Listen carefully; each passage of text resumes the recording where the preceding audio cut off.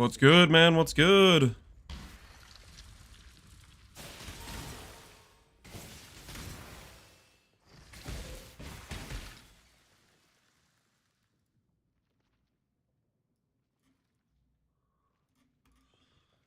$420, let's smoke it. What's up, man? How you doing? Oh, I need to go do the quest in Act 2. I just remembered I haven't done NieNie Golden Hand quest. GOG, what's up, man? Why was that flagged? I have no idea.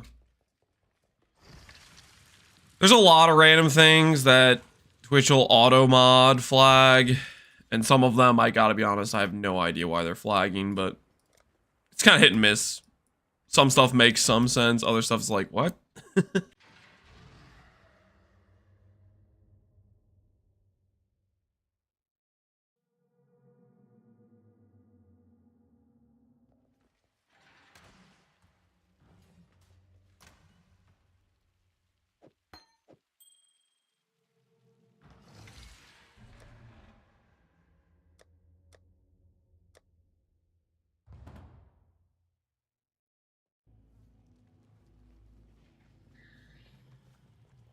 I thought you were goodbye.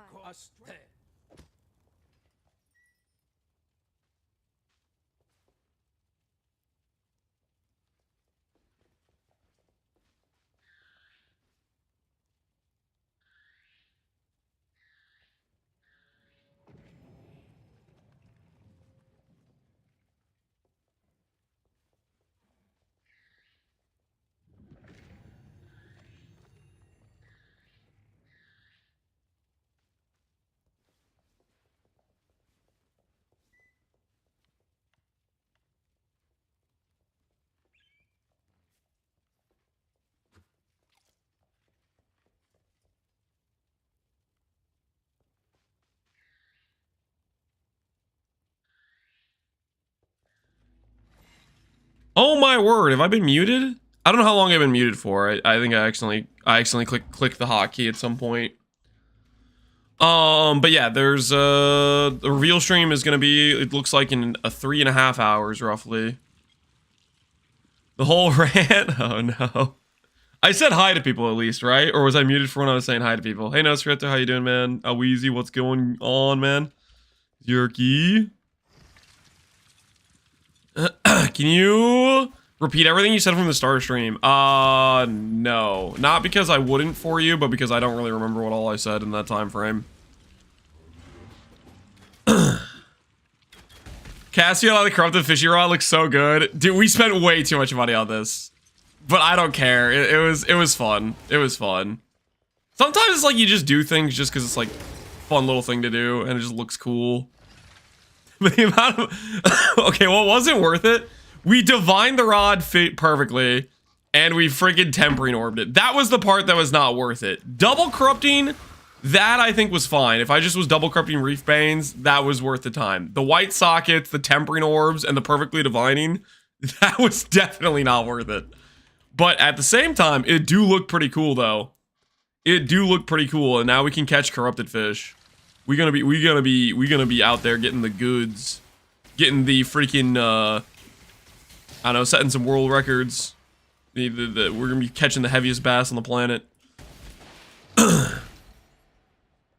What's Stormbind? Stormbind is a skill. It's a very not well known skill. It has some weird mechanics. I freaking love this skill. You'll see why I love it hopefully later on in the stream, but basically, you place these little runes on the ground. They like go in these little squares, and then you blow up the squares. But it can get real like explosive and stuff. I think my biggest goal for this character is to end up with some good AOE scaling and some really fast activation of runes. I think if we can manage those two things, it'll be a lot of fun. I got 35 Audience of the Kings. I also got some pretty hot. Something pretty hot. The first one I was excited. The second one, Chris Wilson delivered me personally. Dang, not half bad. Doing a lot of ritual enjoying. I was having saying the title had a typo. Oh, did I freaking typo Stormbind? Stormbind? Nah, I'm gonna keep it. I'm gonna keep it. Whoops. We'll keep it as is.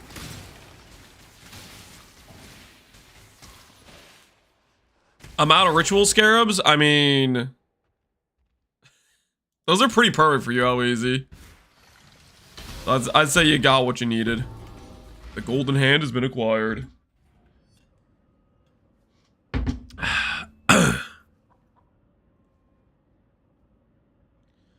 Why I keep seeing two wolves glaring at each other as your Discord logo? That shouldn't be my Discord logo.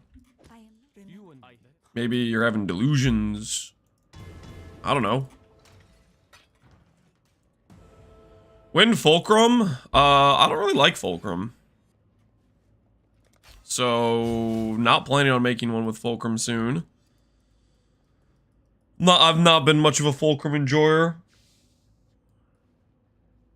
Not really myself. If you can respect it. What am I doing on Shadow Start, actually? I don't really know what I want for my early passives. So you can go grab AoE. AoE should be a good time.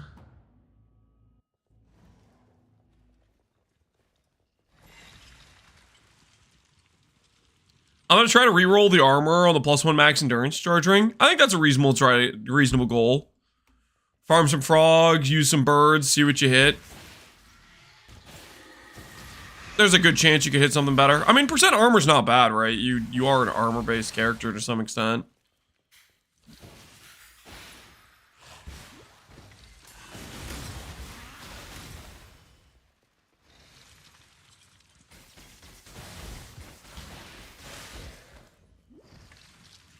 I'm gonna steal some RNG when I ID these Light of Meanings, by the way. Nothing personal. Well, nothing personal? Hold on. Keep your hands to yourself there, buddy.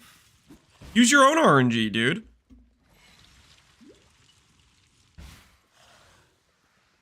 Good morning, Ironzol. How you doing? Mine now, yoink. Dude, that's messed up. Have I tried any Legion farming? No. I thought about it when we were considering doing Breach or Legion.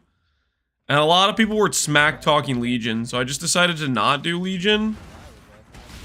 Because everybody was saying it was going to be bad.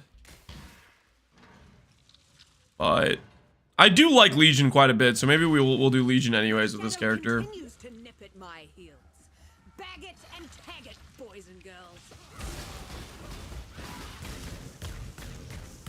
Enough of this. The sets are so cheap, yeah. I mean, Legion gives raw loot too. The problem is, like, there's so many things that give better raw loot that I think it probably just falls behind. Whereas Breach, even though it doesn't give raw loot, the Flawless Stones were pretty good money. So that could carry even though the Breach had no raw loot to speak of. Fishing rod build? Yep, we're doing a fishing rod build. I want to do a Surfcaster Stormbind is what I want to do.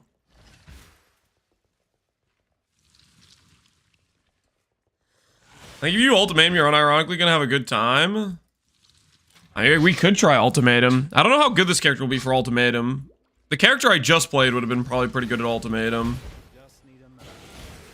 I'm gonna have to think about how I make this character semi-tanky. I'm not quite sure, to be honest, with the fishing rod. And the Ascendancy being, like, all offense.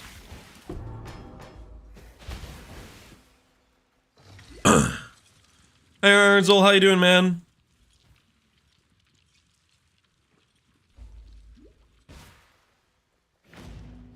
Did the last character go to the void? It didn't. We did quite a few void maps, and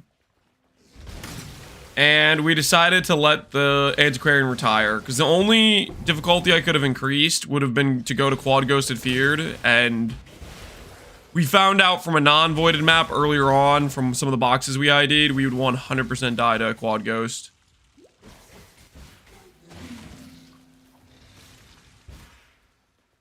I think the Antiquarian earned its right to live, though. We did quite a few voided, feared maps with it. We did 100% Delirious, 6 Frenzy, 6 Proj, 6 Frenzy, 6 Proj, no Aura effect, cannot suppress.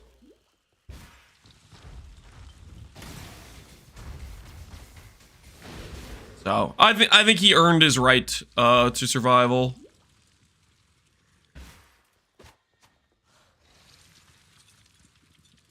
Overcap fire res for armor? I don't know about that.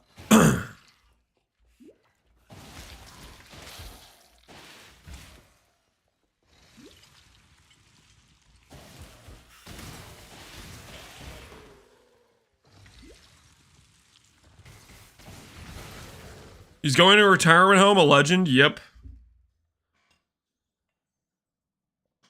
Do fishing poles have a rune enchants? Not that I know of.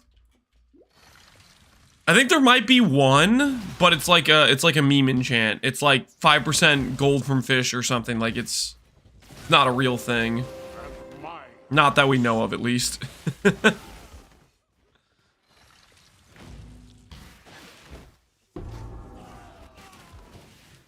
Hey, Dark Statistic, how you doing, man? Good morning.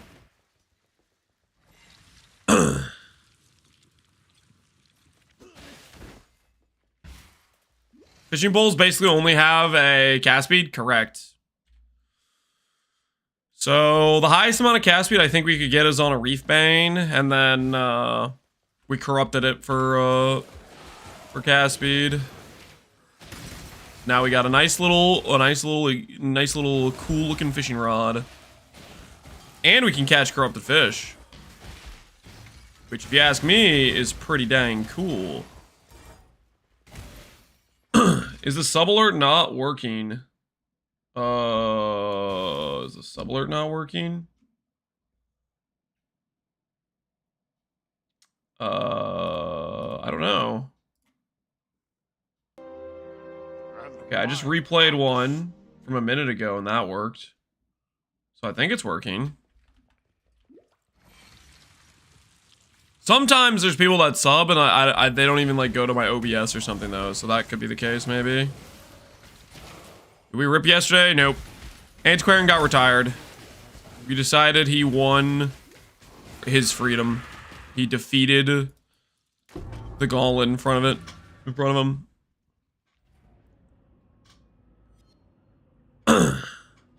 Bama's nuts, yeah. From what I hear, Bama has like pretty free damage to start with. Let's go to our lab.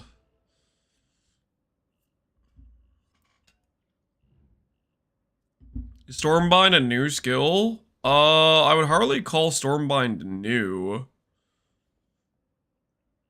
Do I have a PUB for this? Nope. No, just kind of winging it. There is no PUB here. Just gonna wing it. Like we do with every build we make. Making PUBs is boring.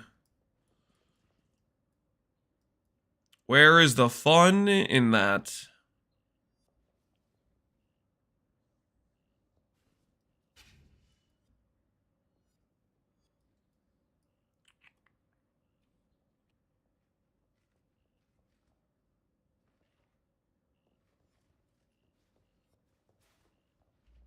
Stormbind is new? I've never heard of it. No, Stormbind's not new. It's just something that's like incredibly niche, I would say. Very rarely do I see people make Stormbind builds. I think it's unironically a pretty good skill too. But it's just like it's got some weird mechanics, not very intuitive, so a limited amount of people end up playing it. Stormbind? Oh. Yeah, I made a typo. It's crazy, right? You've never seen one of those before, have you?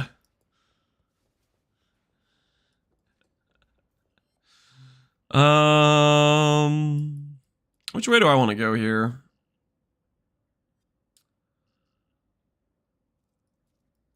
I mean, I have the auto crit right now. Go grab crit multi, and then we can come over here and grab prodigal. Go through here. Lightning walker, maybe. We'll do that. We'll call that good enough.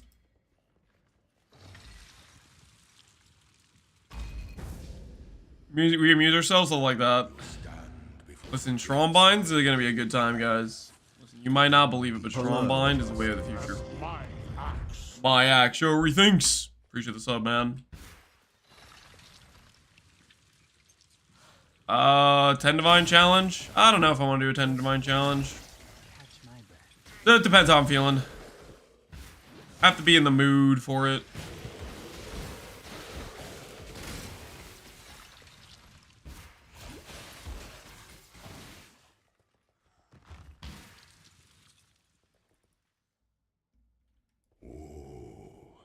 The weary traveler draws close to the Emperor is only as efficient as those he commands.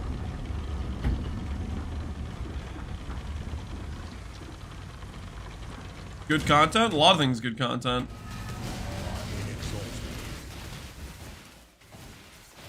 I think it's pretty important for me to be excited about whatever I'm doing right now. And 10D builds, I'm not really excited to do right now. Not currently.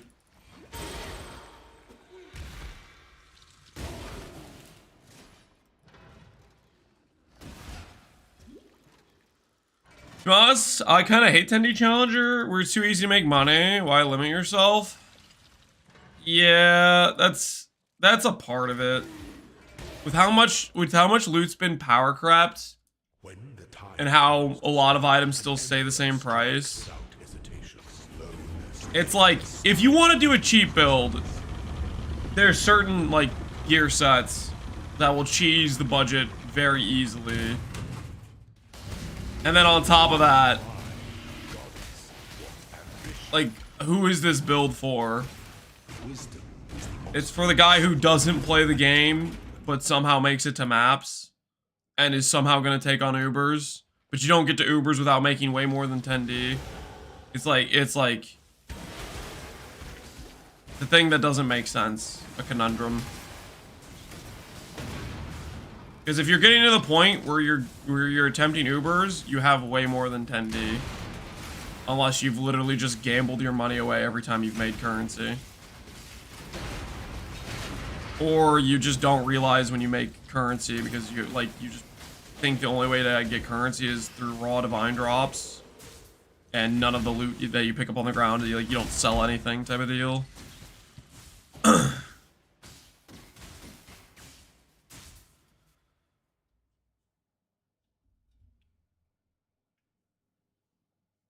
I think it's more for League Start. No, you don't have 10D on League Start, and things cost different prices on League Start.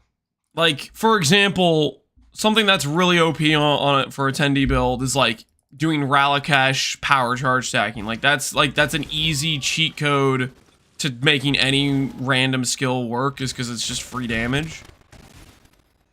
But you're not going to have that on League Start, because Ralakesh on League Start costs a gajillion dollars, you know? Maven belts don't really exist on League Start, because somebody has to get to Maven first.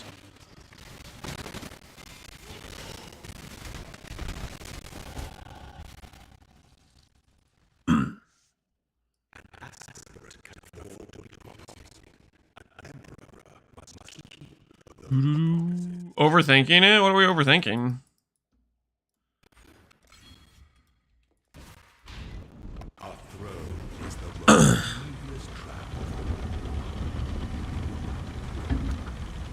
Hey, Ponger, how you doing, man? Is more dangerous than the journey, Ascendant. It's a challenge, yeah, that's fair. Just doing it to see if you can do it. Before the goddess of justice. Ascendancy time! Chance for monsters to flee. Rarity of fish. Holy, the greatest small nodes of all time, guys. The greatest small nodes of all time. Do I grab the fishing rod node or do I grab 30% cast speed? I think I grab the movement speed cast speed initially. Grab the damage. A rare fish? Yeah, we're gonna be getting some rare fish.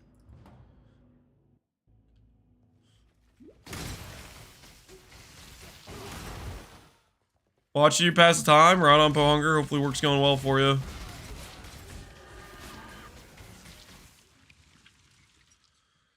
What's this build? It's gonna be Stormbind. Oh, speaking of, we're almost.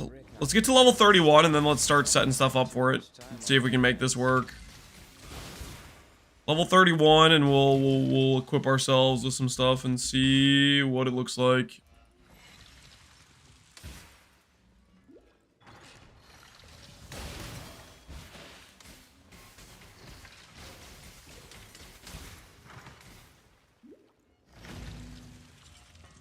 Stormbind, and it ramps up basically. You channel. Well, not exactly. It's not like Incinerate Eventing where you just ramp stages and then you hold it down. You're specifically charging.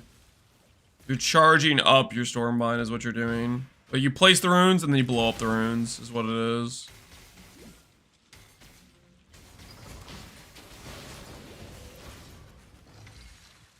What's this movement skill? It's just an MTX. It's just an animation that plays. We aren't moving faster or anything. It's just a little surfboard MTX.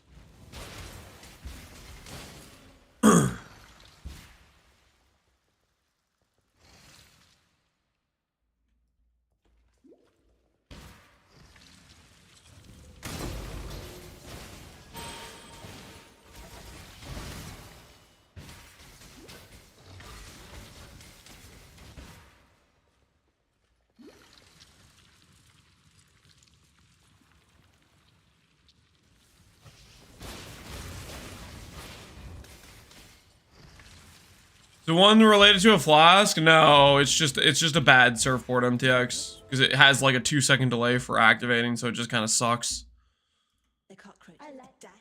You may go.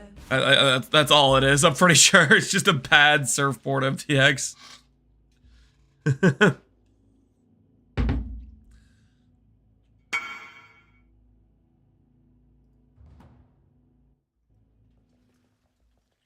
Nothing personal, yoink. That's for the RNG.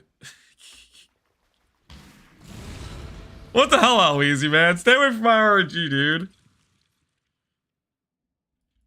It's pretty sweet in my opinion. I like it when it's actually like active. And what I don't like is my character running around for however long until it decides to activate. Like I kind of wish I could just jump back on the surfboard. I wish I could like stop here. Kill Gravicius, you know, and then instantly be surfing, but it takes like, I don't know, it's like a second or a second and a half delay.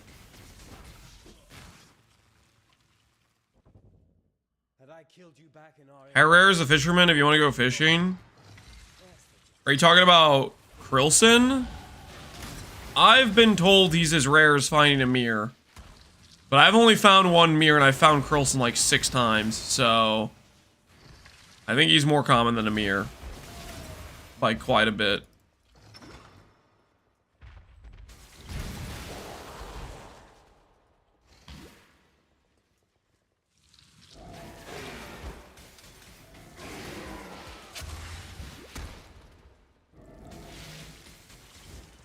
Sounds like some cope? Nah, man, it sounds like facts.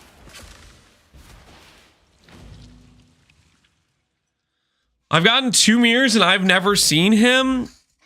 I've had a mirror and I never had that guy. I've seen Krilson 4 times and no mirror. You show your bingo card? I don't have a bingo card. We're just gonna show up? Wait, do you guys want me to make a bingo card? I was planning just to show up and then just see whatever they have to offer for point 2 patch. I could make a full cope bingo card about things that definitely aren't gonna happen, but I wish would happen. 2 mirrors in Phorecia, no Krilson. Okay, guys. If your mirrors were illegally obtained with some cheese farming method, they're not really actually real mirrors, okay? So if you're farming like rogue exiles and you drop 2 mirrors, Because, like, Krillson is like a zone thing. You know, it's like you have to do thousands and thousands of zones. And if you make your mirror drop rate 1 in every 100 zones because you're cheesing a ridiculously OP farming strat, that's not really a fair comparison, right? We gotta talk about people who have found mirrors legitimately, ethically, without like affliction or Phoresia loot. Okay? We can't be comparing Phoresia loot versus natural ethical Krillson finding.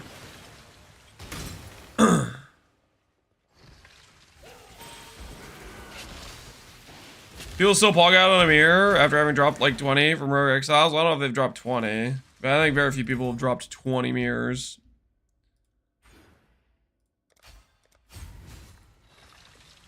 Sounds like a skill issue not doing rogues. I mean, it's just not abusing the easy, cheap, easy way. These dirty, unethical mirrors. Just disgusting. I try not to take my work personally. But you piety. Idols should go core. Do you want idols core, or do you just want the OP stuff? Which one is it? Be careful. You gotta make some make some decisions. You gotta think about it a little bit. All right, well, level 31. Let's get Stormbind.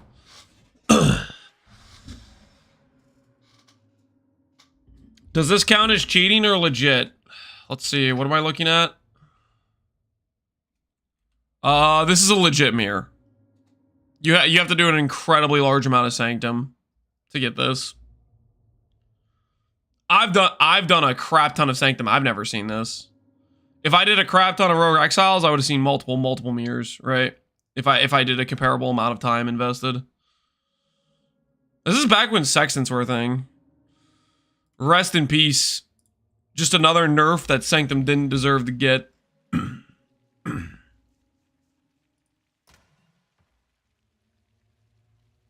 gonna see alteration orbs. All right. You know what? We'll break out a little bingo board. We'll fill this out progressively over the course of the day. Just one little bingo board. Nothing to see here. Wait, hold on. Box. It's not a very good box. Right here's a good box. Make it nice and square. Square-ish. Close enough. Troop.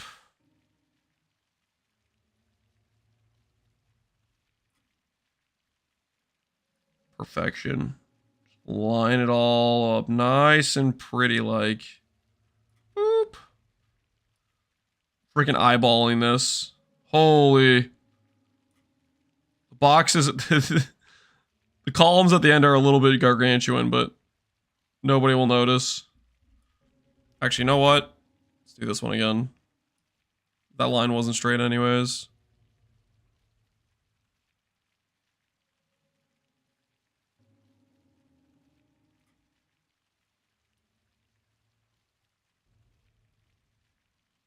All right, there we go.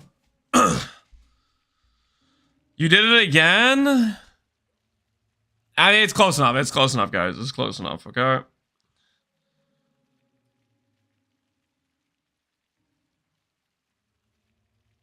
Holy, that's too small. What am I doing? Like this. This seems more appropriately sized. You know what? It's fine. Let's just not worry about it too much, guys. It's just... This is fine. Totally fine. Ew, that one has like, it's not even far enough.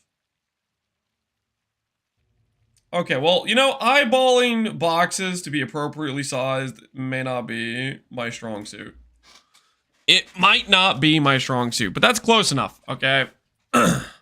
I sent a link for a bingo website, and I don't care, okay? Because I made my custom bingo board with lopsided squares, also known as rectangles, and I'm happy with it. Please use Excel at least. Nope. I like how this bingo board bothers people. It is achieving its goal. Okay, free square is gonna be towers. Are better. Trust me, bro. Okay, that's our free square. Have to downsize that a little bit. There we go. That's our free square.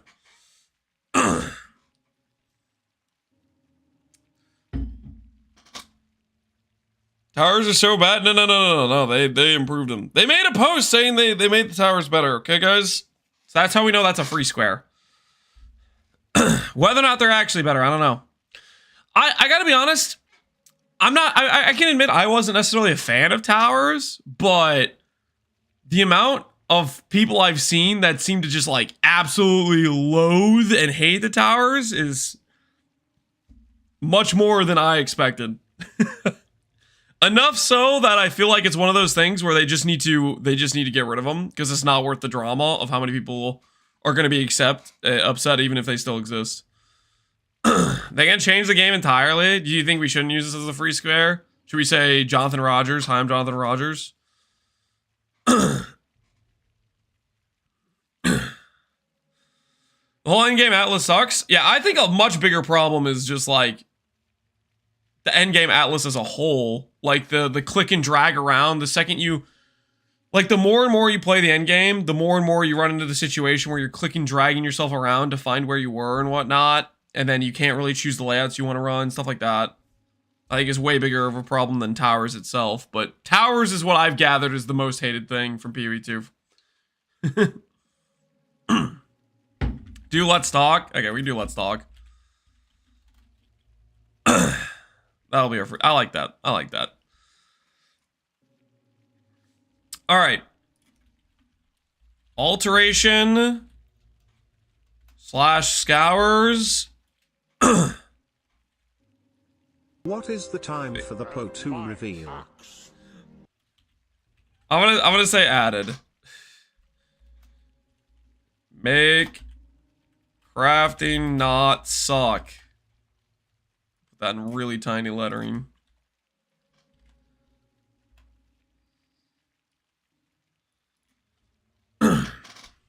Too many words? I think this is clear, right? It might not necessarily be alterations or scours specifically, but like, let's say you have an item and you can click an essence on it and you don't get anything good, you can get another essence and click again. That sort of concept of being able to roll the same base. That's what alterations and scours is implying. Something that lets you not click 1,000 bases to have 1,000 attempts at making your item or whatever. Make it exist, yeah, make it actually something that is doable. The ability to reroll mods, yeah. The ability to reroll mods where your only option is not whittling freaking Omega rare currency that is limited and doesn't exist for anyone outside of Mere Tier crafters. All right. Alteration scours added. Let's talk. Huntress. I'm going to do a square for individual ones. I'm going to cope that we're going to get more than one class. I'm going to cope really hard, actually. Like, incredibly hard. This is going to be the class bingo, okay? If we hit the class bingo, I am logging in, okay? That's a line that goes like this, okay? I'm gonna cope that class bingo is possible. They're gonna show up and be like, you know what, guys? It looked like we were doing nothing, but here's 5 classes. No shot. Listen. This is my bingo board. I can do whatever the hell I want. Okay, and if I want to cope that they actually are going to give us like 5 classes, I want to cope.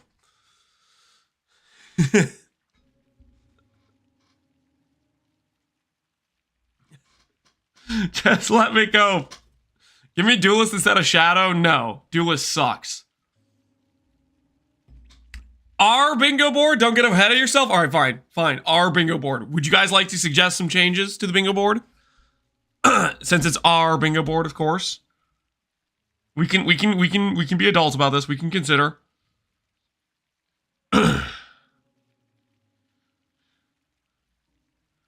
Give me Duelist instead of Shadow. All right, fine. Sorry, guys who wanted Shadow. Some random dude wants freaking Duelist for an unknown, ungodly reason. Fine. All right, for that one guy, for Kevin. Here we go, Duelist. Kevin's fault. Okay. When we lose, I'm gonna blame it on Kevin. Okay, when they give us Shadow, but they don't give us Duelist, I'm gonna blame it on Kevin. I'm just saying. It's his fault if we lose. Because we had almost a guaranteed bingo here, and he freaking's throwing. Nerf mana. Oh yes, nerf Archmage. And nerf Howa.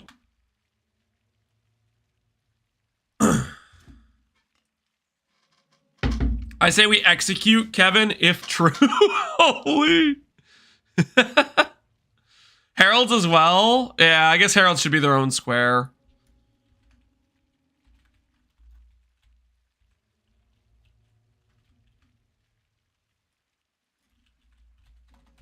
Alright, there we go. Nerf Herald.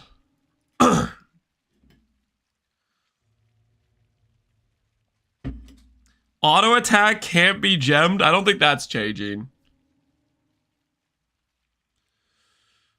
Does nerfing Howa count if it's just a rarity tier exclusive change? No. No. If they just make it rarer, it's still the same problem of it dominates the entire attack archetype because of how much base damage it is.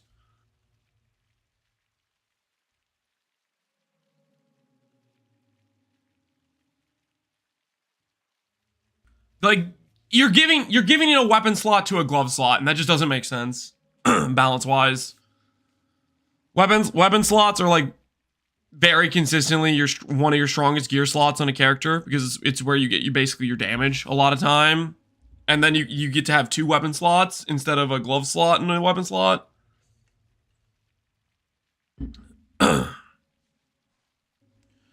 I'll admit how Archmage deserves a nerf, but shouldn't we want everything else to get closer to how Archmage than how Archmage is closer to everything else? I cannot disagree with you more. When you take the approach of, oh, we have something that's broken and instantly it one-shots the game and lets you ignore all mechanics because it does way too much damage, I don't think you should make everything else that good and then make it so the game has no meaning. Because that's what ends up happening. When no matter what you do is you win and nothing's hard and nothing's difficult, why are you even playing? Like, it's just, it gets to like a, like, there should be some level of you have to earn the domination portion, not just get there instantly even if you make a bad build. That's how you get the 10 quintillion damage like D4, yeah. No, I think one of the biggest things that's been rough for PoE 1 is they've been super lax about nerfs over the past couple years, and that's been made the meta very stale.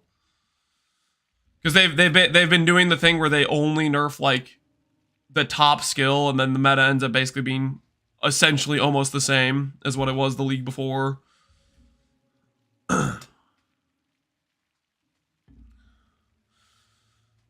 Oh, like a lot of other options weren't viable. I think a lot of other options were viable, but they're so bad by comparison, they feel not viable. I think that happens in PoE 1 all the time. The amount of times where I'll be playing a skill that is completely clearing all content with, honestly, some level of relative ease, and somebody comes in and says, why aren't you playing LS? Just because LS will do it even easier doesn't make that one skill not viable. It just looks bad by comparison because of how OP X or Y is when you look at them side by side. Why aren't you playing LS? Yeah. I don't know how Hexblast still isn't a thing. Yeah, Hexblast is one of those ones where it's just been like, I guess it wasn't the most OP or most like popular, but it's been broken every patch for quite a few patches now. It just kept being like tier 2 popularity. Like it was like 5 or 7% play rate, and then DD was like 8% play rate or something. Or Penance. Well, Penance Brand was Penance Brand was a whole nother level. But anyways, what do I add to this? Armor resistance calc change. Oh, armor has to be changed for sure. It is like it's hilarious how bad armor is. The armor calc in PoE 2 is. Economy reset? That's a free square. There's 100% going to be an economy reset, Jar Jam. They said as much. There's 100% going to be an economy reset. The current stuff will all go to like beta standard or whatever, but then there will be economy reset. I didn't know that was current. I'm pretty sure they said that for when they're doing a big patch, they'll do economy resets for them. And that's what this is. Old league mechanics. Oh, that's a good shout. I want to say a new, never before seen league mechanic. We'll say there will be a new mechanic or some old mechanics added, but I'd like to see them actually add something that isn't from PoE 1, you know? Something that is like if we got a new league, it would come with some sort of mechanic with it, right? So I think hopefully that's on their things to do. New act, yeah. Act 4 added. That's a good show. Act 4 added. Act 4 looks like a banger act, honestly. When we saw like they did some previews of it where you go around on a boat to some like different themed islands. Act 4 seemed like it had some pretty cool boss fights, like really cool boss fights. And cool themed zones. New Ascendancy Trial? Yeah. New Ascendancy Trial would come with Act 4, probably. I'm gonna add that on top of this. New Ascendancy Trial. I think this goes hand in hand. If they add Act 4, they said as much about Act 4 having the new Ascendancy Trial. So I think if they add it, it'll be this is the same square. New weapons? Yeah. New base types. That's a good shout. New weapon base types. New bugs? Well, that's probably going to be true. We don't need to add that to the... That's a free square. ES nerf, Grimfeast nerf. Ooh, that's fair. Yeah, that probably deserves. ES is just so ridiculous in this game compared to the other option. Nerf ES. When they revealed the freaking like tree, when we saw the different percent ES nodes, it was like, what on earth are they doing? No percent life on the tree, and then here, 40% ES on a single node, 60% ES on a single node. HP nodes added. Actually, I like that one. HP on tree is an interesting decision. I agree. I think people saying HP not on tree or HP on tree is not an interesting decision. I think it is. I'm a pro HP on tree enjoyer. Nerf the ES numbers and then give life builds the ability to click life nodes. New chase uniques. That's probably a given, right? I mean, they'll probably add boss fights related to mechanics if they add to the end game, right? Ward, I don't think they're gonna add Ward. I mean, Act 4 has Expedition dudes, but I guess I don't think they're gonna... They haven't done much to support Ward since it got added to the game, so I don't feel like they're gonna start... To me, it feels like they didn't necessarily like the implementation of Ward to begin with. They didn't continue to like work on it. One single real crafting ability. We already have a crafting square. Nerf or remove Temporalis. I don't think they're gonna nerf or remove it. I think they want it to be a chase Giga Rare thing. But part of Temporalis, that was the problem, was also it got duped and passed around. It wasn't like a 10 mirror ridiculous chase item that it was maybe meant to be. It was everywhere. Let's go like more legacy league mechanics. Let's just say legacy league mechs added. Things like example Legion. New base types, we have that right here. New weapon base types. Hey, okay, how you doing, man? Towers rework. They said they were changing stuff with towers. They made a post about that. We'll see what that ends up being. Add Delve to PoE 2 so Steve can play. Delve exists, kind of. Delve is literally what the Atlas system is. That's all I see when I see it, at least.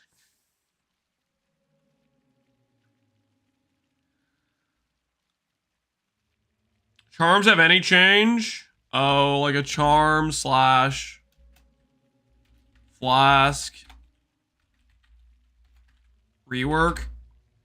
Something that changes these mechanics. They aren't happy with charms, right? I think they said as much in some of the different interviews.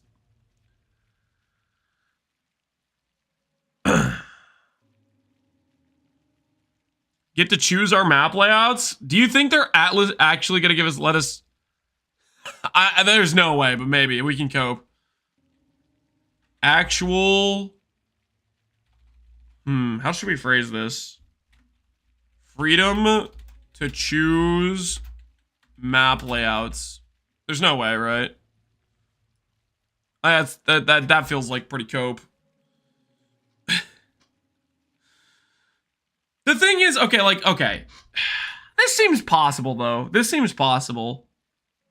Because, like, look what Mark's done with PoE 1 stuff, with trying to, like, let us have as much ability to choose what mechanics we do and don't want to run, right? Like, they've very actively done things to make this sort of thing more what you could do, right? No one portal gaming? No one portal gaming. I like that suggestion, but you know what I want more? Map bosses are map win condition. That's what I want more. I hear your one portal thing, but how about we just make it so map bosses are the win condition, and we don't run around for 5 hours looking for stupid rares in the corner. New map layouts, I'd say that's a given, pertinent. If they don't have new map layouts with this patch, that's like a very low bar.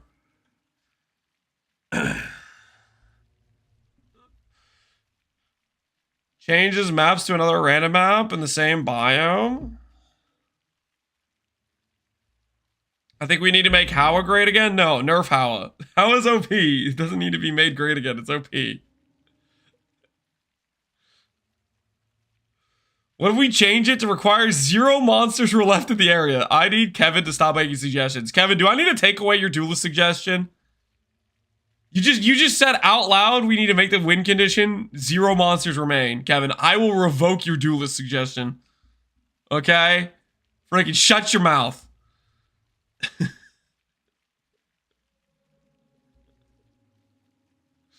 I have copium on slam skill buffs? Make melee great again.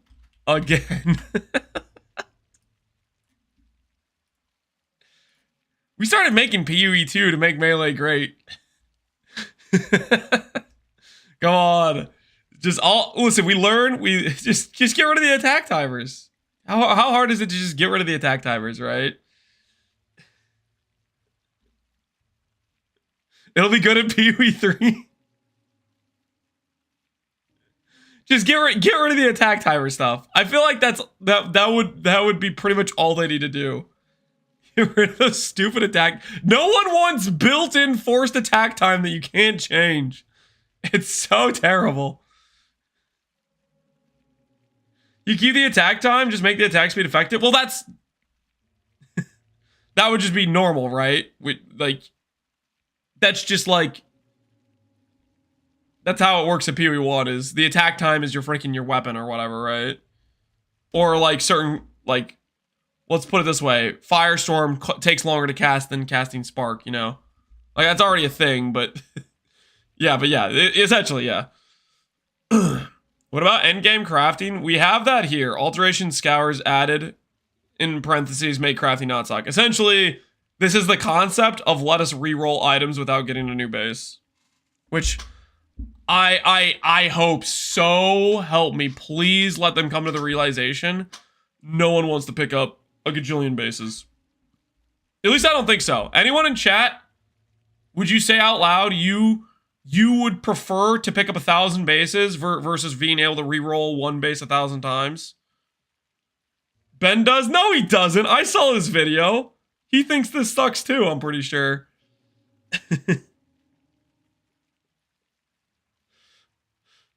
Dark, yes. Found at least one liar in chat. Can we ban anyone who wants to pick up 1,000 bases? No, we just label them liars because they're not telling the truth. I'm all for picking up the bases so I can sell them expensive. Stop it! Stop! Get help. You're not even crafting. You're just doing it for money. This is disgusting. You guys see that? His only reason to pick up the bases is to sell to the person who's actually trying to craft. This just disgusting.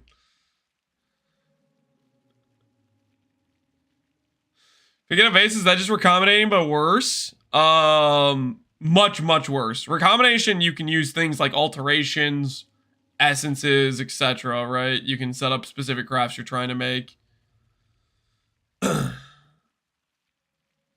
Kevin wants one base, so it must be a bad idea. Yeah, maybe Kevin, maybe there's hope for Kevin.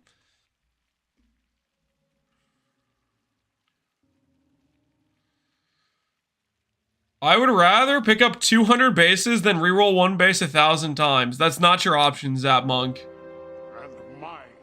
Your option is picking up 1,000 bases or rerolling one base 1,000 times. Because if you give the ability to roll the base multiple times, you're giving this. So it's 1-to-1. You have to pick up 1,000 bases now. Are you still okay with that exchange? You're not picking up 200. You're picking up 1,000. Because it's a 1-to-1 ratio.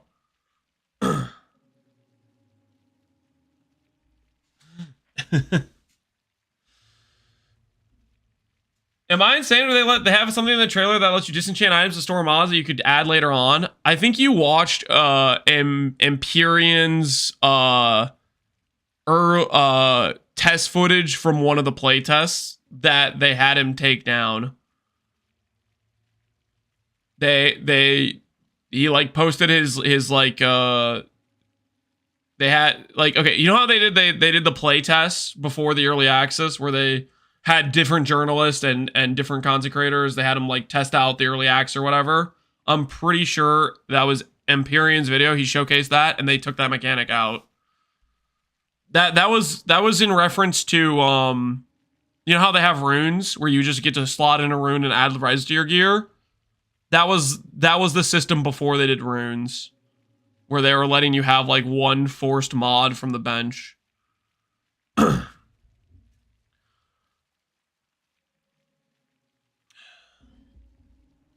surprised there are no recombinators.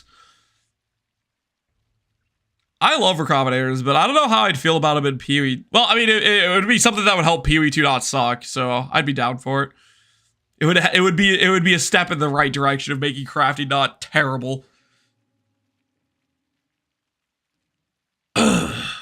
Seems kind of unlikely though. What do we add for these last 4 squares, guys? 3-way recombinator? That's not a recombinator. That thing that smelts down is just it deletes your bases is what it does. It's not a recombinator at all. It's a you get a new base with that is just chaos orbed essentially. Movement skills? I don't think they're gonna give us movement skills. Holy cope. I don't think they're giving us movement skills. We can add it though. Movement skills is just like, it's just a different game. Because it's like, the second you give movement skills, dodge roll is, why did you even add dodge roll? The second you give movement skills, all the bosses need to be rebalanced for people who have movement skills. All that sort of stuff. Like it doesn't work in the game. They'd have to redo a lot of things. PoE 1 news? I don't think we're getting any PoE 1 news. I'll add that on this square. I'll add this to this square just because it's just Omega Cope square.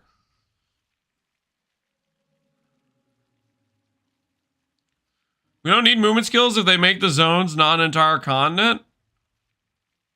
Yeah, they make the zones not so large and make it so they get rid of the backtracking mechanics by making map bosses the win condition would help a ton. Give gem XP back? Oh, the gem system? I feel like they're not going to change the gem system. I think enough people were happy with the gem system. I don't think they changed stuff with the gem system. Right? Were there significant complaints about the gem system?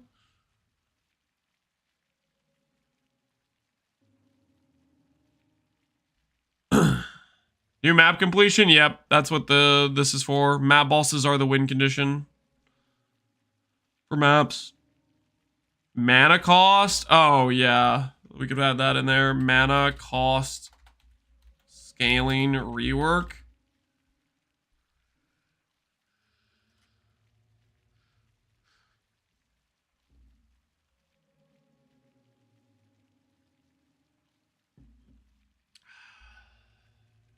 Crafting bench? I don't think we're getting crafting bench, but I'll add it. I'll add it there. All right, one more square.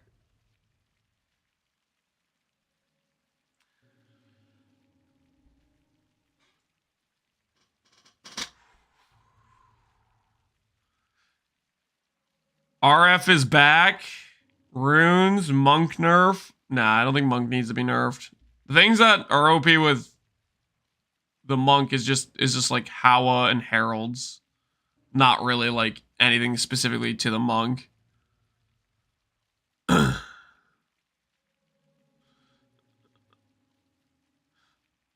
Skill tree masteries? I like that one. Let's do that one. I like to have positive things. Skill tree masteries. That's actually like a positive thing that would be a nice, good change to the game.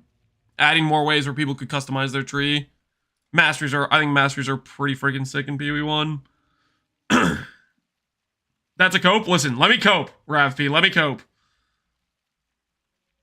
Me having Templar, Druid, Marauder, Huntress, and Duelist, I think that's, well, Huntress is probably is guaranteed, right? But having Marauder, Templar, and Duelist here is super cope, and I'm having them there.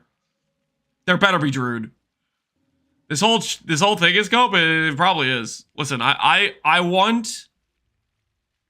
There's a lot of things on my wish list, okay? There's a lot of things on my wish list. And, that is what it is, you know? That is what it is. I guess I should put up here the friggin' title or whatever. PoE 2.2 Bingo.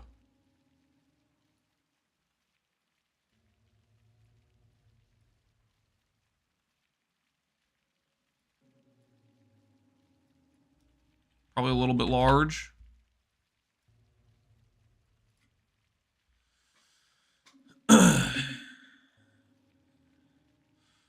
What's the bingo reward? What is the bingo reward? If we get a bingo, I will play the 0.2 patch. That's the bingo reward for PoE 2. If we get a bingo on this board, I will play the 0.2 patch. Babies and Popeyes? Ooh. Popeyes, guys. Hold on. I'll be right back. Hold on. I'll be right back.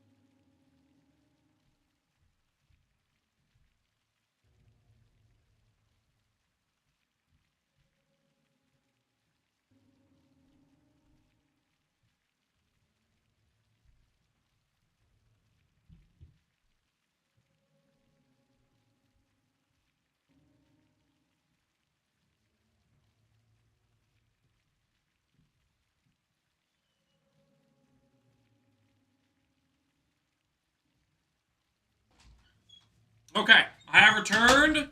Hopefully you guys were well behaved while I was gone.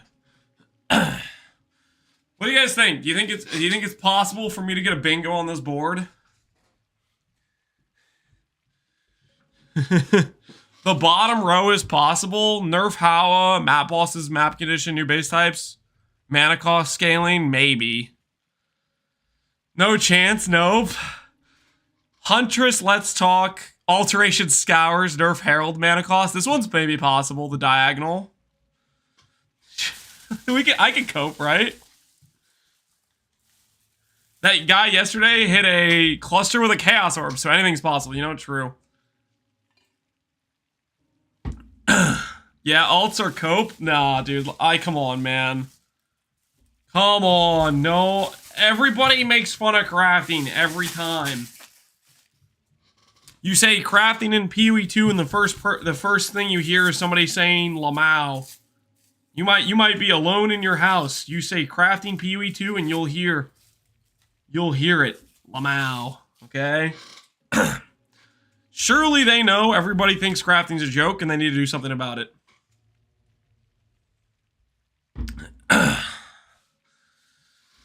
No way they changed the alt scours within one patch before 1.0? I think there's a chance. This is the time to freaking do it. Come on, this is the time. The opportunity is here. It is now. Here's my Giga Cope. They will readjust the mana cost of skills across the board and lower the impact of skill leveling, making it not feel like you're crap if you're melee and Giga broken if you're a caster with Archmage. I mean, the level scaling is important for melee too. Like, the level scaling is important no matter if you're melee or caster. It's a ton of damage.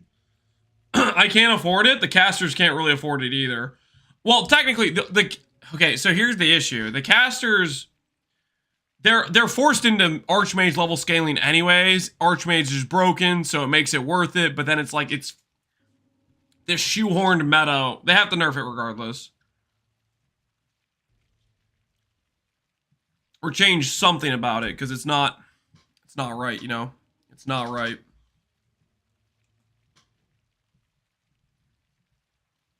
Hopefully the sauce is good. I'm placing it liberally onto my chicken sandwich.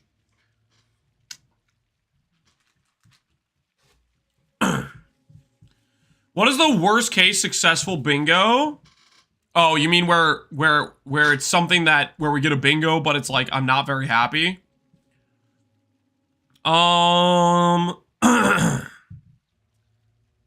gonna be through the let's talk. Let's see.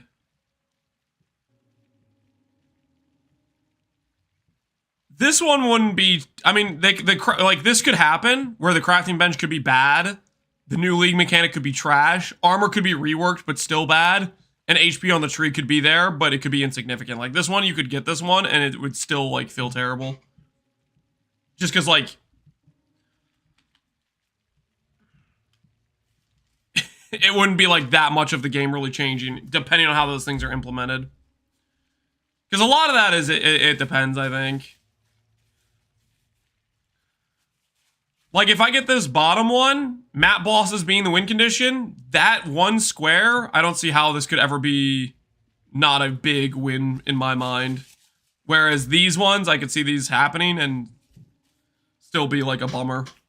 Or not that big of a change.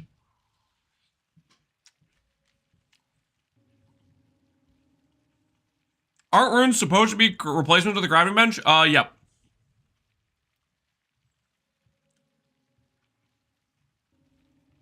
What? Why not both?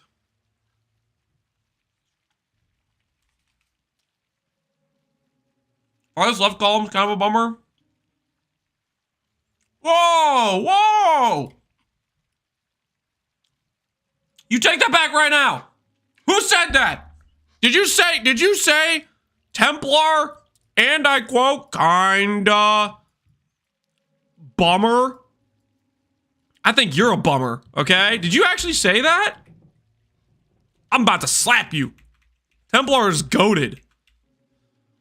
Truth equal ban? That's not truth. Did a kid write that text? No, I wrote that text. Dude, speaking of, I'm almost out of water. That's a good chicken sandwich. Hold on. I need water, guys. I can't appreciate this chicken sandwich without water.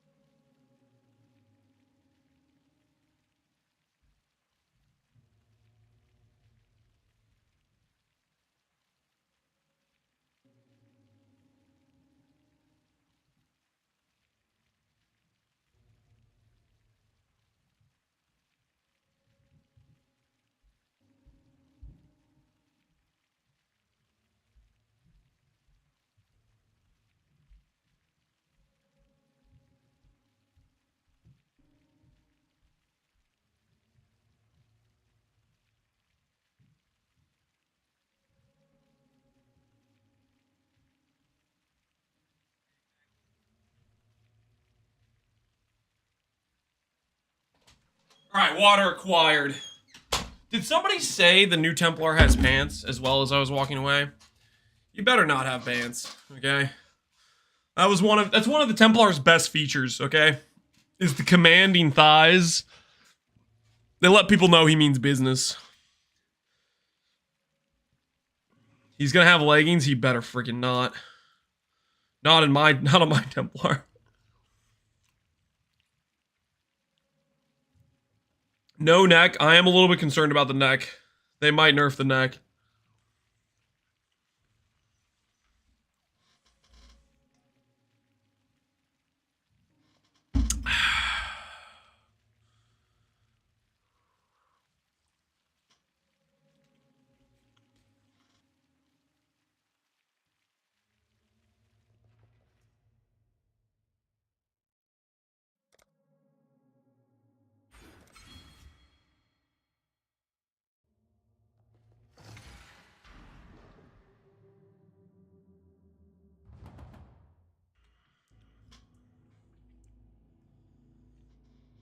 Cavalanche requires the Templar to have no pants. I just think it's a better design choice, okay? I think it makes sense. I think it makes sense. It's an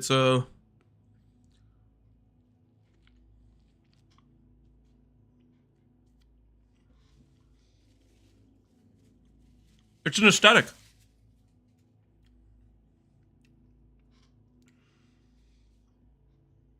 Templar enters the room. It's as a commanding presence, you know? Just need a moment to catch. Oh, I was gonna go get Stormbind.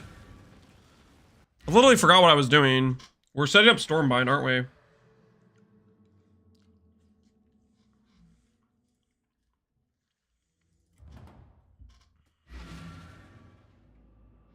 Cavalanche, I think you're very cool and I like you a lot. True and based. I did not pay him to say that. That's just an honest chatter. That's just an honest chatter. Just speaking his mind. You are the true spirit of them. Very reasonably, I might add. Very reasonably. I can't disagree with the facts he was speaking. Easy $20. Something like that.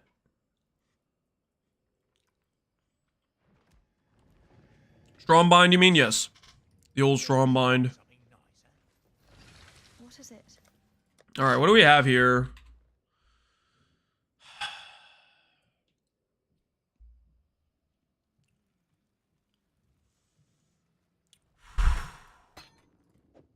I gotta test something.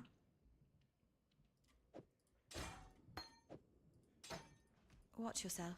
Is the Stormbind improved? Scale with the level of the skill?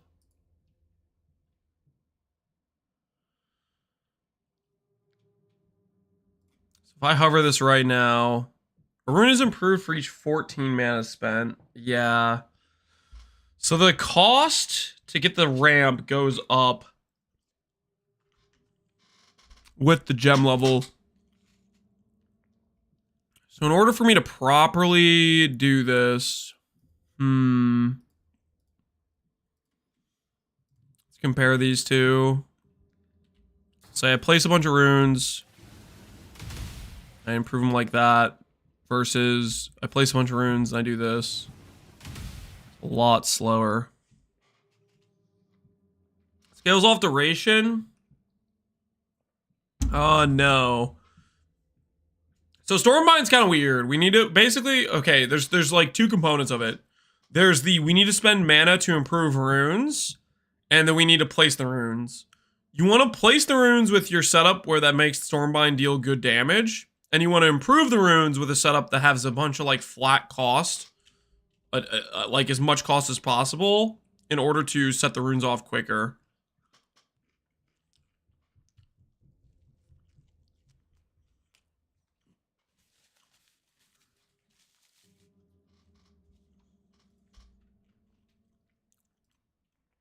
Like, this one needs 5, right? 5 mana to improve the rune. What if I do... Yeah. Look how those improve.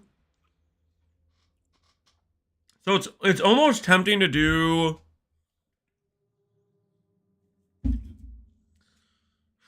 I guess I need like a high level scaling setup.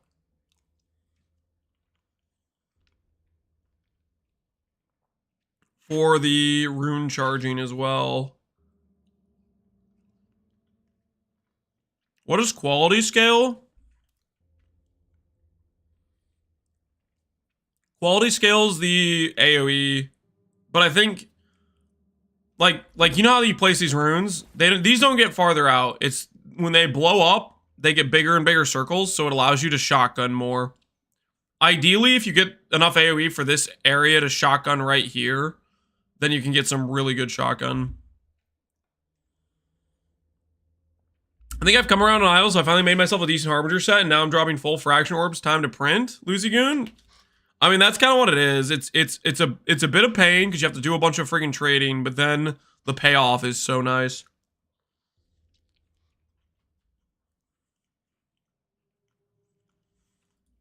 Hitting a leveling stream, yep.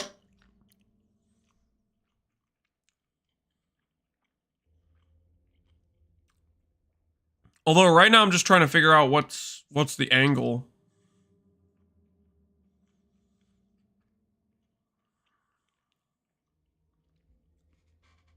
I think to do this...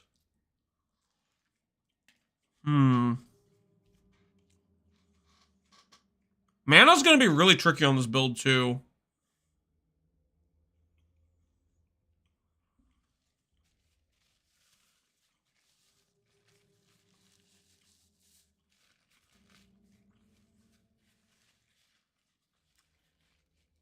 Hey, Arm Maker, how you doing, man?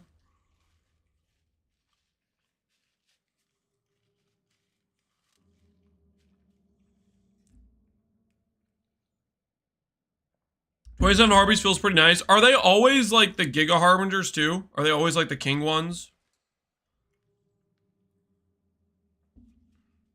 How do the ice just same to my mana, actually?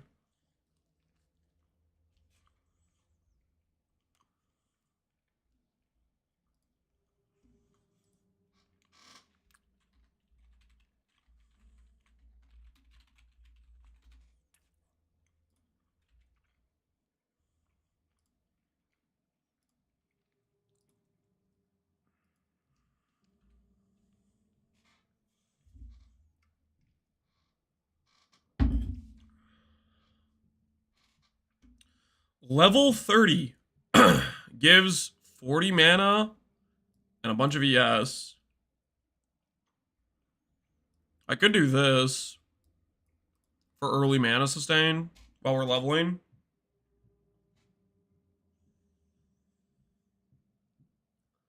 How excited are you on a scale from T4 to pre-launch PoE 2? I'm kind of in the middle.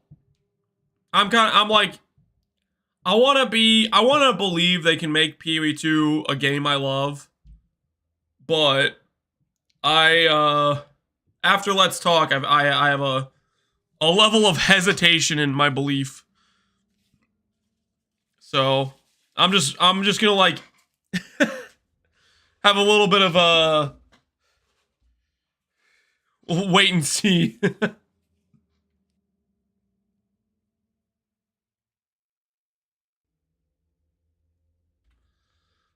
What talk? Let's talk.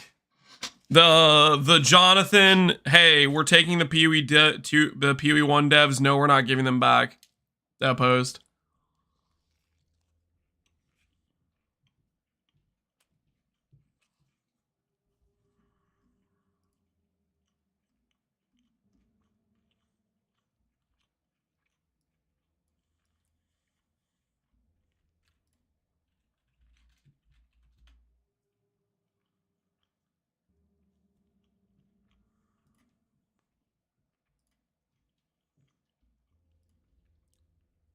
Not giving them back. Well, they've gone back on that post, right? They gave us an actual time frame on PoE 1. They gave us free League. They didn't follow through with it. There was enough people saying, "Hey, GGG, what the hell?" Where they're like, "Okay, we can't just take the devs and get away with it."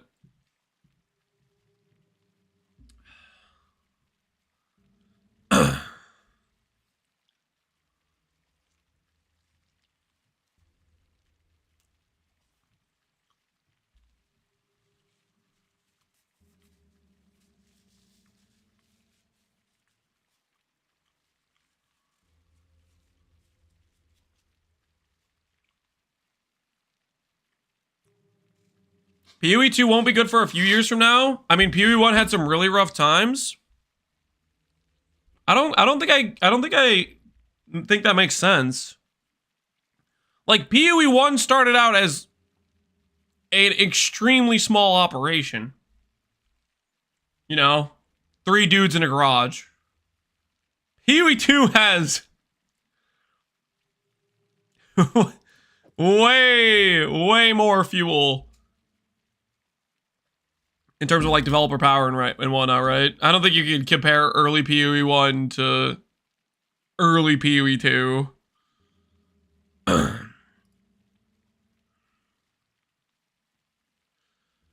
Not starting from the same spot either, exactly, yeah.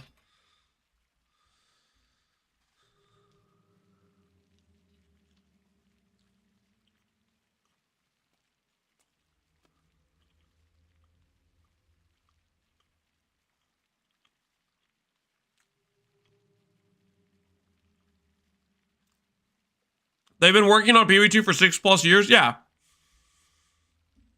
That's another good point. There's been in development for a while.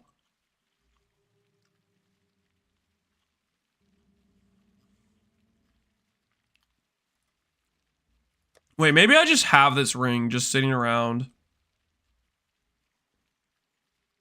It doesn't look like it.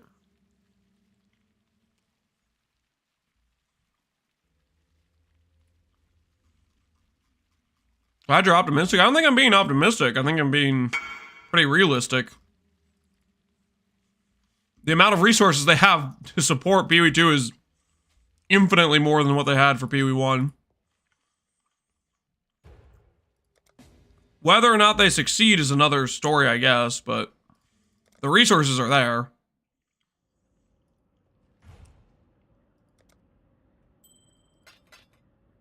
I think I saw it.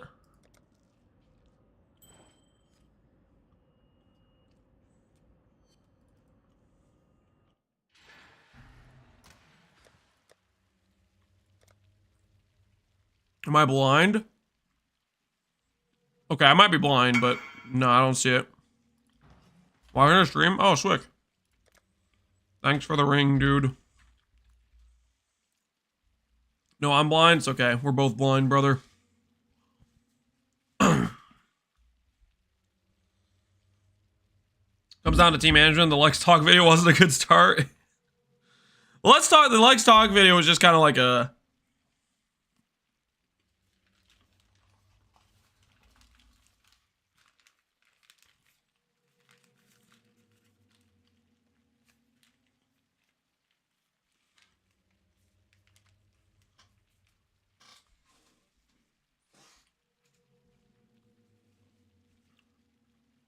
It felt like a betrayal, is what it felt like to me.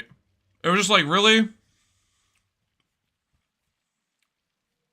I was like, while I was watching that, I was like, do you know how many times I had to argue with random people that were like just assuming the worst of the company? Like the amount of times somebody would come in and say, they're separating, like, you know, like say they'd like delay a league start to separate the time so they wouldn't compete with themselves. I'd be like, that's just logical. They're not doing it just to shaft PoE 1 or whatever. And then they're just like, yep, we took the PoE 1 devs. The timeline for the league launch is indefinitely delayed. We haven't started on it. And I was like, you gotta be kidding me. I defended you and you proved the doomers correct. What is this?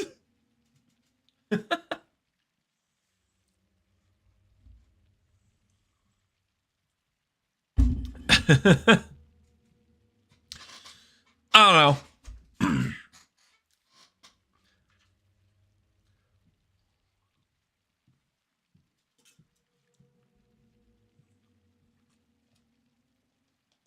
Rough times for PoE 1? What are you referring to, Zenistar? When you say rough times for PoE 1? What are we talking about here exactly? Man, where do I begin? Oh, about the drama dump on us. You were the chosen one. Yep. Yep. A little bit like you were the chosen one.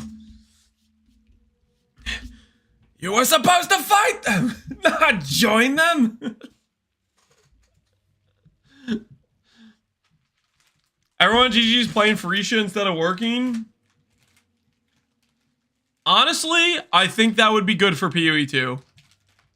Unironically, they need to remind themselves that crafting is a good thing and that movement skills are fun.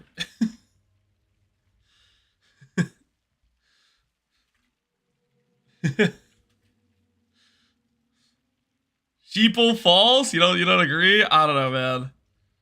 I came into an open mind with trying out dodge roll and no movement skills, and I've concluded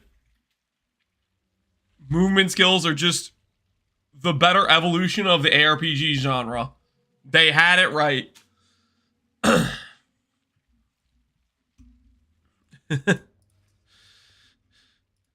Movement skills as dodge roll would go crazy though. It'd be so fun. Well, the thing you don't even click dodge roll. If you have a movement skill, the whole purpose that dodge roll provides is nullified. I guess not entirely. There are still some mechanics where a movement skill doesn't let you avoid it, and a dodge roll would. Like the Viper like spear things that you can just time dodge roll it that hit like everywhere on the arena. Movement skill doesn't help you dodge that per se. Would a blink replace dodge roll? Well, that's what I'm saying is most of the things where you use dodge roll, a movement skill would just do what dodge roll does, but better, right? The crafting system only serves the bourgeoisie. You're coping. You're coping so hard. I very much enjoyed, as a brand new player to the game, when I was just starting to learn and get into crafting. I think there were multiple leagues where I would learn something new with crafting, and I would enjoy my time doing it, and I wasn't necessarily successfully making currency or anything, but I was making my own items, and I was having fun doing it.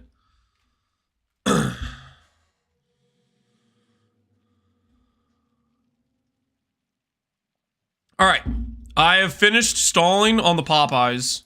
I'm gonna go wash my hands, take some of this trash to the trash can, and then we're gonna figure out how to get Stormbind working. I'm not 100% sure how we'll do it, but I think the Chevron ring is a start to getting us the mana sustain.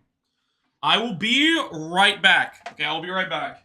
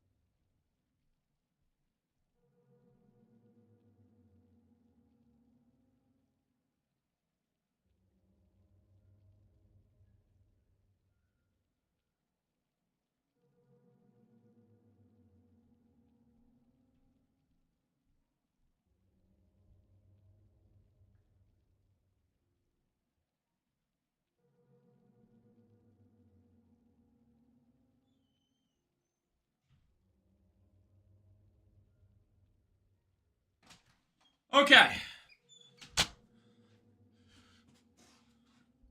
2 hours away. Yep, the reveal is going to be at 3 o'clock Eastern Standard Time. Okay, so I really want to make sure with Stormbind, it's very important that we try to keep the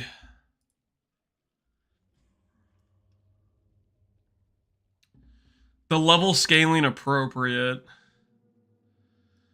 Runes have 30% more area effect per improvement. That goes up to 40%.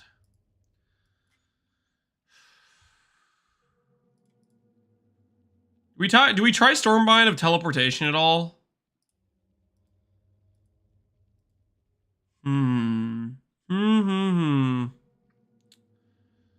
Duration, lightning, travel.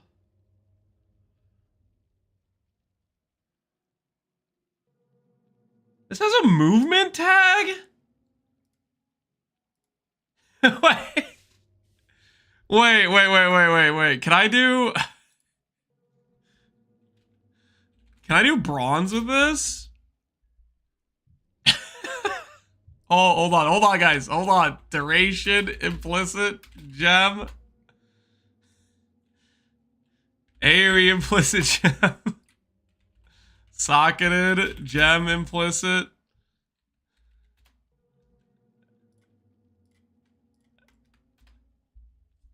"70 divines!" Yo, what the heck? There must be some other duration movement skill. Is there any other tag we could use? I don't think there's any other tag we could use.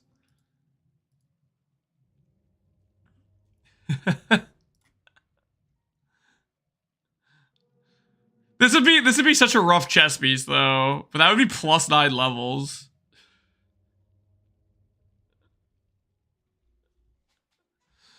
Frostblink, does that have a duration tag though? I'm trying to think why the duration tag would be expensive in this case. Because both these have duration. Just double crop some bronze until you hit? Yeah, I guess it could. Nah, I don't know about that. How do you get? I'm gonna try it while leveling.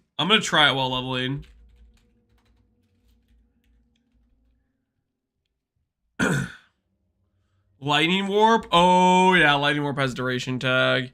Are people actually playing Lightning Warp builds though? I guess there must be. Stormbind of teleportation. Can I get one with quality already on it? 9 chaos. All right, deal.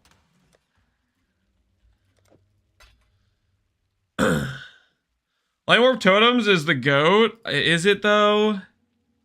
Lightning Warp is just kind of weak, right? It's just kind of weak.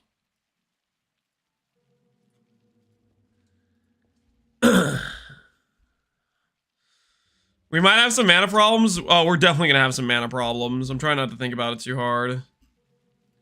Stormbind is such a tricky skill to get right mana-wise.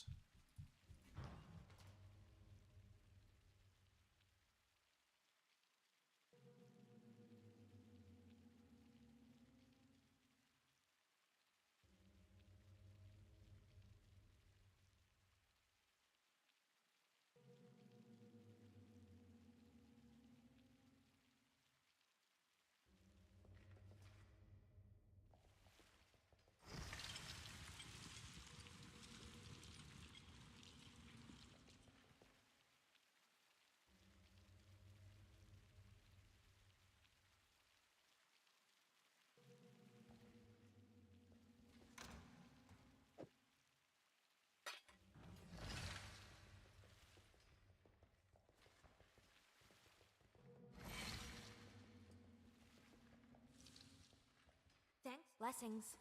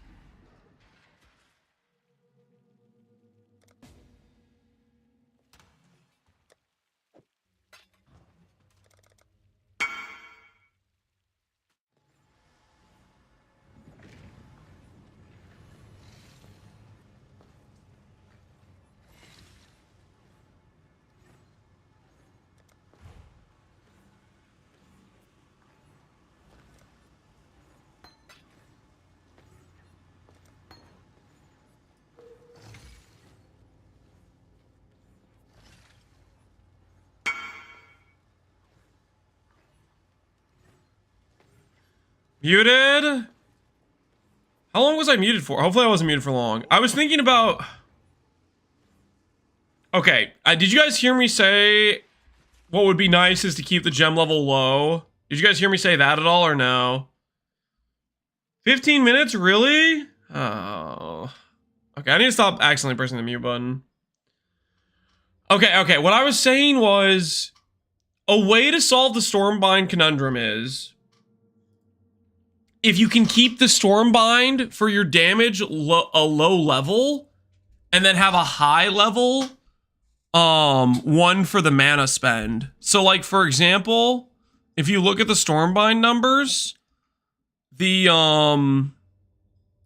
this thing right here, rune improvement for each 23 spent. If you have a low level one, it's 5 mana, right? It's 5 mana, which means I place these down and it requires way less to then activate and blow up the runes. So technically, if we wanted to do Stormbind and get this to work properly, we'd need a way to keep the gem level, like if we could somehow make a low gem level our main damage, but that requires like flat damage. It requires something like Battle Mage. It requires I mean there's not a lot of sources of a lot of flat. Archmage you can't do because this has the Arcane Surge tag. So you can't do Arcane or Archmage.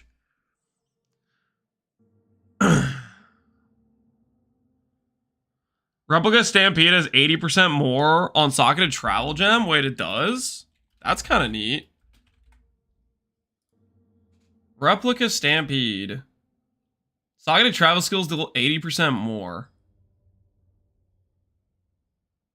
That is very interesting. You could get one of these with a +4 on it. That'd be kind of hilarious. Can you anoint these like you can the other blight items? Or do they not have the anoint ability to them? Time to craft the highest DPS fishing rod in the Pharisha League. Well, I don't think we can get a fishing rod to have damage. Can it even roll flat damage rolls? I don't think it can. It's 10 times more movement speed than a regular Lance. Shut up. No, it's not. So here's the thing. Here's the crux of the issue about what I'm thinking right now. For Stormbind specifically, I think it could work. I think it could work if we did not a Surfcaster. I think it could work as an Architect of Chaos. Don't make fun of me. Don't make fun. I'm pretty sure it could work as an Architect of Chaos. Because Architect of Chaos has the node where you get to go full life reservation without getting rid of your mana pool. So we could do an Ivory Tower setup with Architect pretty easily. But you guys are gonna make fun of me if I'm saying Architect out loud. I think if we do this with Surfcaster, I think we should just do a different skill than Stormbind, because Stormbind I think would make more sense with Architects. What are the other? I think Stormbind with Energy Blade makes a lot of sense. Log into a long neck man. Architect has this wouldn't work actually. We can't do Impure Blood. Hewn Flesh is good, but we can't do this. Because it has to be mana spend. It has to be mana spend. A lot of these just aren't great. I guess technically we could do it as Scavenger.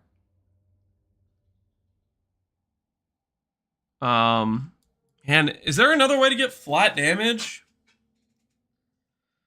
Drop Surfcaster, drop Stormbind? No. I'm just trying to... If I can figure out a way to make Surfcaster work with Stormbind, that'd be great, but...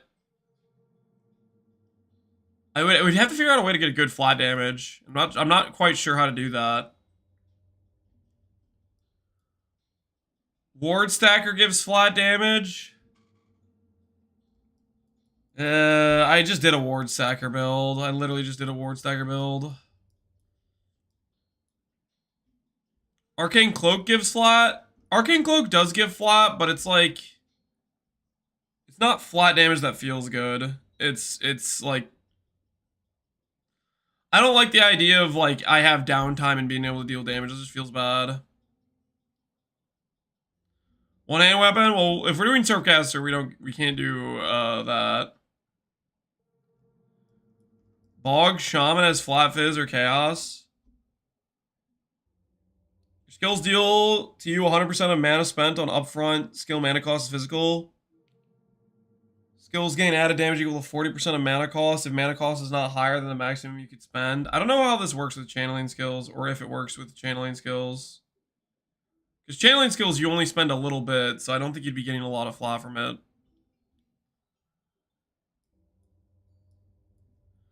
Stack Frenzies and go charge a flat per charge affix and Ice Bite? That could work. How much flat is that?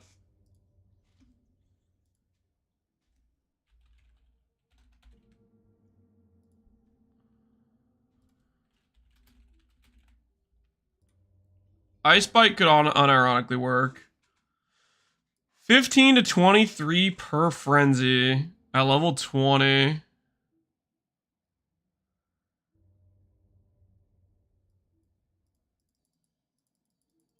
I mean, we could do a Shaco.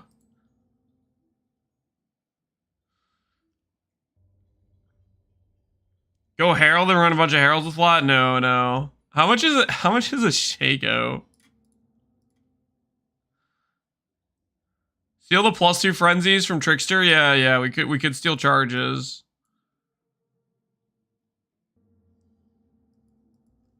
We could technically also do power. We could steal power and the new badge as well. Both of those would work. Crest of Desire could be good. No. We need to keep the gem levels low. We need, okay, so the conundrum with is it needs, you want a low level so it's easy to charge and blow up the runes, and then you want a high level for the thing for blowing up the runes, for charging.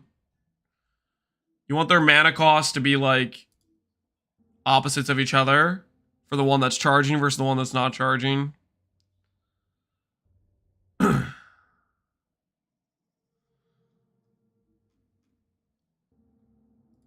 You have it backwards? I might be saying it backwards. The thing that we're blowing up, like when we place the runes, which is the one that deals the damage, we need that to have a low charge cost. Ice Bite. 2 different Ice Bites. I guess this is the Shaco one.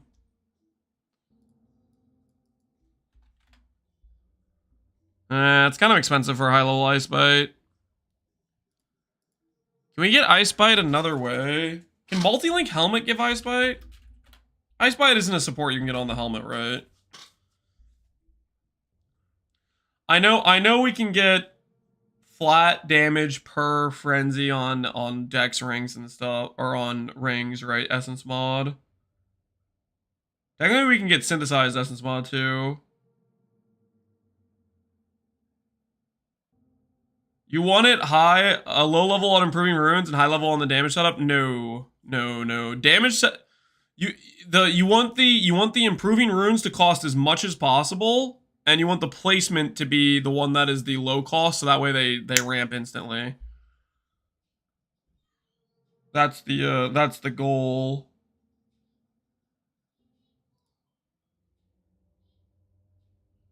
Okay. Helmets. Trap and Mine, Inveterate. Is Inveterate just bad damage compared to...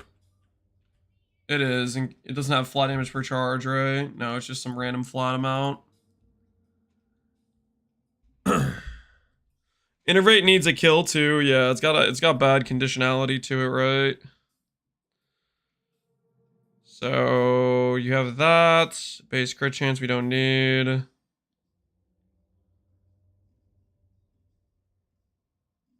What about gloves? Gloves have flat fire. Immolate? Yeah, there is Immolate. How much was added lightning?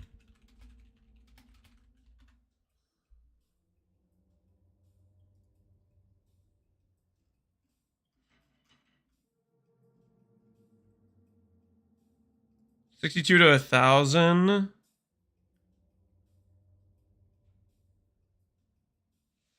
At level 35. 450 at level 5 for Awakened.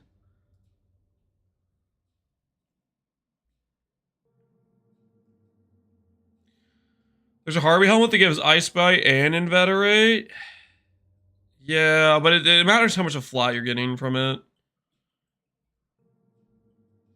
Claw has Battle Mage enchant. Then we're not using a fishing rod. So I would still like to use the fishing rod. That still would be nice to keep. So I'm trying to figure out how I can get away with it. Because fishing rod does give us the base crit. It also gives us the oh, what's it called? The Giga cast speed. And Giga cast speed helps with the feeling of the build, right? That's an important factor too.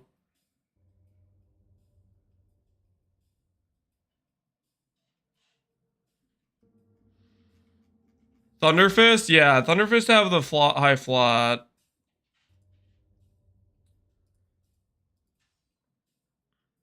I think Shaco is probably right.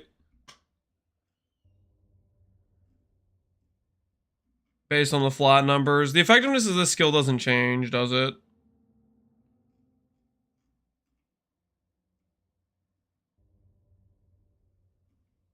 Just 60% the whole way through.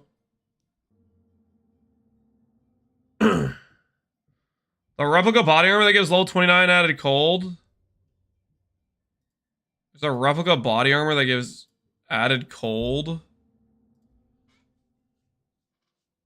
I am not familiar with that. Replica Covenant? Okay, let's look at Replica Covenant.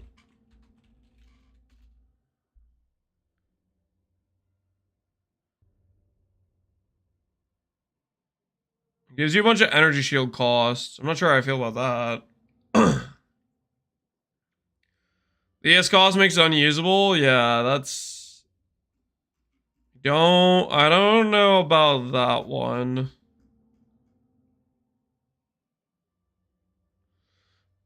There's an announcement for PoE2? Correct. In an hour and a half, we will be watching the reveal stream.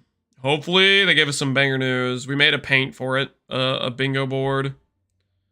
If we get a bingo, we play the .2 patch. If we don't get a bingo, I don't know, man. I don't know. I mean, I could just do multiple added flats. That feels bad using your supports for that, though.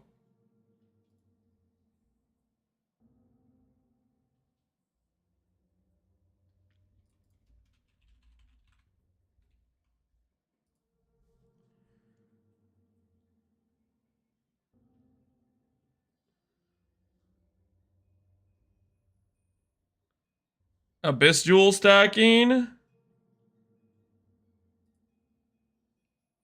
You know, we could do that. How much flat do Abyssal Jewels come with? That's a good point. We could do Abyss Jewels.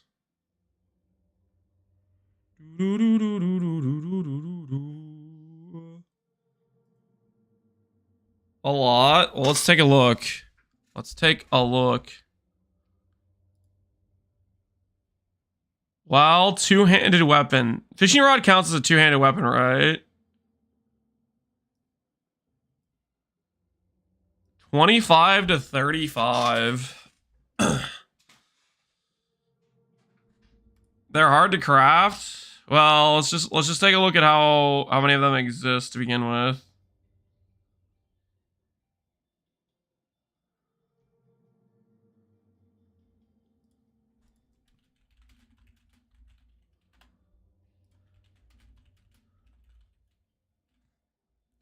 Two-handed spell. Let's try that.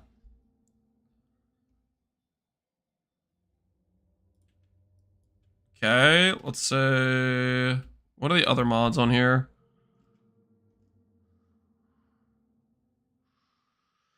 Put a countdown timer for the reveal. I'm good. I'm good. Got other things we gotta do right now. And if we killed recently.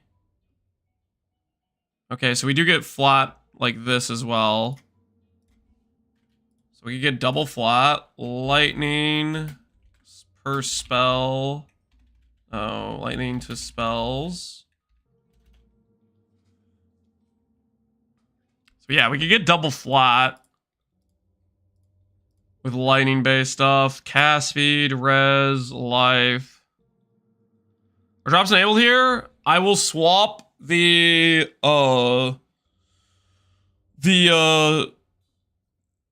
category for the stream when it gets close to the reveal, and yeah, drops will be enabled with anyone streaming in the PoE 2 category, which we'll swap it to that category for the reveal. A bunch of quad tabs, yeah. Quad tabs would be good too, right? Let's just start here. How many of these jewels have both flat rolls? Not a lot, honestly. Not a lot. But this is like 50 damage per jewel, right? 50 average damage per jewel. And we could do the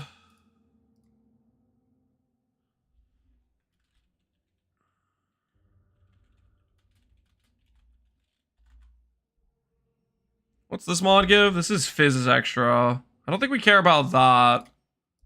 We do care about the pen abyssal socket. We care about this. So we could run Shroud. We could easily run Shroud, the Whoozy Whatsy helmet, and whatnot. Darkness and Flown too, yeah. Replica Shroud has more sockets. I don't care that it has more sockets. This stuff is very valuable, these things right here. For a few reasons. We're going to need a lot of mana, because I still want to have like very fast mana costs. I still want to be able to generate the explosion very quickly. Those things are pretty important to me. What does the 3 socket cost? Okay, we're not doing a 3 socket. Holy crap, 170 for a 3 socket? Yikes. That is it's a little suspect on the cost there. Okay, though, if we do Shroud, how do we do our links?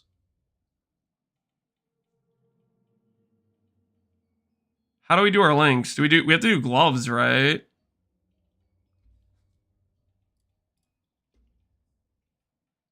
We could do essence of whatchamacallit gloves. Not horror. There's gloves that give flat fire, right? My axe. My axe. Yo, Avin Sharif, appreciate the sub, man. Thanks for the support.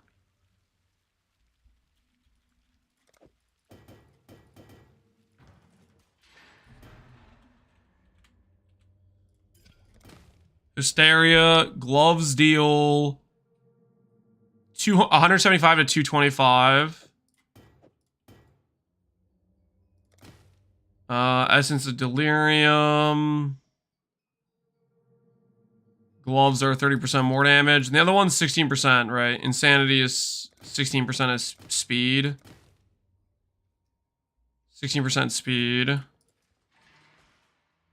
you care which damage type? I kind of care what damage type. I mean, we could say we don't care what damage type. If we don't care what damage type, though...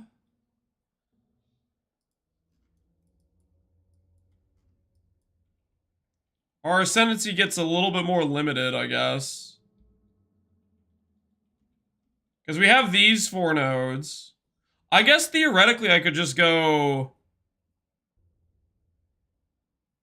I could just not care what damage type, and I could just play this, which makes it easier for us to freeze and shock.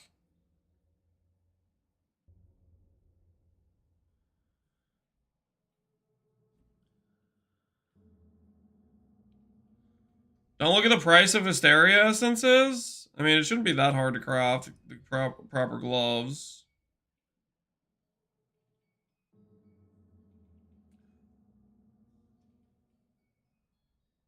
Original Sin? No. Guys, we're not freaking... we're not spending that much money. Okay, we're keeping it reasonable, guys. Keeping it reasonable. Oh, you know what? We could do the boots. We could do the... No, I shouldn't do the boots, though. It's... Because boots can have a lot of good things on them. I don't think we do the boots. Casual mirroring? Yeah, no.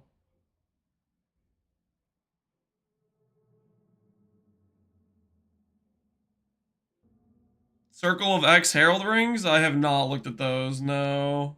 But I don't think that's our play. We can get flat damage from our rings, though. I think we do multi-link gloves.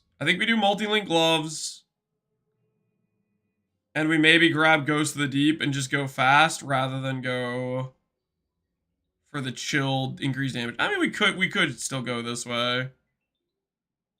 We just have to be generic damage scaling. If Desel could get an Osin and SSF, Lance can too. I mean, you just gotta farm enough, right? It'll drop eventually. All right. Let's start out with the flat. Let's start out with the flat angle. We are level 31. What level is the helmet?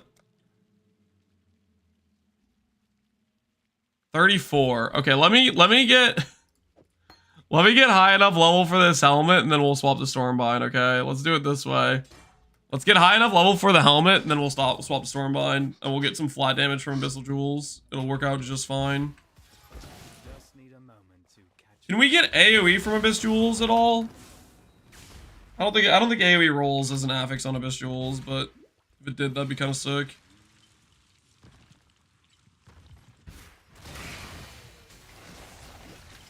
So we're going down in 30 minutes. Yeah, they're gonna patch.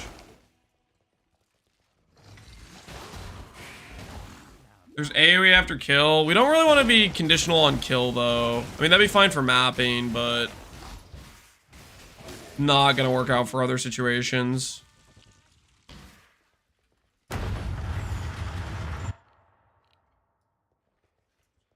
Someone's saying fishing rod isn't a two-hander. Was desperately compensating for something. This doesn't count as a two-hander? Are you sure?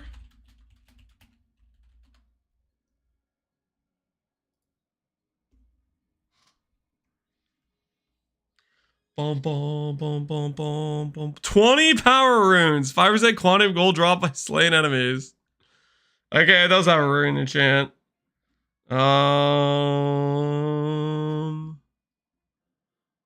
Crafting, list of modifiers. Where the heck are you guys seeing that it's not a two-hander? I'm pretty sure two-handed Abyss Jewels worked when I did a Surfcaster, but it's been a bit. Metadata two-hand. Where are you guys? Search two-hand weapons. What is this, Kevin? I'm about to revoke your duelist.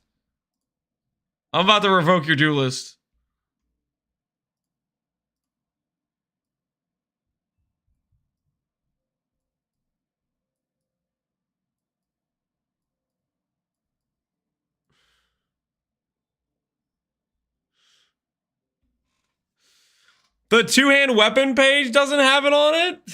Why didn't you go to the fishing rod page? All right. Shadow wins, okay? No more duelists, Kevin. You earned this, and you know it's fair. You know it's just what just happened. How long till reveal? About an hour. About an hour, guys. A little bit over. Hour and a half, hour and 25 minutes, something like that. We're waiting on it. And we'll swap to the PoE 2 category just a bit before. But for right now, we're leveling the Surfcaster.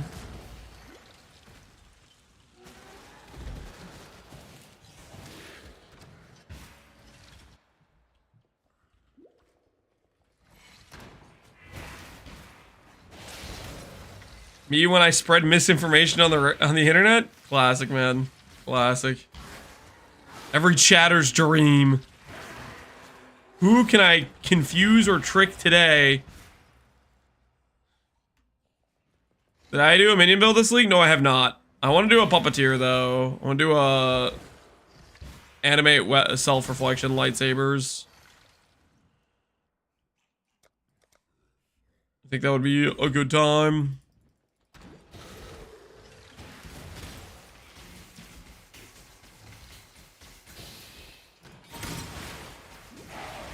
Some people wake up every day just to one guy, the streamer. Yep. True. True, that's totally a thing that happens.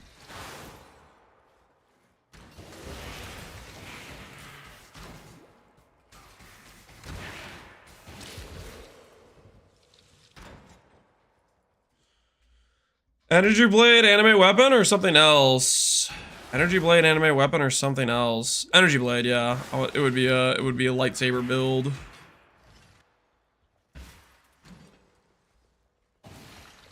Lightsabers are cool. I will die on that hill. Shutting down in 25 minutes? I've dealt with far Not gonna be ready. shadows than you, Exile. I'm not sure I'm ready. Ever seen the true face of God, Exile? Seen the true face of God, Exile. This world is an illusion, Exile.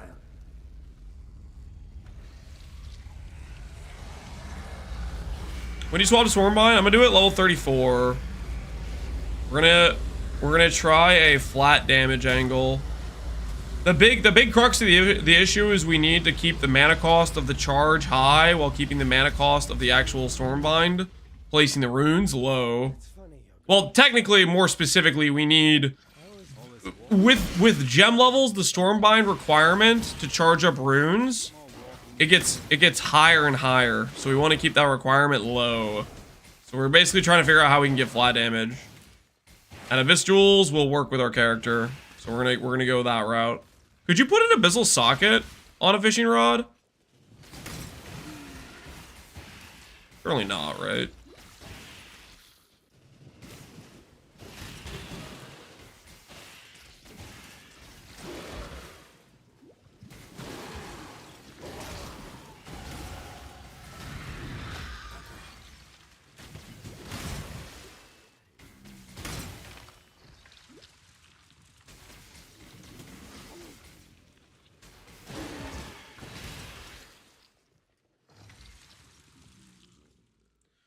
We're gonna Stormbind. Yep.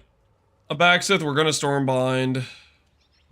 We just need to get to level 34, and then we'll use the Abyssal Helmet and the belt to try to get some flat damage that way, and then we'll adjust our gem levels, and it should work. It should work, hopefully.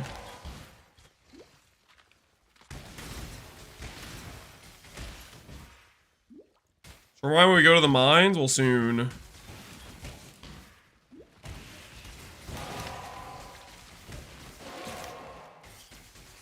Hopefully the flat damage scaling from these jewels is enough. This will be a bit of a trust fall situation. I haven't really done builds around flat spell damage before, to be honest. Not like in the way of like flat spell damage on weapons. I've done it with like Battle Mage, obviously, with Energy Blade. But doing it like actually with flat rolls from Abyssal Jewels and stuff, I haven't really done that before. This will be a new territory.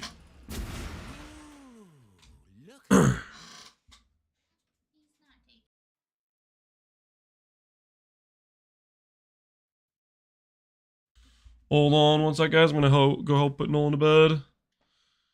I'll be right back. He's apparently resisting the bedtime.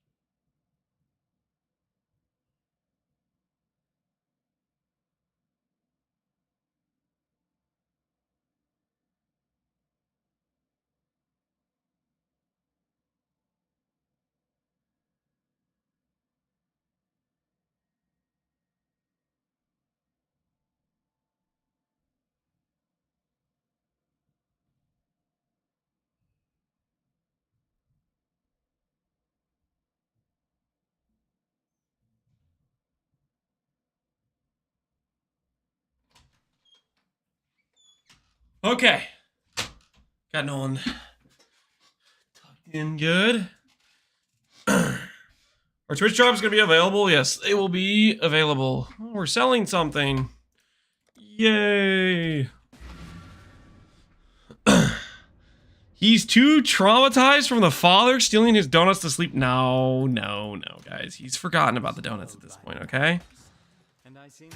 Small children, they have very short-term memory, okay? He doesn't remember what happened to the donuts at all. He doesn't even know there was donuts, okay? We are in the clear, okay? We're fine. The scarring is real? No, there is no scarring. He's fine.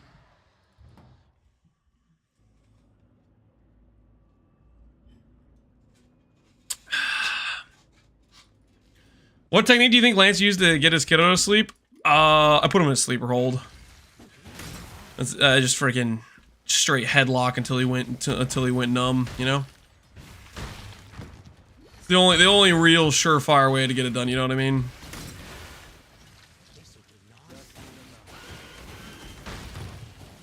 That's a joke, by the way. I'm not doing that to my child. So we're clear. Some people, there might be somebody who thinks I'm being serious. I'm not being serious. Just so we're clear.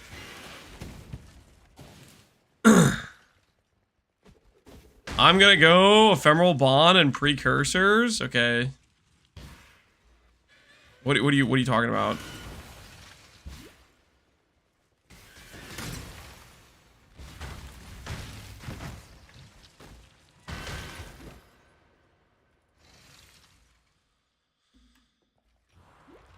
Just like my dad used to? Did your dad actually used to do that to you? Oh no. Oh no no no no no.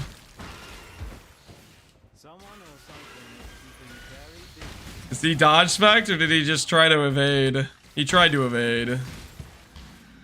He was fast enough to outrun my wife, but he was not fast enough to outrun me. Because he didn't get enough movement speed spec.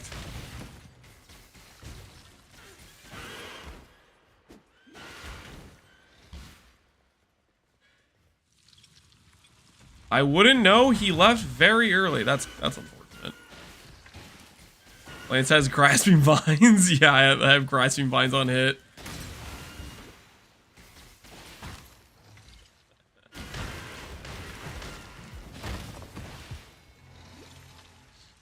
Something like that. The realm is shutting down in 15 minutes. This isn't enough time. I need more time, GGG.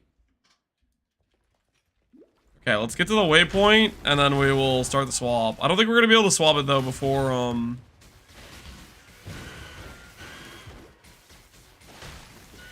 the realm shuts down. We'll have to do it after. Why is PoE 1 shutting down? So PoE 1 and PoE 2 are on the same servers. So whenever they do a realm shutdown for PoE 2 or PoE 1, the other game goes down as well for the update, because they're on the same servers. I think that's what it is.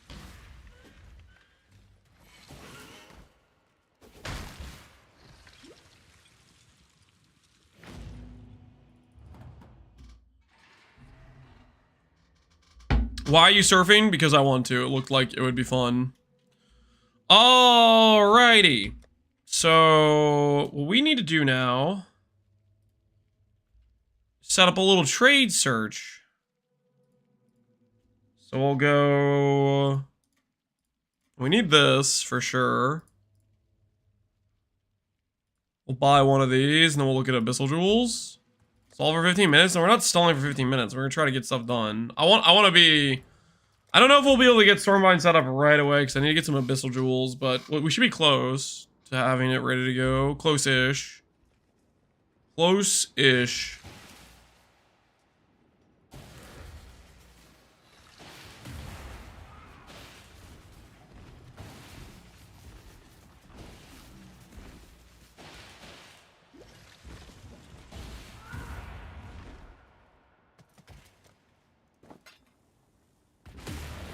Okay, random chest piece acquired. Put it over here.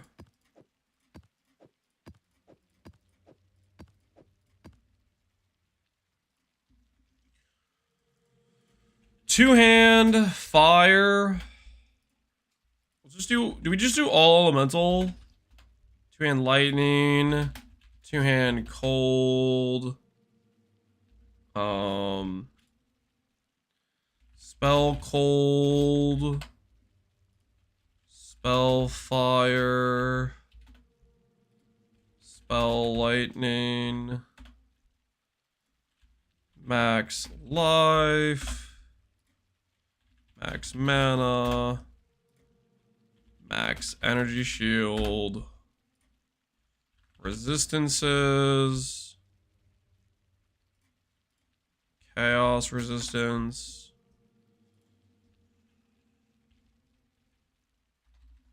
Strength. Dex. Int. Let's do some weights now. Wait, some.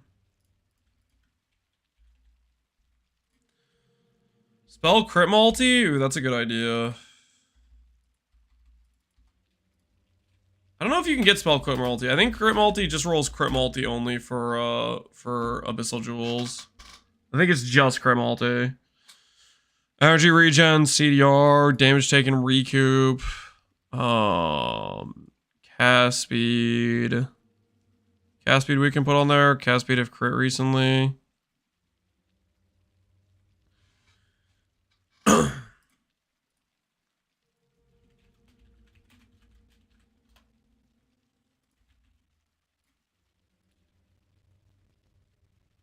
do 3.5 of those.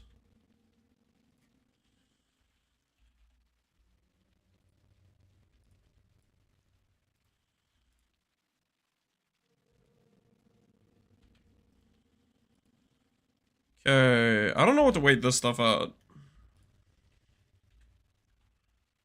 0.5 for the flat rolls.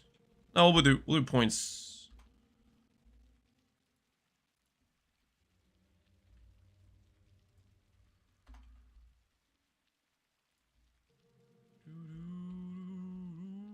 Can you explain how weighted sum works? Yeah. The way it works is you look for all the possible mods that would be beneficial for your character. You put them in a list, and then you give each of them a weighting. Basically, how good do you think each mod is per stat. So for example, I decided 1 flat life, I will weight that at 1 value as my baseline. And then every other stat, I think to myself, is 1 flat of this better than life? If no, then I weight it lower. Or if I think it is better, like I think maybe cast speed's 3.5 times better than 1 flat life, I weight it higher. And you just adjust the weights, and you use that in order to find an item that is good for your build at an efficient search. So for example, right now we're doing Abyss Jewel. I'm trying to make these things at least level 34 requirements, so that way I can put them on. So these are going to be low level gems. And the highest weighting jewel with my weighting system that qualifies is this thing right here, which is 60 chaos, which has a bunch of res, cast speed, life, and mana. So this doesn't have flat though. So I seem to be overweighting. I think I'm overweighting some of the other stats. Well, technically the thing is, a lot of the flats, they can't occur until later tiers. So I should still weight these as heavier though.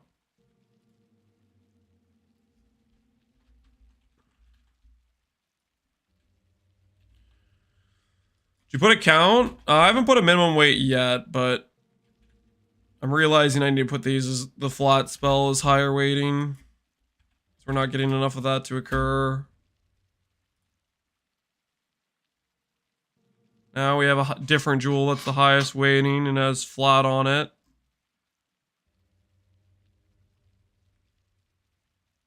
There we go. This is 5 divines. What?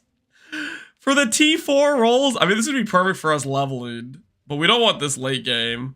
Like, 1 T1 roll is better than both of these rolls. So we don't want that. We want something like this for leveling. This is great for leveling.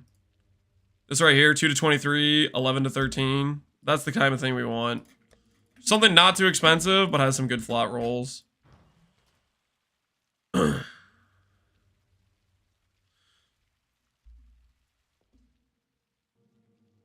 You don't have to add the count at top. This is just giving you a minimum weight. Yeah, I can add the count. Like, okay, so I just searched without the count, right? If I search without the count, it just gives a bunch of matches. If you give a minimum weight, it limits the pool, and now there's only 87 items that fit that weighting with those mods. Which I care more about the flat rolls. So I'm going to try to stick to flat rolls. Flat dispel rolls, at least.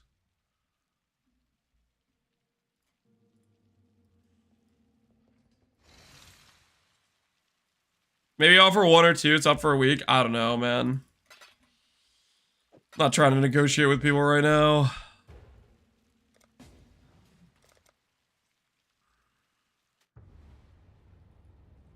The big limitation is we're setting it to a minimum level requirement of 34 because we need it for leveling gear.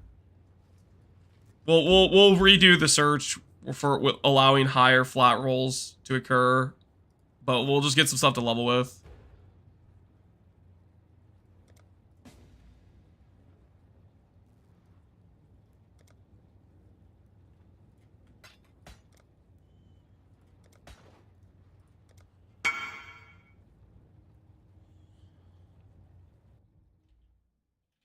What the hell is the hideout? I don't know. That dude's hideout. Hype. It is what it is.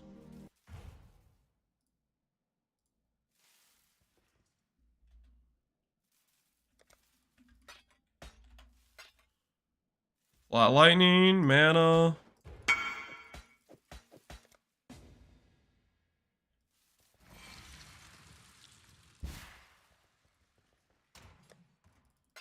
Find where this guy's stash is.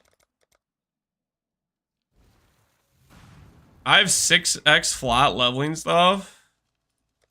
I don't think you can even get 6 flat for, there's not even that many mods that roll flat for our build. You're probably talking about an attack-based character. You can only get the, is it 3 suffixes, 3 prefixes when you roll a 6 module? I don't actually know, to be honest. Those are multiple flat rolls. Can you tell me what skill you're going for? We're going to go for Stormbind, or as many have pointed out, Stormbind, according to the title. We're going to break out the old Stormbind. Our power will be unlimited. Once we get Stormbind up and running, we will literally be unstoppable. Just straight up unstoppable. That has all res on it. That's nice. Seller's not online. How could this happen? Hey, this guy's got triple flat for 1, dude.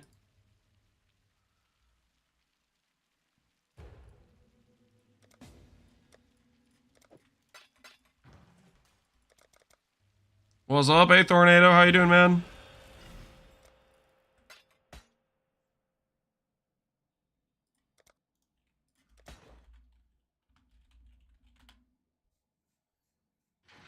Thermite still reset? Yeah. We are about to get reset, unfortunately.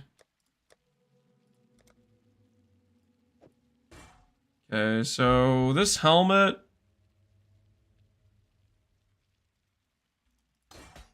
Take out the flat jewels we have right now. Put in all of these. That should give us some pretty decent flat numbers, I think. And then we'll go...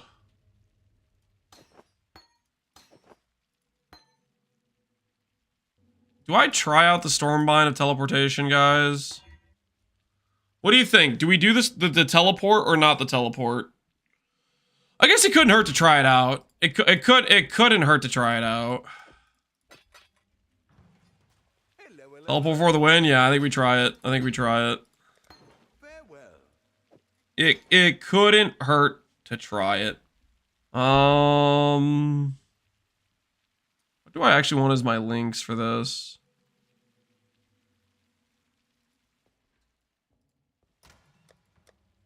I want AoE.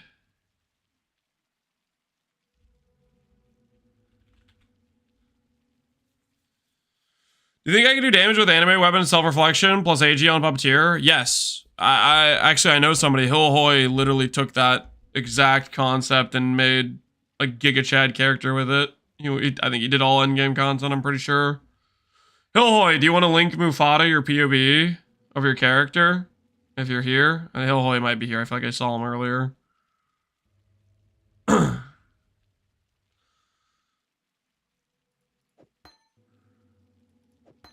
Okay, so for our detonation one, you do this in another 4-link.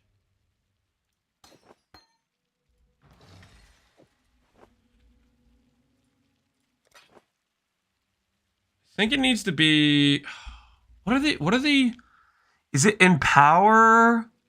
I want to say it's empower, faster casting, infused. Is that the links I'm going for? The vertical sockets are so cursed. Yeah, they are pretty cursed to look at. All right, I'm gonna do our fishing rod over here.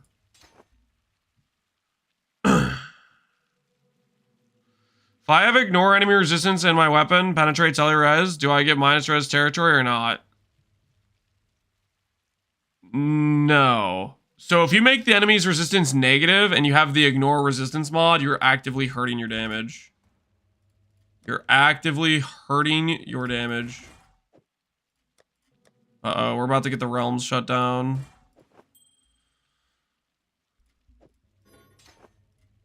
Quick, before the realm shut down. Embrace the lightning warp. Seems to be working. We need to add the cooler aesthetic to it, though. One of the best MTXs. Holy. So much better.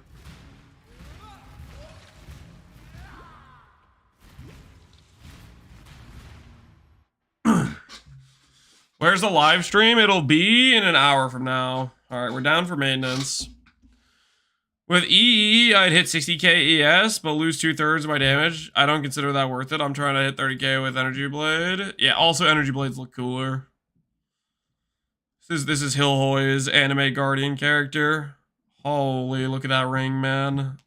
76 movement speed, 164 int, 47 all attribute. +2 all, percent int, percent attributes. 582 ES with all attribute ints. Looking good. Looking good. Game is down. Yep, down for maintenance. They're doing they're patching for PoE too, I'm pretty sure. For the stream they're gonna post later today. Look at those gloves. You were double corrupting gloves.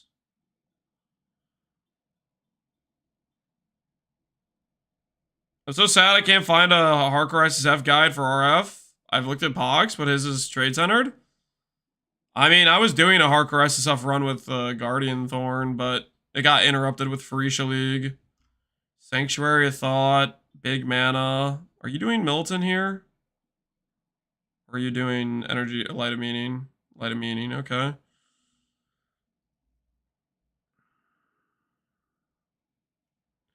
I was trying to hit the +1 all gems, but the +2 already beat the X-Arc implicits. Yeah, I guess there's not a lot for your minion build.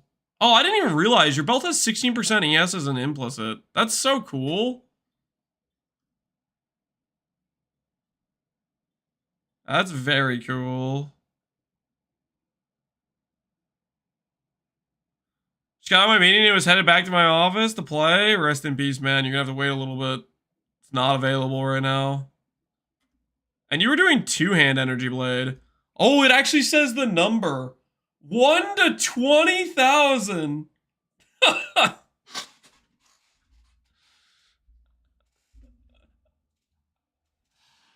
Oh, 1 to 20,000. This is Puppeteer. He's doing low life anime guardian Puppeteer.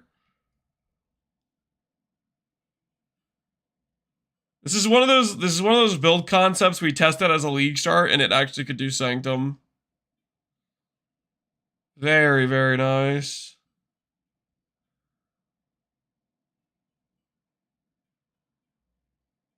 Big sword. Yep, it's a big freaking sword. Anime weapon of self-reflection. Pretty freaking cool.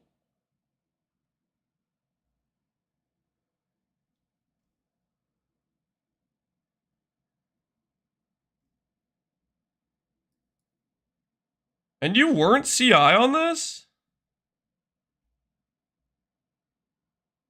Well, why didn't you go CI? Because you don't need you. It's not like you were Ivory Tower. Is there a reason you chose not to go CI? Just to get Flesh and Stone plus discipline.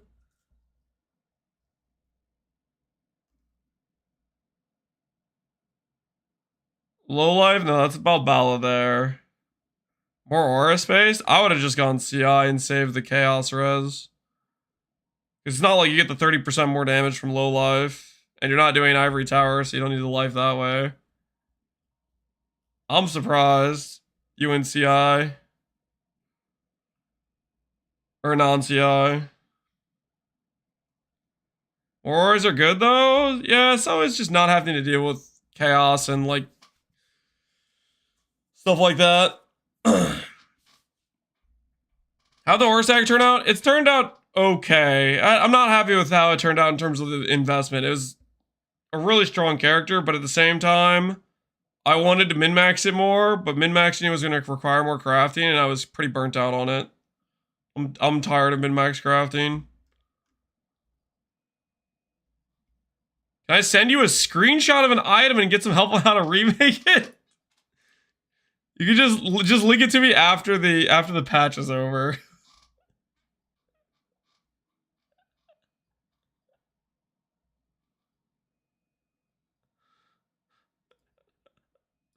Love to see more builds. Yeah, I was seeing Farisha League pass by without getting to make more builds, so I was like getting a little sad about that, you know?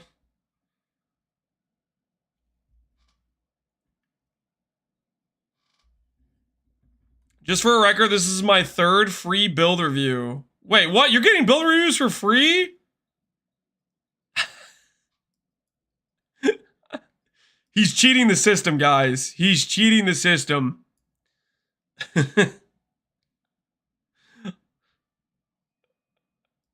Cheat code? Yeah, here's the thing. He's playing a build I'm actually like somewhat interested in. So he's kind of cheating by doing that. Because it makes me want to look at how he set it up and stuff, because animate weapon self-reflection seems like a good time. Puppeteer is so good for it though. Playing like a Guardian or a Hyro instead of Puppeteer, I feel like would be like such a... It would feel like a pretty big letdown in comparison, right?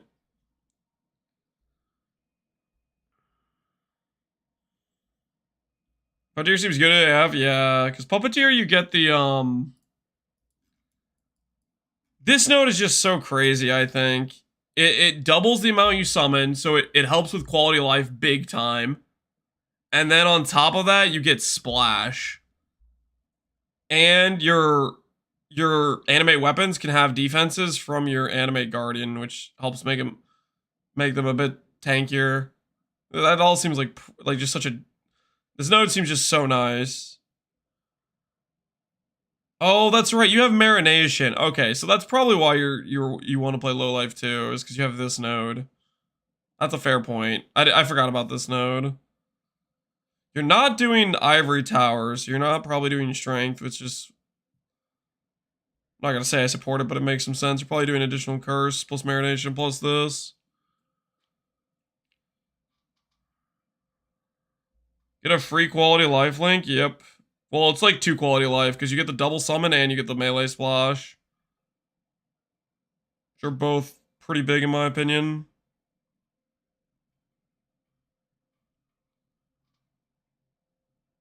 Minions base tag is equal to the crit chance of your main hand weapon, and minion are aggressive. That's actually a pretty dang good node. That base crit node is actually huge. You can get some really high base crit, depending on what weapon base you use.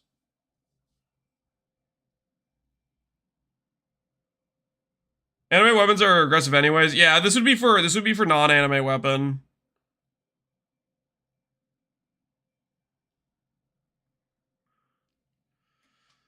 Half your strength is added to your minions. What if we did a... What if we try to do like a fizz-based minion with this? Would that be a good time? Like a carry-on golem or stone golem or something like that, or some fizz-based specters.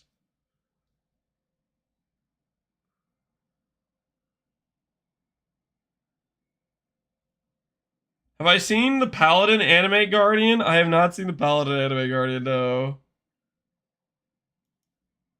You mean he's still gonna start with 3k strength? Well, the purpose of the strength is for percent damage. It's just another source of extra percent damage, right? It's for the percent damage, percent fizz damage, which is why it would be a fizz-based minion, I think.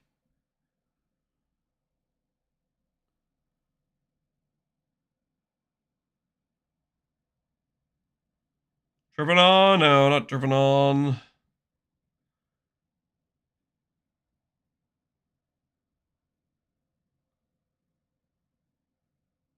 I guess theoretically we could do a fizz-based anime weapon as well. We could do the anime weapon node plus feeding frenzy plus like marination.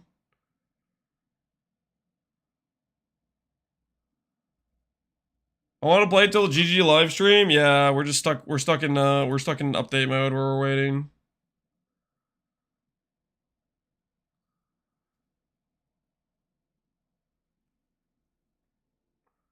Poison base? You have to remember I'm kind of a poison hater. Not that poison isn't good, but it's been meta for too long. G3 is going to live stream today? Correct. In roughly 50 minutes. In roughly 50 minutes.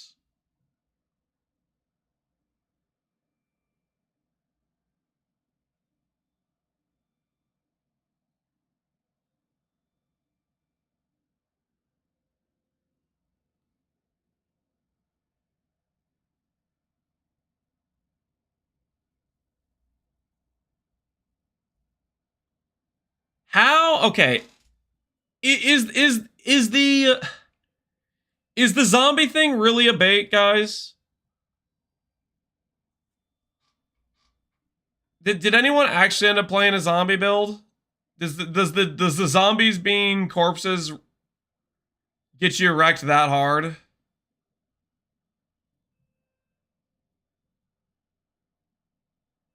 Yes, total bait. Don't do it. I can confirm it's bait. Did you? People that were crying on VV Ninja about it seem like total noobs.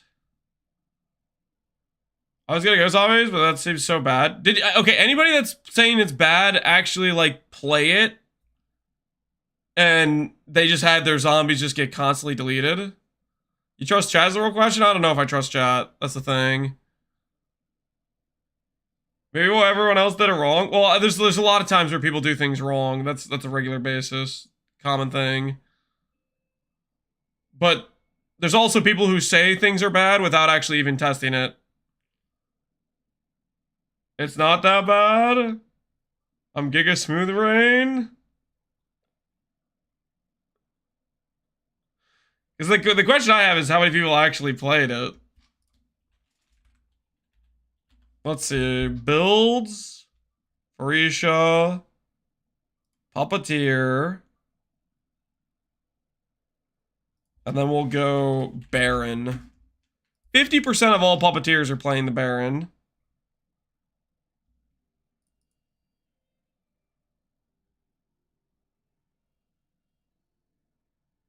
I don't know, man.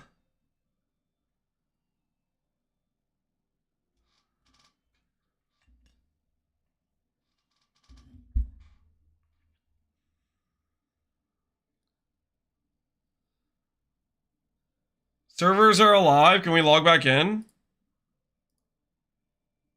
Hey, sick. Explode the corpses yourself. I don't want to blow up the corpses.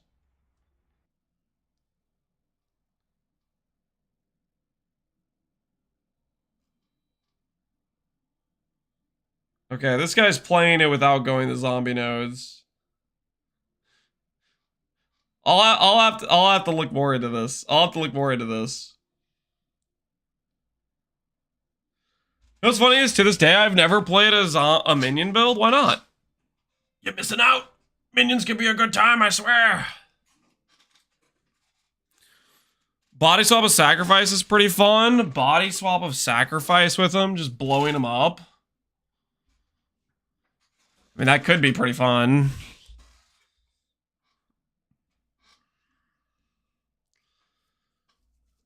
All right. Back to what really matters, guys. Putting our Surfcaster together. When it's about 10 minutes till the reveal stream, we'll swap over and we'll look at the reveal stream, but for right now, we have our priorities straight. Okay, Stormbind and teleportation over here and over here. Both 20 quality. We'll put in power.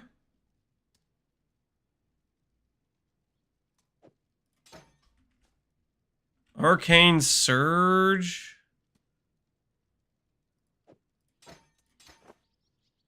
Infused channeling. No, I think it needs to be faster casting for this.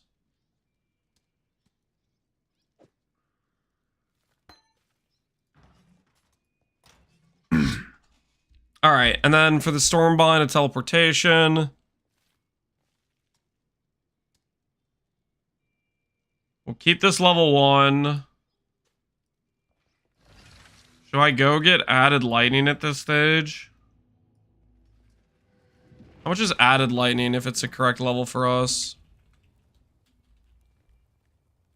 3 to 50.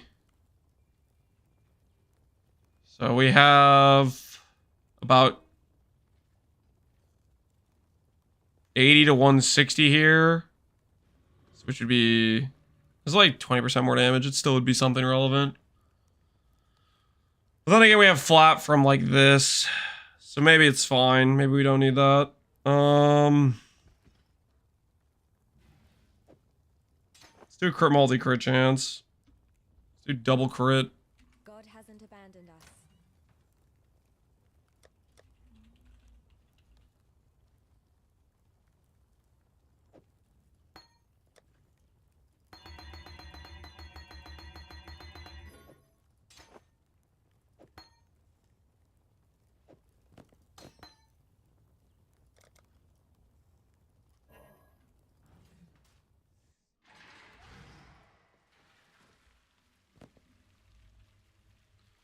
What's the deal with the fishing pole? The deal with the fishing pole is we're playing a Surfcaster. That's the deal. Okay, so if I do all blue link for this thing, and I need this as my charge.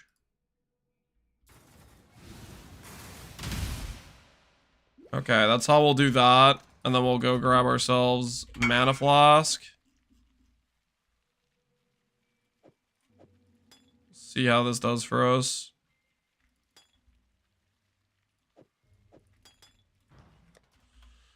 Can you suggest the best ascendancy with this wand? You're just doing a Fizz Wander?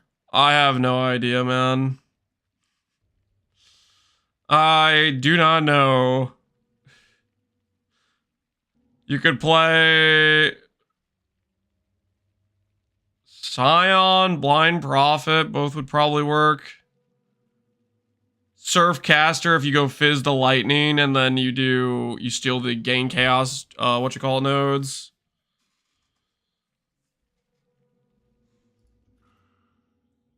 Lights of Stolen? I don't know, just keep my character set up. Let's go to the beginning of Age Mythology. Alright, the other thing we need to do is we need to get the MTX correct. There we go. That's looking good. I made it. Thanks to you, anyone blessing. You got 100 locks, and you're telling me you made it. What is that? I was listening to that. Sorry. Gary's Reserve will have to wait, my friend. Gary's Reserve will have to wait.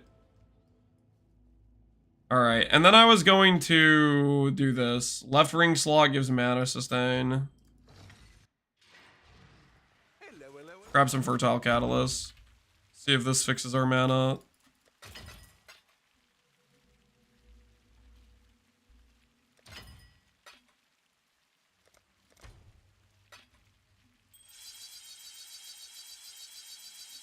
All right, left ring slot.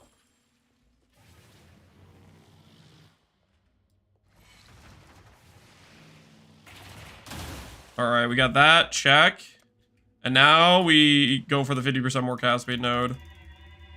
Instead of the puny 30% cast speed node. It's time to start living life, guys. Let's take a look at this. Okay, we're getting there. We're getting there. Stuff's coming together.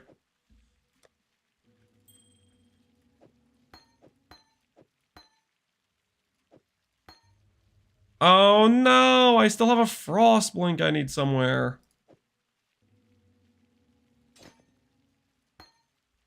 We can care about a curse later on. All right. let's see how this goes. I thought I was going somewhere flipping one lock or two locks at a time.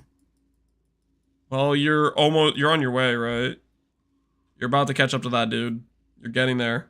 Don't give up hope now when you're so close. Okay, we'll grab this guy at his mana sustain, and then we'll go through these other nodes. AoE. Crit multi seems a little bit suspect right now.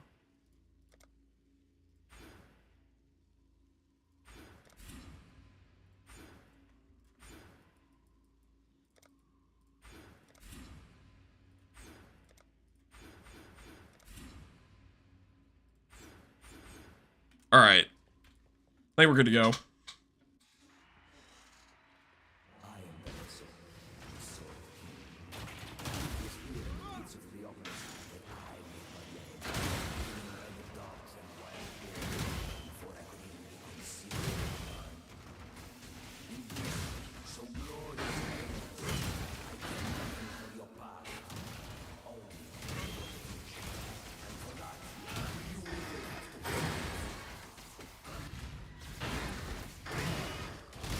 I don't know what to think of this.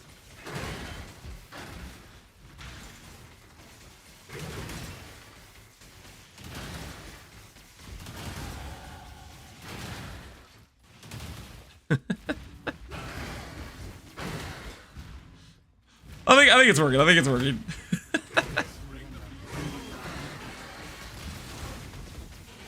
This looks like ass. Oh my word, aren't you a fun person to be around? Holy cow. Play a build for 2 seconds at level 30 with no AoE scaling. You're such a fun person to be around.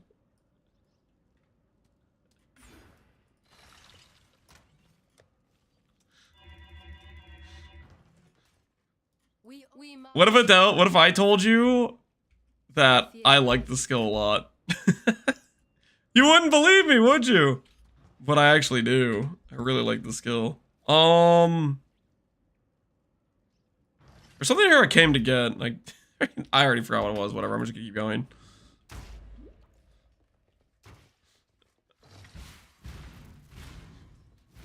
Regular Stormbind feels better. Yeah, I'm not sure about the teleportation.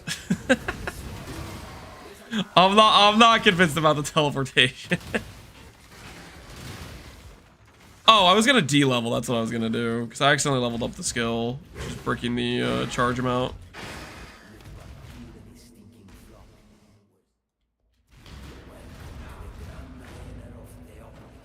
All right, we're not 100% crit. No, we're not 100% crit. Let's go with not teleportation.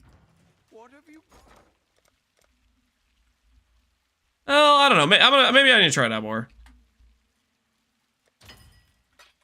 I need to make sure I'm leveling up this one. Okay. Maybe paying attention for when it levels, when it dings. This looks very fun. Well, that's an obnoxious comment too. You're just being sarcastic.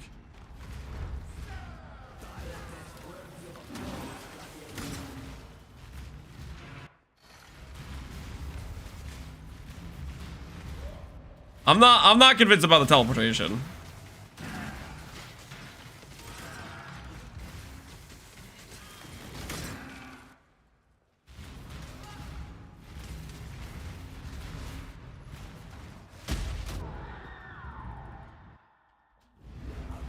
No faster than a PoE 2. This build isn't even slow. You guys are so full of crap.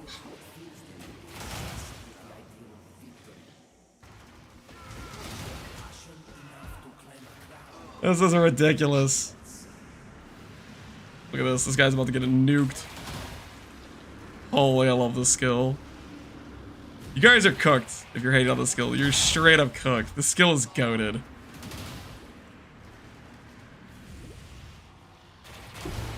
Holy, I love this skill, man.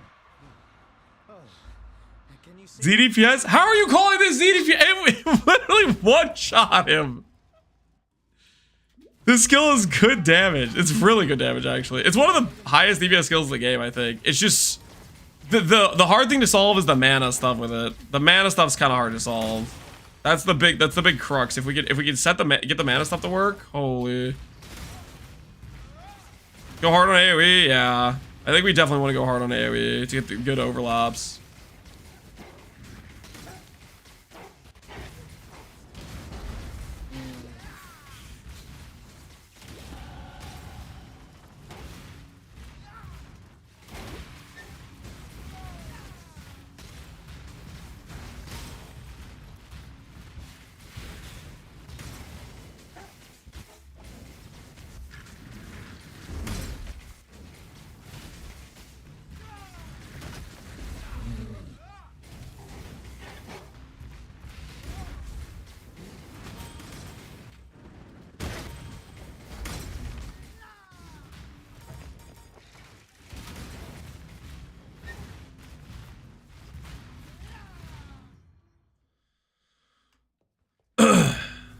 You direct people the nuclear bomb hire you did to convince them? I don't know about that. I don't know if they're ever going to be convinced. People have a hard time, like, registering what they're looking at with how good it actually is. There's a... I don't know how to explain it. Just epidemic. Like, calling this slow is crazy to me. This is a level 32 character, and they're like comparing it to a Mage Blood somehow. Just wild.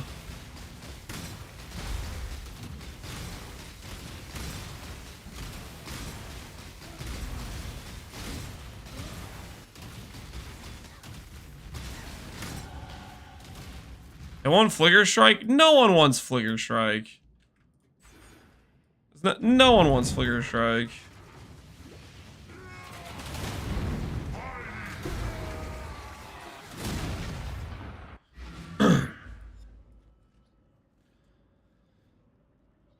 I watched Tai play PoE today, and now everything is warp speed. Oh, I already leveled it up. Shoot, I wasn't supposed to do that.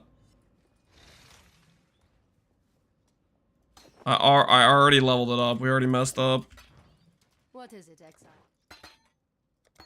You will be remembered. Didn't one shot? I didn't freaking prep. I was freaking swapping things around. That wasn't even a full freaking charge. It was like a last minute panic charge. The pause cast? Yeah, I guess people will just be they won't be happy as long as there's the oh, I need to do the MTX again. I like the MTX. People I guess is, yeah, that's a good point. People are just gonna not like it because it's 2 buttons. People have only one finger, and that finger cannot multitask.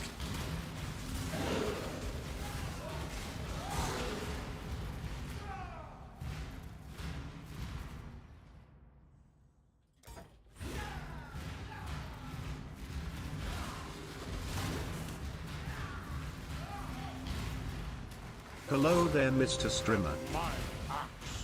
Hello, QS. How you doing, man?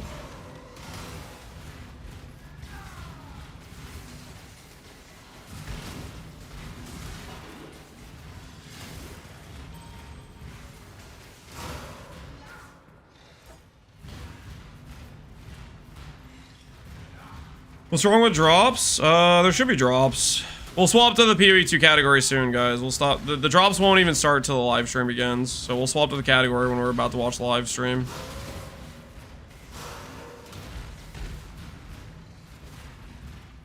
Remember to hydrate before the PoE 2 stream. Or get this.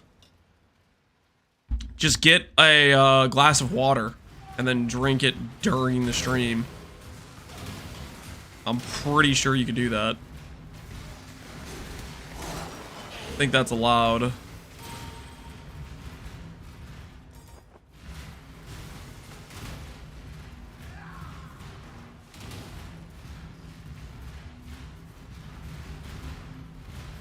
I was like, cheating? I don't think it is. I think you can do that. Do you assassins offer a money-back guarantee, Shadow?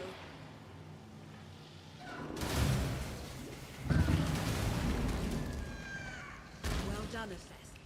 Another satisfied customer. Water is S tier drink? Yes, it is. Yes, it is.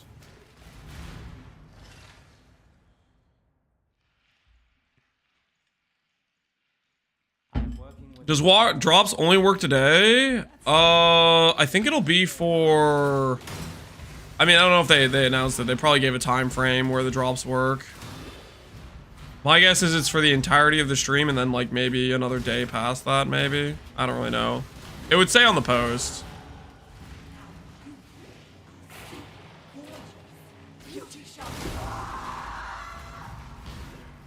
Beauty shall prevail.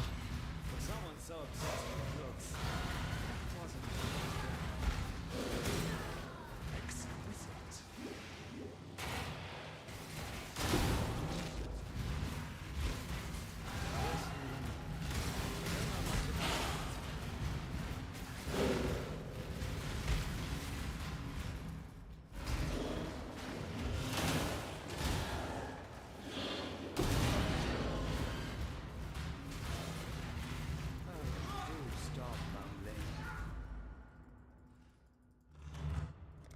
Must be satisfying to one-shot bosses? It is. I followed your performance, my anti-hero. It is satisfying. And I very much enjoyed it. Now you and I... Prepare yourself, Dominus. Oh, shoot, dude. It's gonna take long enough, this monologue, for me to, like... really count for something. Now, Exile! Kill me! What? Now, Exile!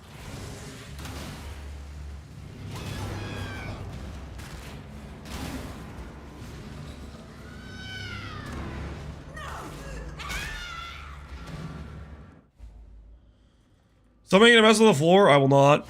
I will not. I will continue to enjoy my skill. Can you fill the whole map? They have a duration, so eventually they disappear. It's like a 12-second base duration or something.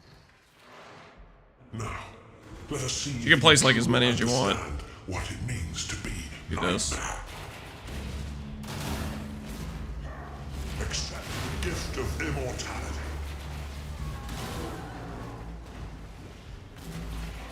Accept the gift of immortality.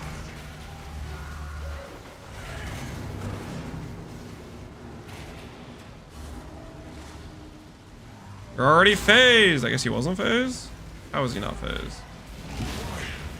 Are you so in love with death?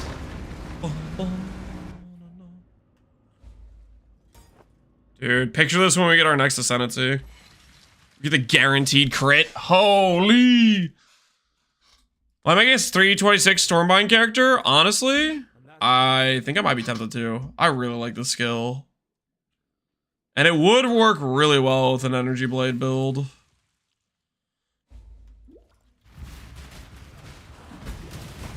It would work incredibly well.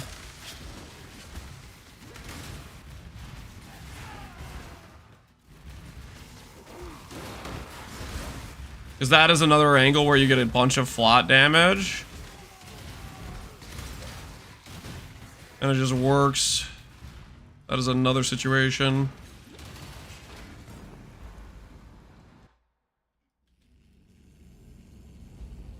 Sanctum Farmer? Stormbind? No, you wouldn't do Stormbind to farm Sanctum. You could League start Sanctum and then swap into it. But I wouldn't do freaking...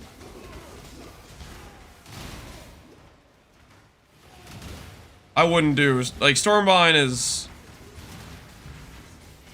It would work fine, but... Why do this when you could just do, like, Penance Brand, which is, like, omega high quality of life for something like Sanctum?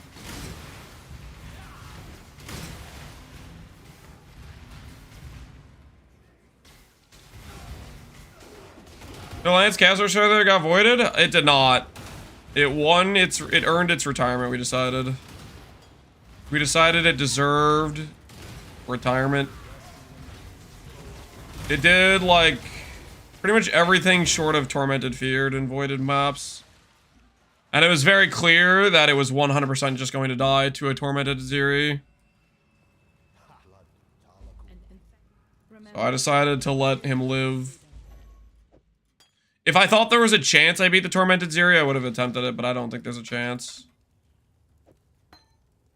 Dang it, I keep leveling it up. Is there any Sanctuary with this? Yeah, you can play as an Inquisitor, or you can play as a Hyro.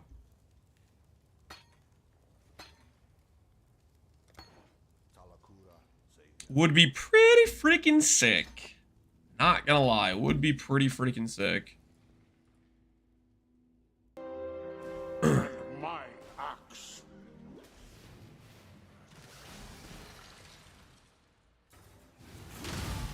Okay, let's try this again. Okay, I'll just play with the regular color for a bit. My axe.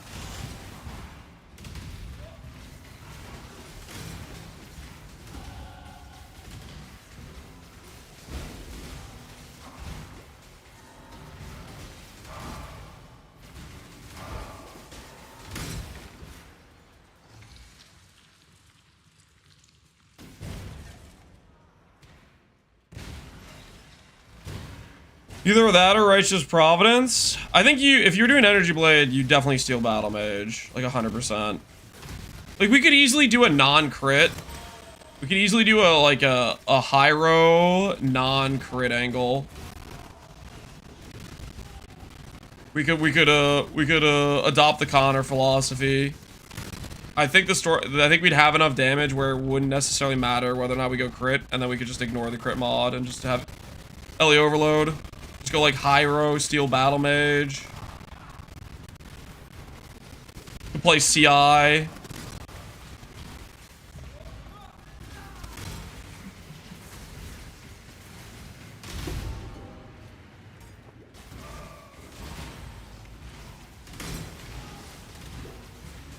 guess the problem with Hyro is Hyro has 50% less mana cost though. So we would need to really Giga ramp the mana cost. So we definitely would need Reflected Jewelry, I think, to pull it off. Am I gonna change the category to Path of Exile too? Yes. Here, I'll do that right now so I don't forget.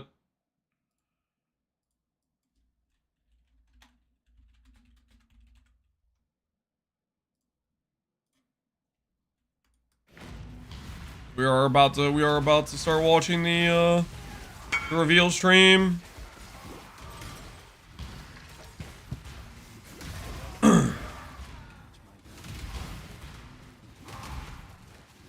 Yeah, versus Ivory Tower Low Live. Should be better ES wise. They can be similar ES wise. Ivory Tower I think can get a bit higher, but with how good Twilight Regalias are, it's not really that much different.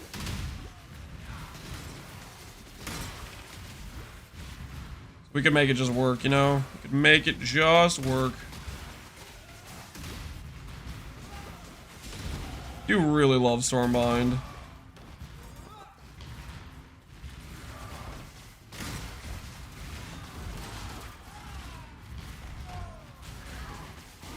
Yeah, he's so good. Yep. I think I'd be tempted to do an elemental overload CI angle, I think, if we were gonna do it. I think I would be tempted.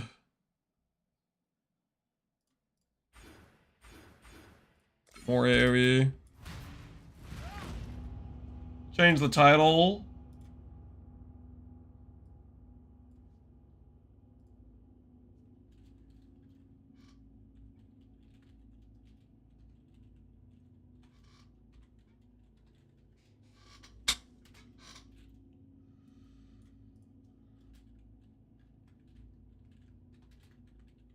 Just turned to don't steal my donut. I just turned to don't steal my donut. Haas, don't worry. I don't steal donuts. I would never do that. I simply acquire them if they are left in the common area. Okay? It's not a crime, guys. Not a crime. Is there any reason you choose Stormbind instead of Stormburst, for example? Because Stormbind is cooler in every way. Stormburst is good. Don't get me wrong, Stormburst is good, but... Like, I get what you're thinking. You're thinking, oh, they're both channel standstill skills. They're not the same at all. Stormbind is in, like, a category of its own, in my opinion. It's such a, like, it's such a unique skill. I think it's one of the most unique skills in PoE. It's mechanically so freaking weird. And also satisfying at the same time.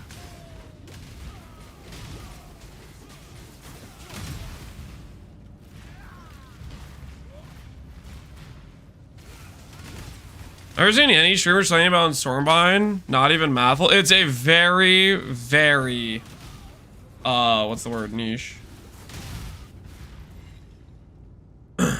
I like it a ton. I've played it a few different times. Every time I play Stormbind, I'm left very happy. All right, let's do Innocence, and then we'll just chill out and wait for the talk smack and wait for the reveal stream to start. Bad? It's not bad though. It's clunky. Clunky is definitely the word you use for it. It's not bad though. It's like very strong. Did I level it up again? I leveled it up again. Dude, somebody stop me from leveling this up. I keep doing it every single time. I keep doing it.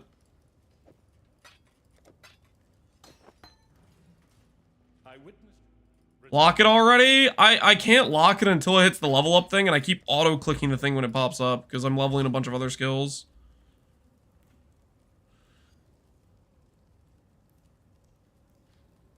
We're gonna get it right this time. I swear we're gonna get it right this time. You can't pre-lock on PC? No, you cannot pre-lock on PC.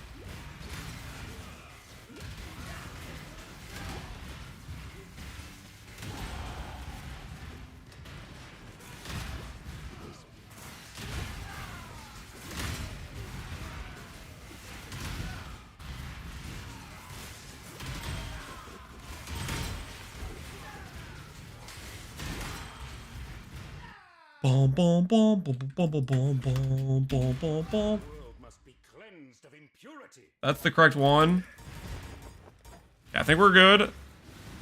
I read the gem. That was a level 5. This PoE 2 update looks so good. This isn't PoE 2. This is the game of the future, PoE 1. Hopefully the PoE 2 update's good too, though. We can hope. We can dream. We got a bingo board for it.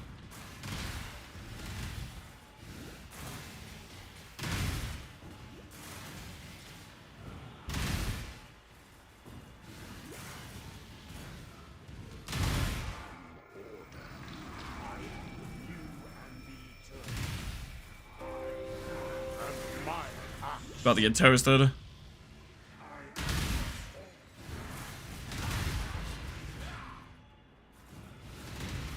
Mana Bond, Ignite? Mana Bond Ignite? I mean Stormbind. Could you do Stormbind Ignite? What's the multiplier on these? 100% damage per ailment? I guess it goes to 300%. Unbound Souls gifted a tier 1 sub to Barely Anonymous. Oh, we get up to like 700%. That is decent. Unbound Souls gifted a tier 1 sub to Ascendancy Art 81. You Unbound Souls, appreciate it, man.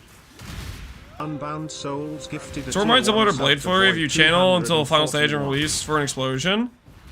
You don't have to channel to the Unbound final Souls stage. gifted a tier 1 You sub can to channel as long as you want, as long as the 1093. runes have duration. And the way it works is, Unbound Souls gifted a tier 1 sub to Yo, Unbound Souls, appreciate the gifted subs. How many did you just give? Like 5? Dude, thank you, man. You can channel as long as you want. They have a max stage they can go to. And then you... Wait, is he dead? Oh, I guess I killed him. I didn't even realize his phase ended. But basically, the runes have 3 stages. If you just channel a little bit, all the runes will blow up with like 1 stage, and they have a small AoE. But you can do max stage channeling up to 3. So I can place all these runes, and you'll see the animation. You see how they get like more charged up and they light up. That means they're max stages, and they have a much bigger explosion, and therefore you can have multiple runes that overlap on one guy. Like say a guy's hitting here, if you have enough AoE on this thing charged up, it might hit the dude over here, but you need like AoE investment and stuff. 1 essence, 1 suffix can be changed, and an exalt. Hey, those are pretty good looking gloves. Although non-elevated crit multi. Nah, I'm not gonna bait you into destroying your item. When's PoE 2 reveal? It is happening. Like right, well, in 15 minutes. See if they oh Palstron. Well, now dang it, I keep doing it. Path of Exile. Keeps auto-filling Palstron. I've caught. I don't hang out in Palstron stream at all, guys. It's just coincidence. Just a mere coincidence.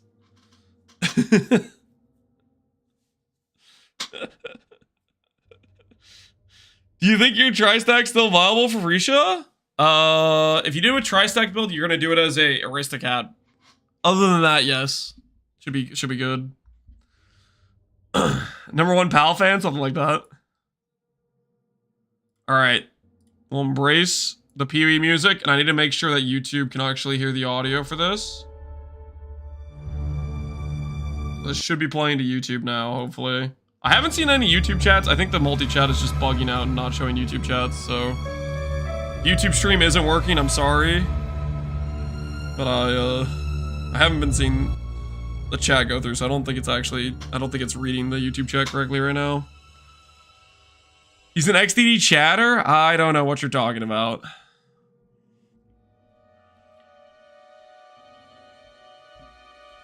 I had to come here to chat. Yeah, I don't think it's displaying. It feels like every other day it's not working. I might need to look into a different freaking program to display both chats, because it seems like it's not working consistently. I don't quite know why.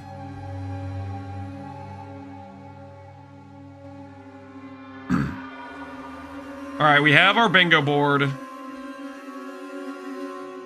I hope so much. I hope so much that they prove my despair levels wrong, but I don't know, man. I don't know.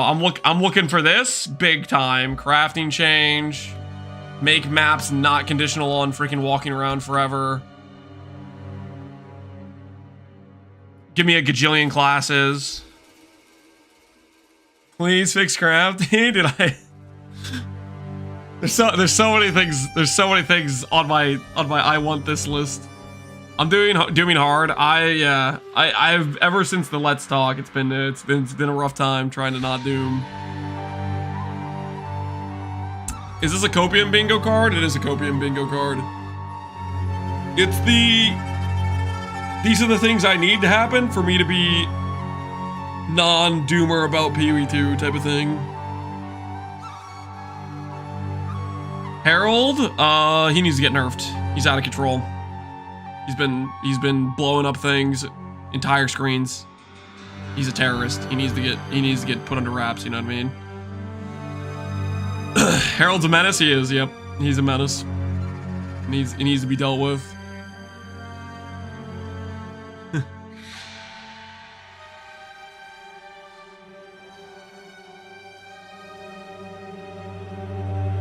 Close this out. keep this search alive. We need that to fix our jewels. The sound level on the PoE stream good, guys? Is it too quiet or too loud?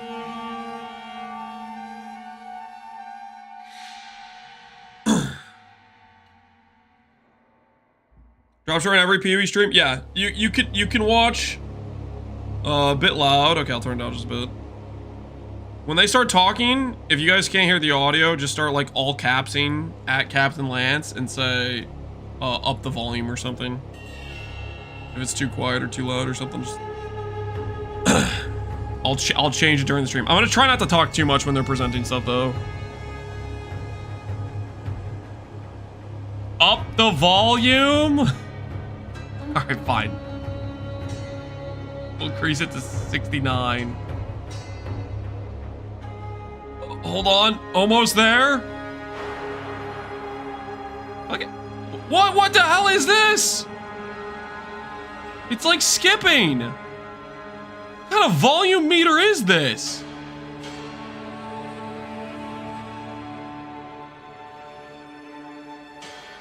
Come on. This is rigged. Oh, I'm not doing this on purpose. Did they just take 69 out of the options here? How am I supposed to live like this?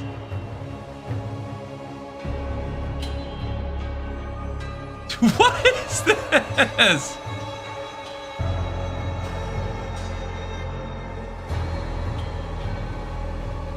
Use the arrow keys? Oh, that worked. Okay. All right, arrow key clutched it. Arrow key clutched it. All right, we're good to go. I didn't know I could do arrow keys with that. It's fine.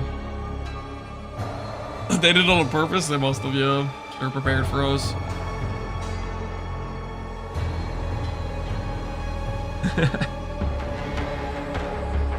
My bingo is very simple. Make PoE 1 even better. That's on my Giga cope scale, my Omega cope square. I have movement skills plus PoE 1 news on the Omega cope square. Out of all the things I think are most cope on this list, I think it's this right here. Movement skills and PoE 1 news. If that happens, I would be dumbfounded. I think that would require so much for them to be like, because they'd have to change their boss fights, they'd have to change like their balance, like so many things if they were gonna add movement skills. Obviously, there's like shield charge and freaking blink or whatever, but those have like heavy freaking limitations to them, right? Not like real movement skills where you can just freaking spam it to go places. That's the big dream bingo node. Yeah, I don't think that's happening. And even without that happening, I think PoE 2 can be good. Without movement skills, I think it can be good. I'm still coping that it can be good without movement skills. But for it to be good without movement skills, it has to fix a bunch of other things. Like backtracking in maps, massive layouts. Like, there's so many things that need to change for this issue to not feel like a really, really big issue. Most things are pretty fair. I feel like they are, but at the same time, I don't know. After Let's Talk, it doesn't feel real, man. I'm a scared PoE player now after Let's Talk.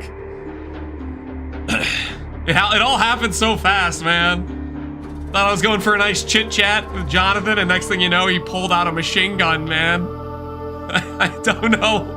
It's just, I'm scared, okay?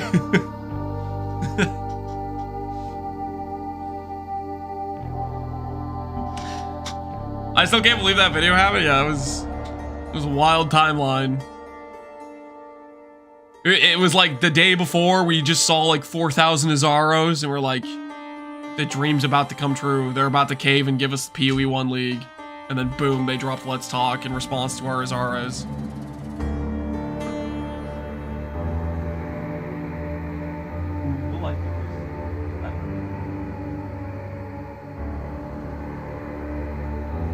Those work well, I think.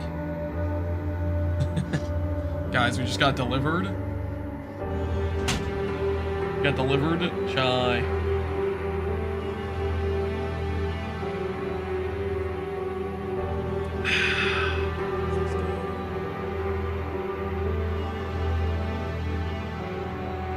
Is it poison? It's not poison, guys. It's not poison.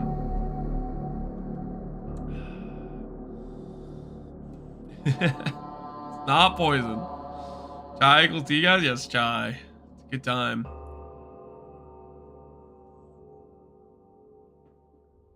The machine gun is the incentive for the devs to work faster. I don't know if it's gonna make them work faster. It might make them work slower. Especially if they get hit. Cyanide in a small dose is imperceptible. My wife is not poisoning me, guys.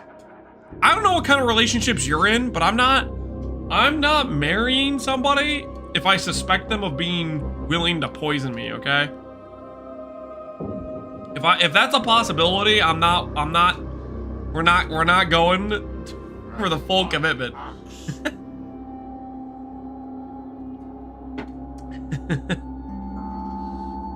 Chat poisons your mind, exactly. chat does poison me on a regular basis. That I don't doubt. If my husband ate my sick child's donut, I would consider poison. It wasn't like that. How many times do I have to explain to you? Friggin', I'm breaking out a second paint. I'm breaking out a second paint. A second paint has hit the building, Mr. President. Okay, I can explain. All right. This is this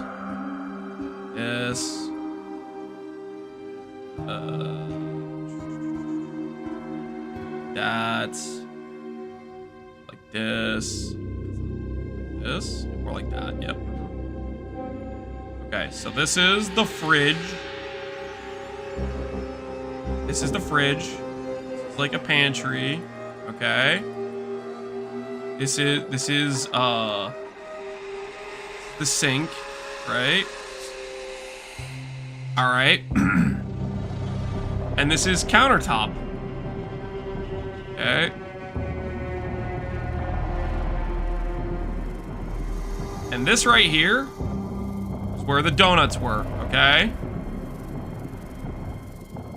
This is where the donuts were, okay? They're on top of the countertop, okay? This is the kitchen. Okay.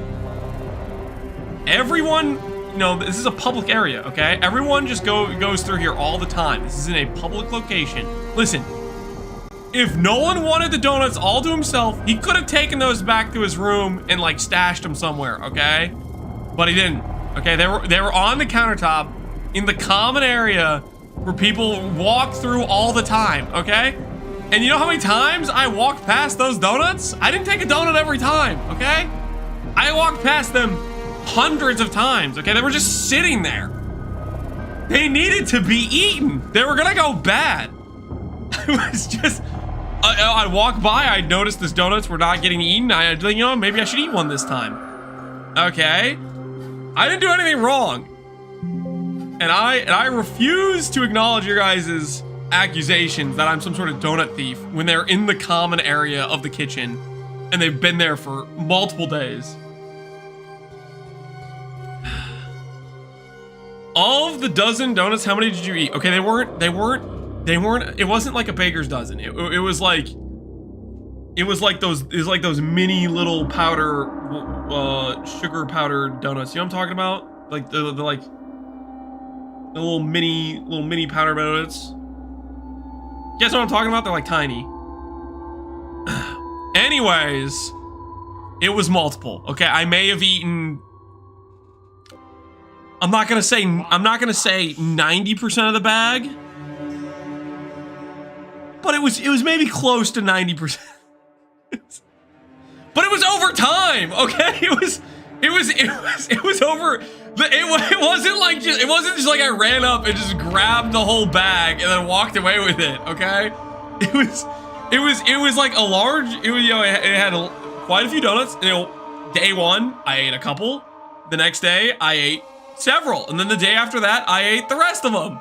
Listen, there was It was a multiple day time frame. He could have eaten. No one else was eating them. Okay.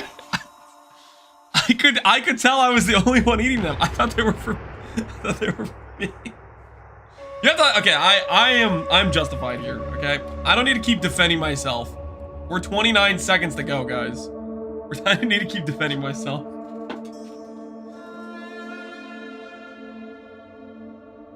My time for the reveal. Yep.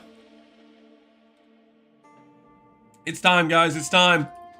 Time to find out if it's Let's Talk point 2.0 or they Giga, they go hard, and the wait was worth it. Let's see. Let's find out. I'm Jonathan Rogers, Game Director on Path of Exile 2. Welcome to GGG Live. Well, it's been a little over 3 months since we launched Early Access, so it's about time for our first major content update. Today, we're going to show you an exclusive reveal of Path of Exile 2, Dawn of the Hunt, which launches on April 4th. Twitch drops are enabled on today's livestream, so make sure you follow the instructions below in order to claim your Executioner's Guillotine finisher effect. Now in today's stream, we're going to take you on a deep dive into the new Dawn of the Hunt update. We'll cover a new class, 5 new Ascendancy classes, and huge expansions on character systems like unique items and support gems. After that, it's on to the Endgame improvements, including changes to systems, a bunch of new encounters, and One lots class? of other content. We're going to finish up today with a live Q&A session where Ziggy D will ask Path of Exile 2's game directors, myself and Mark, your questions from Twitch chat. Just Huntress? And we have a lot to cover today. Just so what? Let's get started with a trailer for Path of Exile 2, Dawn of the Hunt. We as Mary are guided by the Spirit. It provides prey, shelter, even love. But for me, one day, all that were changed.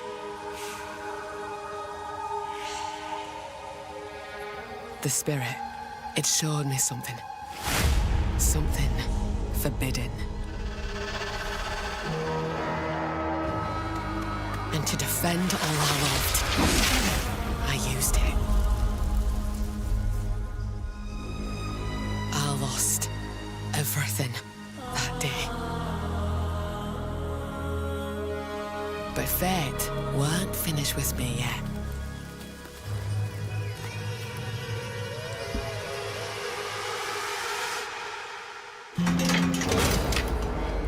I'll right the wrongs I've done. I'll do what I must, no matter the cost. I will hear the Spirit once more.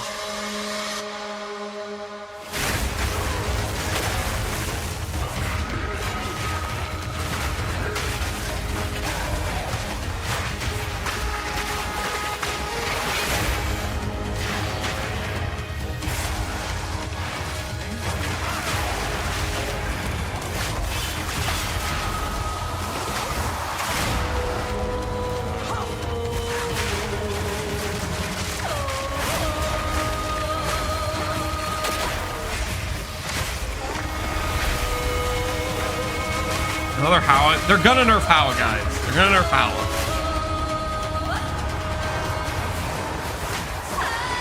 Don't make me kill you. I shall bathe in your blood. 100 support drums. That helps. 100 uniques. Okay. Not bad. 4 ascendancies.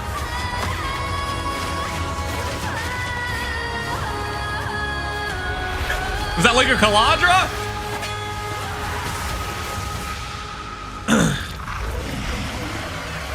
Rogue Exile meta's back. Just dropped 5 mirrors in PoE 2 with my Rogue Exile strat.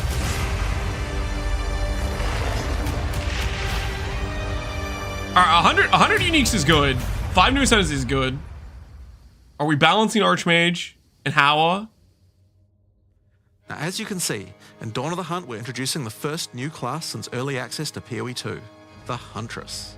The Huntress is a spear-wielding Asmeri warrior. Born into a society with strict traditions, she was exiled from her homeland after using the power of a skill gem to defend her village.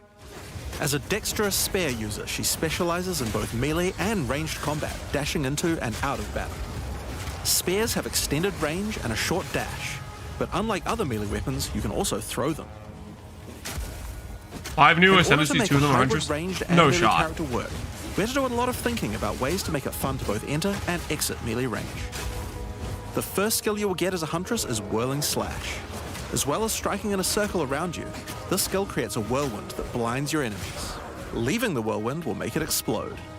The more Whirling Slash is used, the bigger the whirlwind, and the bigger the explosion. Once you're out of there, you'll want to follow up with something ranged. Whip your spear around to shoot twisters towards your foes. These twisters bounce off walls and can hit enemies multiple times. You can also throw twisters inside a whirlwind to shoot out extra tornadoes that do way more damage. In her offhand, the Huntress will usually Arc? want to hold a buckler, which allows you to do a new Arc skill, 2.0? Parry. While holding down Parry, your character will counterattack any incoming attack from monsters near you, stunning them.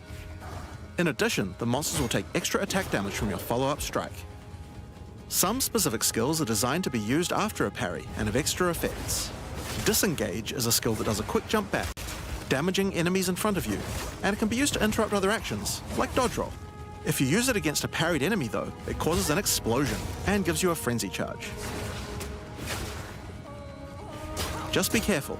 If you parry too much, you're going to get stunned and possibly killed. You can combine this combo with Whirling Slash. Slash, parry, disengage, and you'll get an explosion from the disengage and the Whirling Slash. The Huntress also has a variety of elemental spear throw attacks. You could use Lightning Spear to bounce lightning between your foes. Or you could throw explosive spears into the ground. These spears take a while to detonate, but when they do, they'll incinerate anyone caught in the blast. All spear throws on the Huntress can also be empowered by frenzy charges. Delay. For example, explosive spears will do an even larger explosion and leave fire on the ground. And these empowered versions can activate even more combos. Using Whirling Slash over ground fire will suck it into the whirlwind, adding fire to the explosion. Using twisters inside a fire whirlwind will shoot out fire tornadoes as well. And you can do similar combos with ice and lightning too. Now, a key aspect of hunting is exhausting your foes by causing blood loss. This skill is Rake, which dashes towards your target and unleashes a deadly slash, opening up wounds on your enemies. Follow up with Disengage and watch them bleed out as they run towards you.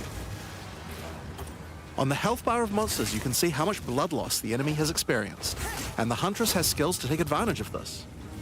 For example, using Blood Hunt will thrust forward and cause a bloody explosion. The more blood loss, the bigger the explosion. If you want to cause bigger bleeds, try out Rapid Assault. The final hit of this multi-hit combo will stick a spear into your enemy for a big bleed. Now, Explosive Spear and Rapid Assault both result in leaving spears behind, either in the ground or in enemies.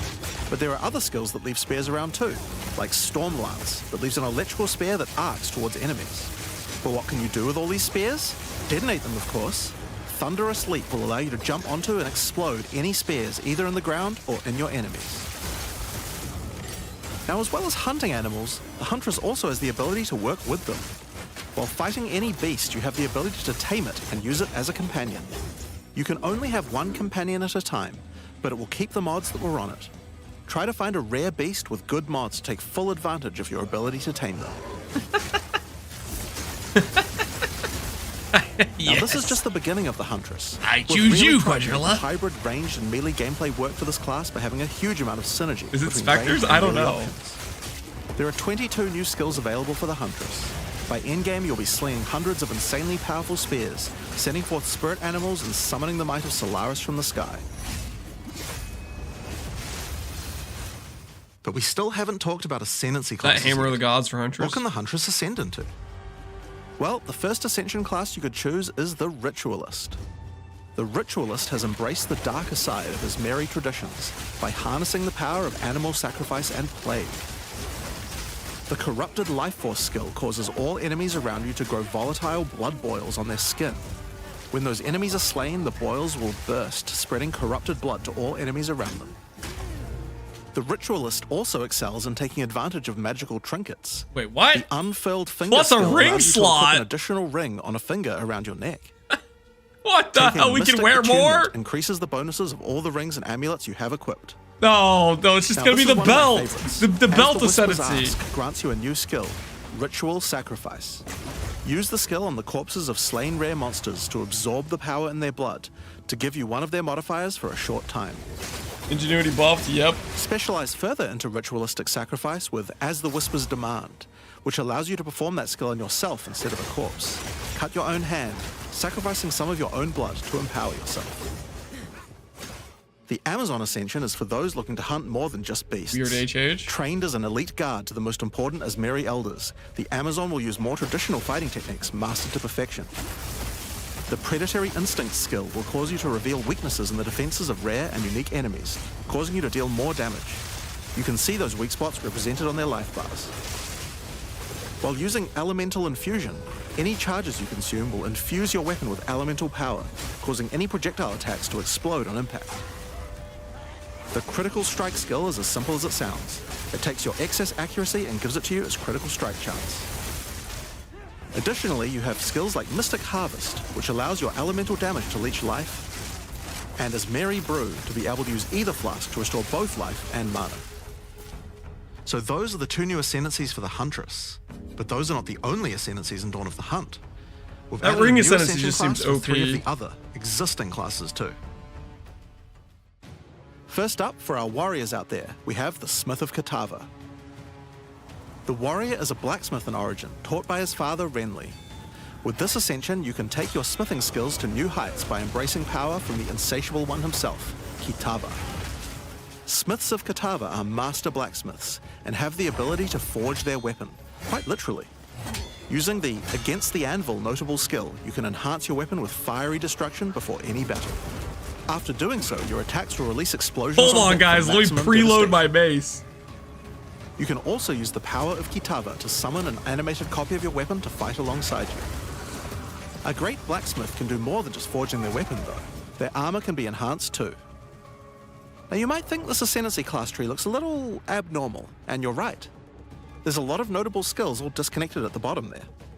By taking this point here, which is free to assign, your character is unable to equip body armors with mods of any kind.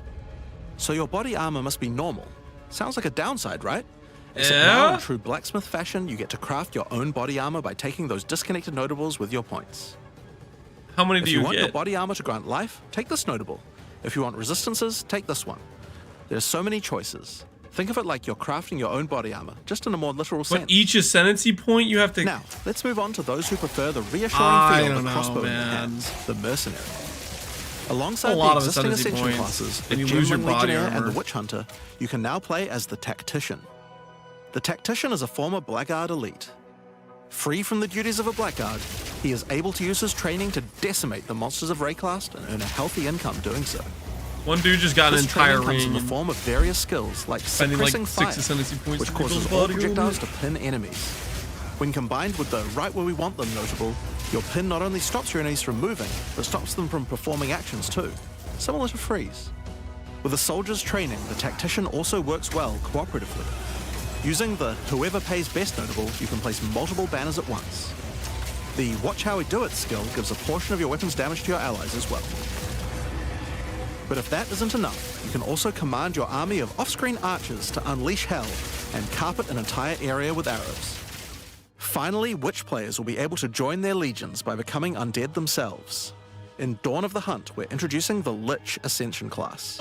The Gazzy? Lich is a master of chaos and curses and can Oh, never mind. sacrifice her life Chaos build. to enhance her energy. Get wrecked, shield. minion players. The Crystalline Phylactery skill allows you to nominate a jewel in which to contain part of your soul, massively increasing its power. There's just one downside to splitting your soul this way, though. If you have no energy shield, your mana costs will shoot up. The Necromantic Conduit skill causes you and allies in your presence to have Okay. unholy might, granting extra damage as chaos damage.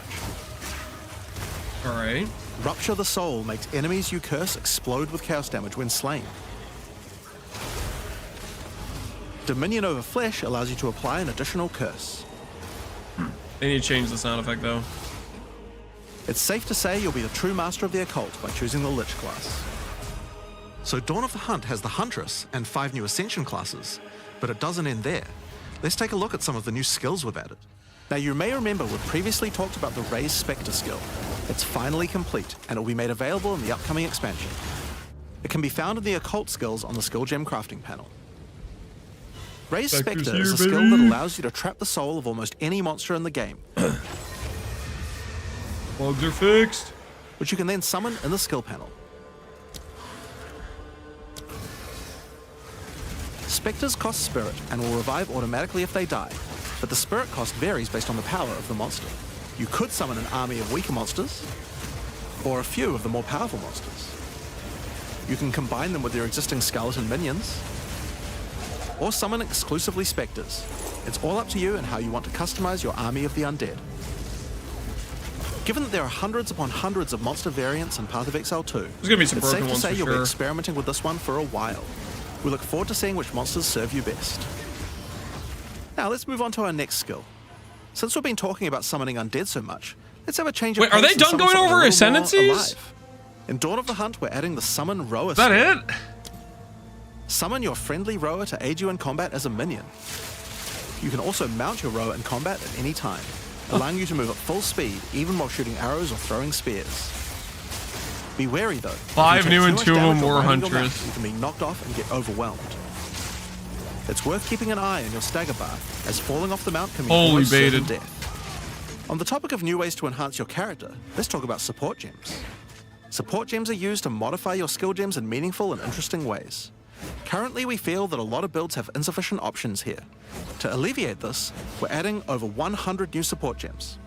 6 map portals? They might have given us portals, will man. enable a new kind of bleed build, turning the damage over time you would have done into explosive Vile crystals.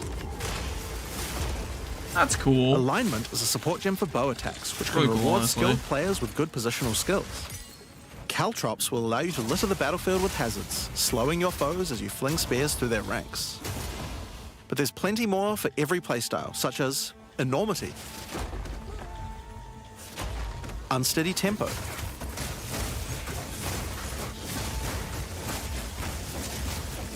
Profanity,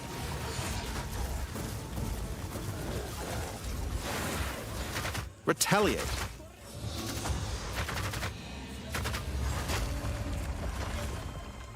Syzygy.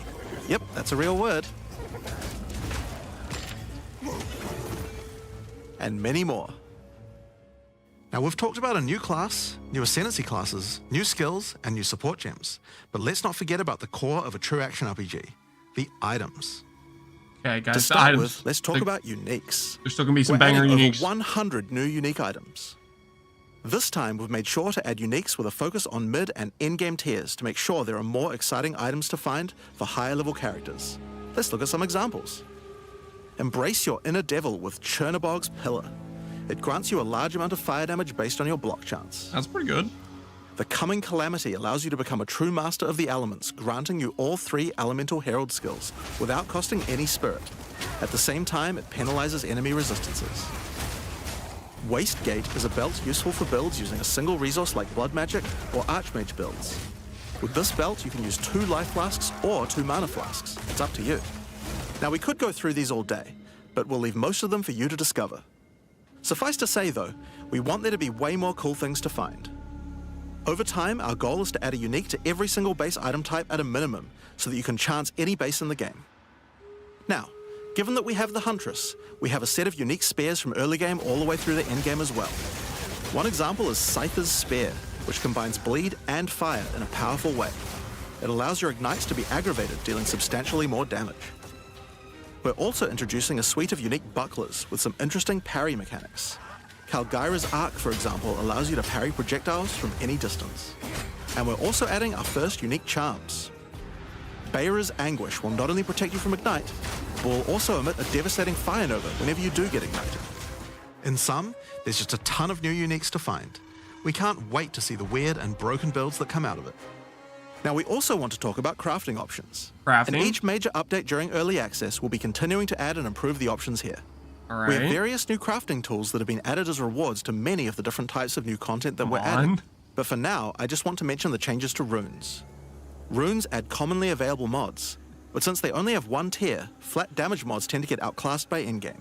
So we've changed runes to have multiple tiers, allowing you to get higher tier mods than before. Okay. Our plan is to significantly expand Slightly the number of more buffs to specialized runes. mods for crafting using socketables as we add new content over time. And the first new set of those Tell me comes that's from what not I'm it. talking about next. In Dawn of the Hunt, we're adding Asmerian wisps, which can be found throughout both the campaign and the endgame. The Asmeri spirit has made itself present can't in be it. Rayquest, and it appears to be trying to warn, or maybe prepare us for the coming darkness. You will first encounter a manifestation of it in the Grellwood in Act 1, where you'll meet Delwyn, an Asmeri hunter who is trying to find out what exactly is causing the spirit to behave this way. As you approach the wisp, it will flee, leading you past monsters. Any monsters it comes into contact with are infused by it, making them more powerful. Each spirit is associated with a specific revered animal within Asmeri culture. This one is a wisp of the Great Bear, and grants enemies extra life and stun.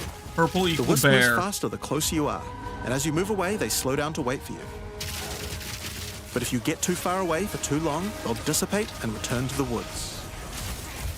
As you continue to chase the wisp, it will find and possess a rare or unique monster, granting it a new powerful ability. Because this was a wisp of the Great Bear, this monster now also has increased life and stun. But on top of that, it will periodically summon a large spectral bear that slams with wild fury. Okay. If you're able to defeat this foe, you will be rewarded. For each monster that was infused and killed along the way, the rewards will be increased. Each wisp has its own mechanics. The Wisp of the Winter Owl is a primal wisp that causes enemies to deal extra cold damage, gain energy shield, and release wind vortices on death. When Oh, infusing a monster, good. they will Good. call Yes, down tornadoes large that follow me tornadoes around to on protect death. their Oh, hosts. The wisp no! of the Wild Why? Cat is a vivid wisp that causes Why? effective Is that a monsters to deal thing? more critical strikes and become more evasive. Yes, an on-death When it duration infuses effect a that monster, follows it me will summon around. a Oh, I barrage of freaking feline love it. spirits that will attempt to tear you limb from limb.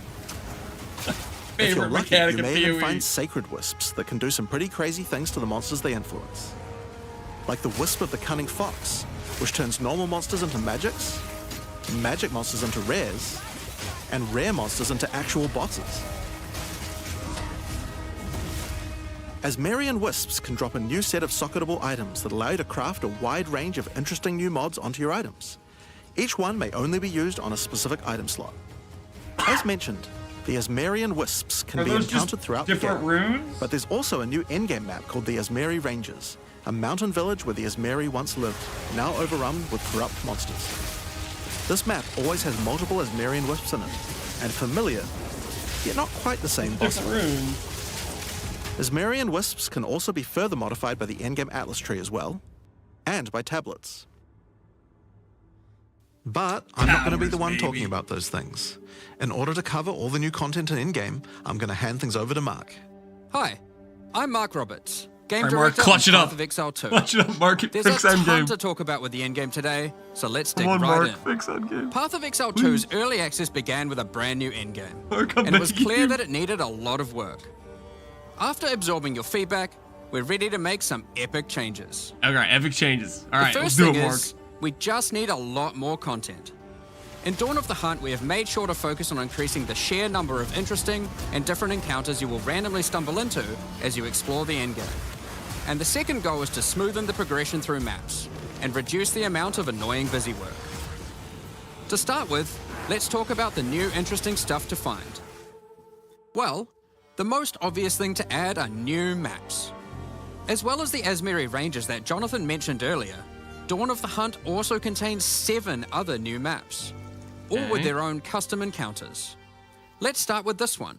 The Feral Megaliths map starts off in the wild Ezomite forests. As you progress through the forest, you will Legion? find mysterious rune-carved stones that, when touched, surge with energy. After activating all the stones, you can find a grand henge, where all the energy is coalescing. You can then start an encounter. The area darkens, a storm moves in, and a concentration of energy summons a dangerous boss. You must fight and defeat the boss to get its rewards. Once you have defeated it, summon another. And another. And another. And another. Well, I kind of like this You map. have 10 total waves of boss fights which get incrementally more difficult. I like this. If you manage to defeat them, you get full boss rewards, but also opportunities to get new runes. These can only be obtained from this map. The Fractured The Lake greater contains a surreal waterscape with fractured mirror-like That's objects. pretty cool, honestly. As you move Boss around fight the map. map, the terrain itself elevates from below, creating the Andra. ground you walk on. Oh. In this unique map, all the rare monsters are mirrored, so you're always fighting two of the same rare at the same time, which can prove quite difficult. If you manage to overcome that challenge and make it to the end of the map, you'll be presented with a broken mirror. A powerful altar-like object that contains an item within it. The item contained within is a new base type, either an amulet or a ring, that can be crafted to have additional prefixes or suffixes at the cost of the element. We can't craft, The last unique map we'll guys. show today is one based around the essence I need to mechanic. run that map 1,000 You times. enter a crystalline cavern, and you will find a powerful map boss imprisoned in the center. It is surrounded by many rare monsters, also imprisoned in essences. By freeing and defeating the rare monsters, the essence they held will be upgraded to a greater essence and be added to the imprisoned map boss. How brave are you? How many essences will you add to the boss? Overdo it, and you might lose everything. Underdo it, and you might regret it. It's your choice. Speaking of essences, alongside visual improvements, you're now able to apply Vaal Orbs to corrupt the essences with a range of unpredictable outcomes. It could increase the number of essences, re-roll all the essences to the same type, or even upgrade the essences to greater essences. What if they're already greater essences? Well, it can upgrade those too. Special we essence. have 4 new corrupted essences. Essence of Hysteria, Delirium, Horror, and Insanity. Classics. Each corrupted essence has its own interesting combat mechanics. For example, the essence of Insanity causes you to question even your own mind, as monsters split into shadowy clones, and you must locate the real one before a devastating icy explosion freezes everything around it. Each of these has their own crafting outcomes. The essence of Insanity can be applied to a belt. It adds a mod that will ensure the next Vaal Orb used on the belt will guarantee adding 2 enchantments. Ooh, okay. Okay, that... yo, I like It's that worth one. noting, all the essences in the unique map can also be corrupted too, if you're willing to risk it. It's worth noting we have also added 10 extra Atlas passive points you can earn by completing 5 different unique maps. Now, new maps are just the beginning. We had a goal where we wanted to make sure you were constantly finding exciting new content, and that it could be lurking around any corner. So, we have added a bunch of new things that you could stumble into in any map you run. Don't say that. On your travels, you will sometimes encounter rogue exiles. Others like you who have been exiled and are openly hostile. Some are malicious, some are mad, while others are simply fiends for loot. They will challenge you, a fight to the death. They use the same skills available to players, and even the same items. They aren't just dressed up in those items, they're actually using them. It's going to feel like a true player versus player situation. Of course, if you are able to slay these exiles, those items will all drop on the ground. Wait, really? So if you encounter an exile using a powerful or valuable unique item, which you can see displayed under their life bar, you want to be damn sure you kill them. Because if they kill you and your party, they'll portal out, taking their items with them. Every fight will feel completely different depending on the items they come equipped with. These exiles are much smarter than your regular monster. They have capabilities to dodge roll, avoid your abilities with smart pathfinding, smart targeting, and much more action-packed gameplay. They're just better at the game than we are. Fortunately, they're like you, and they're not super durable. Unless, of course, they're wearing uniques like Calm's Heart, in which case, expect a longer battle. There are 12 different rogue exiles you can find, each with their own skills and personalities. Some may insult you, while others may admire your honor in combat. Another encounter you might stumble onto in Dawn of the Hunt are one of 4 new unique strongboxes. Strongboxes are chests with modifiers. When you try to open them, they activate traps and spawn waves of monsters that you must defeat to access the loot. Let's take a look at 2 of the new unique boxes that are harder to find and behave just a little bit differently. The Ogham's Legacy Strongbox has a corpse splayed out in front of the rune-carved stone. Upon interacting with the stone, you activate Forbidden Ezomite magic, which revives the monster as a powerful rare. The Strongbox comes with a modifier which determines how many times it will revive that rare. Each time you defeat the monstrosity, the Strongbox revives it again, adding an extra modifier to the monster. With each resurrection, it becomes more difficult, but also more rewarding. This strongbox is infused with thaumaturgy from ancient Vaal technology. Eshell's Torment has a powerful artifact inside and is guarded by chaos itself. Defeating the monsters will grant you a unique item with a specific corrupted outcome. You'll have to find the other two for yourself to see what they do. Now, let's talk about the introduction to the endgame. Upon starting the endgame, Doriani tasks you with cleansing corruption to help restore the land. However, in practice, the quest objective just sent you on a grind to clear 15 maps. We wanted to make the quest to unlock your Atlas passives much more interesting. Now, Doriani is tasking you with a more specific objective. On the Atlas, you will find areas of corruption caused by the beast. In the center of each one, you will find a corrupted nexus, the source of the affliction. In the areas leading up to the nexus, you will notice that corruption spills out from slain enemies and amalgamates into powerful monsters. Corrupted maps existed on the Atlas before, but we've done significant work on improving these monsters. We've also done a full pass on the modifiers on these maps to make them more interesting and more rewarding. Once you reach the nexus, you will have a new task: cleanse the source of corruption. When you defeat the last rare in those maps, they will spawn one of 3 terrifying bosses, amalgamations of corruption itself. After defeating that boss, Doriani will come and cleanse the corruption for good. As the remains of the boss are purged of corruption, it coalesces into raw crystallized power, which you can use to gain points for your Atlas passive skill tree. The upgrade system that allows you to add and enhance content in your maps. Did it say last We rare? didn't stop there though. No. When you complete a corrupted nexus, all of the remaining surrounding corrupted maps will become cleansed maps. Cleansed maps also have new monsters, a new boss, and their own set of modifiers and rewards, including finding fracturing orbs by slaying cleansed enemies. These orbs can be used in crafting on a rare item to cause one of its modifiers to become fractured. That's a start. A fractured modifier is one That's that a cannot be freaking modified start. by any means. You are able to freely modify the item, ensuring the fractured modifier will never change. If you get the right item with the right mod, it can prove to be a very powerful Not crafting enough. base indeed. You must But it's now a choose. start. Do you complete all the corrupted maps and then the Nexus? Or maybe you beeline to the Nexus, complete it, and do all the remaining maps cleansed. Both have rewards to entice you and challenges How to rare assess. is it? Yeah, it's probably Now, rarer than whittling. Let's have a talk about towers. One thing we've had a lot of feedback on is the busy work around running towers and managing your tablets. Uh-huh. The first change we've made here is that we have reduced the number of towers drastically. So Okay. there are now 1/3 as many as before, but we've made them much more powerful. To start with, tablets now inherently add twice as many mechanics. But that's not all. Running higher tier maps and towers now increases the number of mechanics applied by tablets. By tier 15, the bonus is double, allowing a single tablet to now add 4 times as many mechanics as before. Okay. So, we're running far fewer towers, dealing with fewer tablets, and affecting even more maps than before.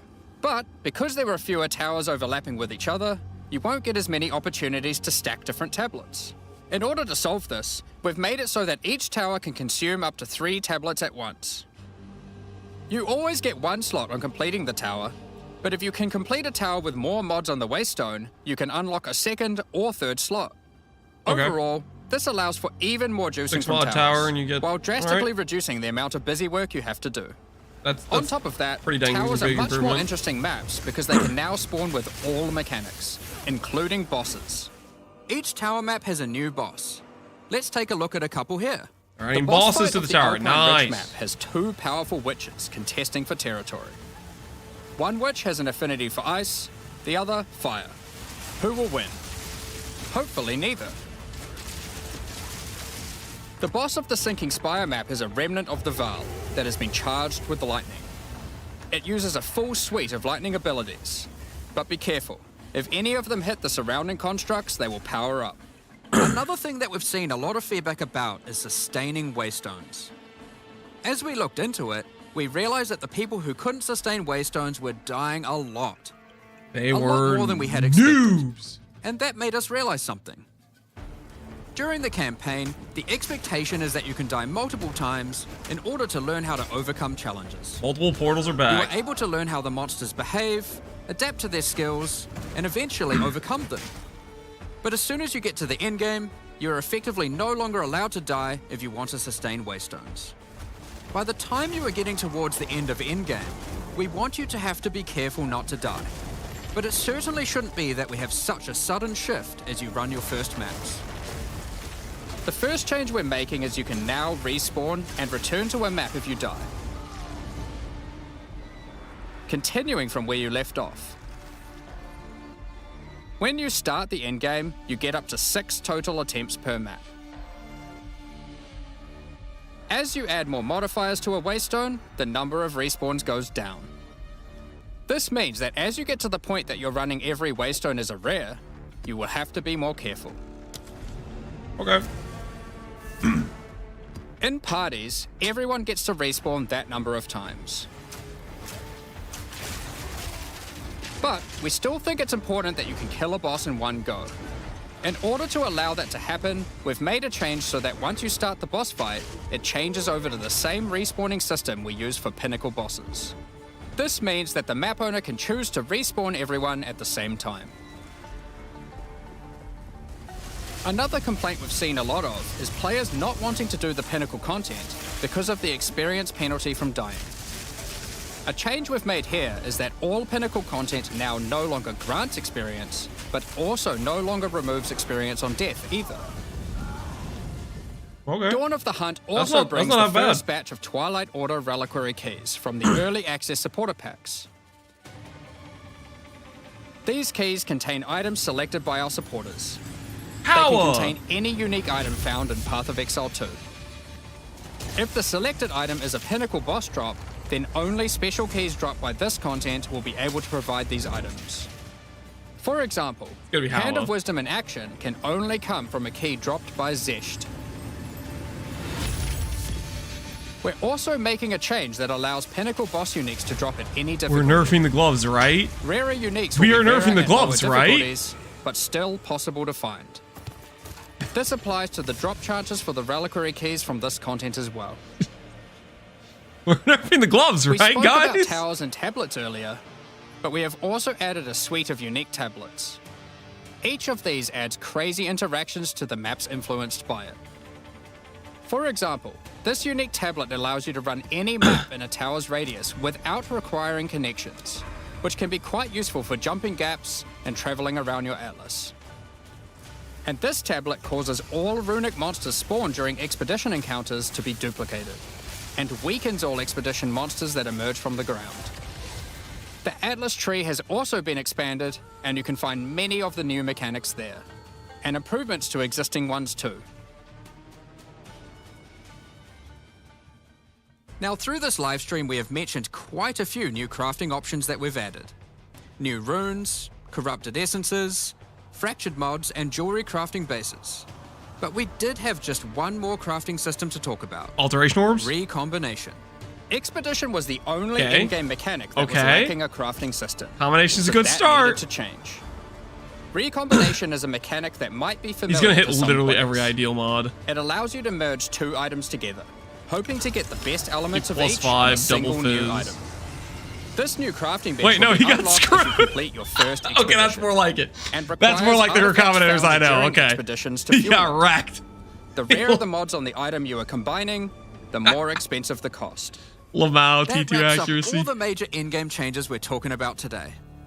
With all the system changes and new content, we can't wait to get in there, start blasting maps, and obliterating monsters. There is one more thing we wanted to clarify before we move on, which is that all the content we've talked about today will be made available in the existing early access leagues, so you can play your existing characters.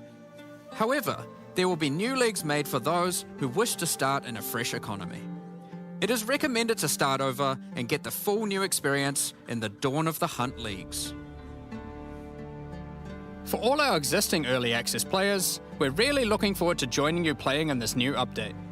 For those who don't already have access and are interested in playing Path of Exile 2, Dawn of the Hunt, you are able to at any time purchase an early access supporter pack at www.pathofexile2.com.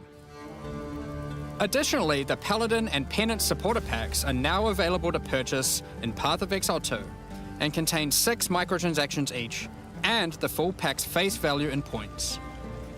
All the microtransactions contained within these packs are purely cosmetic and do not affect your character's power or progression in any way. Thank you so much for your ongoing support. We're just about to start the Q&A with Ziggy D. With release at the end of next week, our community team will be posting crucial information you'll need for the release. I don't know, guys. On release weekend, we expect to launch the new mystery box and many new microtransactions, including Path of Exile 2's first alternate skill effects. Thanks for joining us today and checking out our latest developments. What did we even get on the bingo board? What did we even get? I guess they didn't talk about nerfs at all. They might be nerfing things. We got Huntress. I got Let's Talk.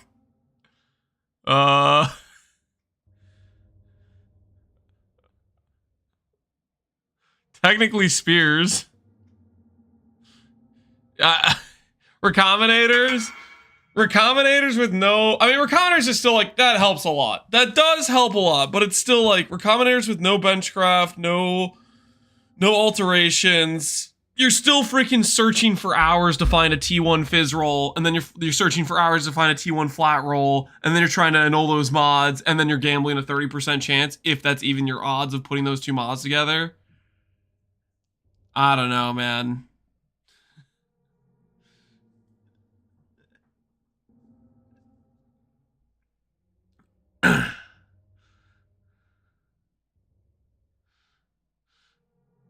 Fracture plus chaos isn't terrible. No, it's pretty terrible. There's a reason no one's crafting with chaos orbs to begin with. The odds that you, I mean,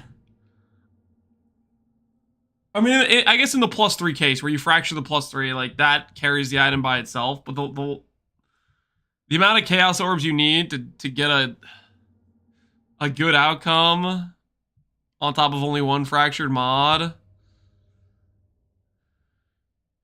Fracture plus recombination. Do you think we're missing how recombinators changed? Do we know how they changed? They used like the old armor formula. Maybe it's gonna be old recombinators where you can get multiple fractures. They're telling it right now. Relatively easy. If you want to get an item which has, all of them, then very hard. So we think that's a much better design because it means you can kind of use the recombinators actually become something that you can use even from the first point you get them. All right, maxed out volume. Kind of in-game, like for perfect stuff, you might still be able to do it with more. It is kind of balanced though, so that if you pick literally all 6, then it's going to use this money to buy your own donuts and stop stealing from your children. Thanks. I'm a truffle alerts for now. Thing to sort of be striving for. Their audio's I have it maxed out, guys. That kind of stuff. So yeah, that's kind of. I have it maxed out on my computer too. So like hopefully that the Windows volume. By the time 0-2 comes out, we've kind of got a plan for doing that. Yeah, I think it's a much better design than what we had before for recombinators. If it's not there for 020, it'll be as soon as it can afterwards. But yeah, spur of the moment, night before the live stream design sessions. But increased player agency and visibility into the success result is just a win. And honestly, I think they're took way upping too long to get to the point of us actually going, this is just straight up better to have observability into that and the freedom of choice. So. Sure. Yeah, that's the thing. Recombination definitely felt like something that was both really high end in terms of the crafting that it was intended for, but also just even understanding it. This seems much more intuitive because you just pick what you selecting want. the mods you want. Yeah, Right? exactly. So it does sound like it's a little bit of a nerf for the very high end of crafting, though. It might end up being, but I'm not it sort of depends on how the numbers come out. Because we only just designed this, we need to still work out exactly how the numbers end up looking. But look, we have to make sure. Obviously, whenever we're designing any crafting system, we have to be really sure that we're not screwing over finding stuff on the ground. So you have to sort of have that balance, and that's so that kind of informs everything we do with crafting usually. One difference here, though, of course, is if the success chance fails, both items are destroyed as opposed to always keeping one. Yeah. Okay. So it's basically percent chance for success, and if it fails, item's gone. So roughly, what do you think you try to pitch just choosing 2 mods at? It depends on what mods you're selecting, but I'm kind of thinking kind of like 35%-ish kind of thing for like 2 normal mods, that kind of thing. Both like to for them go both, over? yeah, for them both. For if you pick 2, Yeah. and then but we'll It see. kind of depends. Again, It kind of depends. We'll see how we have to do higher some tier math mods thing. are rare, and Yeah, exactly. So it sort of it depends on the also situation. the other thing is it's going to now have a fixed cost, so it's not gonna Yeah. you know. And the idea is dollar like, based on yeah, and the idea is like doing a single expedition should be enough to do a recombination. So, you're going to be doing them like relatively often as you're doing expeditions. So is the part of Expedition where you get to craft with the NPCs still a thing then? Now that you're adding this? Yeah, I mean, you've still got that whole mechanic, and like, so it's competing for the artifacts. Yeah. Between recombination versus buying things from that other way. So is there some buffs intended for that then to make it more competitive? Not with- yet. It definitely needs some love in the future, but not at this time. Yeah. Yeah. It seems like the systems can kind of go hand in hand, where one is giving you items that you can then potentially recombinate. That is also true. You can use the ingredients of one in the other, or the outcome of one as an ingredient in another. Yeah. Cool. We'll talk more about crafting a little bit later on for sure, because there was a lot announced there, which I'm quite excited about. Definitely exceeded my predictions for what you'd be adding in terms of crafting. But firstly, though, just a quick clarification on the league. So there's not going to be a wipe for the new players joining us. Right. If you were playing on a character, you can still keep playing on a character. But a lot of long-term Path of Exile players know the importance of playing on a fresh start, and that's also really important for you guys as well. For sure, yeah. I mean, basically, if we don't have like any character that's come from before, you're just not gonna because the balance is so different and because so many things have changed. There's like no point in even listening to feedback for someone who's playing in the old league. Like it really has to be that you're doing. What do you? How things go. No point listening to feet. So like, we were really sort of it was kind of an interesting decision Stop, about whether or not we should make Jonathan! sure that all the content is Stop, exclusive. you're hurting me! Or rather, like what amount of content would be exclusive to the league. Our versus not. feedback And the issue that we matters. had is that so I mean like a league means something in Path of Exile. In order for something to rise to the level of a league, it needs like a certain amount of features. And the original thing we were thinking about doing that way would be the Asmeri Wisps, but there wasn't quite like the kind of like meta mechanics and stuff with that. So like we didn't quite rise to the level of feeling like it deserved to be a challenge league. And at the same time, we've also got a lot of new players playing Path of Exile 2, never played Path of Exile before. So we were a little bit we kind of were deciding like, okay, should we make them exclusive or not? We sort of decided, you know what, for this one we're not going to. Future feedback from standard players. Oh, okay, what we'll okay. probably try and do is for the next for the next. That sounds a lot better than what I heard. League that we do, we'll actually make it a proper challenge league with like its own exclusive mechanic and so on. But yeah, it's a little bit funny because like in early access is a bit of a different situation, and so. Yeah, we'll sort of see how this goes anyway. But certainly I would encourage everyone just like start again on a new character. I think, you'll have a much better time because, obviously if there's structural changes to the passive tree, it's like if you log in with your old character, you're going to have like, your tree's going to get reset. You have to do stuff. There's things like that are going to happen that mean that, and also just balance changes, right? Like huge numbers of them. So you're going to have a better time playing from the start. That's it.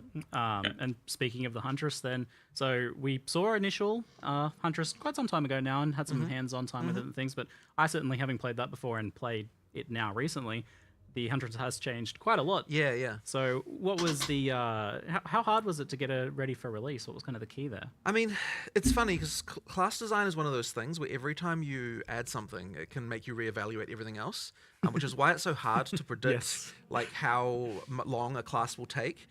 So like it changed a lot since the last time we had we were showing Huntress. And honestly, it's like while there are some skills that you will still see, like it just plays completely different. And I mean, whenever we're looking in like how we're going to design something like this, it really comes down to what is it's special about the character class. Like how can we double down on that to make sure it feels different? So with the Huntress, you've obviously got spears as a base type.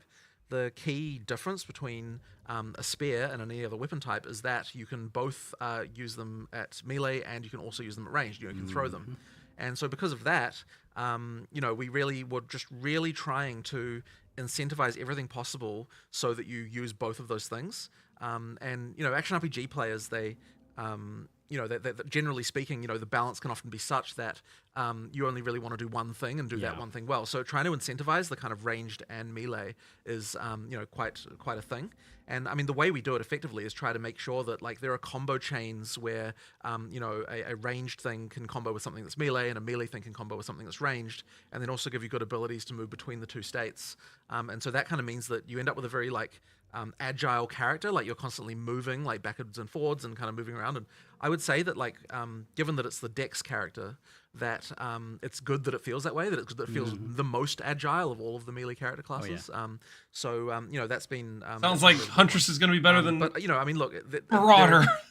In terms of changes, I mean, look, there are just changes. Agile. Like no attack frenzy times charge for thing was, Huntress, like, guys. relatively late in development. Like, there's like quite a lot of things going on that just meant that, you know, the field kept on evolving. And another big one, of course, was parry, which I honestly was very skeptical of working. And Mark, Mark was the one who saved it. Honestly, like I was like, you know what? There was like 3 times I think where I was like, you know what? I don't think it's going to work. And then you were like, okay, I think you know we're gonna save this. I was like, give me a week. Yeah, exactly. And it works completely differently for most games, because in most games, obviously, with parrying, the way that works is that, you know, you have to time like to push the block button at exactly the right time. But that's just something that just wouldn't work in our combat system, because you know, you're often packs of monsters. It's just like you don't really have the ability to read combat in that way in our game. And at the same time, we need to make something where there's going to be like, you know, if a single monster in a pack hits you, you need to be able to respond to that with something that's going to, you know, you need to be able to respond in a way where you don't just then immediately get hit by a bunch of other stuff. Yes. So having it so that the parry, like it always parries, but it's then taking advantage of what the parry does to the monster by following up with something that's going to give you, like, you know, an explosion or something like that to kind of deal with the pack. That's something that sort of allows that counter gameplay to work in our game. So you've kind of got 2 primary parry follow-ups. You've got the frenzy charge one, which dashes back, which means that, you know, you don't have to worry about the monsters hitting you. And then you've also got the one that there's another one which I don't believe we showed there, which you know, called Fangs of Frost, which does a counter where you attack with ice, which freezes the pack. So it's another way to kind of... So in both cases, you've kind of got something that's kind of dealing with the fact that you've got all these monsters around you. And that was kind of the biggest challenge, I think, that we had with that mechanic. I'll also make note of, there was a support gem I found that you can attach to any attack that allows you to follow up parry to generate a frenzy charge too. So it doesn't even have to be the backflip. Yeah, in that case. Yeah, there's other... create your own parry. Yep, and then of course there's always Sniper's Mark. You know, and there's like there's a skill that does give you a guaranteed crit, so that's a potential option as well. Like you've got a few different ways to generate them. Because parry guarantees a light stun. Yeah. You always get that small window to actually engage or do a thing before before you're under danger again. And I'll tell you this, like, I am one of those players who never parry, right? In any game ever, because I can never do it. It's always just so frustrating. Parry so I was is very skeptical of that, but it feels really good. You've both managed to make it something that's easy to do, because you can just hold the button down and parry at any time. There's no skill involved in that. But at the same time, you've incentivized making it so that you do want to still try and time it as best you can personally. By, well, how have you done that? How have you made it so that, like, you actually still want to kind of play it skillfully? Well, I mean, ultimately, you know, anytime you're holding down the parry button is when you're not attacking, right? So you still want to kind of minimize the window, but at the same time, I'm like, never the timing holding is just down the not, parry like, you know, button. not as bad. But the nice thing as well is that, like, once you do successfully parry, it's very obvious. You get the sound, you get the busy channel, so it's very chunky. Yeah. So you know, it means it's very obvious when you're supposed to counterattack. So yeah, I'm very happy with that. I think that it came out really well. And honestly, one of the funny things about it is that it immediately made me realize like how bad shields are in comparison, which is why we're also trying to ninja in a change to how shields work at the last minute, which we'll see if it makes it into 020. I was playing around with it last night.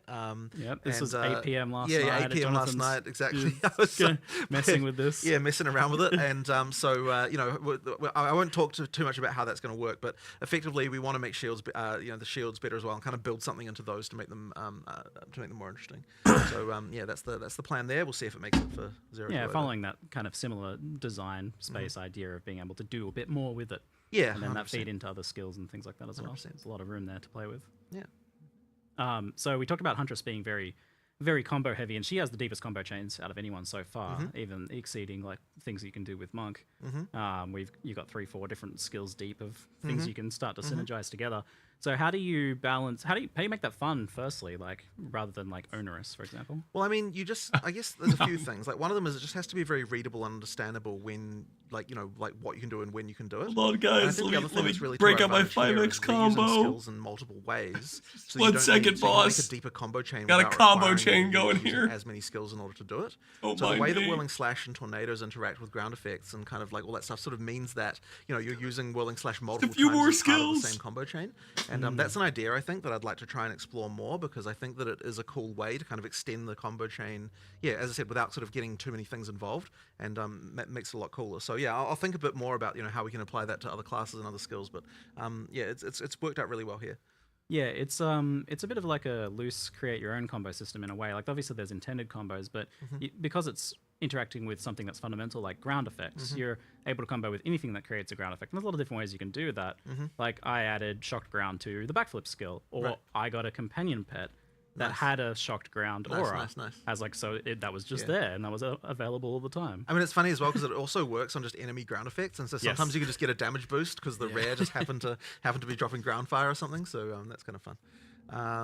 Yeah. But it's been it's just a lot of fun to play. The first time I ran into that was actually in the graveyard where there's these like chests that like pop open with fire, and like I was using tornadoes, and then one of them just randomly turned into a fire tornado, and I'm like, oh, what happened there? Oh, yeah, sweet. It was just like a really cool moment where it just sort of interacted with the environment, which was really fun. It always feels like you're getting a little bit of something extra for free when you're taking advantage of the enemy effects or a boss fight that just has burning ground everywhere. It's like, sweet.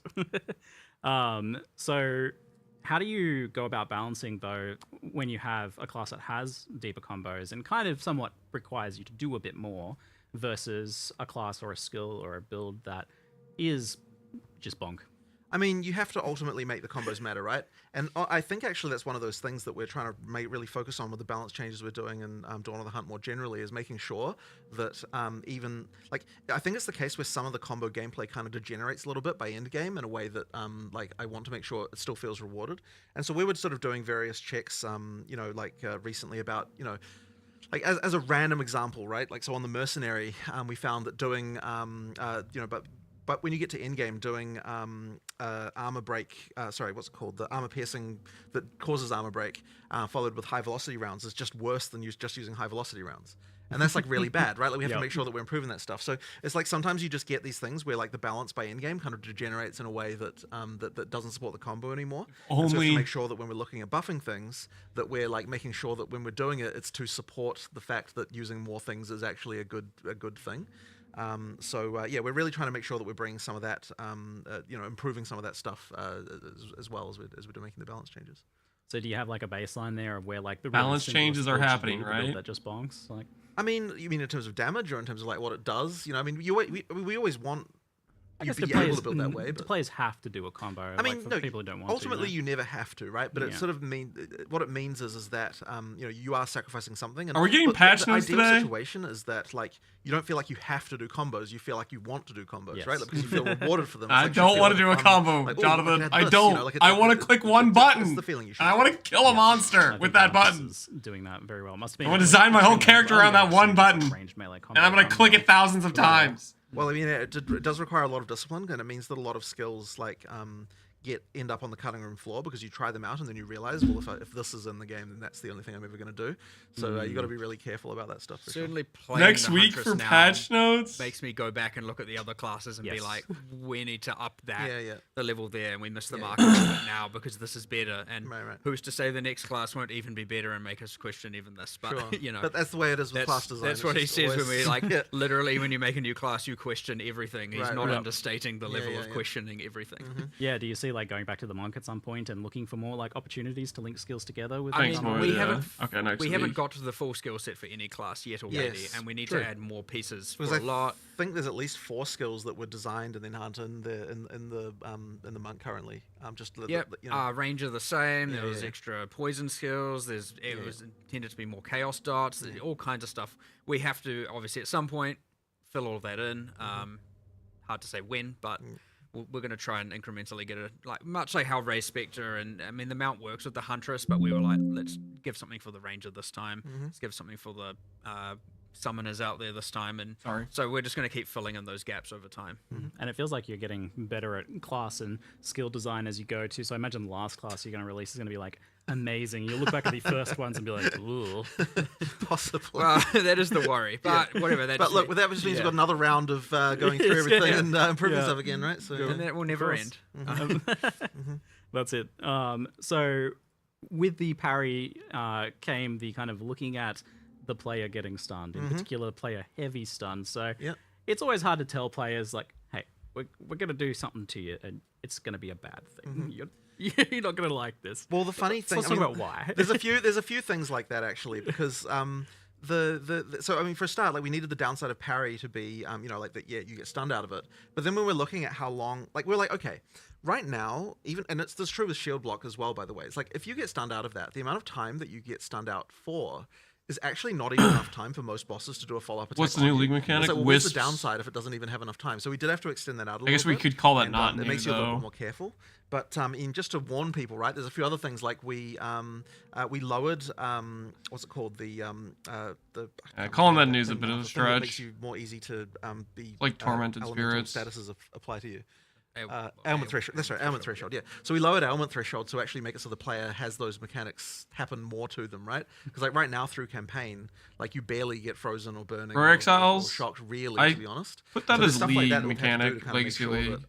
that because if you don't, But we have could that count stuff it as new, I actually guess, because Rogue happen to Exile's you, slightly then there's no pretty point different. in mitigating it. And it's like things like charms were like not very useful because those mechanics weren't happening to you. There's stuff like that, right? The downsides do actually matter in order to make it so that that you.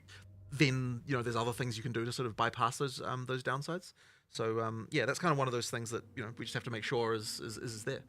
I did always find it a little bit strange that like I was able to count the number of times I was frozen in the campaign on one finger. For sure, for sure. But it's always by those vile ghosts. yes. Are they saying we're getting frozen more? Expect a little bit more, a little bit more danger from the stun. I definitely died a couple times to getting heavy stun. Yeah, it can So happen. that's mostly occurring if you're like doing bad blocking or parrying. But Yeah. can it also occur just from like taking a really big hit or something?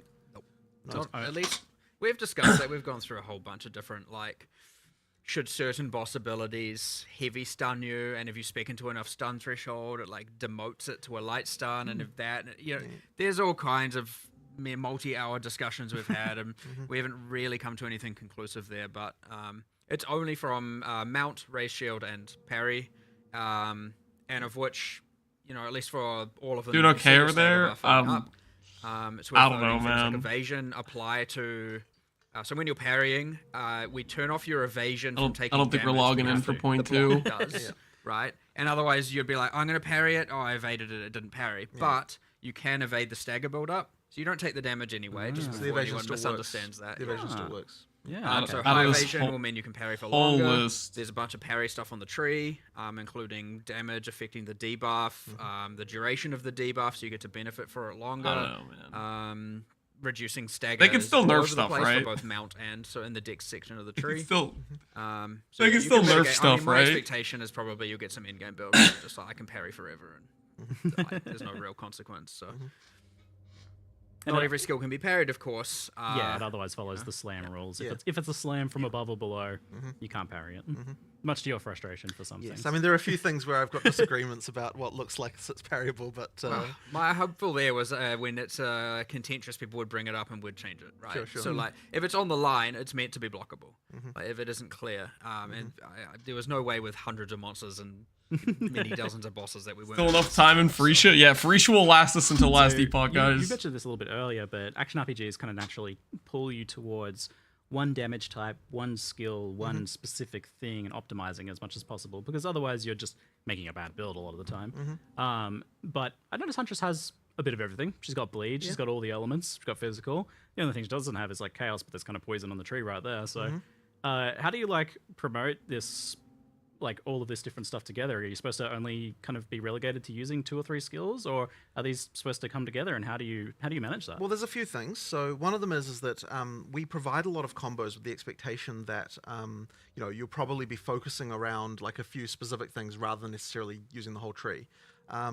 So like there's that. The other thing as well is just making sure that in the passive tree there's sort of options that go across both. So the Huntress's passive tree has quite a lot of things like, you know, extra melee damage if you've done a ranged attack recently, and then it's got things like bonuses against blinded enemies because while you're in a whirling slash, there's, you know, yes, you know, so it's sort of stuff like that where we kind of carefully think like, well, how can we come up with something that's interesting and buffs everything. My that you might want favorite to be doing, kind of passives. You know, that kind of synergizes with the stuff that that Huntress can do. But it is honestly hard because yeah, like many categories of things only matter for one thing part of a combo. So it's just like trying to come up with categories that can somehow span all of them in different ways. And you know, ideally, you know, we can achieve that. But yeah, it is pretty hard. Generally, yeah, you're going to become more niche or more selective because again, even mixing elemental and bleed is just probably often going to result. You in probably wouldn't do both elemental and bleed. You'd probably Yeah. choose one or the other. But that's why we kind of try to make sure that, like, so you've got sort of linkages between them, though, right? Because it's like, for example, the thunderous leap detonates the spears that you do from the bleed thing. So it's like kind of like the idea there is to like it changes how that skill then has a use in the combo with the other one. So even if that skill itself more damage is per doing a lot of cheese damage, slice. it's triggering something that's taking advantage of all the damage bonuses you got. Infinite damage for your bleed stuff. So that's kind of like the idea is just to link all that stuff in a bit so that you can use the non like directly synergistic things in a kind of more synergistic way. Yeah, that's if you didn't see that from the earlier trailer, it's you spear them with a bunch of spears and then jump on them and explodes them for bleed. Amazing. So, but yeah, that's using an elemental skill like in another way as a detonator. But and even more, you've got weapon swaps as well. Yeah, of course. Awakened donut theft we already support. added about that kind of stuff. So I didn't steal it. They're the common what area. Interesting is whether or not we miss something cross-class, right? That's always a concern. Is someone will come up with? Did this something hype you? to do No. something, This was depressing. Between something that's going on in the spear skills with some other class that we failed to consider. Yeah, I mean, so that's it. When we look at a new class, we typically like call it like, oh, Huntress is spears, but kind of not really. It's a signature weapon, but absolutely nothing in the Ascendancy prescribes spears. Exactly. So if like just looking at our bingo board, we got the free square, the other free square, the other free square, and the other free square, and then nothing else. We got the 4 free squares that were on the board. These are the 4 things I could have said were going to happen with the Dawn of the Hunt.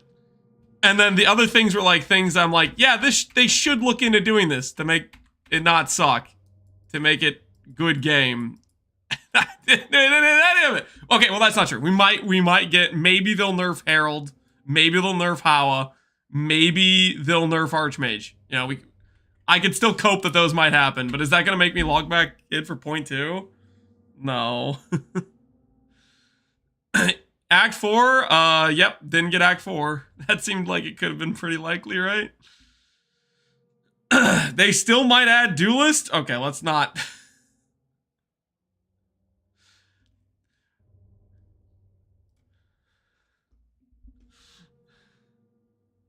Is this going to be broken with anything else in particular?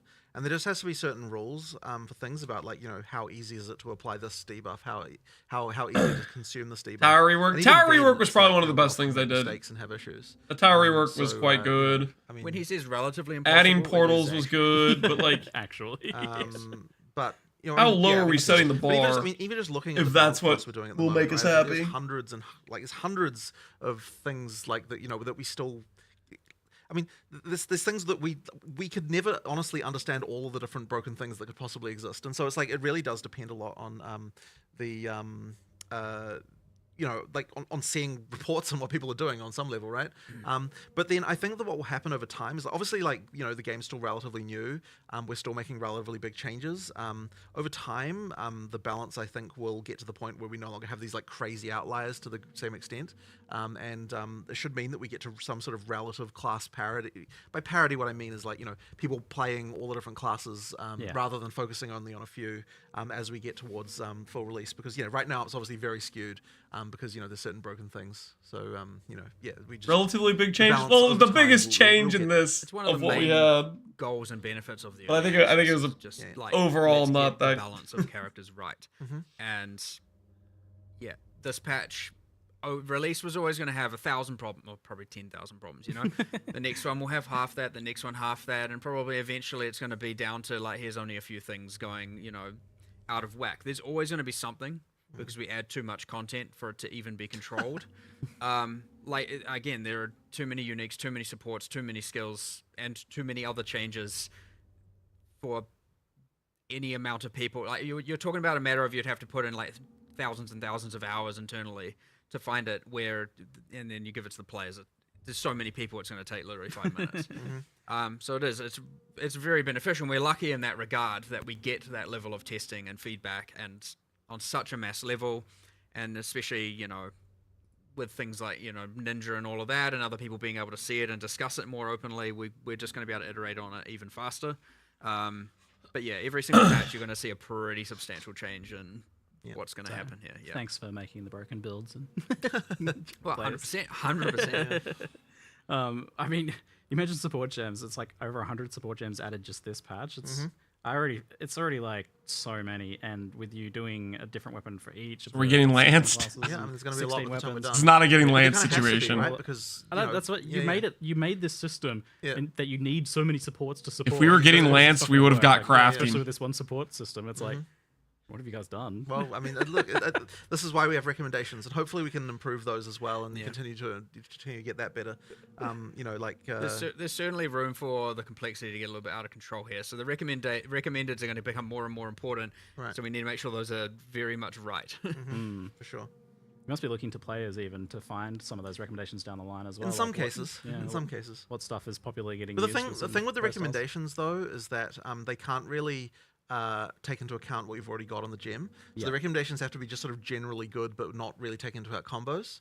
That kind of means they're a bit more simple. Like the recommendations are going to be more simple than what you'd otherwise be doing if you're not following them. Feels like at some point you're going to need some sort of nested recommendation system. It's like, well, I'm kind of doing bleed stuff, so you go to the sub menu for bleed recommendations. I never watched a GG reveal stream and not been hyped until now. Same. What your build should be. First time for everything, right, guys? That's a little different there. First time for everything. More sorting methods for the show me all the gems. Oh. Because there's a lot that are only in there that I never recommended right at this point. There are, yes. There are. It's going to be an interesting challenge you guys have set yourselves to make enough supports there.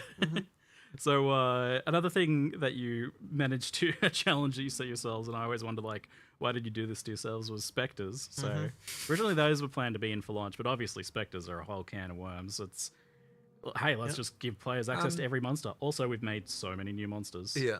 We're talking about all the broken. There's going to be some broken in there, I promise you.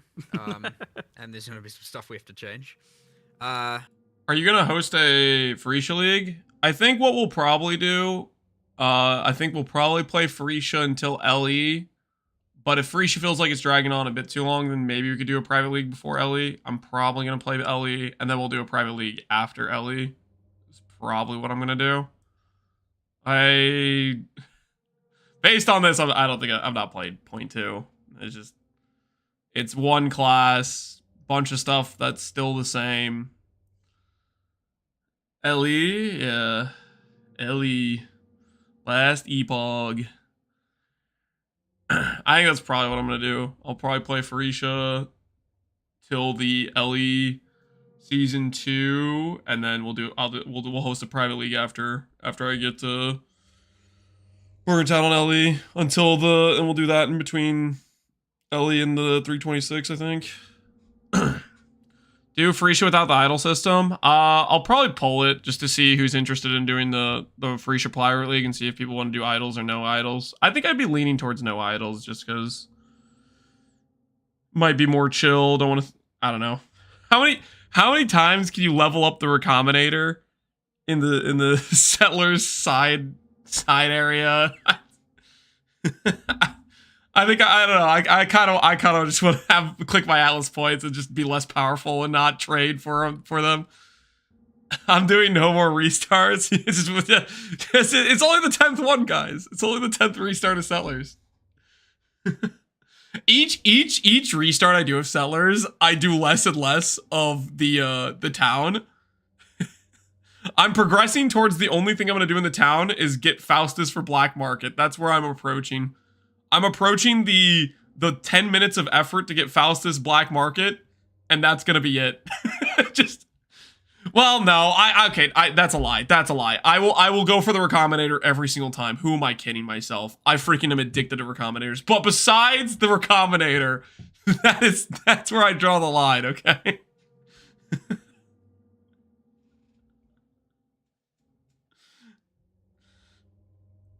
Which means Recombo and Rog. Well, I don't do Rog. Way up to be more effective against monster. So when you steal them, they're much more powerful, actually. Just so they're not just tickling monsters and doing 1% of their life kind of thing. It was mentioned in chat, actually, the whole, like, Asmeri modifiers and things on stuff, that wouldn't translate. Is the chat positive in the stream? Surely? No. No. That would be a little bit too far, perhaps, a bit unhinged. Rude. We actually had to, because this is certainly Mash, a benefit. Once you they already have this, right? Tamed the beast. It is not tradable. Put the devs back on PoE You might 1. immediately be like, oh, that's sad. Want to buy Druid the issue 400 is, div? and as much as you might want some of that, I'm sure you don't guys wanna be thought you were carrying getting a around second a whole class? Tamed beast in your inventory all the time, so that every Yeah. single Thought time you find a wrong. good rare, all of a sudden you have to go and. You thought wrong, buddy.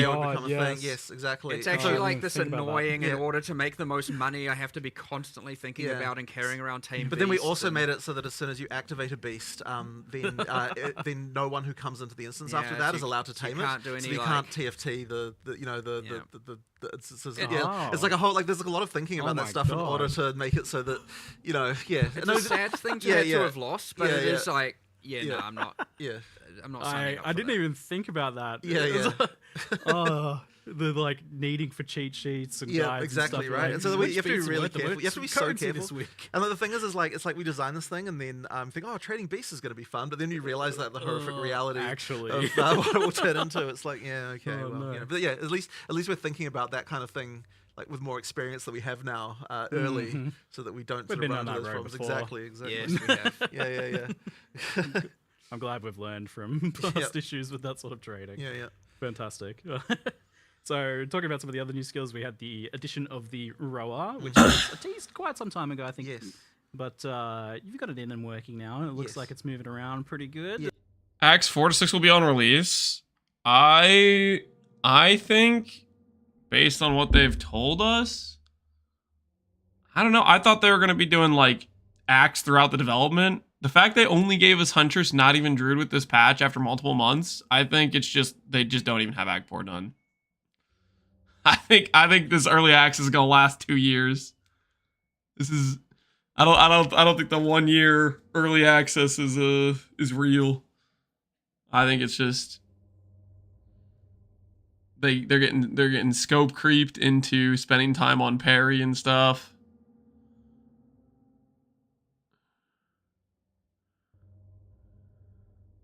We're not getting a new league for years. I think they gave us back the PoE 1 devs, and the June is real. I'm praying the June is real, and they gave us back the PoE 1 devs. And that is part of why this is a pretty lackluster 0.2 patch, is because they gave us back the Giga Chad PoE 1 devs. And it's just that's for the best. Guys, do you really think we're going to show up in June and get Let's Talk again? There's no way we show up in June and get Let's Talked. There's no shot. No. So, numbers are kind of bad, guys. People did not like the 0.2 patch where we didn't change much of anything. Turns out we took back the PoE 1 devs again. There is no 326. You guys really like Settlers, though, so it's okay. Gonna keep playing it.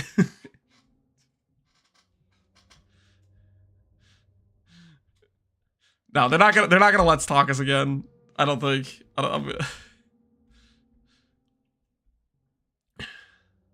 Time for the Phorecia restart. The Necro Settler Phorecia League start. Volume. Sorry, I muted it. Nodes become player damage nodes. And I was like, oh, that looks like Yes, getting that's depressed. Well, so that's the like companion where it's like more the mercenary over to ranger. Huntress is more like yeah, you want your one powerful minion, and benefiting that benefits you, and you benefit it, and there's that like, synergy between you and your companions. So since it is a companion, I like the idea of like balance wise. Maybe it ends up being that you're like map clearing on rollback, and then you get to the boss and you dismount like old school mounted knights who charge into battle and then dismount and fight. Yep.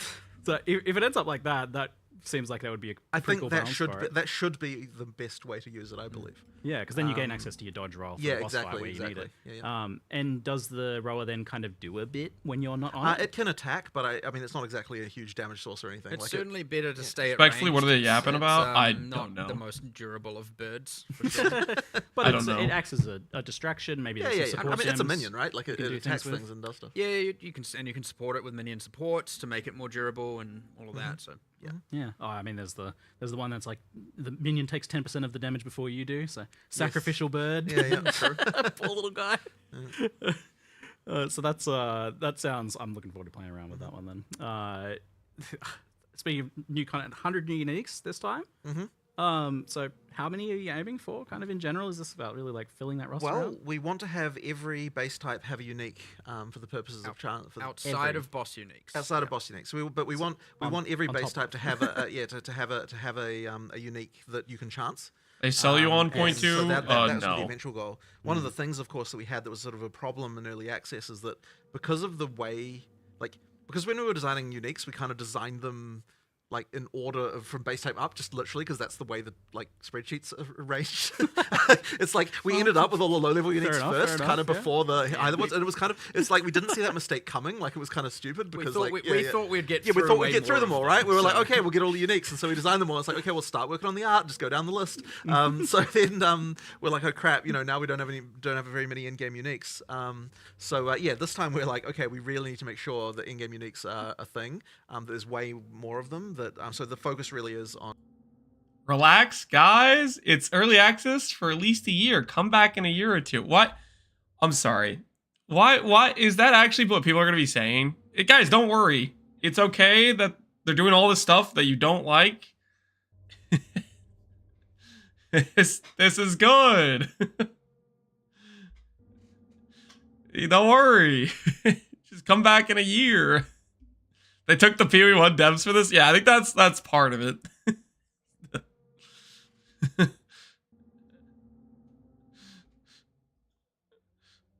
There's, a lot there, and there's going to be a lot here eventually as well. So yeah. So then let's talk about the idea of like players seeing a unique and be like, 1x, that's not very good. Where do you guys can't express what do you guys want criticism uniques to be because it's in Exile 2? EA? Like, I think this is the how important should they time. be? What should they be aiming to do, and how should they affect the rares in that slot? I mean, there's always a tension because we want rares to still matter. Like we don't want just your character to be just only full of uniques. So Ask about Howa. Like the role can And attack-based characters in the glove slot. Like can evolve. So at the start of the game, they're Come on, really Ziggy. supposed to be more You know about you have that. to. So the For the early game people. uniques are supposed to do two things. One of them is when you find them, they should be powerful for a little while. Yeah. But then also they have a some kind of combo thing that you might be able to do with them at Endgame. But we don't always know exactly what that might be. Like, I mean, we've got sort of ideas, obviously, but it's like we don't necessarily design them to say, okay, this unique definitely has like an in-game build that's going to be actually strong to do with it. And that's because you're kind of putting in things where, later on, some other mechanic might come along or something might happen, and then people find an interesting interaction, and that's when the unique kind of comes into its own.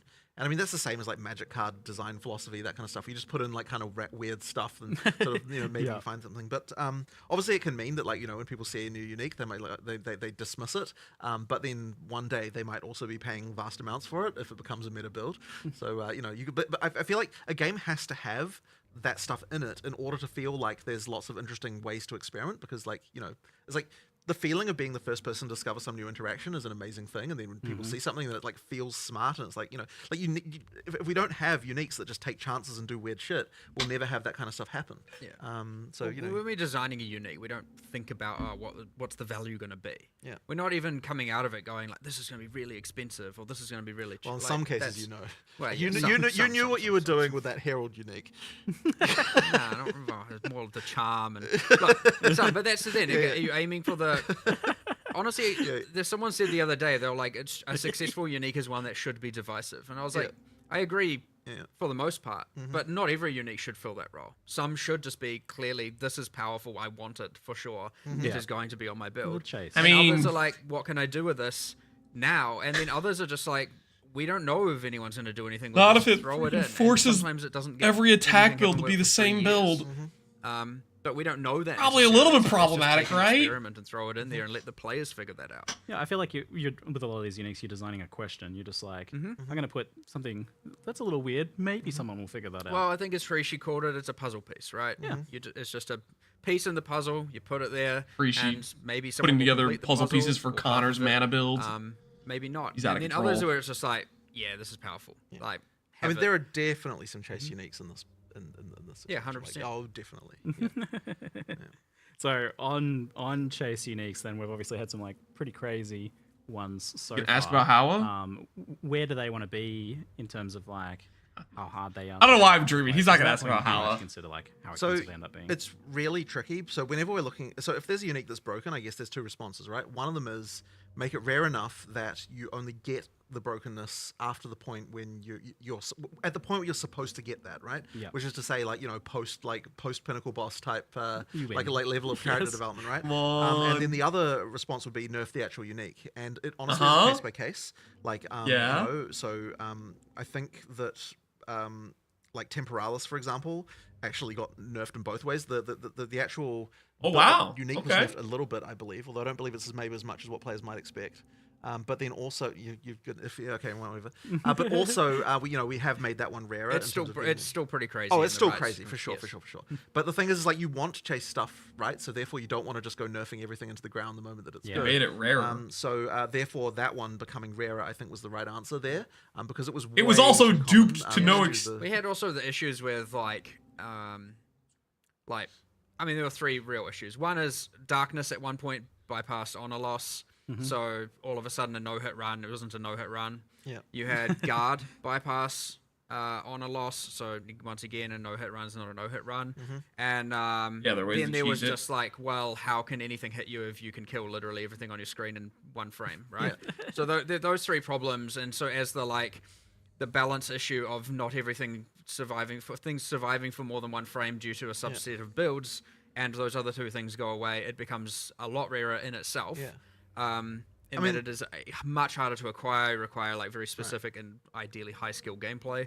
And then there's just like, well, it also was just too common, the relic that yielded it. I mean, the expectation was that wait, because this is a hard was the challenge, relic most that of the time common, when though? people It try, wasn't they will that fail. common, right? The reality is, once you get the ability to do it, you just trade for that thing and get it every time. Yeah. So that's kind of meant that the Printing. rarity kind of didn't work like we thought, and now It that's- just got duped a should be bunch, right? better in But both like, ways. again, for It the kinda was PoE it 1 actually? players comparison, What was the like, drop it rate on the far more relic? common than Original Sin, which was the same role in PoE 1's version of the Sanctum, just to give us some sort of comparison. Pretty common. You Okay. actually reliably do it.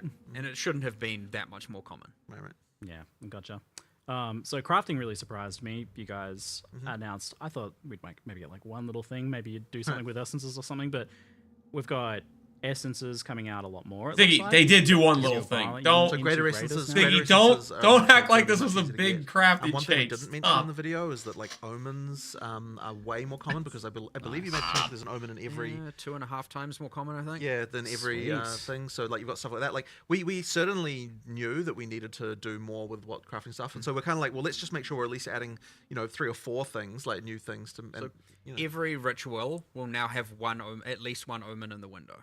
Amazing. So you can know upon finishing a ritual, you're like, what is the omen? 2.5 times more common. Love it. Maybe most often it's not, but I don't know the yeah, decent amount of greater ritual. I essences, found obviously, 0. Yeah, the Varlorb thing makes it much more common. There's more sources of them with the map and everything like that. So that'll be happening more. And then of course there's the improvements to things like the runes. We've got higher level mods that you can get from them. There's like a ton more runes. There's like we just wanted to expand the set and having the kind of like the niche mods that you can get and craft onto things like it just needed more options. And it's sort of interesting because like some people say, oh, you don't have crafting in PoE 2 because we don't have a crafting bench. Still It's like don't. we actually have a huge It's number. not because of crafting bench. The crafting being good kind of comes down to like That's a how straw many of these man! kind of weird systems are there and how they can interact. It's But we just not have to be because really of the careful crafting because, bench. you don't want to get to the point where ground items no longer matter.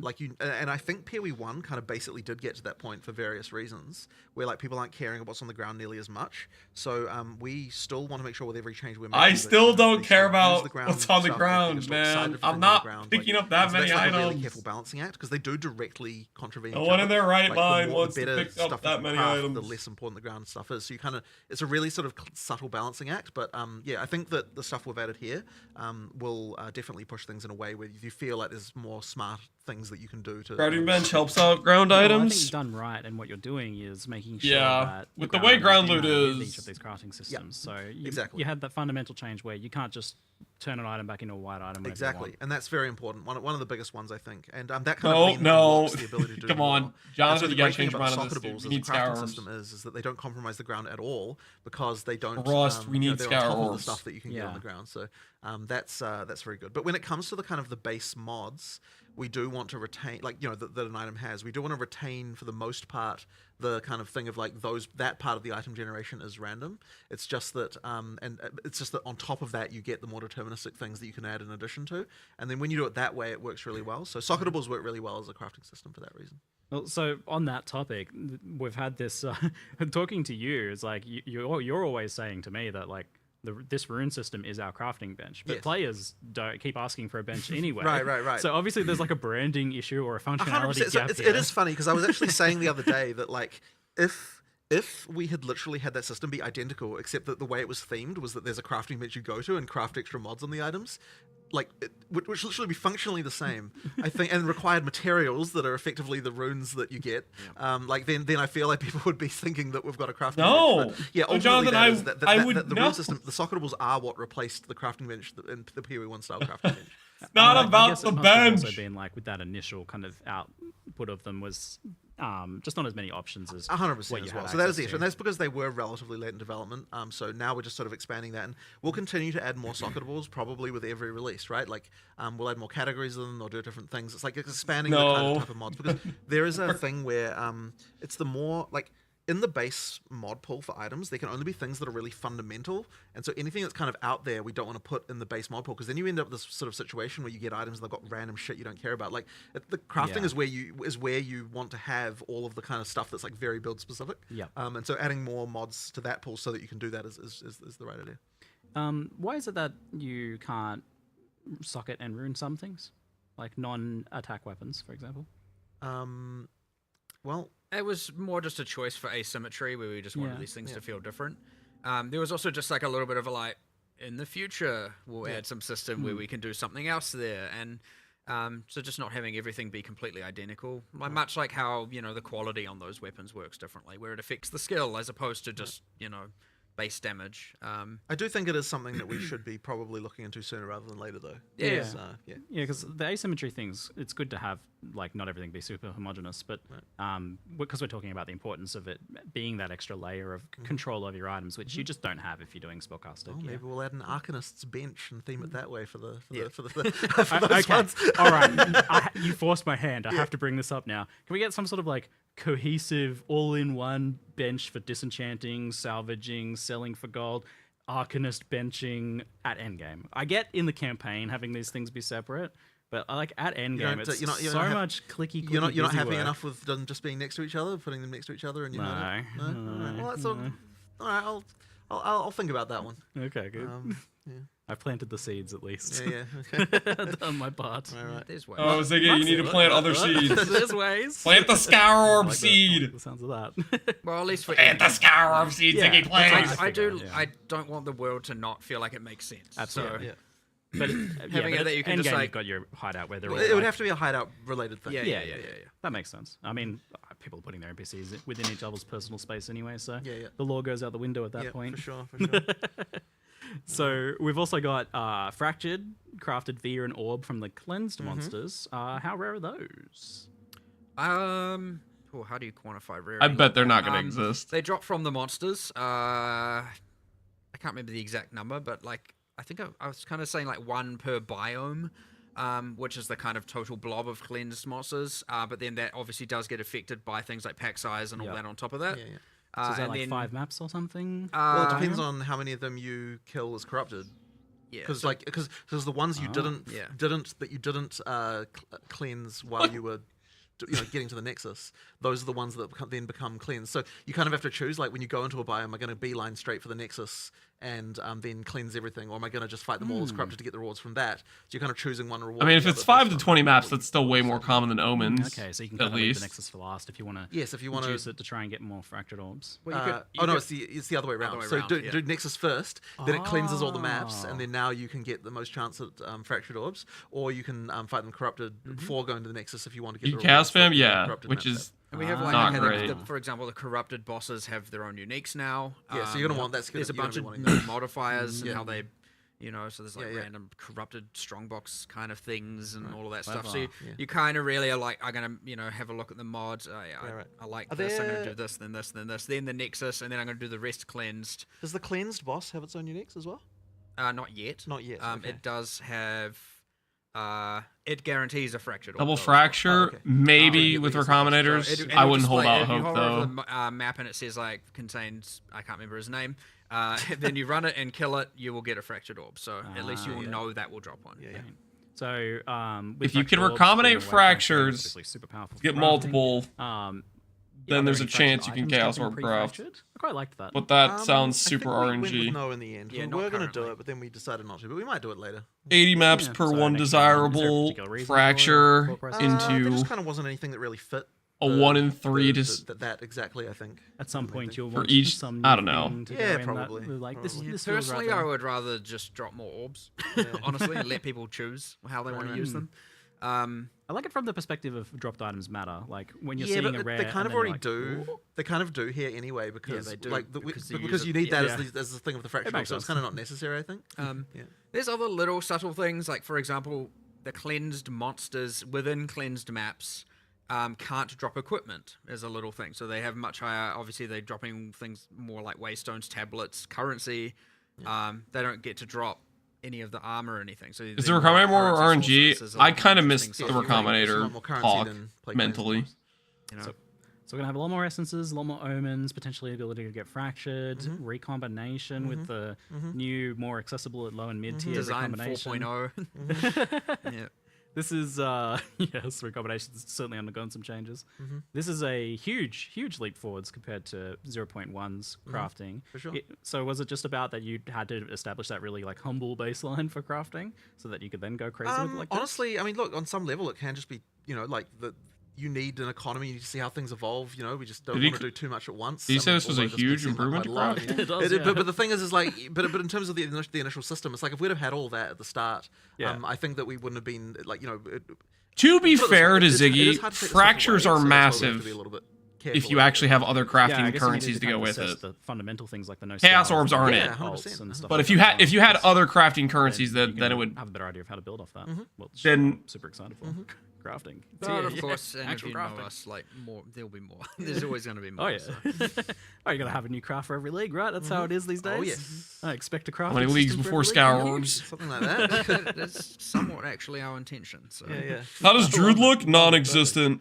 So let's talk about Endgame then, because that had some humble origins as well with the initial Druid doesn't implementation of PoE 2's Endgame. Obviously trying some new things. It Scours by 1.6. Not necessarily just wanting to copy PoE 1's Endgame, but how far of your vision was 0.1's Endgame? Was it what you want? I would say that the main problem that we had is there wasn't enough overlapping axes of randomness, as we call them, where effectively you need to have it so that when you go into a map, there's just chances for random shit occurring, and then that random shit like might happen alongside some other random shit, and then now the thing together is like a new scenario. So I mean, effectively, random like squared. yeah, exactly, right. So it's like if you look at what we actually added here in terms of like encounters, if you will, whatever that means to you, like we've added kind of more than 40, probably something approaching 50 encounters, and that's if you count things like each rogue exile is a separate one, and each spirit's a different one, and things like that, right? So those are the things. But the big difference between the ones we had before and the ones we have now is that most I'm gonna go to the bathroom, guys. I'll be right back. Overlap with other I have to things. pee. So you have a situation where you've got the Asmeri Wisp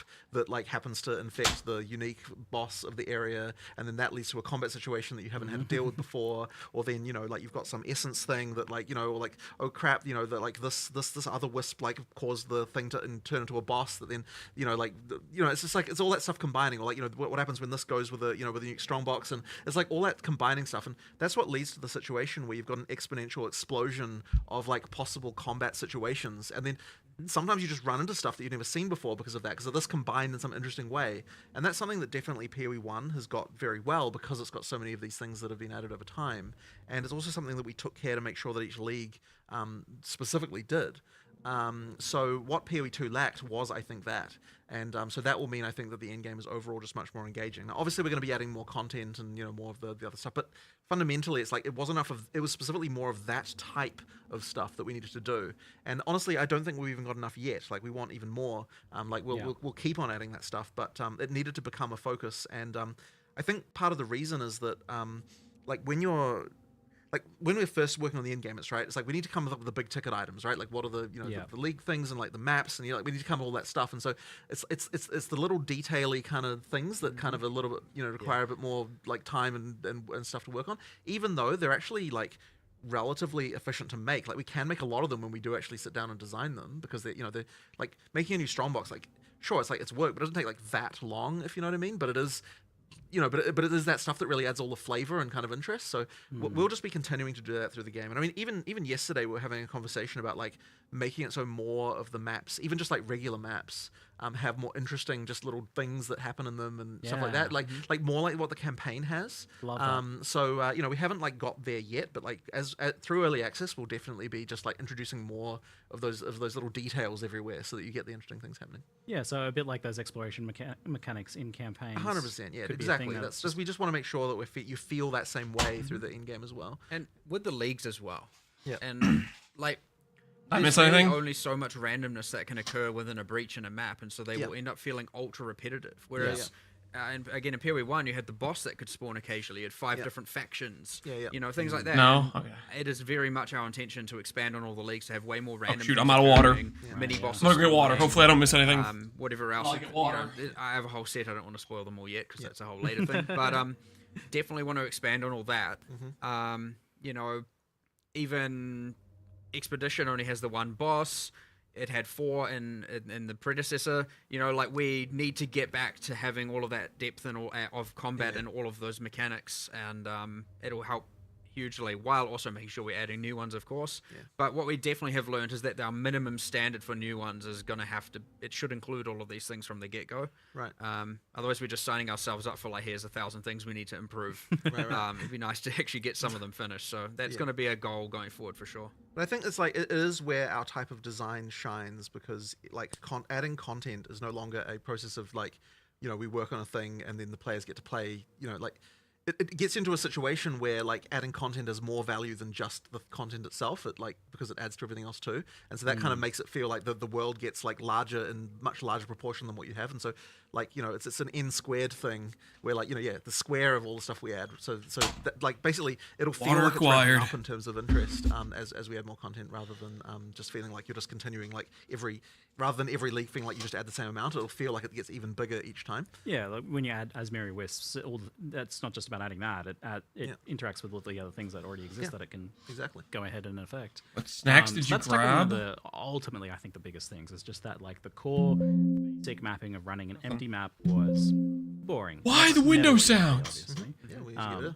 So like some of the issues there, I guess, as well, that were exacerbated by that problem was the fact that the maps were so big and that there were so many of them.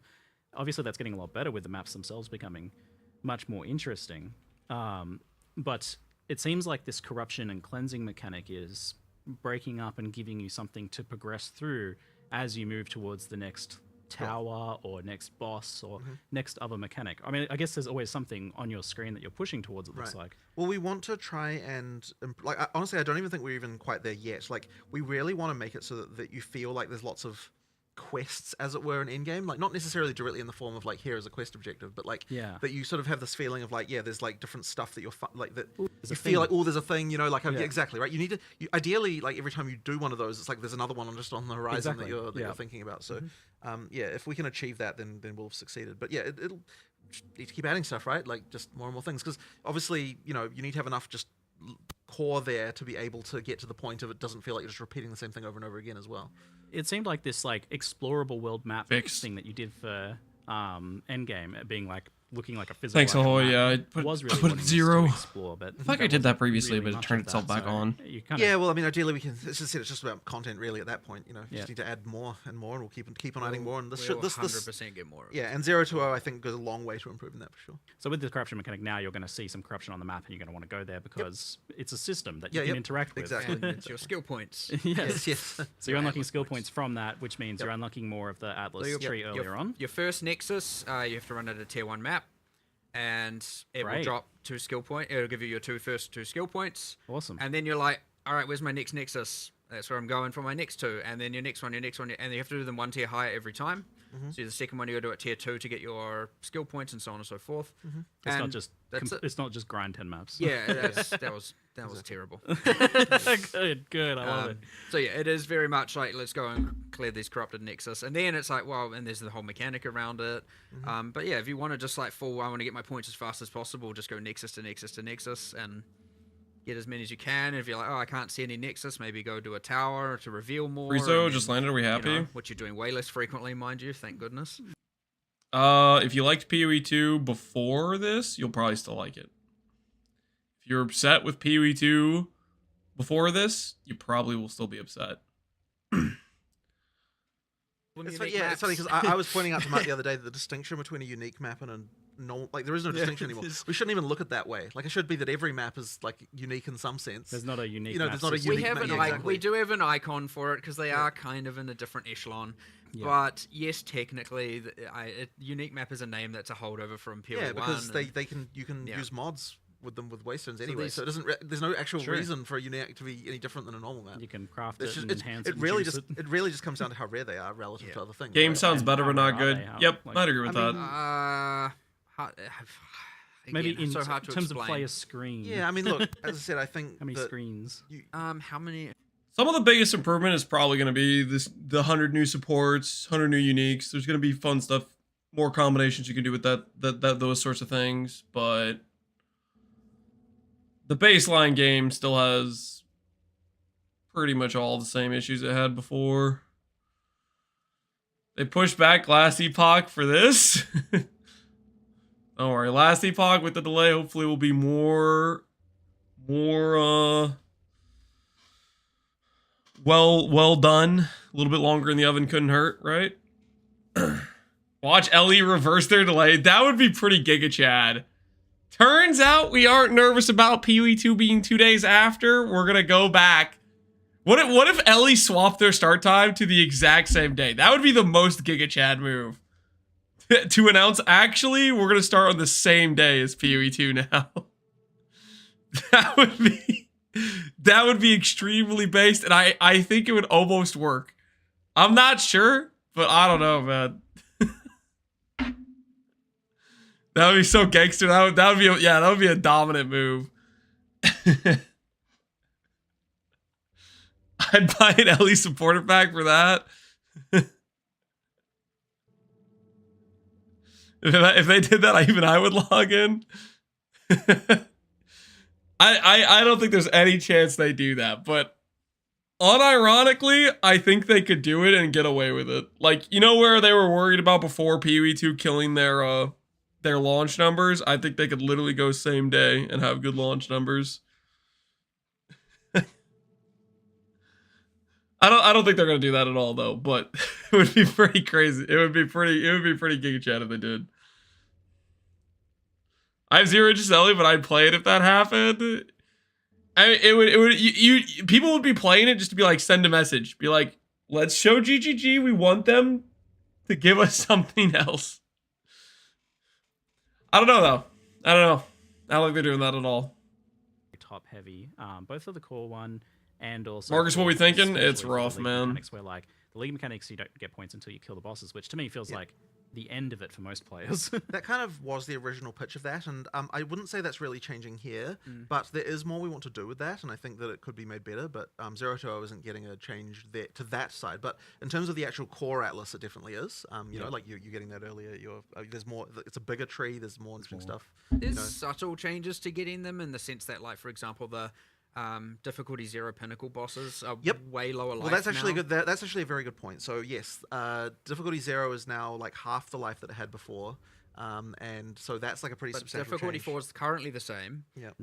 as what it was before. So it's same top end, but like easy, more accessible for more people at the bottom end. Right. And then also because of like, due to the reliquary key working the way it does, all pinnacle bosses can drop all uniques at all difficulties, except they are like substantially less common at difficulty 0, but you feel way less bad for running them at that point now. Right.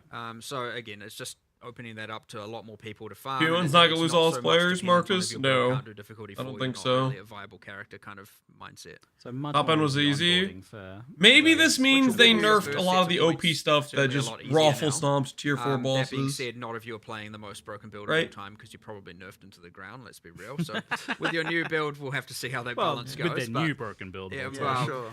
Yeah. one of Okay, those that's expected nice. perspectives, Yeah. Nerfing stuff. Anyway, Let's go. The ultimate point being, you're There's hope. You're certainly going to get those Or initial setup that, points I easier guess. than before. However, you are right that something isn't quite right there still, and I do need to kind of explore. We are going to do more with this like later. We've talked about this issue, but we didn't have time to do anything about it in 020 as much. But certainly by the end of early access, I think that system will probably look quite different. Part of it also, as we were talking about before, adding all those extra bits of content to the leagues, it'll help give more interest to the trees and more nodes we can add to actually invest into. Because if you think about a breach, there's only so much you can actually modify right now.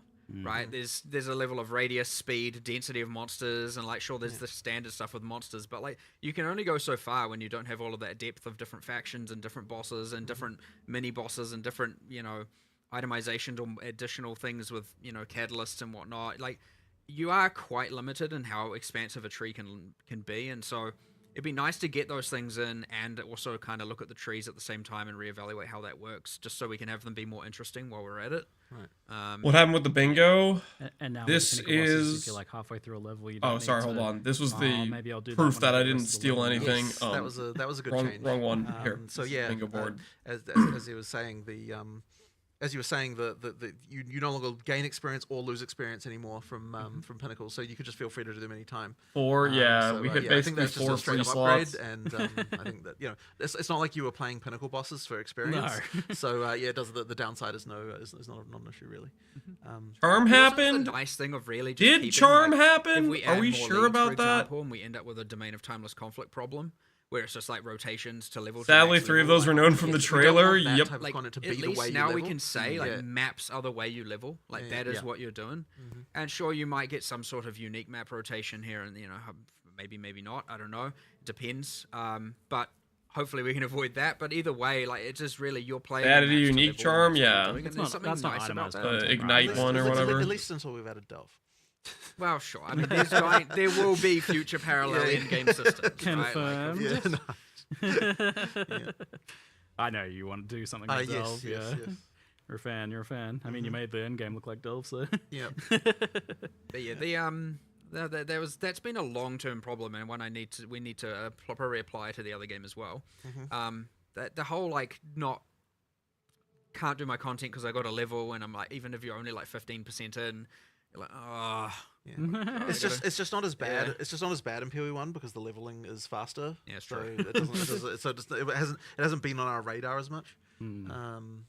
They buffed So, charms speaking by of, like, beefing up map ailments. Oh, that's progression, right. there's At been one some point, they were fundamental talking about changes us that were getting telling me frozen that, more. Now you can no longer drop maps. This below is the a current level of buff. map. It's correct. So yes, you no longer get if you're playing a T5 map. Charms you're are only better gonna 'cause we're gonna get T5 frozen maps, more. Or if there's a boss there, a T6 map. But we've also smoothed. You're gonna wear your charms and you're gonna like it, so buddy. Actually, the map drops are way less random now entirely. When you kill the last rare in a map, that has a it can affect. At T1, that was a 100% chance to drop another map of the same tier. And then as you go up the tiers, you can still sustain that using Waystone chance. So effectively, it's de-randomized that a lot. And then there are several ways that you can get upgrades. So in terms of like going up the tiers. So one of them is that when you kill a boss, that's a guaranteed +1 upgrade. Then of course you can still cube them up, 3 to Our 1, rarest fraction speed, were, level. based Or on you their can run description, corrupted. it sounded If you're like running a 1 in corrupted map, 20 then maps, because it drops maybe. the same tier, that's 1 in 120 guaranteed. cleansed when I say maps. corrupt, I mean the one that Varlorb yeah, corrupting yeah, up plus corrupting That's up the plus impression one. I got. That lets you do the run them the same level as well. So you've kind of got those three options, but it's much more intentional now. It's like if you're going up maps, it's like you're deciding, okay, this is a thing I am doing. You don't just kind of have that like it doesn't just happen.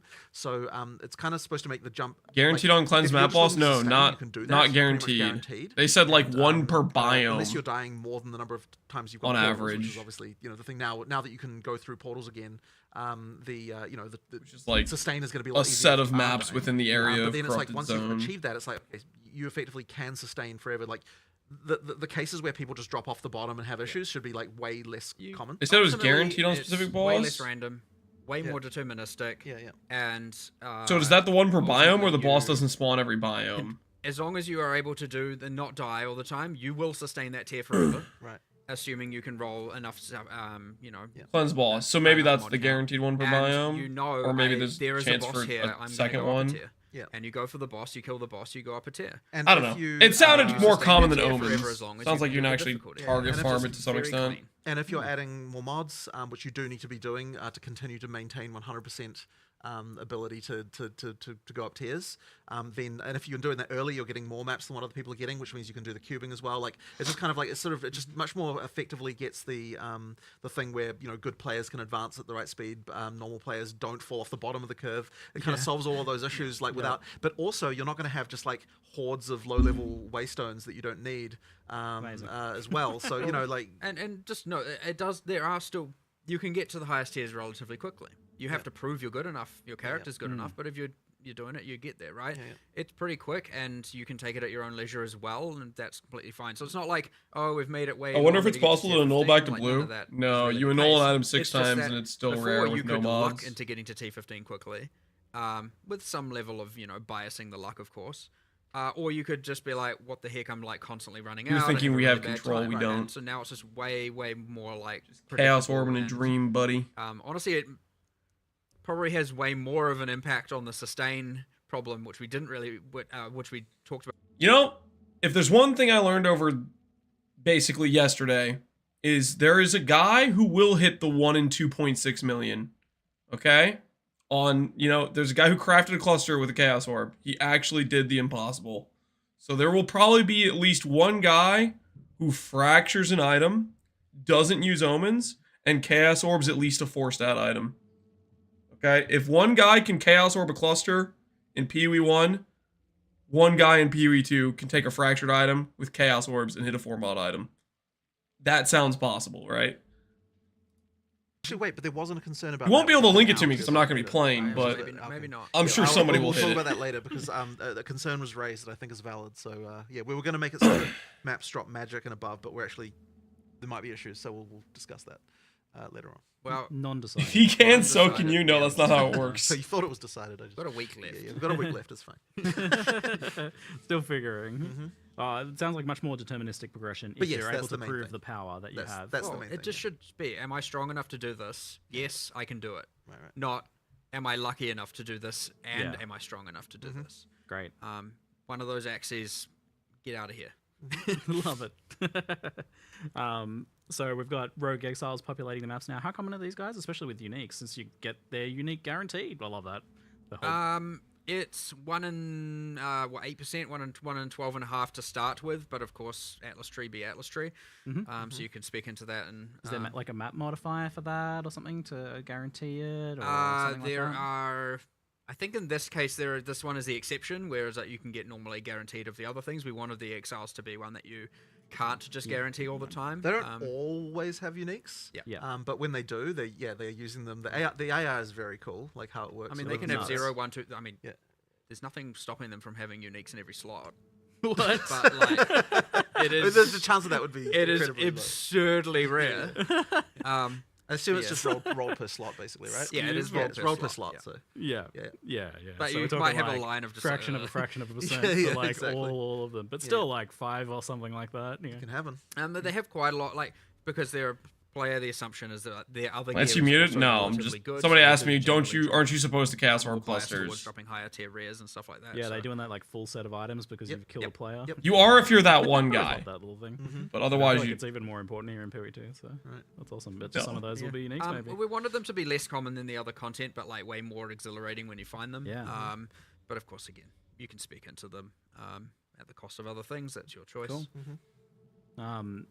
Is there going to be some sort of like warning that they're coming, or are you going to know they're in the map ahead of time, or are you just going to get ambushed by these guys?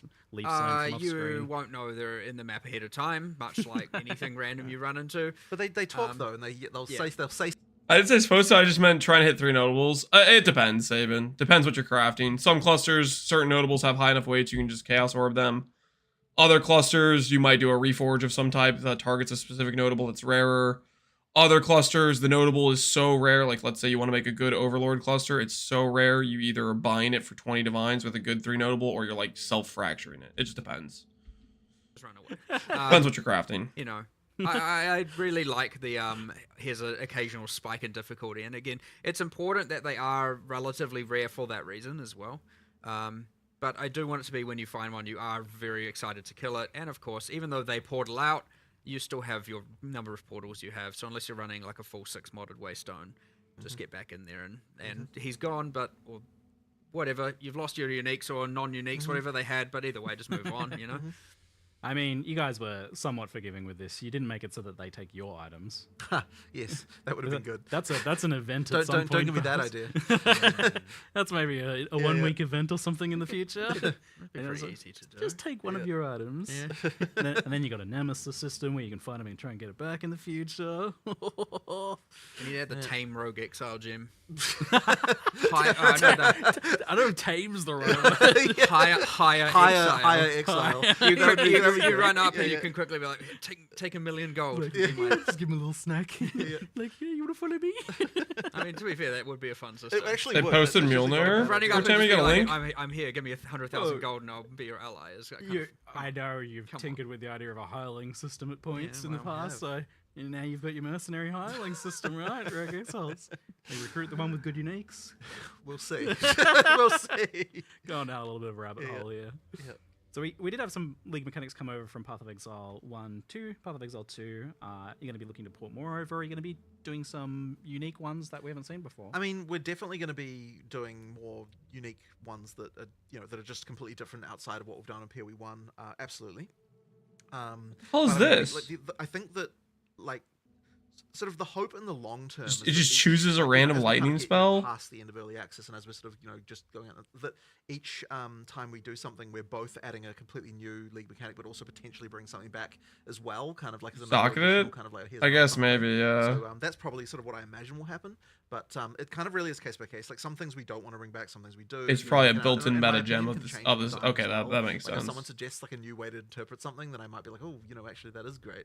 So it honestly, people assume that we have a full plan of literally everything, but it's like, in reality, it's like, it's very much responsive to like what's happening, and like the actual plan relates to the things that like are definitely happening, right? You're talking acts, you're talking classes, you're talking like all that stuff is like definitely, like that's happening. It takes a long time to produce. It sort of happens in the background. You've got outsources, armies of people kind of. Like all Spirit. I would hope not. Hopefully it's a free thing. Very much like, oh, let's do something cool. Let's just make this. What if we do this? And we don't have a, I don't have a plan for the next, 12 strongbox. Soul Eater. Just come up with an idea and like, that's cool. Permanent Soul Eater. Just a fun little project for a designer to work on. How do you feel like some of the ones that were, I felt somewhat definitively part of Exile 1 in terms of clear speed, like Breach, for example, have settled into PoE 2? Do you feel like they're in a good spot, or were they a good idea to bring over to the game? Is Soul Eater different in PoE 1 or PoE 2? Breach Pretty much the same. I certainly wouldn't want to remove it. 5 new Ascendancies includes 2 Hunters? Yep. There's probably been some balance changes to it. I mean, it was one or too many. It has. So let's just say that without a doubt. It's much better now to PoE 2 standards, It's like currently on PoE 2, it's just too out of control. It just needs to chill. Right. There was a little bit of an assumption made where it was just like, well, you'll get overwhelmed by monsters, and it's more a matter of survive as long as you can. And then, of course, because you get self-propagating herald builds that are just literally can kill anything. Which, by the in way, every heralds direction. don't self-propagate anymore. Just get that out of the way. Just get that out of the way right now. The power of the characters kind of Heralds don't self-propagate! balance in a way where it's Another bingo! Let's freaking go! It's coming down a bit. I think we saw that one coming. Yeah, Yeah, 100%. Look, baby. There's a lot of things people will say they saw coming, but it certainly does end up being the case that like the patch notes are, you know, so by the way, we aren't releasing them at the end of this live stream. We're going to be releasing them next week, but they are going to feel like a bit of a nerf fest for sure because like there's a lot of things that needed to get. Let's talk balance. I heard nerf fest. Right. I can dream. Yeah. I can dream. Surely. This first one is going to be an absolute Surely. wrecking ball of chaos and carnage, and see where things land. Yeah. But then maybe over time it'll become a sledgehammer, and then like a fine carpenter hammer. Sure, that definitely should be the case. As I said earlier, it's like 10,000 things will change this time. Get closer to having to play? No, there's no chance I have to play. Keep halving. People should really be going in with the expectation that like nothing they knew about how the game was balanced before is the same. Just forget everything you know. Like, you know, exactly. So yeah, basically we'll that kind of just means that like, you know, everyone who's finding builds, like do it again. Like you are going to find more shit that is like outrageously broken again, but it is not going to be the same shit that was broken before. Yeah. So yeah, attribute stacking, get out of here. Yeah, exactly. yeah. So I mean, it's the hope is though. You said insta and get out of here, stabilize right? To the point, like I, it will take time, but we will get to the point where we no longer have things that are easy to become outrageous with. Right, like the idea is like it shouldn't be that you can That's just, like, true. Okay, we'll take it. combination of supports together, and then like you're just like destroying pinnacles in 14 seconds. You know, like it should be that. 14's a long time. Yeah, okay, sure. But What do you mean 14? That sounds like terrible. Yeah, Builds. exactly. That's not even on PoE. Yeah, no, Ninja. but that's what I'm saying is with no items, right? But anyway, so the point is that like the first time you fight a pinnacle, it should be a bit of a fight. But then of course you do get back to the ability after, you know, like when like kind of like continuing to expand, like continue to develop your character post pinnacle to the point of being able to annihilate them in seconds. Yeah.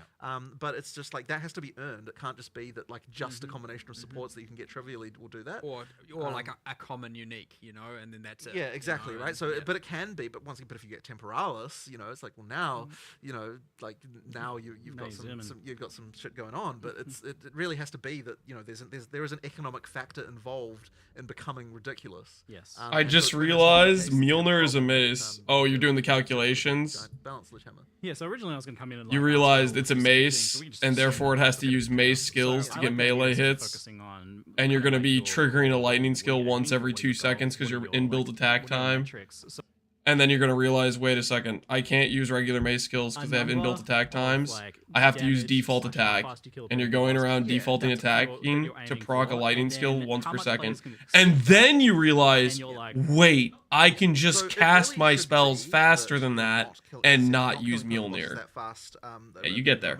Like Don't a worry, good you'll sort of get there. benchmark for like just a guy walks. You have to start out trying to use like, regular he's mace kind of got something skills. that's, like, Then you'll not develop to the stupid, default attack part, but and also, then you'll like, just not, self-cast and doing not use this something, item. You know, like not crazy. And we kind of imagine that they should have about 50k. Just don't think about it.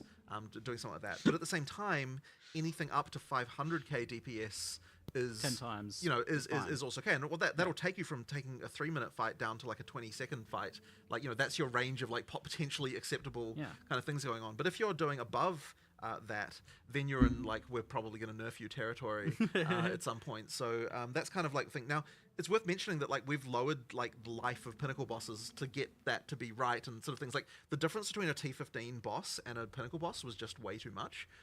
So that has been that's been sorted out. Like it's things like that we just need to sort of get things in the right place here. So that's a sort of expectation. I remember now, Lance obviously people are hyping up P2 for months while not listening to what they were saying. Even though we're like nerfing. That's not true. I wanted to approach the thing I it think with that an when we're open talking about mind this and how we want and to- try my it, key not thing just that go I in and be wanna like, I hate always this before is even that whenever playing we're it. nerfing something, we're only nerfing Excuse something me that for was wanting to try particularly, it without biasing like, myself We're beforehand. nerfing as little as possible to make it so that the average Joe who works in and just tries to do stuff is not getting affected by it. Yeah. Like it should only be the like ridiculously broken synergy thing that kind of like has some way of dealing with it that's that's actually affected by this. And I'm struggling to think of an example off the top of my head. Maybe you've got some of a way that a targeted nerf that kind of I mean, like say lightning conduit. You're not gonna reduce the base damage of it. Tried it, realized it didn't have alts. 50 million with one hit from it. Like that comes from the I wanted to verify like, whether I'd like it or not. So yes, I tried it first. That's not a crime. Right, so it's more about like take away from the shock effect scaling side of things there and increase the base damage even, do changes like that where it's like for an average person it's now better, and for someone who is absolutely abusing's not the right word because like they're doing the right thing technically by their standards, that are using all those extreme factors, bring those down a little. Now who's gonna make an ES-based character? Who knows, man? The average user's experience while not probably a lot of people because ES is probably still gonna be this broken down and bringing this ideally up a little bit because they have something against giving life builds percent life on the tree. Reassuring to hear that there was actually kind of like a math here. Like ultimately, you're saying bosses have X amount of hit points. It has 500k hit points, and so we expect players. Unless they nerf it, literally everyone. Yep. So that's a clear number. Like we know that. Oh yeah, and we're okay with you killing that like 10 times faster than we expect. Right. But it's when you get it down to 1 second. Exactly. Then we're 10 times is fine, right? And the problem with the more DPS you have, it is now I have to dodge less. Yeah. I get more crowd control. There's a snowball. It is. It really is. So you're always going to be incentivized to do that, and you get to this weird thing where now it's just like, okay, well, I think you after a while was like, I haven't actually seen a pinnacle boss fight that lasted more than 2 seconds. That was really sad to me. Probably the saddest thing about the early access launch to me was seeing the first pinnacle boss fight, and it just like, and it's like, it's like nobody had to care about the mechanics. The first nerf the stuff that was doing that, guys. So many skills. That's what we wanted. None of it mattered. It's like that's sad. Yeah. We ideally was in a situation now. You see the boss get deleted? Maybe just nerf that thing. Honestly, it's probably wishful right thinking. Away. It's too strong. 10,000 things before. There's still going to be. Yeah, there's still going to be more, and it will happen every time. And people will find stuff, Look, they got bullied after the comment nerf. I want to say we're going to be in a. They got bullied into no nerfs. In a way that is not going to have so much abusive stuff, and getting rid of that whole I feel like I have to play X. It is, I need to get the Reddit bullies on board with bullying for crafting. Maybe that's how we get Scour Orbs. And so the way you will know that we're successful is because you get more diversity in classes. Because it means that there's no longer the thing that everyone has to play because it's easy to be I mean, you definitely saw that where it's like the comments of any build guide, it's like, Reddit players can't craft. Yeah, that's true. It's just heralds again. Exactly. It's like, this isn't even a build, they're just herald again. They're never going to realize Scours are the the solution. Crossbows is actually the least used weapon type, and so you specifically start there and you're like, okay, well, here's how much people are using these skills. Hand of Wisdom in action, Hand of Wisdom in action, Hand of Wisdom. Okay, well, never mind. The crossbows are relevant, right? Yeah. Even without stat stacking, it's still better. Yeah, and it's like, okay, well, obviously take some away from there, and then it's like, okay, well, what are you left with? Well, you're still left with probably crossbows are bad. So what do you have to do? And it's like, crossbows now, for example, just a quick change is like instead of using one-handed damage mods for added damage, they use two-handed and their base damage. And then all the skills now have a higher growth per level because they scale with other external factors like attack speed less because they have the reload time. So they will be getting more damage per level, whereas before most skills were very consistently growing per level. So almost every spell would get the same amount of damage per level regardless of everything else it had. And this is how you got things like Spark just being the dominant skill, out of control, because it scales not only that, it scales obviously the number of projectiles kind of out of control, and with projectile and duration and other multiplicative scaling factors, you'll end up with just like, well, of course I'm just going to Spark everywhere. And so now it's like, well, Spark has these other multiplicative things, so it should get less damage per level. And this was in PoE 1 and was the right answer, and we somehow didn't replicate that exact thing that we did. Yeah, everything just had the same damage growth. Yes, we end up with exactly the same. Spark was hilarious, man. Skill, we're looking at it and going, Spark has faster proj speed than old Spark, more projectiles. And this just means that ridiculous. Like, you're asking, well, what skills have changed? Well, the answer is literally all of them. Yes. Like, no skill will have the same damage as before. It's like a complete a complete rebalance of the whole thing. Expectation-wise, it means that any skill that didn't have a lot of things you could do for it will get more damage.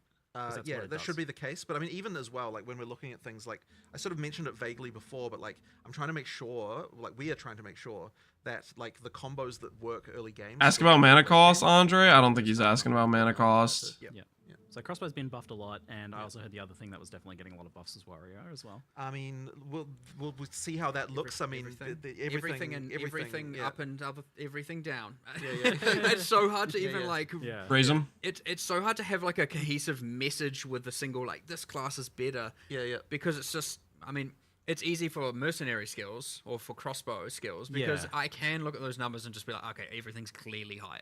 Yeah. But then in others, it's like it's Well, it's that's too the thing easy with to Warriors. say. Like Warrior was like in many cases there was a lot of things that it was actually not bad. Yeah. Like it was good in many ways. But then it didn't have anything that was Gain charge while work on direct. self-damage, execution, so it no. didn't gel with. It requires an other enemy players hit. in many ways as well. I mean, we've also done balance changes on literally every Ascendancy class as well. Yep. You know, Chaos. Pathfinder has like 2 extra notables and some changes. You've got a new notable on Chronomancer. You've got a changes to like Chrono was way too much utility stuff. Like where's just my like good thing, so like you got like a good Where's my thing. bonk node? Yeah, less niche, more something. And then we've just done that on every single class. We've upped a lot of the undertaken or bad things, and we've downed a lot of the really good, powerful things that were over the top. So this is why we've gone back to the more conventional patch note cycle of a couple of days beforehand, maybe.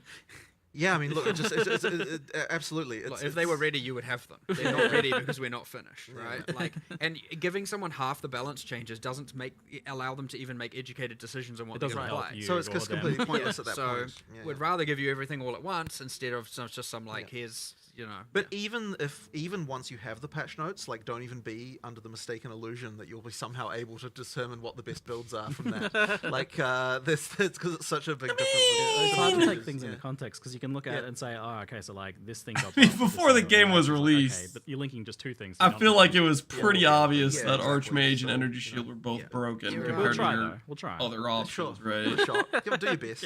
Look, when the game released, you had to learn everything. You just might have to do it again and again. Every single patch every major patch after this, you're going to have less and less of that, and your familiarity will be able to come in and be useful. So at least from a balance perspective at this point, like it's not like we've structurally changed the campaign and all that. So you have still a lot of information and knowledge that is going to help you play the game better anyway. On your second. I mean, a lot of people maybe made multiple characters, but for a lot of people, this might just be their second character. Yeah. So they're certainly going to be more equipped. And we've had the races, so you've been able to see how the best people play. Oh yeah. There's definitely some good tips to learn from there. Oh yeah. That lever skip with the portal. Oof, beautiful. It's my favorite. On the slightly bigger picture as well, like life and armor versus energy shields, are you happy with kind of where either of those are at, or what do you kind of hope to achieve with them? Energy shield certainly, I mean, primarily due to Grim Feast. And like mana stacking being a little bit out of control that's been too strong and more the inside of defense for sure. Expect some pretty drastic changes there. As for armor, well, it's one of those like accuracy kind of things, right? Where it's dexterity. Where it's like accuracy kind of thing. We're just gonna let it be bad. Just to get in a room and just be like, all right, let's pretend it didn't exist, and we were coming up with the game from scratch, and we're like, okay, we have strength.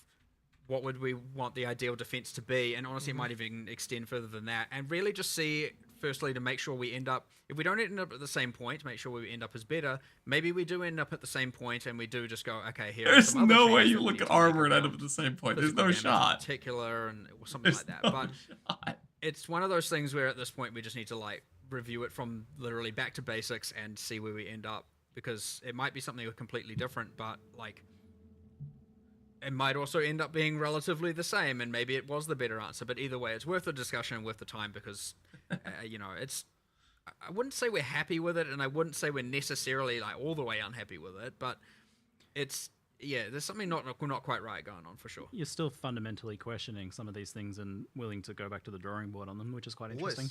Well, 100%. This is the time to do it. We drastically changed how evasion works, and I would say it's for the better, and we should be exploring that with everything, and so we just need to do that process still.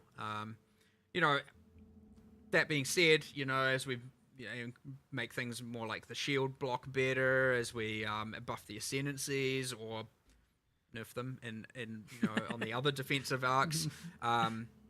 Things like armor will become better, but yeah, again, it's not quite right, but I don't have enough information to say, where it will look, what it will look like in the future. So. Yeah, okay, cool. So let's talk about recovery as well, because that's another big thing. I remember early on ExileCon discussions about the importance of limited recovery in making combat matter, so that you could have situations where you're attritioned or where like the hit that you took matters for the next hit that you take, and just back up the full. But it's pretty good in boss fights, honestly. I feel like recovery is somewhat limited. That still happens a bit, but certainly... Armor only applies a fizz, while ES evasion apply to all. Yeah, cannibalism and things like that. It's certainly That's fine if it's armor actually dealt again, with fizz, partly due to the fact but that, it doesn't. The formula is so bad, it is very higher than we had irrelevant. expected, and what we balanced around. And because if we were balancing around what people are currently doing with the upper echelons of builds, you'd have to have effectively every average player and average build just could be completely, it would be useless for them. Did you look at the trees there are yet? ways around that, of course, but part of it is like a lot of the recovery mechanics, like if you're talking about things like on kill and based on damage dealt. They gave the full tree. It is a rich get richer problem. And so, yes, there are cases that are problematic, and then there are just characters that are too strong. And there's a little bit of both going on. I wouldn't say we've targeted any recovery specifically here, really. Okay. It's not been a main goal. I'm not going to say that there aren't little bits changed here and there, but it's more about, we've really made sure to just... It's kind of hard to say exactly what we've done because, again, this is probably a thing we're going to have to look at next time because there are so many changes that it is hard to even, understand how this is going to fit into Once all the of that dust now. clears, you might be able to see how recovery is looking. 100%. Like, we're at the point... All right, let's look at this. So we have starting node over here. They have every notable on here, or are they missing some? It looks like they actually have every notable. Life leech, recover based on elemental damage as well as physical damage. So basically, it's a way to get life leech with the elemental setup. Mana and life flask also recover. Evasion rating from equipped gloves, helmet, and boots is doubled. Evasion rating from body armor is halved. So that just like improves if you want to do freaking Queen of the Forest. Consuming charges give you cold infusion. No idea what that means. Critical strike chance. Chance to hit with attacks can exceed 100%. Gain additional critical strike chance equal to 25%. A chance to hit with attacks. Seems like that's pretty good for crit scaling. What else do you have? Penetrate. Attacks using your weapons have added physical damage equal to 25% of their accuracy rating on the weapon. That's a lot of fizz, I guess. Or a decent amount. Attacks with using your weapons have added physical damage equal to 25% of the accuracy rating on the weapon. Is that like just your accuracy rating overall? Or is that like if you have a flat accuracy roll for like 700 on the weapon? What does exceeding 100% do? It gives you base crit. Gain additional crit hit chance equal to 25% of the excess. So like if you have 120% crit chance, that would give you 5 extra base crit, I think. Sounds like the flat mod. It's local from the weapon, yeah. Is accuracy a prefix on weapons? I don't freaking know. Predatory Instinct, reveal weaknesses against rares and unique enemies, against the enemies with open weaknesses. So that's just occasional more damage based on the enemy. What section of their health bar you're in. In for the kill, 20% increased move speed while an enemy has an open weakness in your presence. 40% skill speed while an enemy with open weaknesses in your presence. I mean, I don't know.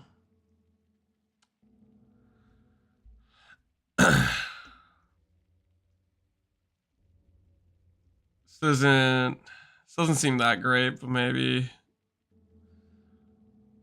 the crit chance thing maybe seems like it's okay. The other stuff I'm not too sure about, to be honest. Doubling up on flasks sounds really boring. Leech, I guess. Stalking Panther sounds nice for hybrid. This evasion rating is doubled from these. I mean, I don't know. I don't know.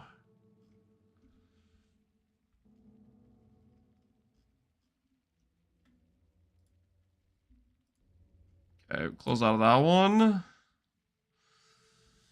Let's look at this one. That Ascendancy that we just looked at looked not great. This is this the one with the freaking additional ring slot? Oh my word. So it has a downside to go with it. Okay, that helps balance it a bit more.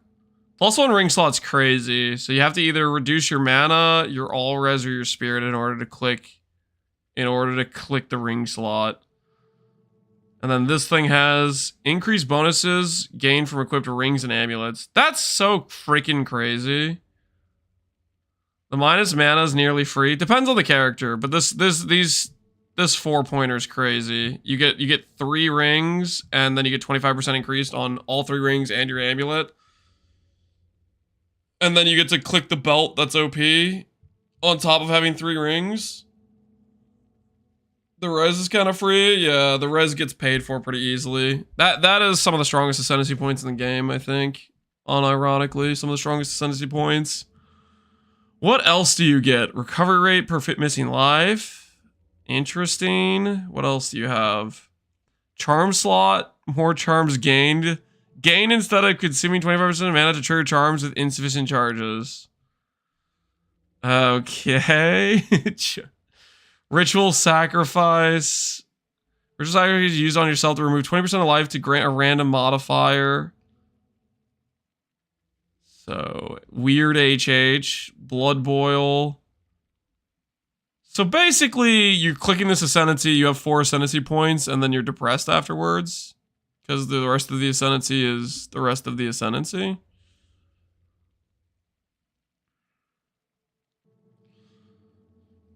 I mean, you got plus 1 charm? Yeah, I mean, yeah. I don't know. Okay, well, the ring Ascendancies are good. What else do we got? Let's take a little look-see here. Jewel Socket Ascendancy, you get 100% effect of it, so you get 1 jewel that's doubled in effectiveness. Can socket 1 non-unique jewel. I mean, that's pretty decent. 50% more mana cost if you have no energy shield, so you just have energy shield and then you're fine.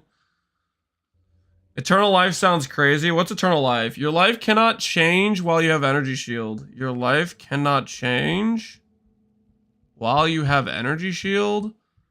10% of damage taken bypasses energy shield. No inherent mana regen. Regen mana equal to 6% of max life per second. Oh my word, that's actually pretty interesting.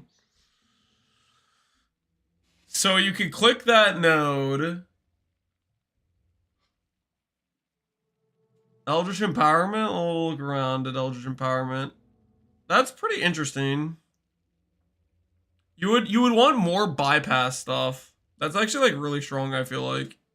It's Ares Disdain. Yeah, you would stack a bunch of extra bypass stuff that goes past your energy shield. That's like giga strong, honestly.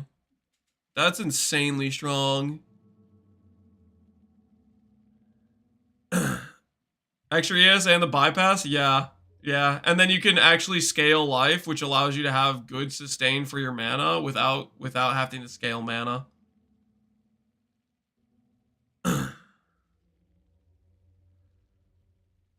Is that absurd tanky? No, that's incredibly tanky. What are the other nodes? Non-channeling spells consume power charge to deal 25% more damage. So if you could figure out how to freaking consume charges, 30% increased energy shield if you've consumed a power charge. Okay, so ES is still probably broken.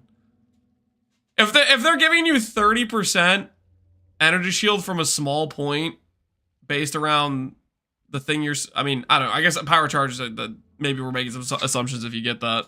Look at Eldritch Empowerment. Okay, I'll look at Eldritch Empowerment. Non-channeling spells cost an additional 3% of maximum energy shield. Non-channel skills deal 30% more damage. Spend energy shield does not interrupt recharge. I mean, you still need a way to sustain your yes. Because, like, I don't know. I don't know a world where I'd pick that up over this stuff, right?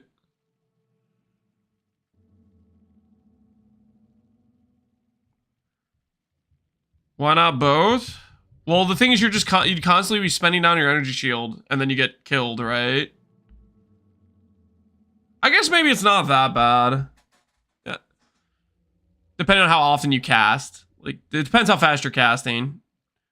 And how often you're getting hit, or whatever. Only 3%? Yeah, but, like, think about, like, when you're min-maxing a build, you want to be casting pretty fast. And you're going to be chipping yourself down. Like, when you get hit with damage, and then you're going to start chipping yourself down more. I don't know, I'd have to play with it and see how it felt.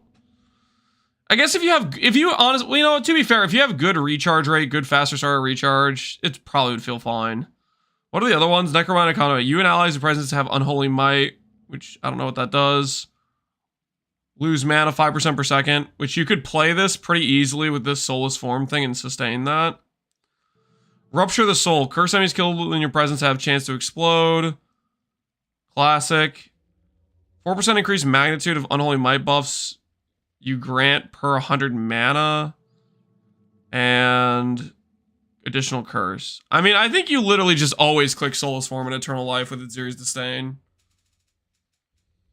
Is it real reveal Pog or not? Not really. It was not great. It was not great. I think for this Ascendancy, it's probably click a Jewel, click Soulless Form Eternal Life, click it Series Disdain, and then Eldritch Empowerment with some good ES recharge investment. How much bypass can you get? 10% from this node and 20... What? You can get up to a 25%? What's the multiplier? Is it 22% on a Val Orb? I think it would be up to 24 or 25% bypass on a Series Disdain, right?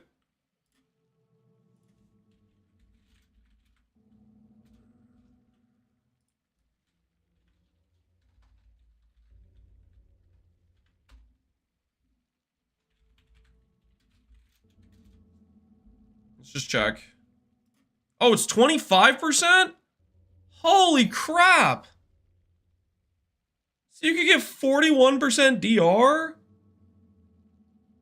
From that? That's so crazy. That is so freaking insane. That class is gonna be so freaking stacked for defensive wise. And you can get incentivized where you can pull off saving your mana cost just by scaling life to some extent, which works well with the Series Disdain. Is he being sucked in? I'm not gonna play because of this class being good. Like, this, all the other problems still exist. But this class is pretty insane.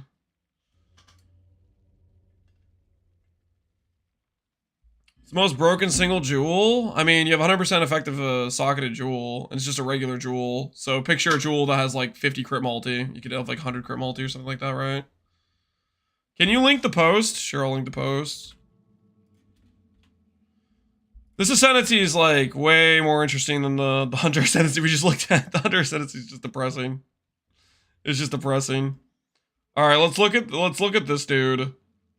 The build your armor. Can only use normal body armor. This passive skill is free to allocate. Free to allocate. What does that mean? How many points can you put into these things? So you get to click this and you get 2 of these things? Is that what's happening?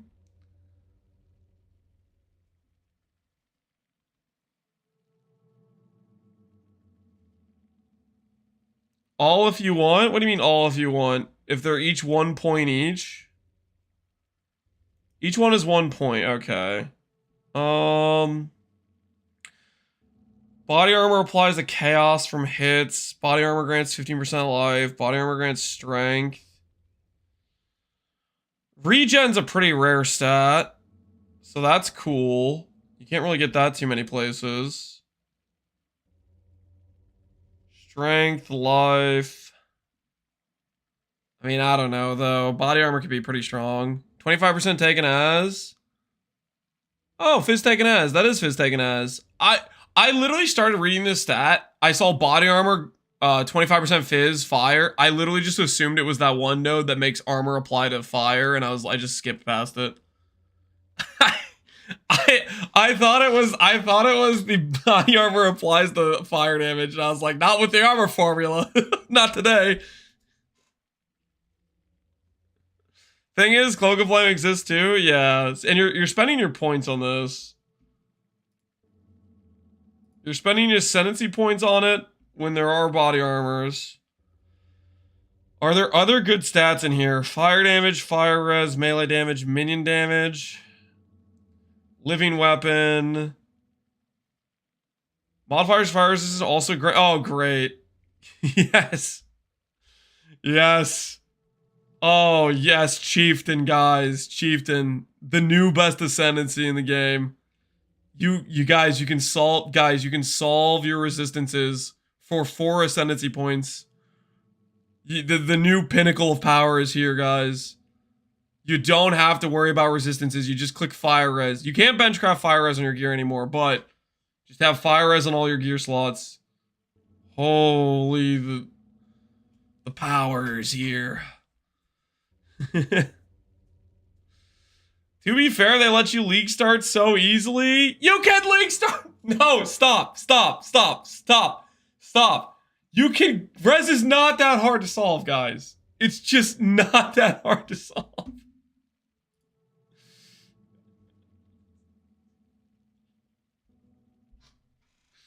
Fire spell on hit. I mean, that's kind of good. Fire spell on hit's kind of good, right? Maybe? Depending on what the cooldown of this is. That sounds good. I think that sounds actually pretty good. What do you guys think? Fire spell on hit, thoughts? Fire Mjolnir not tied to maces? That sounds good to me.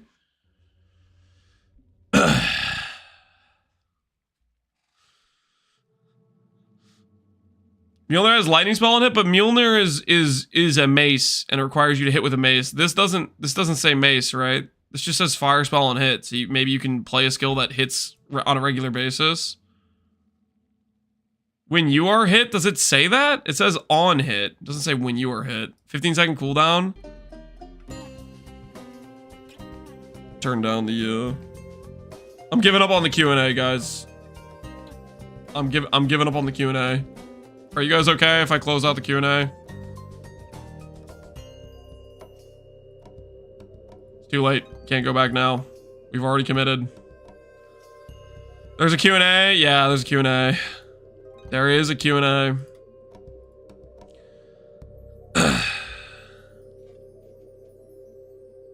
No, I'm sorry, not Shinsuko. Not Shinsoku. I'm sorry, man. I mean, fire spell on hit might be decent. I don't know about the temper weapon or temper armor. I have no freaking clue about what that stuff means at all. Body armor, Fizz taking his fire, max res, regen, fire res. I mean, you could go freaking the max res nodes into 5 max fire res, Fizz taking his fire, regen, fire res, you know. It would be the worst thing ever, right? And you can easily just corrupt for 3 sockets on whatever gear piece you're using.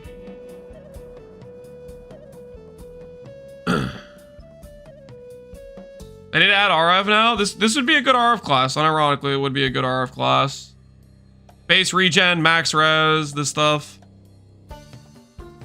If patch notes includes Righteous Fire, I'll play Righteous Fire on this character. Otherwise, that is the one login condition I will give right now. If they include Righteous Fire in the patch notes, You only get one. I think you get to spend points on it. So you have 8 total points. You can spend 4 points like this, and then I think you can click 4 points over here. Or you could spend like all 8 of your points grabbing all these bonuses or something. Giving a lot up on chest. Oh, you're giving up a ton. But I don't know. These other ascendancy points are like fire spell and hit might be decent. I don't know. Your options aren't great here, are they? There's a unique to use instead of this. I'll give you an example of something that I don't think is in the game right now. Maybe they added a unique that gives you this, but the sources of regen on the tree are like non-existent. There's none on gear. This stat right here, for example, grants 5% life regen is honestly very big. Most of the tree is regen rate, but there's no base percent regen. So if I was gonna play RF, for example, one of the things you'd like, if RF even exists, which friggin' they're probably killing it, like, I don't know, big freaking cope. Getting something like 5% regen, you can't really get this anywhere else. There's not much percent life either. Yeah, percent life would be okay. I mean, if I was picking something from this, I would probably be picking max res, regen, 15% life, fizz taken as, something like that is probably what it would be. But the thing is, they're not adding RF. Anyways. If they were adding RF, surely it would be in the trailer. Surely it'd be in the trailer, right?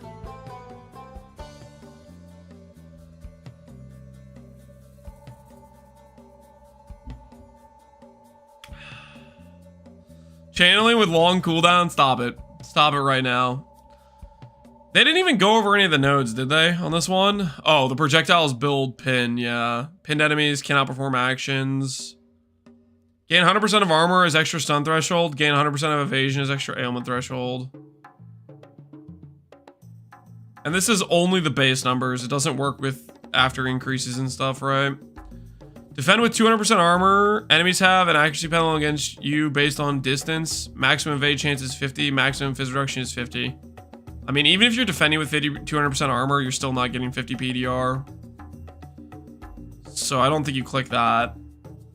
Is an armor garbage? Yep. Very bad. Very bad formula. I think even with doubling your armor effectiveness, you're not getting 50 PDR. Definitely not on, like, hard-hitting things. And then on the things that don't hit hard, you don't need the 200% armor. And you're losing your mitigation for the smaller hits, right? I don't know. The armor formula is really bad. Totems have 30% more speed. Totems only use skills when you fire a projectile. Okay. Supporting fire. I don't know about that. 8% spirit's kind of big. Persistent buffs have 50% less reservation. Okay, that's pretty good. Multiple banners. I don't know about that. Allies in your presence have added equal damage of 25%. I don't know, man. I mean, this Ascendancy looks insane. Just very generically strong, just because Soulless Form Eternal Life is... This seems crazy, crazy, crazy good. Unless we're, like, missing something very obvious about it. Like, it solves your mana sustain if you stack some life, and then it gives you 41 DR with its Ares Disdain.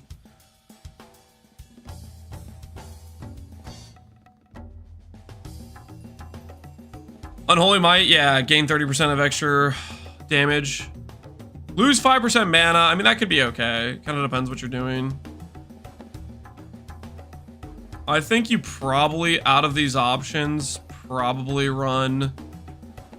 There's no curse on hit, is there? If there's curse on hit, you'd probably run the chance to explode, right? But I think you probably run Eldritch Empowerment, Jewel Socket, plus these things. I guess theoretically you could do the power charge thing if there was a way to consistently have power charges, and then you get 30% energy shield on top. Blasphemy, right? Yeah, I guess you could run Blasphemy and then have some consistent explodes. Ruptured Soul and Necromantic Conduit have to be labeled wrong. Ruptured Soul? What do you mean? Where's that at?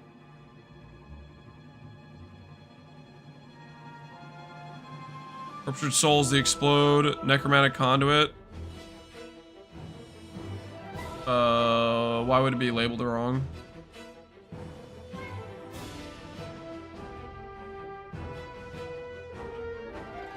Profane Ritual's okay for power charge, but not usable with bosses. Yeah, maybe they made other ways to generate charges. I don't know. Most of the charge generation stuff seemed like not great, so. Jewel Socket, this node's just generically pretty good. Energy Shield stuff, quite good.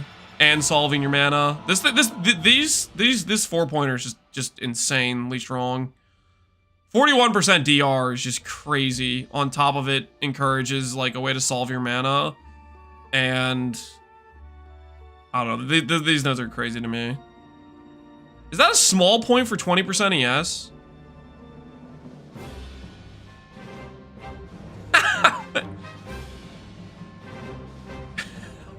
Wait, what? That's the travel node?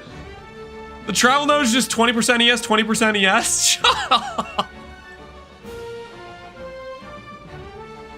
ES is still just gonna be broken. It's just better than your other options. Holy.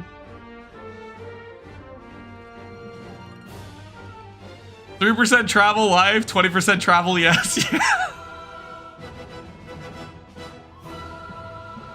Can I change my prevention from gaining HP? I would assume so, but you're not going to be doing, like, blood magic. You're not going to be spending life anyways.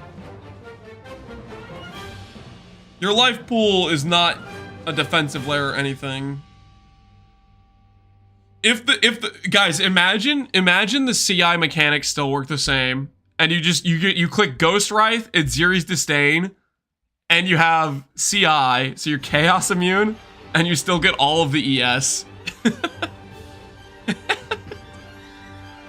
What do you guys think? Do you think it's gonna be that way?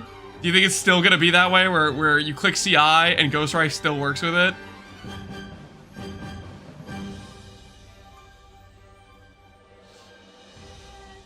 Oh, that's true. You do your mana regen is based on your life. Okay. New possibility though. It could be based on your life before it gets turned into 1 HP. It could. What if it's your life before it got turned to 1 HP? I mean, they're giving you the ES before it turned to 1. Listen, that could happen. Okay, it hasn't been hot fixed or changed at all. Surely not. Surely not. Surely they wouldn't give 41% DR with 2 like super common uniques that give you insane ES. Right? There's no way. There's no way.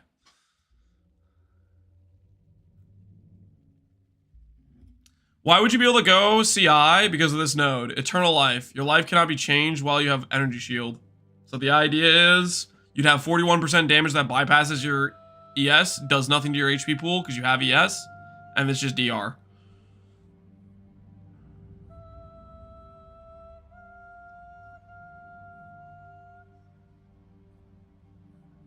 Why is it 41%? Because its Ziri's Disdain exists. And its Ziri's Disdain can go up to 31% damage bypass.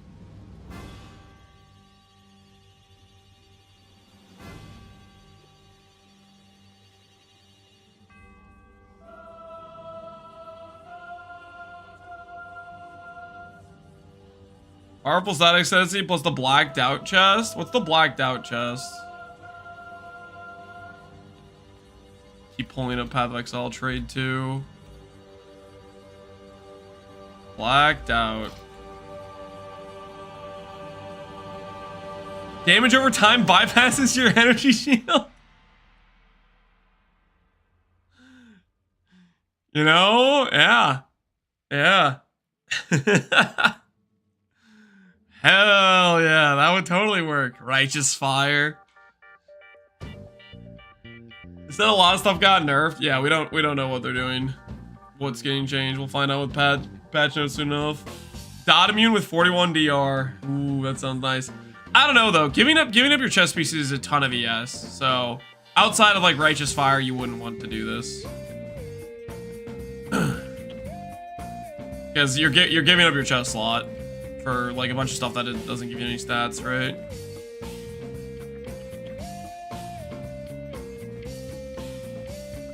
Grim Feast for sure. ES is incredibly broken without Grim Feast. Like, you delete Grim Feast from the game entirely, ES is still incredibly broken. So if all they're doing is nerfing Grim Feast, then it's not going to change a thing. Found a mute streamer for Gary's Reserve. You guys really want me to mute myself so you can enjoy Gary's Reserve? Not a chance. Suck it. Ha! You thought I was going to let you guys listen to Gary's Reserve and get away with it? Ha ha ha! You thought wrong! Is the Lich Jewel notable work for all Saga Jewels? No. It's just this Saga Jewel.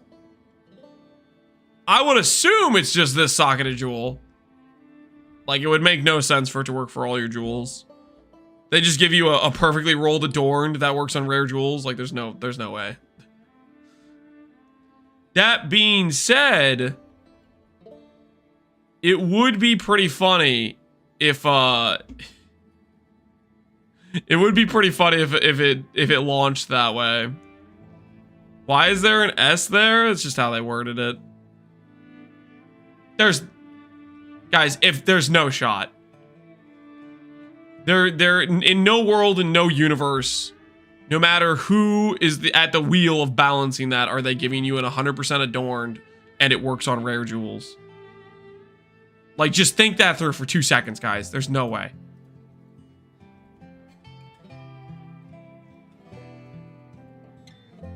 They might miss the balance marks and think that ES and life are different things. Therefore, ES gets to have over 500% increases on the tree, and life gets to have 15% total between like 5 different notables all spread around. They might be that bad balance-wise to think that makes sense, but they're not freaking giving you Adorned 100% that works on rare jewels for 2 Ascendancy points. Or 1, like, big notable point.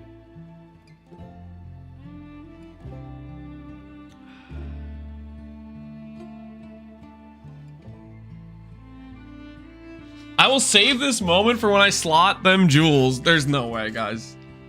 There's just no way. It's not happening.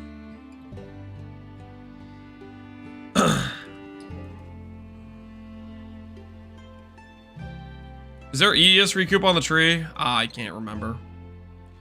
Alright, what else was I doing right now? I don't know what I was in the middle of doing, but we're gonna keep leveling, guys. We gonna keep leveling. Is it worth playing point 2? Not in my opinion, it's not.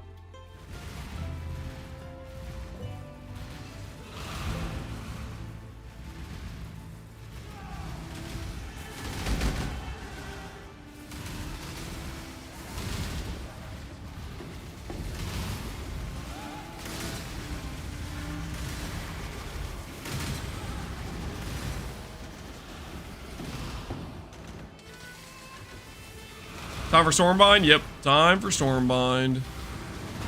Did I remember to not level it this time? I still leveled it! How am I doing this every time? Please. Please. Stop clicking the button. Stop clicking the button!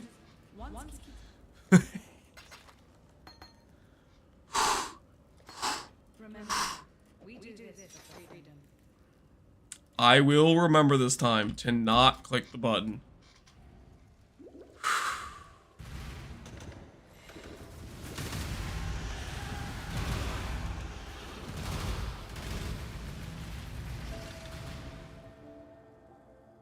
So Freesia Private League.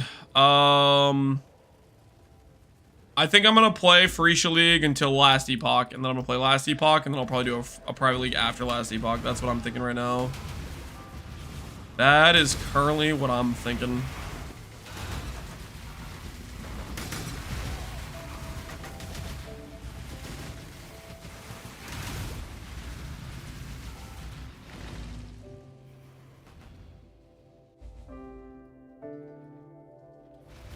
I like that plan. Yep. That's what it's looking like to me. I don't know what the general consensus is going to be between a lot of the different PoE players. But That's where I'm at. I can't wait for lab 2. I have so many items to price check. Shut up. Yo, Reds man, appreciate. Oh, the alerts are turned off. Hold on, let me turn them. Gifted a tier 1 sub to Oh, you're back on. Carbro. Oh, I muted him for desktop capture. There we go. Should be fixed now. Retsman22 gifted a tier 1 sub to Olive J. Retsman22 gifted a tier 1 sub to Shoebox. Retsman22 gifted a tier 1 sub to TKD_Tim. Where Armory? What do you mean by Armory? You mean the PoE extension for like seeing the gear? Should be like right there. Arrow button.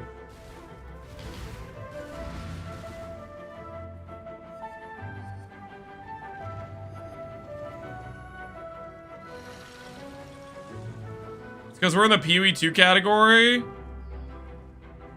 Oh, wait, okay. Guys, did you guys get your drops?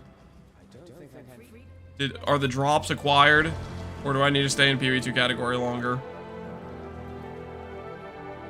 Not yet, just a bit longer. Okay, we'll stay in the category a bit longer. Okay, no armory for you guys for a little bit longer, okay? There's still a few more people that need their drops. Okay, no man left behind, okay? No chatter left behind. How do you see the percent? Should be on like the Twitch drops section thing. Like top right of Twitch.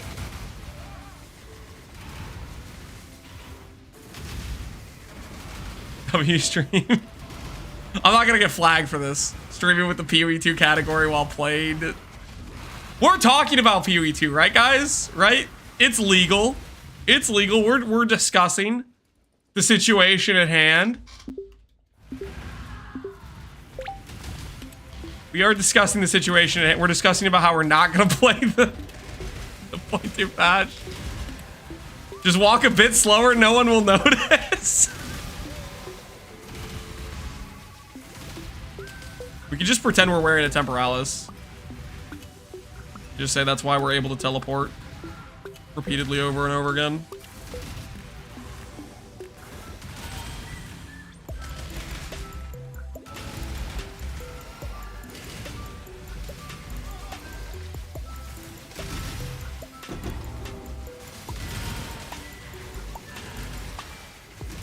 Put a PNG of Temporalis over your character. It would work. They would never suspect a thing.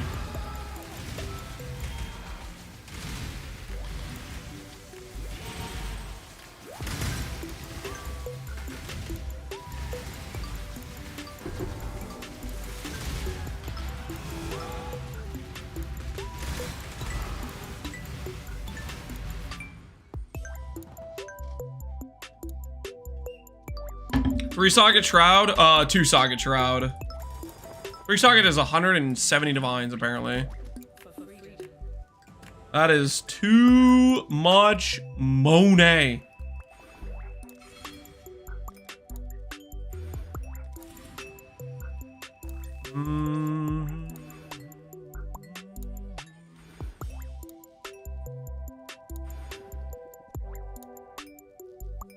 You leveled up your gem? No, did I actually? I leveled it up twice. I have a problem. This time, okay, this time we do this right, okay? We do this right.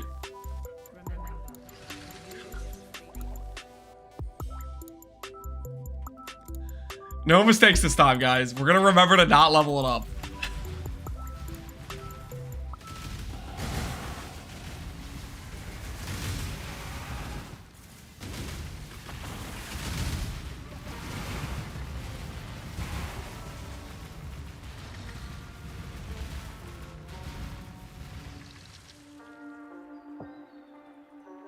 Any defense on this build? I'm a level 45 character just YOLOing through the campaign.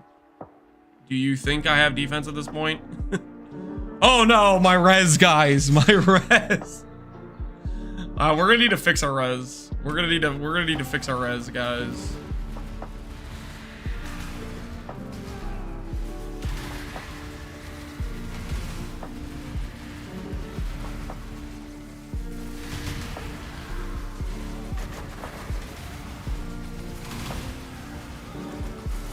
Later on? I mean, have I planned out a POB? Is that what you're asking? No. Obviously, we will want to get some defenses. How much defenses we're able to get, I don't know. We're just kind of winging it as we go, seeing where we end up. Why no PoE extension? Because we're all in the PoE 2 category.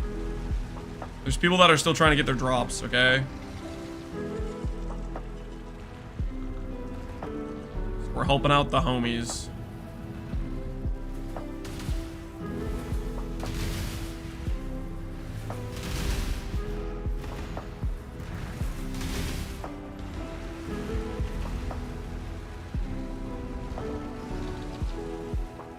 Lance is a professional winger, something like that. Something like that. Are you hyped about the PoE 2 stuff? No. I am not hyped about the PoE 2 stuff. PoE 2 stuff did not hype me up. Somebody said this in the middle of it. I forget who it was, but somebody said, this is the first time I've watched a PoE reveal and not been hyped afterwards. And I was like, yep, kind of same.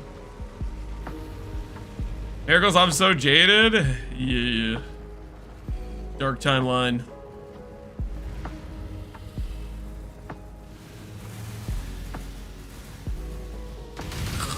What's our slash blade? Surely our AFK time watching the 7 hours! It's not what it looks like! It's not what it looks like! 7-hour Kadama. I was AFK, guys. I was AFK. We were watching the PoE 2 reveal, and we were watching the Q&A. I was AFK. Accurate timeline? It's not accurate. Any particular reason why it's not exciting? No, there's just quite a few reasons, right? Very few changes that are like addressing the things I don't like about the game currently. It's probably the most succinct way I can put it.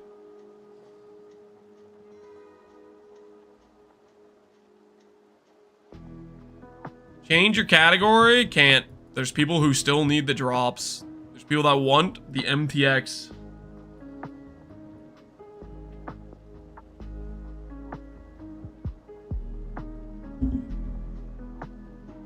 Fractures are in, that's good. Ultions. I need you to grab an item in PoE 1 right now. Grab an item in PoE 1 right now with a fracture on it. Annul it down to 0 mods. And then start annulling and exalting until you have a good item. And let me know let me know how long it takes you. Go get a random item in PoE 1, fracture it, and start annulling and exalting from 0 mods until you have good mods, and keep track of how many it takes.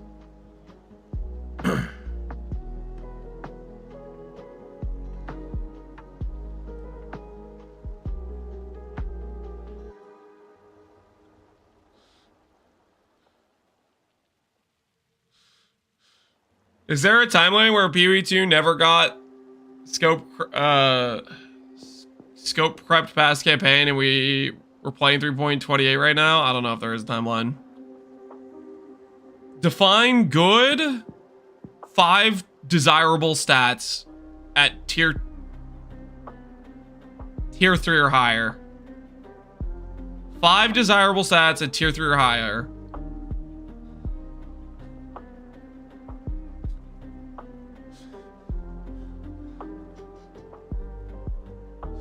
PoE 2 tier 3 or PoE 1 tier 3? PoE 1 tier 3. like 3 T3 reses, okay? You know, so like on a item that'd be like what? 40 cold res, 40 fire, 40 lightning. and then like T3 life and T3 movement speed. You know, like let's say you're doing a pair of boots. Obviously, one of those mods is T1 because you have it fractured.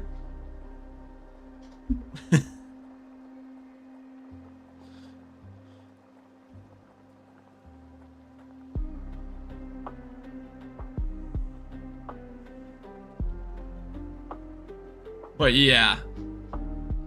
Fracture orbs are not for casual players to enjoy.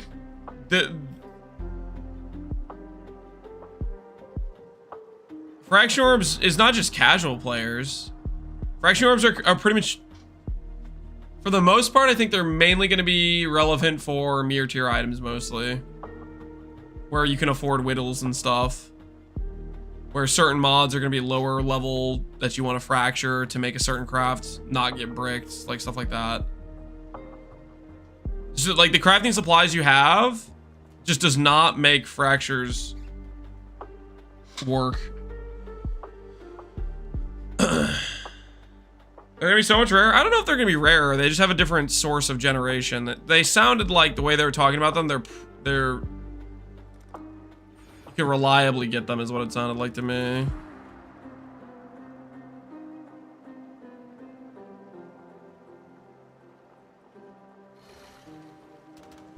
Okay. I'm spacing on something right now.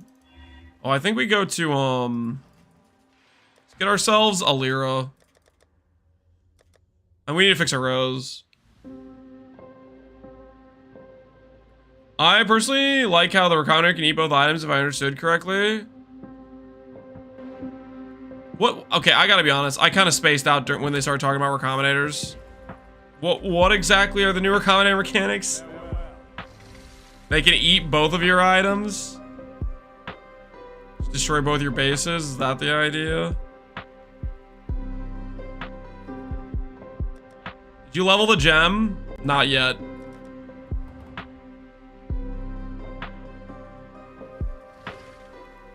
It can eat both bases.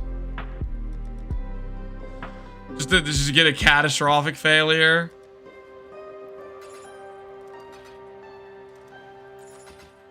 Oh, Lyra's favor. Give me res.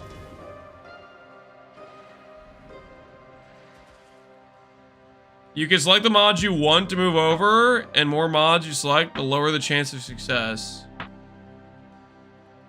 Okay, you know what? I mean, so it adds in some higher level of determinism. They're easier to understand, but the chance of success is probably lower than what it is with current recombinators, because you could already target certain mods based on how you set up your things to recombinate. To me, it sounds like they're probably getting weaker overall. Is that what you guys are thinking? 2 mods with 35%. Yeah, which that was already the case, right? If you just had 2 prefixes you're trying to smash together. Which means more than 3 mods is going to be... I mean, I guess that saves you in the case where you're just like, you don't have to get a...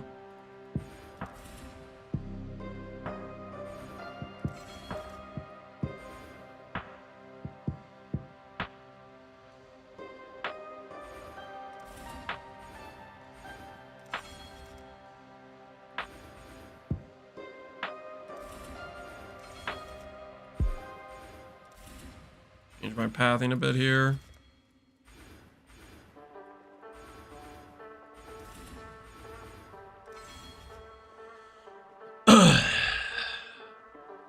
Well, you'd assume PoE1 Recombinators. I'm not talking about PoE1 Recombinators getting nerfed. I'm just talking about how PoE1 Recombinators currently work. That's all I'm saying.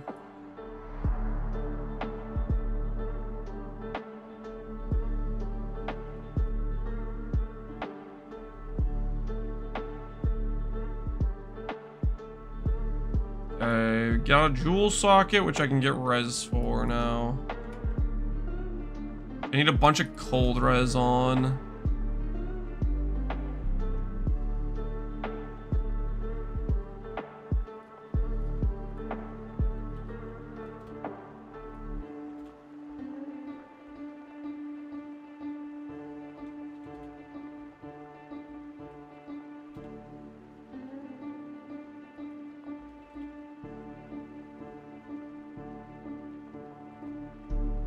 double res jewel we can get. What if I lower the weighting a little bit more? Staff attacks, spell fire damage, 30 chaos.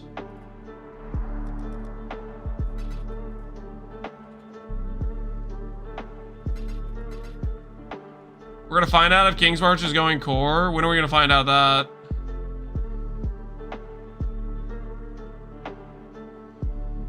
What's next? They're gonna make it so double corruption has a chance to delete one of your equipped items. it just increases the risk, man. Just a little bit of flavor, a little bit of life. Flat to dagger attacks, minion fizz.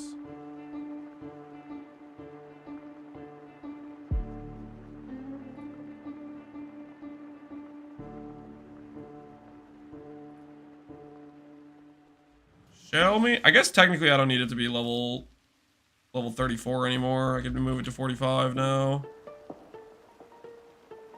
17 items. Let's up the weight a little bit. 69 chaos. Flat to spells and life. Cool.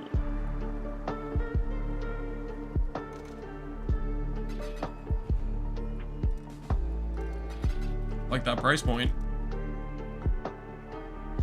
Why are they so obsessed with ground items? I mean, to be fair, people have been complaining about ground items for years, right? That's been a regular topic. People say ground items are crap. We don't like ground loot, and they're like, okay, we'll try to fix that.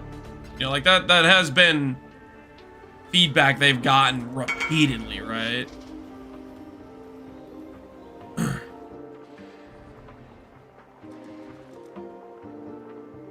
Well, they didn't fix it? Well, they're trying to, right? That's the thing. They're trying things. I don't know, enough people aren't saying it isn't working, so we're gonna keep going this way until we find where we're going, I guess. I don't know. I don't make the rules.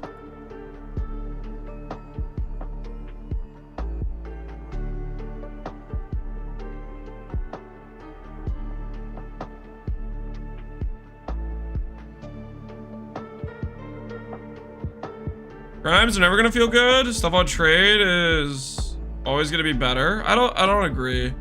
I think ground items currently in PoE 1, they are valuable depending on what phase of progression your character's in. In SSF, that phase lasts a lot longer, but it exists in Trade League too, right? Like the ground items, picking up an ID and putting them on, like in Trade, it lasts like the first day. In SSF, it lasts multiple days. And I think that's fine. I think it's completely fine to have ground loot be good for a temporary period of time and then move on to the phase where you're making gear. Temple mods, grass mail, yeah, that's other stuff. Fractured items. There's all sorts of things that persist to be good ground loot throughout the league too.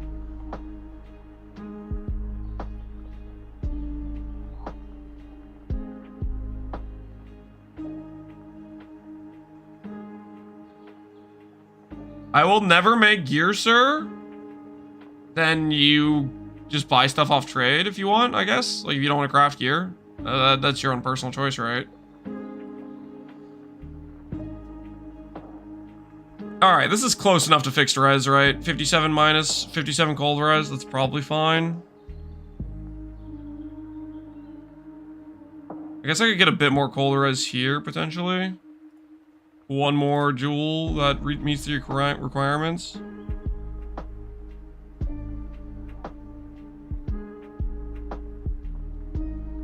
I don't care that much. 57's fine.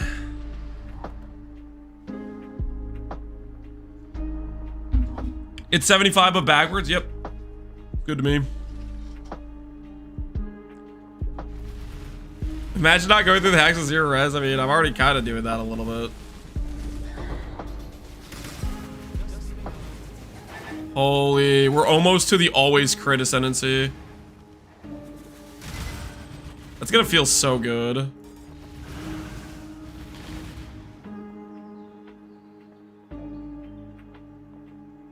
Always crit is an ascendancy point. What a time. What a time to be alive.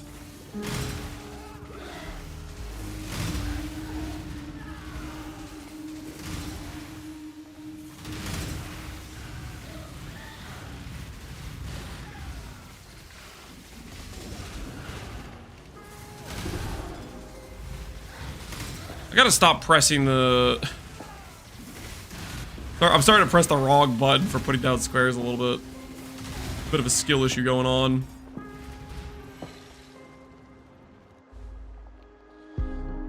Crab Exile says for boost with T1 life fractured, X slamming with T3 movement speed, T3 any armor mod for other prefix, and for full suffixes, any res on or rarity T3 out of 1 million simulated, 91 were successful. At the cost of 1,034 divs per item. Not bad. Not bad. Holy fraction orbs are changing the game. Did you level your gem? No comment. It's freaking...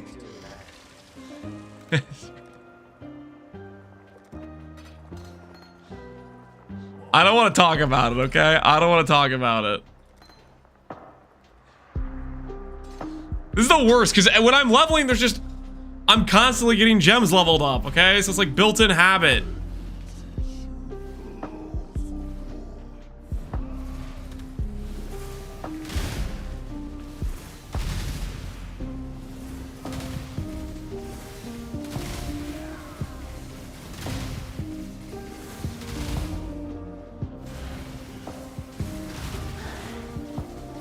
Take a shot every time Lance levels it. Please don't do that.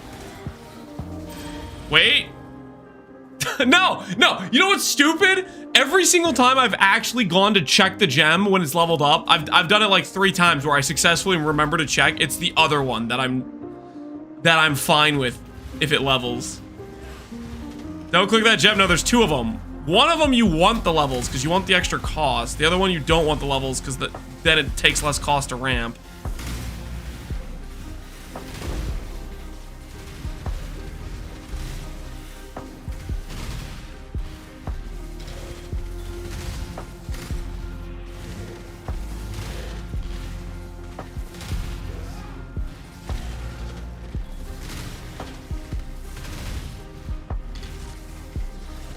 All right, this is it. This is it.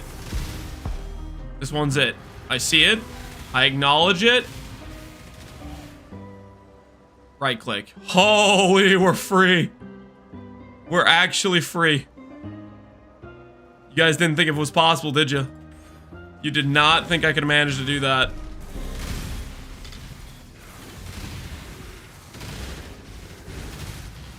What's the plan for the build?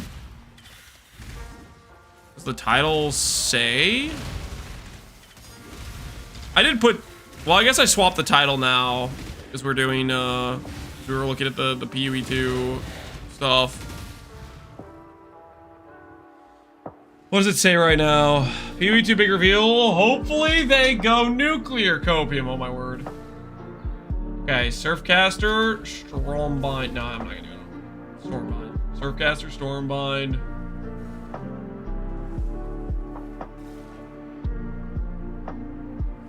Chatting about PoE 2 for drops for a bit and swapping category back after. Stormbind, yeah, Stormbind. Hold on, I have to pee real quick. I'll be right back, guys. Looks more fun than Penance. Stormbind is quite fun, I think. I don't know. It's also like, it's a clunky, weird skill. It's 2 buttons, so it's not for everyone. It's not for everyone, but hopefully it works. We'll see. I have to pee. I'll be right back.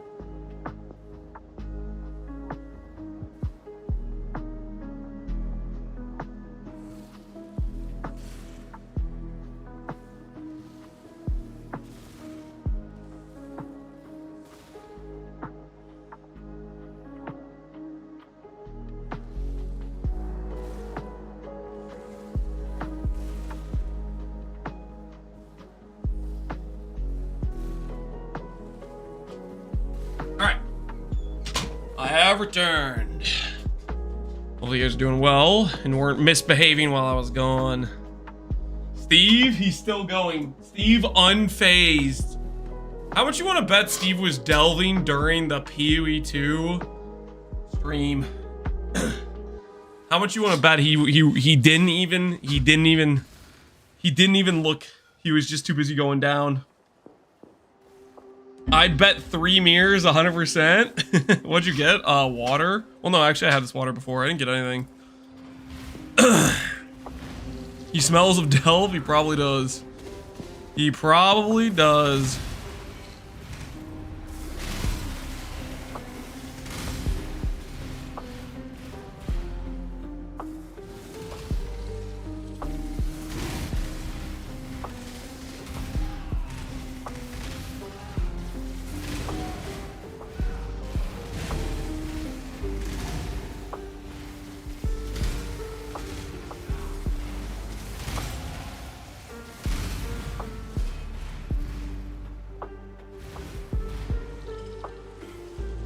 I asked him if he'd play PoE because there's endless delve there, and the Alice, he said, F off, PoE 2. He ain't playing no games.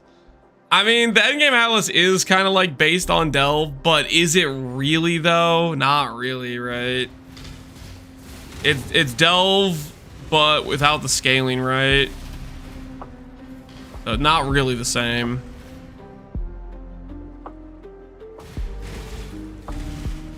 He's gonna fight the Balrog, yep. Genix kind of is a Balrog a little bit.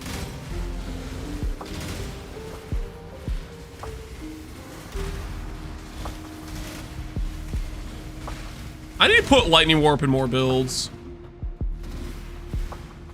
If I have fast cast builds, I need to do Lightning Warp more often. This is fun.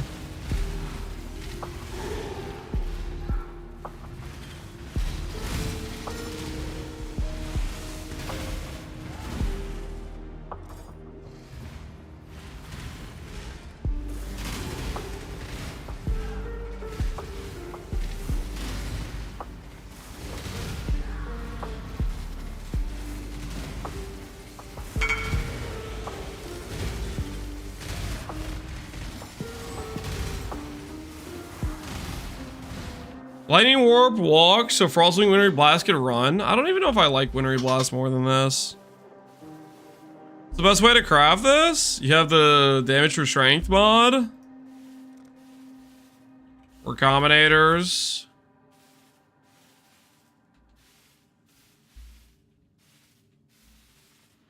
Obviously that guy wants to use his bench craft, but I would just recombinate it. That's the real answer.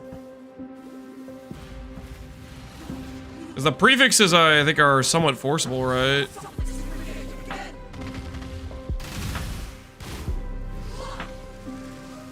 I think they're forcible.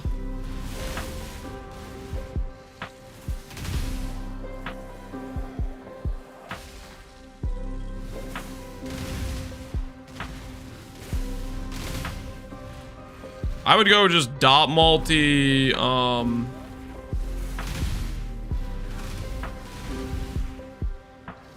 multi, T1 strength, AoE per strength is what I would go.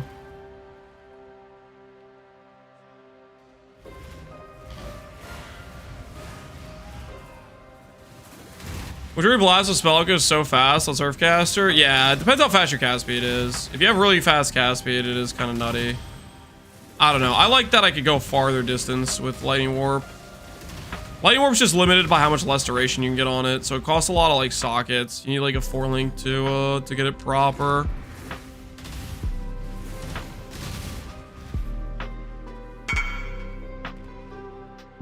AoE per strength, dot multi, unveil fire damage, craft damage over time, and fire damage over time. So you want the double prefix craft. If you want the double prefix, that you can do that. If you want the double prefix, you're gonna have a bad time with the suffixes. That's the TLDR. If you want to not have a bad time with the suffixes, you have to recombinate. But the thing is, if you recombinate, you lose your +1 enchant, which means you're either gonna do a crap ton of tempering orbs afterwards, or you're gonna give up on.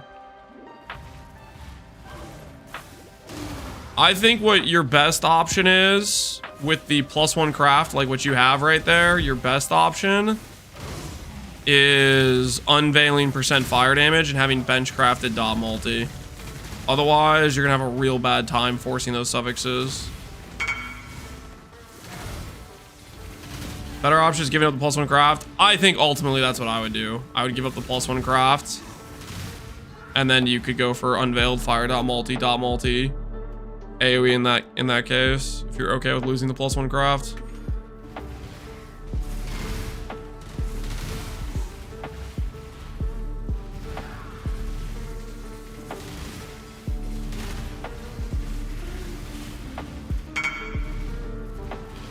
Where the heck am I going? I'm just lost.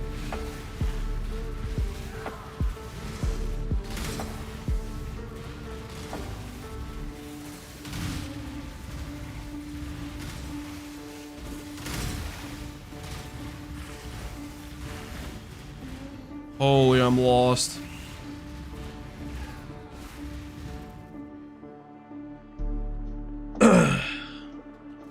When do the drops end? I think they're probably gonna have them available for like a day or something like that. I'll stream with the PoE 2 category for a bit longer, but we'll swap out of it pretty soon. Once people start telling me they're good on drops, then I think we'll just go back to the PoE 1 category.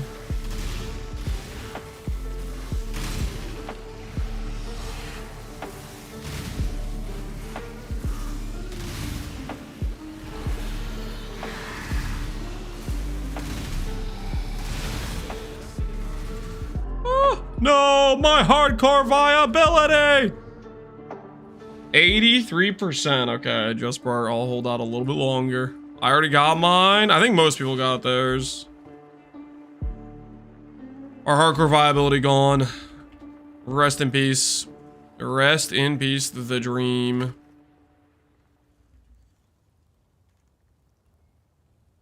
I'm only at 65%.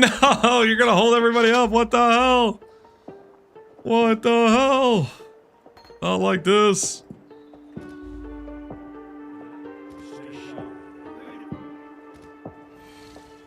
Why they take a while? I think they take 2 hours to fill, right? They have a fairly substantial delay in the fill time, right? Something like that.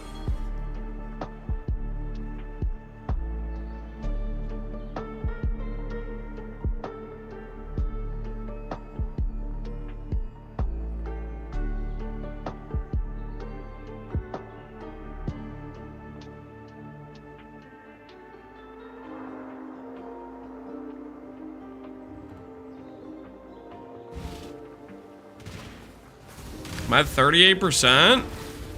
Sounds like something's bugged. You're here the whole time, you're at 38%. That doesn't sound correct.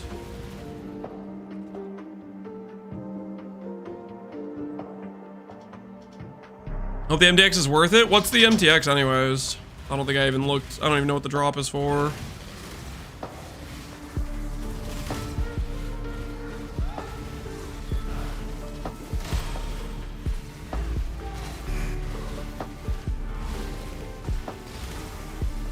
The finisher? Oh, executioner finisher.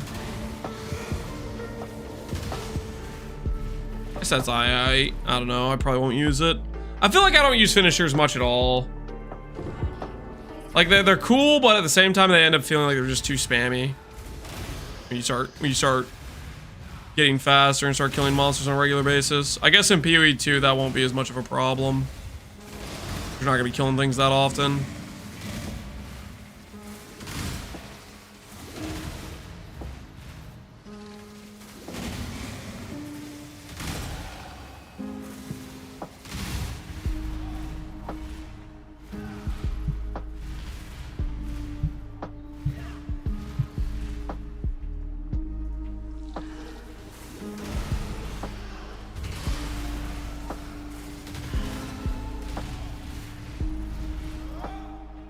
Holy dead end trap.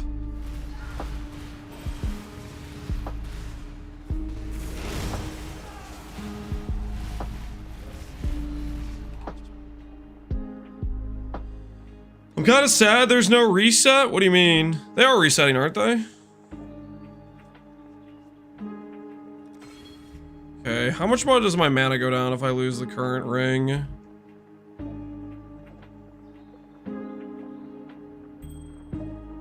See if I can sustain without it if I get a hollowed with enduring. They're resetting. Yeah, I think they are resetting. Let's do this.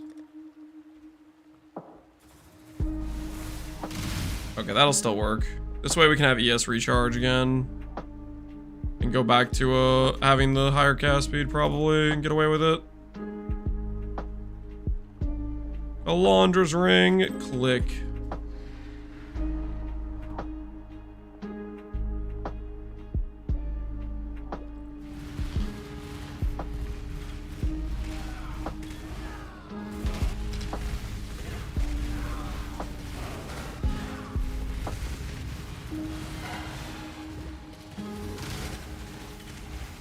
Yeah, we're gonna need that hollowed flask.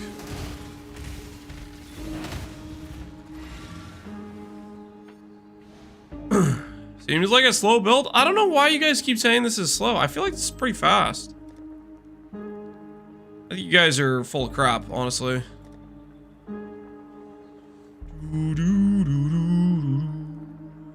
Where is Enduring Hollowed? Surely this helps fix our mana sustain. 9 hours is slow. Guys, we've been doing things, okay? We've been doing things.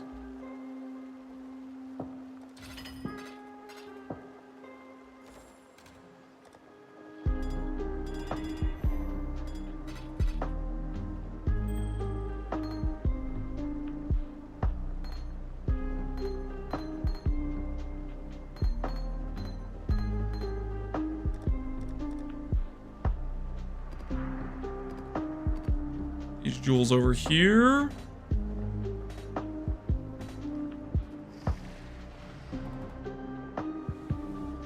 What happened to previous character? Did you void it? We gave it retirement. We did around, I want to say, 5 to 10-ish different voided feared maps. Didn't die in any of them. We established on one of the maps we were just running that we could, in fact, not do Tormented Feared, and that would have been the only thing we could have done that would have been more difficult than the feared maps we had.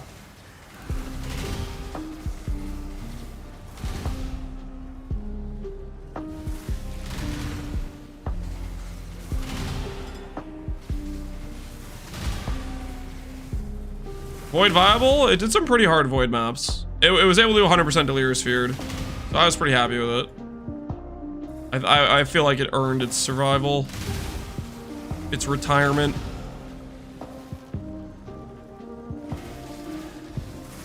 Not quad ghosted feared viable, but all things considered, quad ghosted feared viable is like would have been insane for a character with that level of investment. It doing 100% Delirious Feared with that level of investment, I think, is pretty freaking good.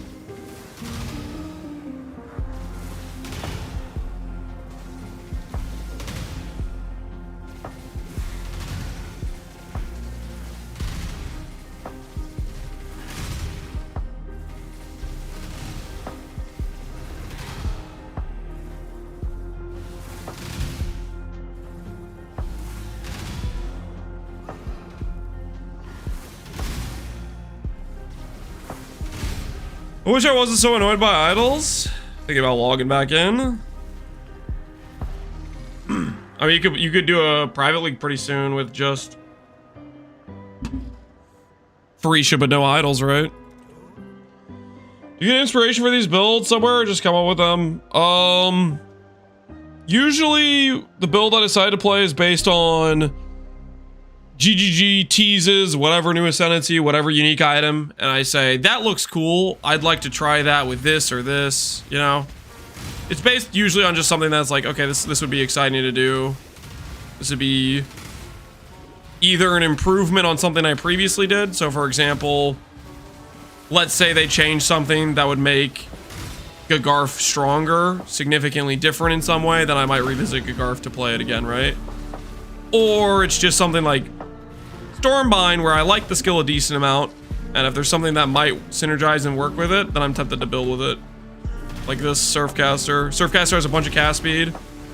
One of the things that's important for a Stormbind character is really Giga cast speed to help the how fast you can generate and proc the explosion rate. Hey, bother with the song name? This is a lo-fi version of Age of Mythology soundtrack.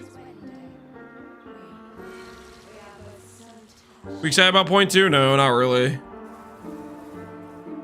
I don't know. Are there some people that are excited about point 2?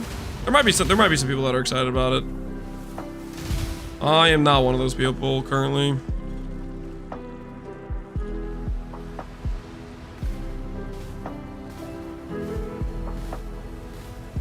I miss Gagarf. I love Gagarf. Good freaking time.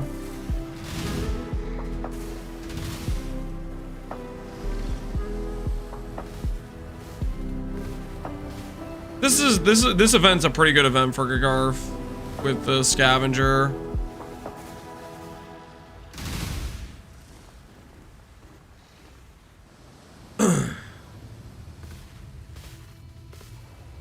I'll play it. I'm kind of burnt out on Pharisha. Yeah, I think there's probably gonna be some people that fit that category. One just wants something different, right? I'm gonna try Spears and SSF, but I'm not sure if I should play Huntress. Play the whatchamacallit class and SSF yourself in Idziri's Disdain. Play the 41% DR class. Am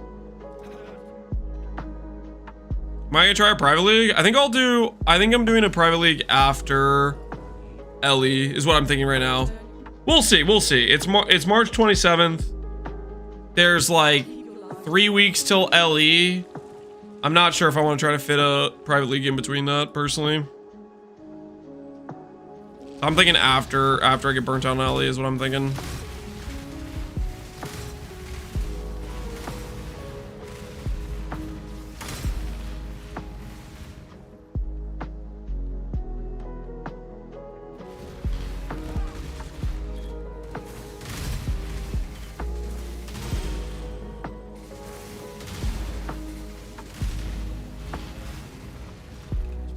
Rack 7, guys.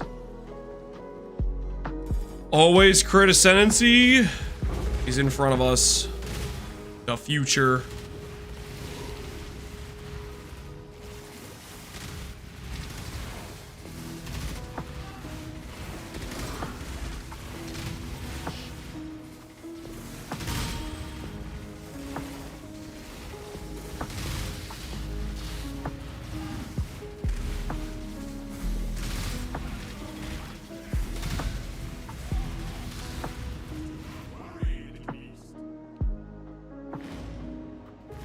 Lord of the Rings Ascendancy? What's the Lord of the Rings Ascendancy? Oh. Oh, the freaking, yeah, I mean, that Ascendancy is decently strong, right? I don't know. That Ascendancy basically only has 4 points. Which those 4 points are very, very strong, right? But at the same time,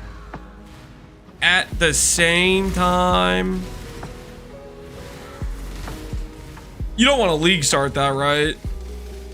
Your league start rings aren't going to be able to justify that Ascendancy. I don't think they will, at least.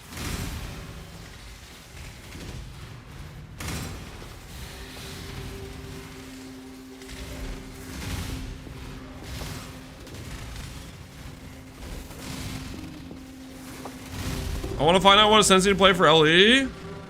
Maybe Forge Guard's actually real. I swear they said Forge Guard buffs, right? There were Forge Guard buffs, right? Am I crazy or did I imagine that? I might have imagined that.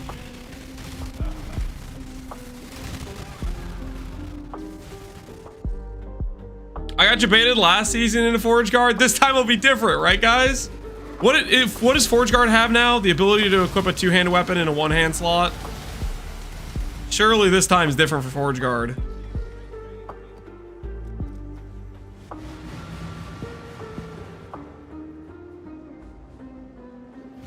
I saw double shield. I thought it'd be funny. Was it funny or was it was cooked, wasn't it? It's probably cooked.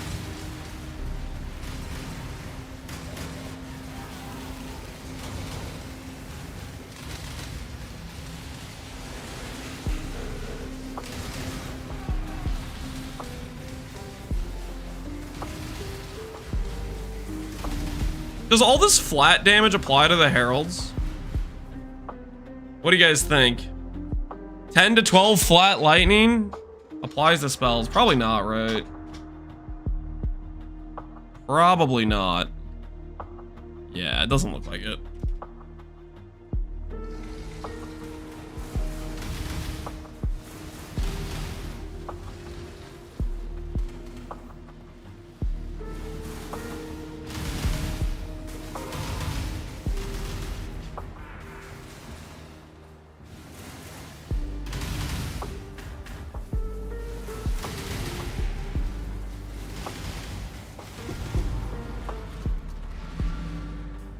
Yo, I'm thinking of playing a free shit event after all this time. What's a good build to start with this late in the event? Catablade?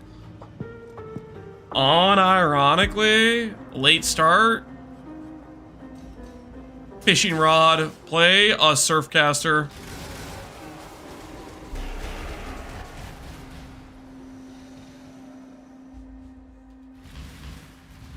Surfcaster and Scavenger are both great on low budgets, yeah. Surfcasters, literally, you just need one fishing rod and you can make a functional build that can probably do Ubers with pretty scuffed gear. Because all your baseline power comes from a fishing rod and a Mariline's, right?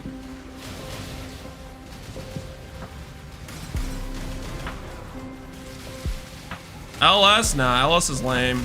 Dude, play Stormbind with me. Okay, actually don't play Stormbind, because Stormbind we're gonna need Abyssal Jewels, which is gonna cost money. Or like, it's gonna cost something, right? But still do. Surfcaster though, it should be a lot of fun.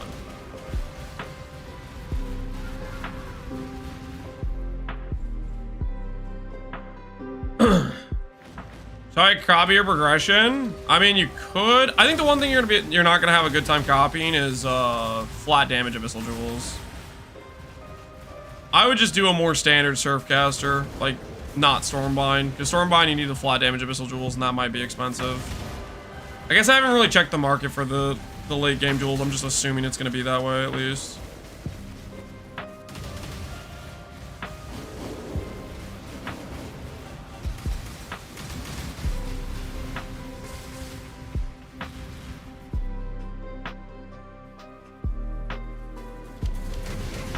Abyssal Jewels right now? Yeah, I think Abyssal Jewels won't be necessarily the easiest thing. The thing is you can do like literally like any spell character, pretty much. Any self-cast build will work well with Surfcaster. Not Penance Brand, not Brand builds. Well, Brand builds can work too, but they not with Fishing Rod.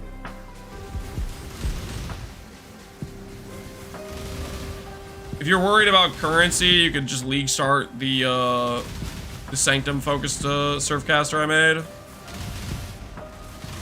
That'll work. Holy.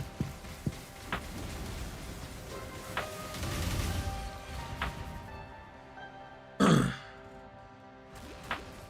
2 save, guys? No. Not really.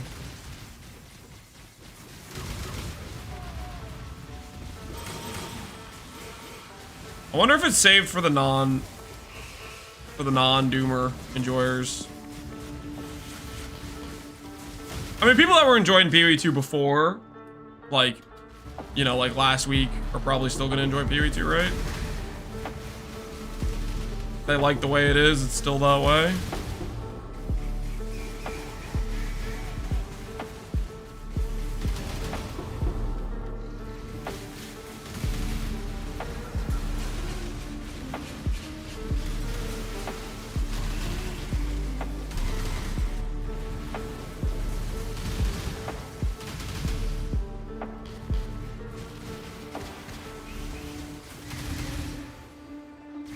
For me, it seems better than it was. Yeah, I'd say it's a net improvement. It's net improvement. So it's going in the right direction.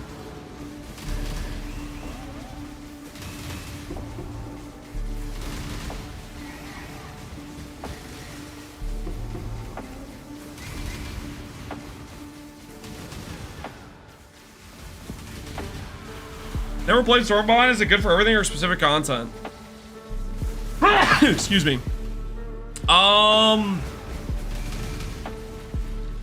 I think it can do pretty much whatever you want. I mean, it's just the biggest thing about Stormbind is it's a 2-button build, and whether or not you should play it depends on whether or not you're okay with a 2-button build. I think that's the biggest thing, because you can get big AoE on it. You can get, I think, fairly high damage. Like, its damage scaling is honestly insane, but it's dependent on if you can solve the mana, which that is a big if factor. That is definitely an if factor you have to solve for sure. Can you explain what is happening? I see red lasers and blue squares. Yeah, I can explain what's happening. I'm gonna go. I need this crit chance. Just don't need the crit chance. Let's start going here. So the way the skill works is we place blue runes on the ground, and then we charge them up. So that animation of them getting charged up. If they're not charged up, you see a bunch of small circles. If they're charged up, like you see the animation, you'll see it's bigger circles. They do like 4x the damage when they're charged up. And then the red laser is me doing lightning warp and my Herald of Thunder. That's just Herald plus lightning warp. That's all that is. I think since we have the all damage crit, I think it'd be pretty easy for us to tag in Heralds for extra clear, and it would just be extra fun for the build. So I think I'll probably try to do that, but I'm gonna have to figure out how much reservation I want to lose to Heralds versus. I don't want to lose damage, right? I still want to be able to deal good damage. So I'm gonna have to decide on that. I'm not 100% sure.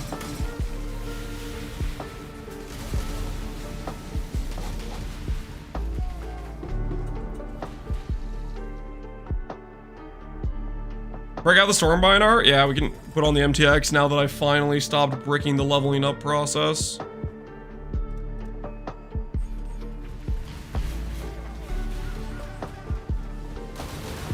The cool red explosion.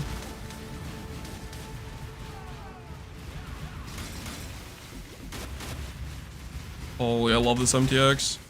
It's so cool looking. Giant blood explosion.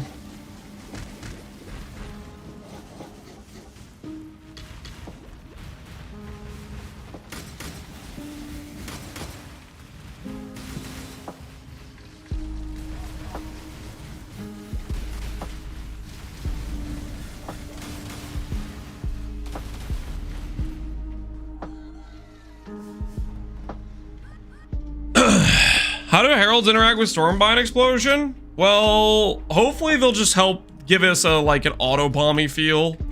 One of the weaker parts of Stormbind is, you know, 2-button, it gives a little bit of clunk for mapping, but it's insane single target. So if we have a good enough setup supporting our Heralds, potentially we could have kind of an auto-bomby feel to the character while also still having Giga damage when we want to do bosses and kind of like have the best of both worlds. If we can get that set up correctly, it would be kind of nice.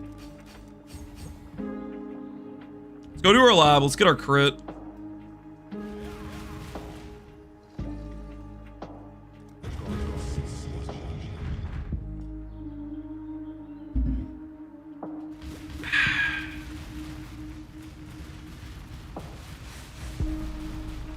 The question is, what do we do defensively?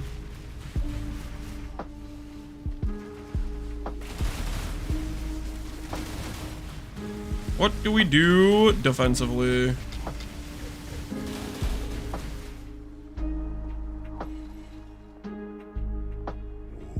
So the squares just define the AoE and the damage charge? Yeah, okay, so the way it works is Stormbind, really fast cast time. You see it says 0.04. That's how long it takes me to place one square. So in 1 second, I'll place 25 squares, right? So I put all the squares down. Then the second part of the skill, it is a 2-part skill. It's a place the runes, and then it's a charge up the runes. The second part charges up the runes. You see the animation improve. And it can be, each rune can be improved 3 times, which gives bigger AoE and more damage. So the idea is, you place a bunch of runes, and then you blow them up, and you get a big shotgun on all the overlapping AoEs. The important key feature is you want to maximize how much mana spend you have on your charge thing, because that dictates how fast you charge runes. Like right now with 18 cost on this thing, it will charge up to 3 times. Because my current skill at level 1, the rune improvement's at 5 mana cost. So you're trying to like balance this thing where the rune placement and charge requirement is low, but then you're trying to get this to be high cost, so it charges much faster, so you can instantly blow things up. I need a price check. What kind of price check do you need? So you can kind of just place the runes beforehand, put them all over the arena, and then charge them up and boom. And then you start lightning warping around to flex on his arrow and hope he doesn't randomly hit you.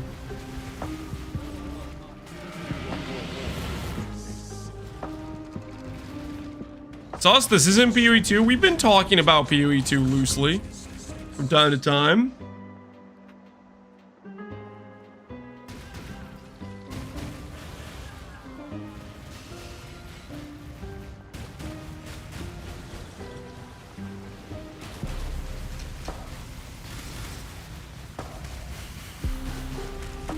Currently have some questions, if you will.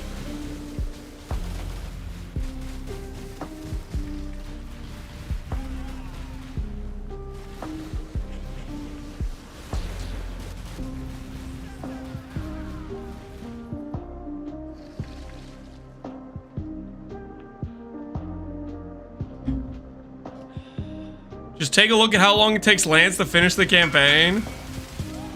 Listen here, you little. You've been AFK. Okay, we were watching the stream. Sir, is this worth a quadrillion mirrors? Additional curse on Defiance? No, I don't think it's even worth 1 mirror. It's not even a top roll. Definitely worth something, but what is it worth? I don't know.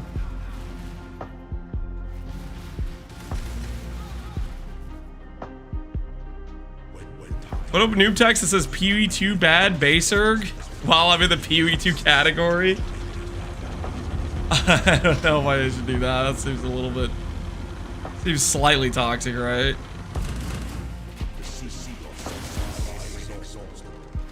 Send him back, baby. Send Izaro back.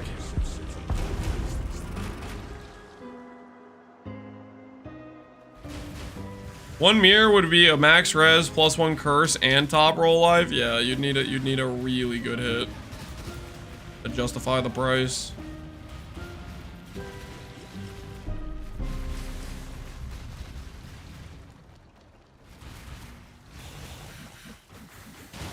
Am I getting paid? What would I be getting paid?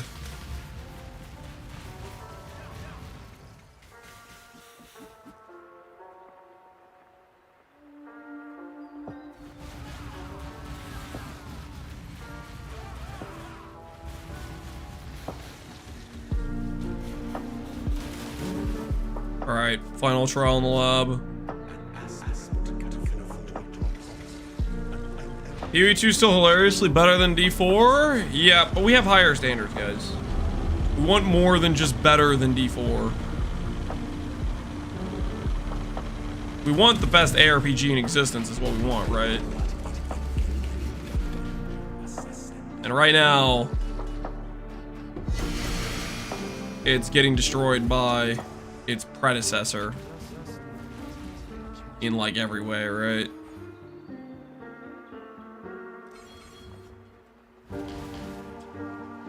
That's such an insane node. All damage is crits. Holy. All right, let's go find ourselves a Marlene's. Mary leans.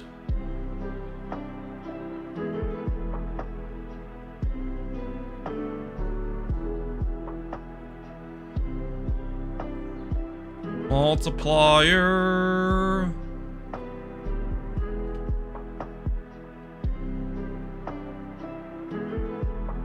Corrupted no search.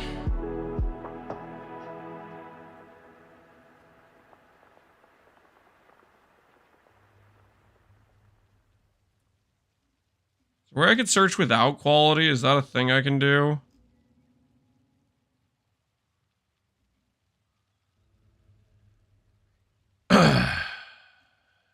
Quality 0, does that work? I feel like I've tried that before.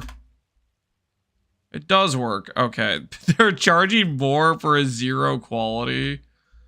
Ah, yeah, okay. Guess I'll buy the 1-for-1 divine that has 283 crit multi. Why don't you need quality? Usually it's a way to get the item for cheaper. A lot of times people charge more than the difference in the item without quality versus with quality. It's just you to try to get around the upcharge, but looks like all of the amulets listed, the upcharge isn't there, so it's just a different situation. Incubator value? What do we give for our incubator? Scarab item. Oh my word, it's gonna be a Scarab of the Wisps. It's gonna almost pay for itself. What else do we need on this? What do we want to anoint? What do we want to anoint right now?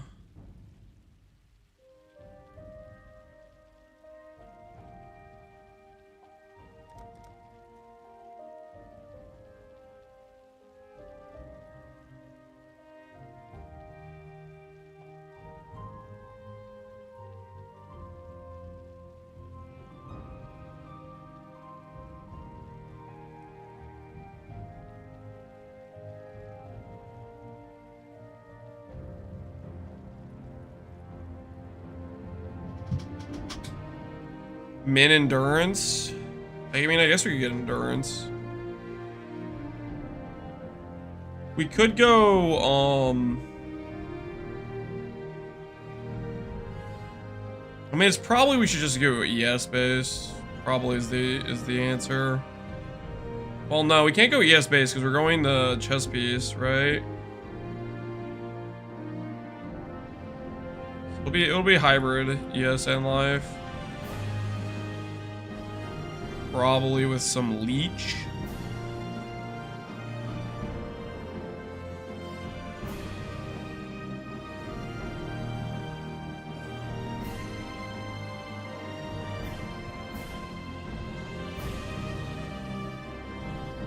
What is the estimated on your antiquarian build? Maybe 50 million DPS. That's just a guesstimate based on like playing the character. I have no idea what its actual DPS is. I guess we'll just do Divine Judgment for now. I'll figure it out later.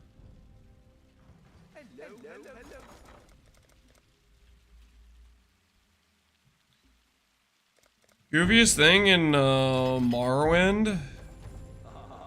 Really early on in Morrowind, when I was I was like a child at this point, you know.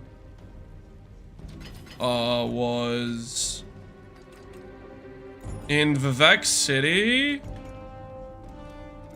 One of the first things I did when I got there was I was like, yo, these guards got some cool armor. But I was like a low-level character.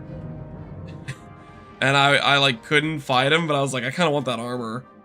And you could stand on like the other side of like those square town things or whatever, those like little, I don't know what they're freaking called, those weird square town things. You just shoot them with bow and arrow, and their AI, they'd just be stuck on the other side, and they wouldn't know how to run around like the bridge and stuff. And with my low-level, no gear character, I just chipped him down slowly but surely, and then looted their gear. That was my get good gear method. All right, where'd to go here? We swapped to our new amulet.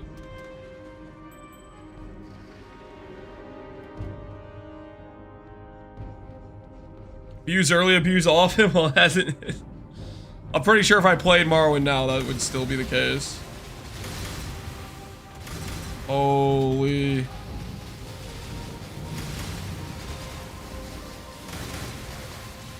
The Herald build, the Heralds are already working.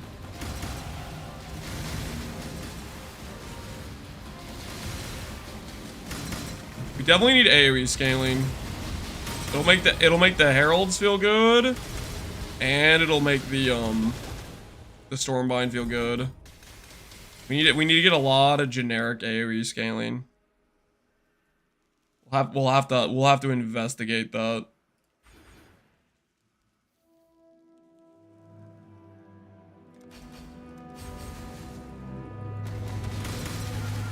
One-shotting things with the lightning warp? Yeah, I think...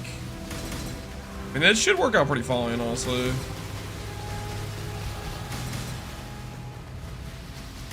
A bunch of generic lightning pen. Holy... how many times do I have to click on the door? I swear, I clicked on that thing like 5 times.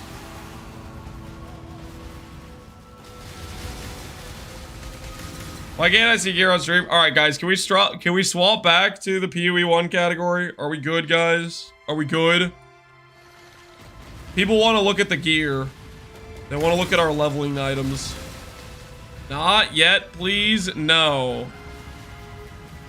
All right, here. I'll manually hover the items for you. We have a Reef Bane, a Cloak of Flame, a Wraith Lord, a Maralene's, a Calandra's, an Ixal's, 7 League Steps, Darkness, and Doedre's. I already got the drop. Well, there's some people that haven't got the drop.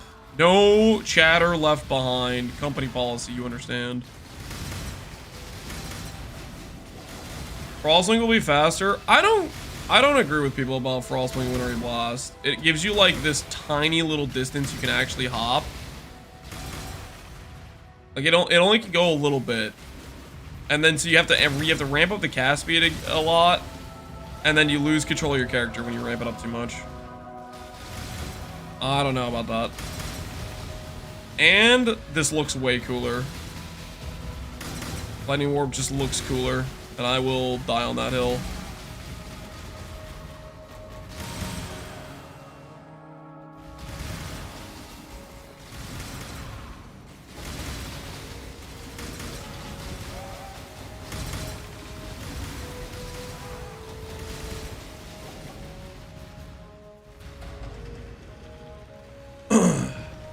Only good layout on it was like Strand, yeah. Not it.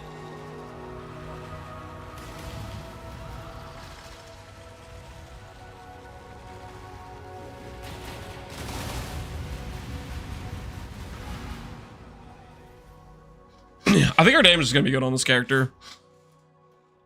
I think the Stormbind damage is gonna be legit. We just need to solve AoE. I think our solution for flat damage is gonna work, and then we need to somehow make our defenses decent.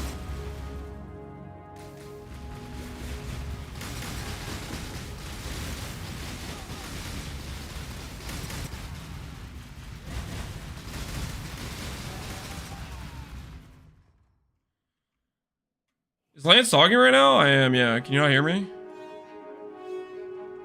Or I take inspiration? I don't take inspiration. Usually if I see somebody else do something, I'm like, I don't really want to play that now.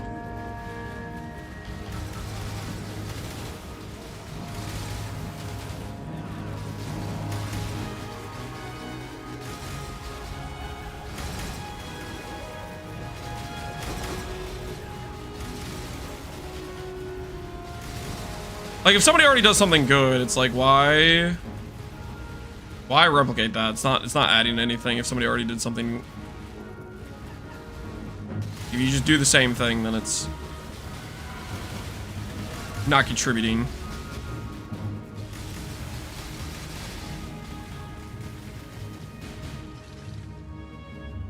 Are you ghost touched? No. I think, well, I'm not sure what I'll do. Okay, so we're doing the fishing rod crit. I'm thinking We could do Ghost of the Deep, but I feel like that's probably unnecessary. I'm thinking Stormy Seas plus Glacial Wave. Don't think we'll do Reverse Chill. Unless I can come up with a good way to put it in. That's what I'm thinking. I'm thinking Glacial Wave, probably.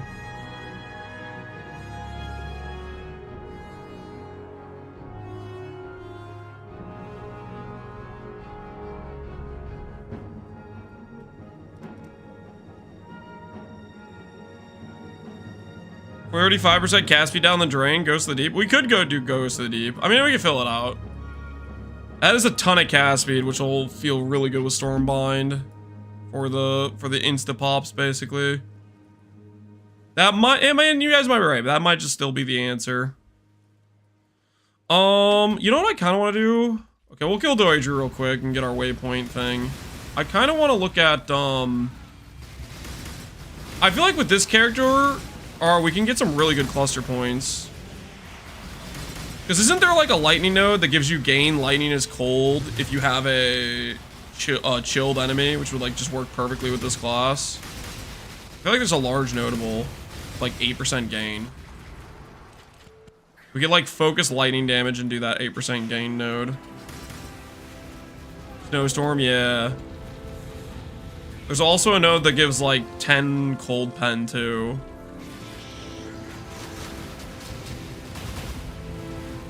Alright, let's check it out. Let's check it out.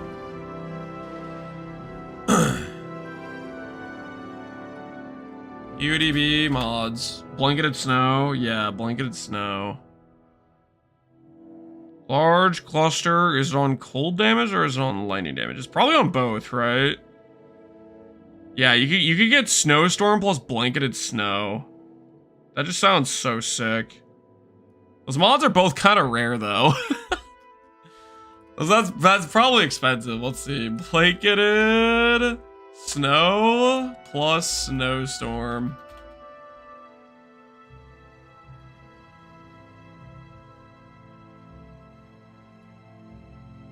Let's go 8 passive.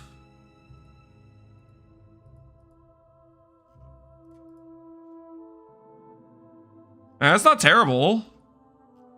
2 divines for a non-3 notable.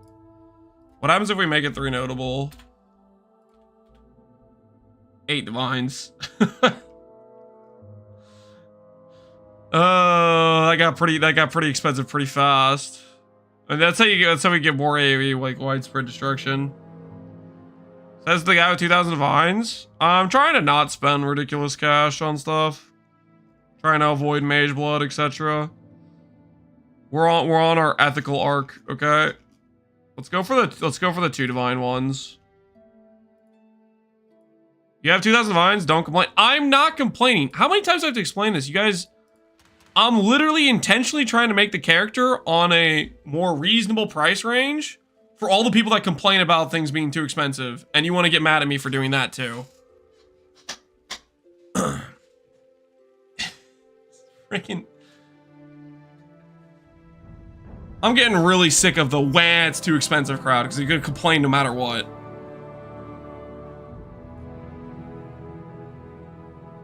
Just complain about everything. That's why there's no divs in your stash, because you're too busy whining instead of playing the game.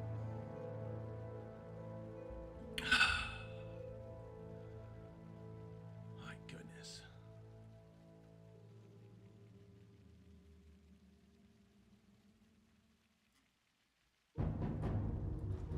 That was too far? Too close to home? Too real?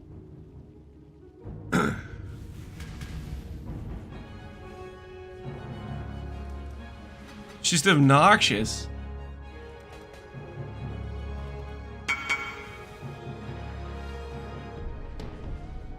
There's no divs in my stash because I deleted them trying to miss the 3-mod ring and I missed 6 times in a row, Prometheus. You're below average. Once you get to 11 rings or 11 attempts on misting, then you can start complaining because that's when you've been above. Like the average to hit a 3 mod is 10. So you can't complain just yet, Prometheus. You need to earn more money and lose a couple more times. You're almost there. You're almost to above average on the amount of attempts.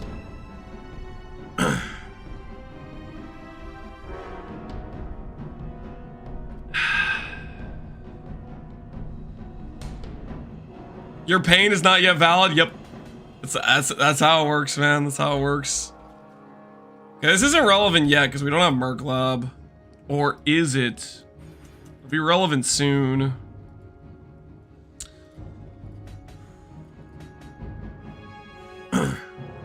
Let's try to buy some good jewels and see how it goes. Oh no, did I close out of my old trade search that I had for abyssal jewels? Please tell me I didn't. We have to go back further. Please. Oh, nice. It's still here. Get rid of the required level. Pump these numbers up. One result with 100 weight and it has no flat. Oh, no. Oh, that's with cold res. Get rid of that. Holy, there we go. Mana, life, flat, flat. Too much money. I think what we do for these jewels, we just buy a fractured mod and we reforge.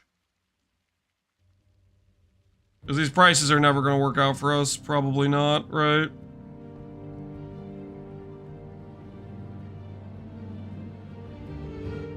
I think that's what it's going to be.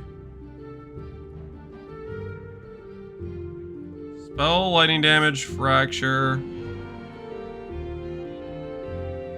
Okay, goodbye. Bye to all these beautiful mods we had. Needs to be just one of these mods fractured. Count one.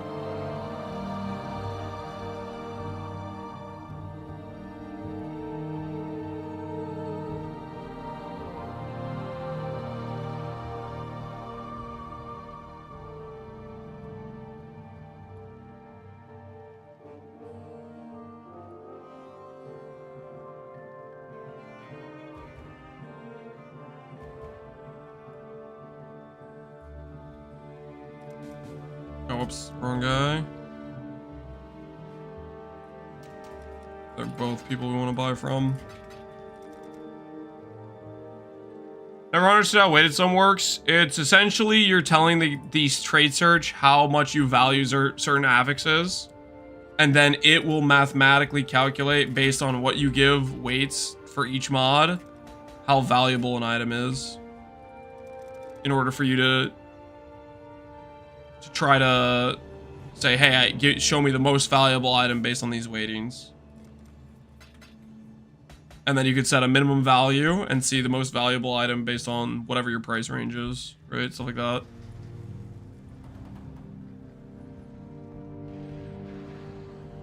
Lance, I'm crafting a spine bow with fracturational arrows. Currently has T1 lightning, flat fizz, and dexterity. Can I use metamod to get merciless through reforge? Nope. You try to reforge fizz, you're never gonna hit merciless. The way you finish that bow is you recombinate it. Otherwise, you're not hitting that bow. Oh, this mod's literally just better. And it's less expensive. Holy.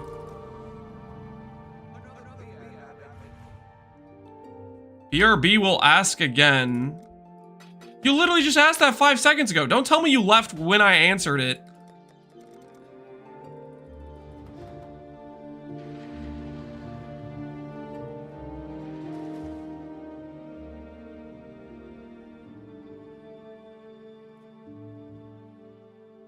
There's no way, right?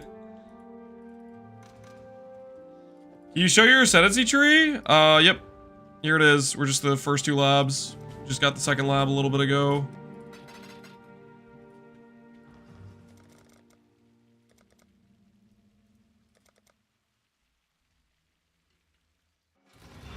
You can get quadruple flat. No, I can't get quadruple flat.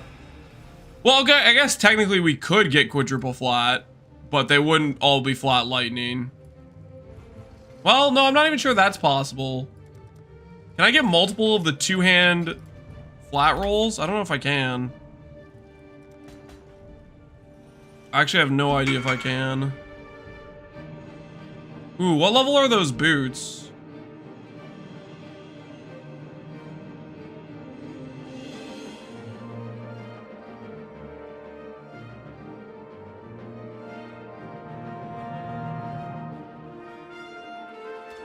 We're gonna do one of these as magic, right?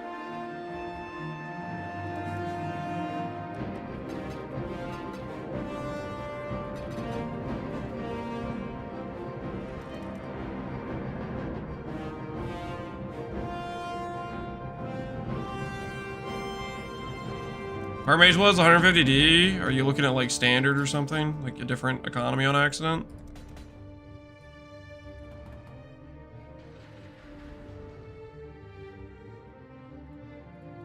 PoE, unique, boots. What are the boots called that give us 2 abyssal sockets? Beacon? No, not beacon. Bubonics. Movement speed, magic jewel.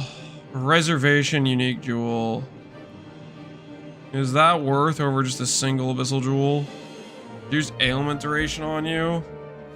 Buy rare jewels.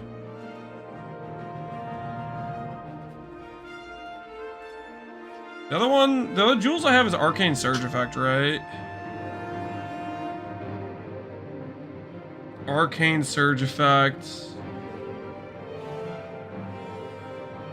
I don't think these are really worth it. I don't think we go those boots. I don't think the bubonics are worth it. I mean, the reservation efficiency is nice, but outside that, I'm not so certain.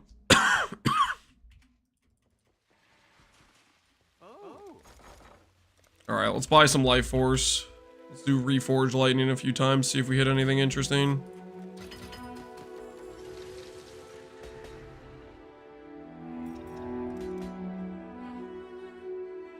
So we would be looking for...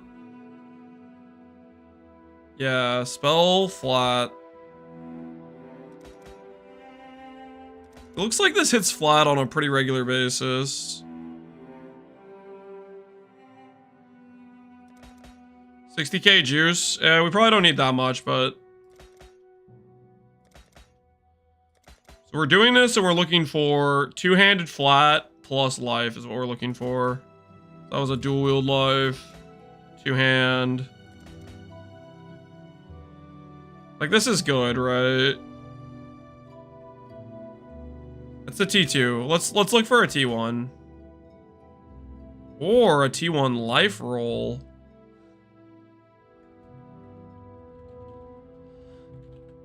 Hold on, more likely go.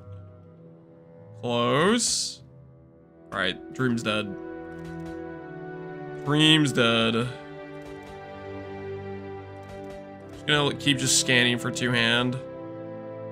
If it doesn't hit 2-hand, we walk away. We're looking for T1 2-hand. Black gold spells, T5, T5. No, thank you. Slam an X, let's go. I think we want a little bit better before we slam an X. Ooh, avoid shock's pretty good. What do you guys think of that? Life, avoid shock. We cap out our avoid shock, and then I might keep this one for now, and then we can go Storm Shroud if we want.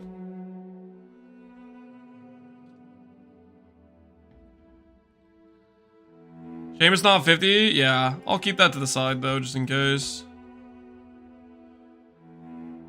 Okay, this is a 2-hand fracture, so I'm looking for the flat to spells. Tier 2 with lightning, ailment effect, and 40 life. I think I'll keep that one for now. That seems pretty good.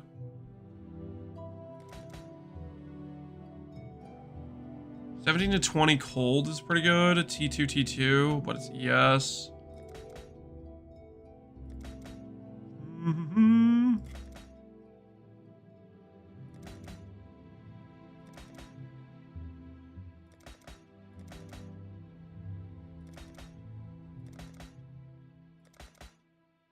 Holding a shield. Not what we're looking for that two-hand. Meaty two-hand lightning damage.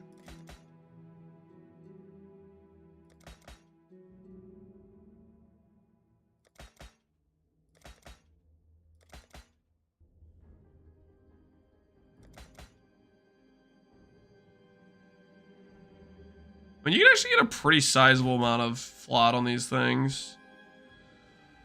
46 avoid shock with flat armor. What was the other avoid shock jewel we made? Similar. All right, let's keep looking.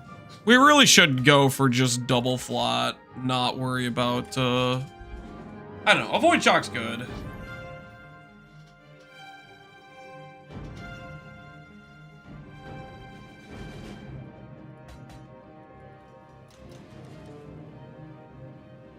I come here for currency trash, straight to the trash bin. This is not currency straight to the trash bin.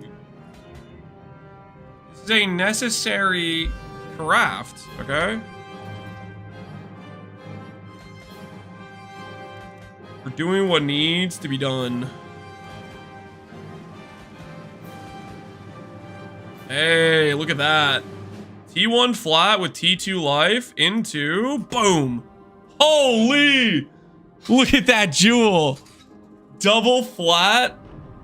So that's 7 to basically 94 flat with 12 crit multi with 35 life. Now that's a good jewel. How did you get 20 veiled orbs? I was buying veiled orbs to craft gloves. I literally spent like 25 of these crafting like 3 pairs of gloves that bricked. This was we burnt out midway through crafting the spark gloves. That's where we burnt out on crafting spark. That's pretty insane, yeah. It doesn't seem like these are too hard to roll, to be honest. Seems like with a fractured flat roll, if you're actually looking for for flat rolls, reforged lighting seems to hit it pretty consistently. Keep looking.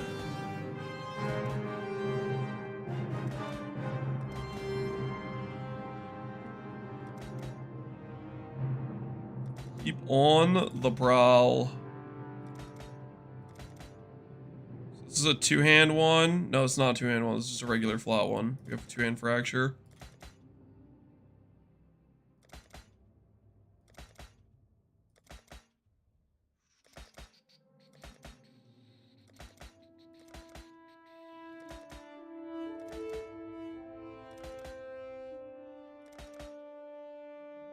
Gain 3% fizz as extra fire if you've dealt a crit recently. Interesting.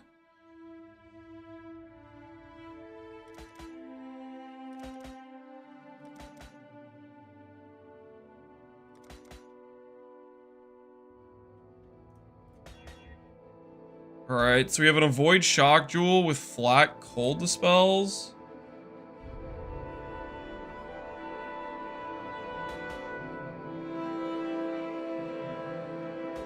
Is that better than this is? Better than the 10 flat regen? Probably, right?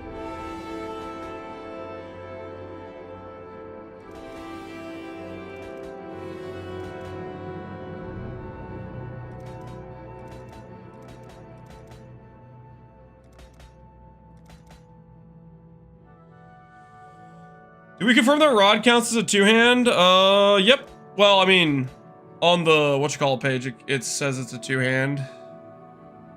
So I'm assuming it works. Get spell fizz this way. We could do better.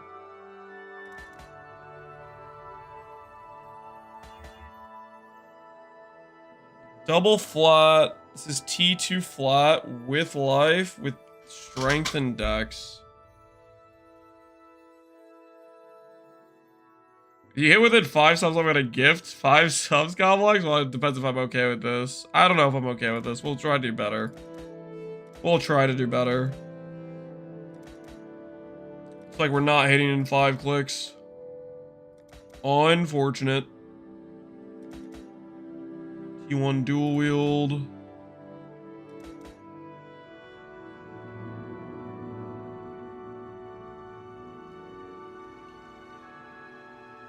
Complex gifted a tier 1 sub. Wait, to you didn't have to give subs. 412. Thanks, man. Complex gifted a tier 1 sub to Appreciate you, dude. Appreciate you.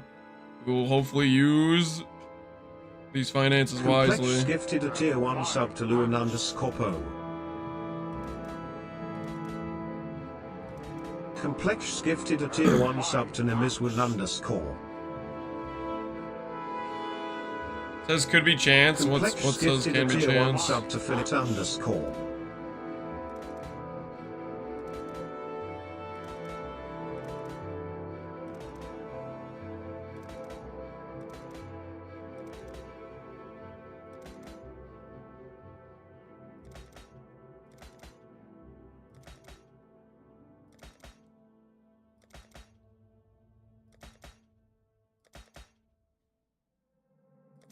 So close.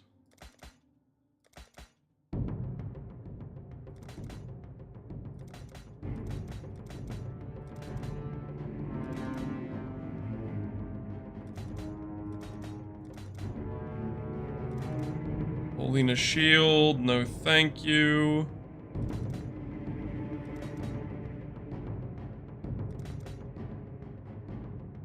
Bunch of mana. Pass, I'd rather just have life. There is our flat damage. There's our T1 flat damage. It has added fire though. I'm gonna blind annul this. Rest in peace. There goes the T1 flat lightning. It was nice knowing you. We will meet again, T1 flat lightning. We will meet again.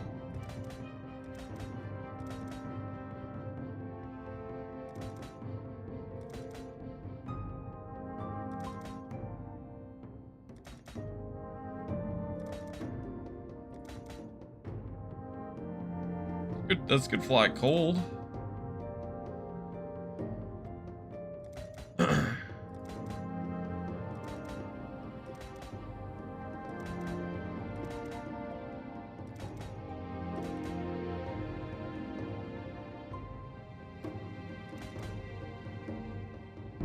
Would you feel the wait and have so much more fun if you had to get this many white bases? No, I wouldn't. I wouldn't feel great. I would be depressed, probably. I'd be playing a different game. That's what would happen. Be logging into a different game.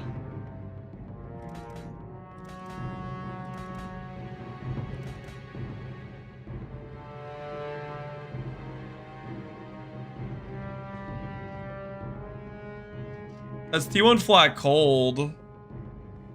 That's pretty decent with phasing on kill. You could call this good for now, potentially. The double two-hand. I don't know, that feels like kind of a settle though. I want the T1 flat two-hand. Tier 4 hurts my eyes. Yeah, it's a little painful to look at. Alright. There's T1 flat. Can I annul? Can I annul the 3 block? No, I cannot. Dang it. No, my T1 flat. I only knew it for so long.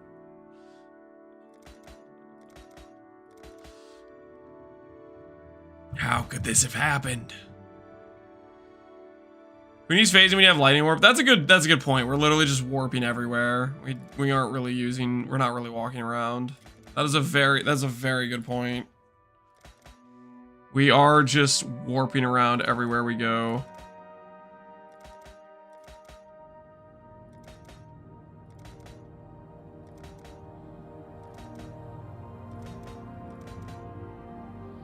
Holding shield, two-hand, no.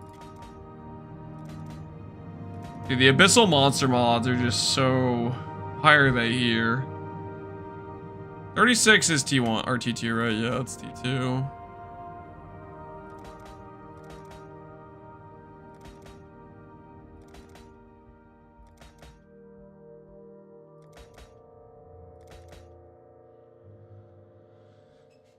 Are you just going for a T1 flat, 2-hand plus 2 mods that aren't dead, basically? I mean, 2 flat lightning damage mods is ideal, because we're trying to compensate for the level 1 skill. And then past that, flat life, resistances, those sorts of things are good too. Flat ES is decent. I don't think that's problematic per se. Change the category, little bro. Don't call me little bro. It's 10 minutes in the cellar. Can I change the category, guys? Are we? Do we have your drops yet? We're holding out for the droppers. Okay, we're holding out for the droppers. Call him big bro. Well, I don't know about calling you big bro either. I'm not sure about that one.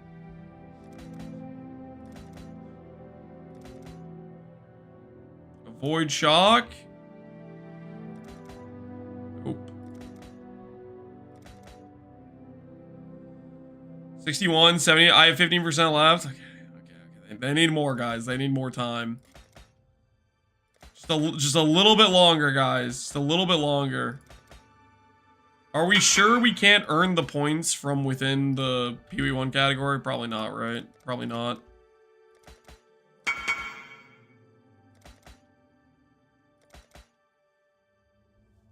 Oh, what if this slams a good mod?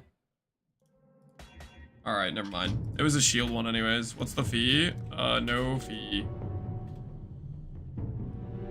The crafting step, bro? I'm just trying to make myself some decent, flat lightning jewels is what we're doing right now. We're making some flat lightning jewels. Look at this. If I was holding a shield and a 2-hand weapon, that would work. Oh, there's T1 flat again with the shield. It's freaking, it's trying to lure me in. Trying to seduce me into a shield, but I can't. I gotta remain pure. I am a fishing rod enjoyer. You and I was just messaging to see how much the fee was. We'll message you soon. Okay.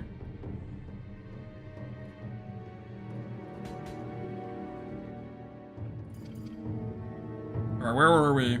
Flat lightning of a high tier. Remember like it was moments ago.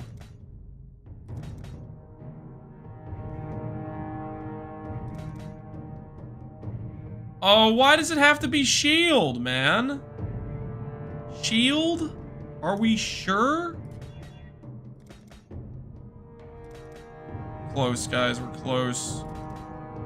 We've hit multiple good shield ones. The 2-hand weapon one is incoming. Soon. Very soon.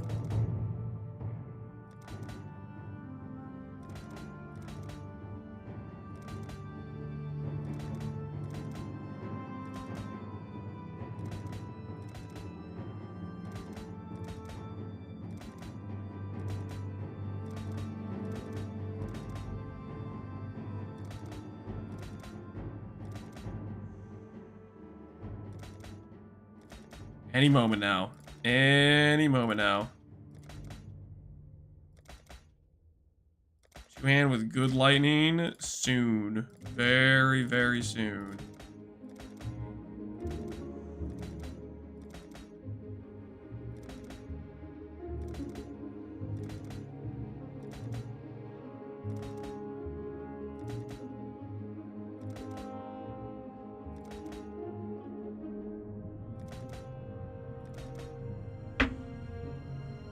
Baby's bedtime? Oh, shoot. Hold on, guys.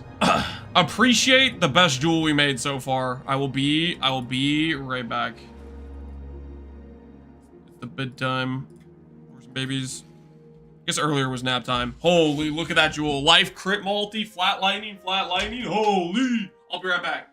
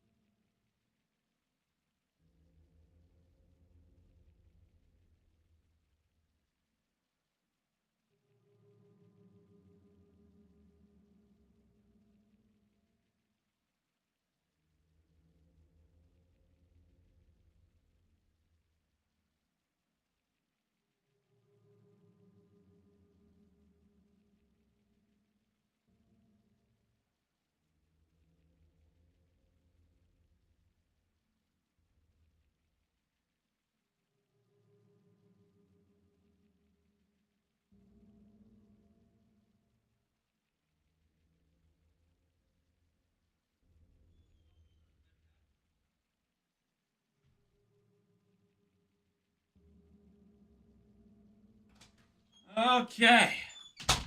I'm back. Don't ban me, sorry. What'd you do?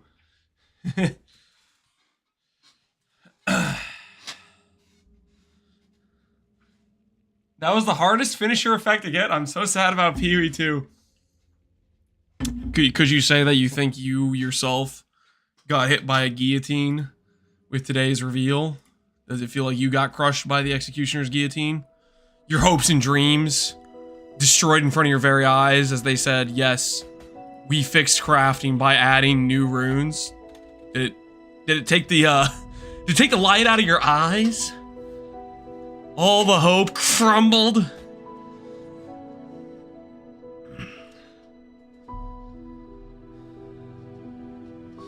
Guillotine got dropped on all our hosted dreams. Don't worry. We're gonna start a support group, guys. we're gonna have a little PoE 1 support group. We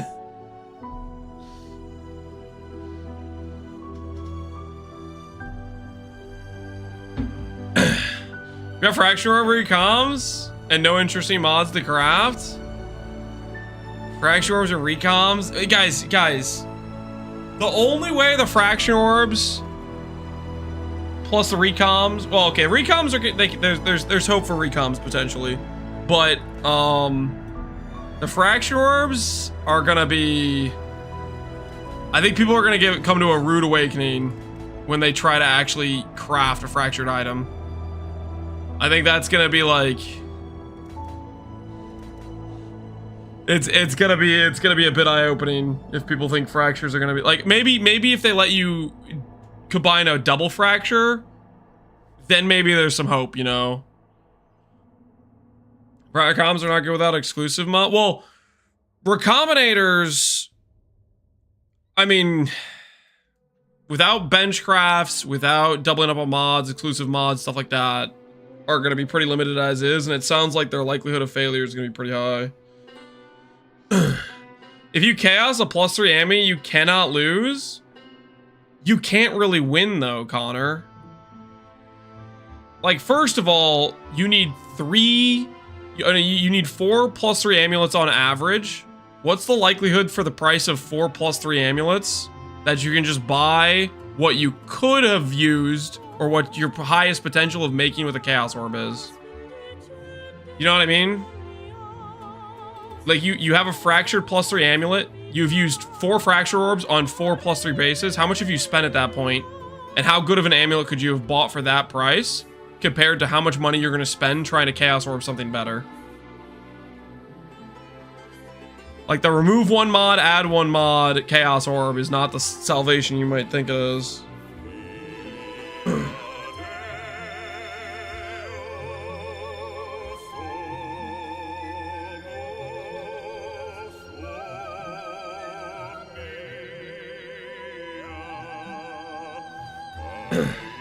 Fracture, Essence, Greater Essence, Exalt, Pray. No, guys, it doesn't work that way.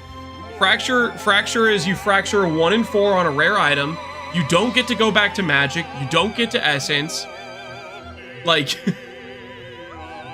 you're chaos orbing on a rare item where one affix is there, and you're trying to make the rest of the affixes good with a chaos orb.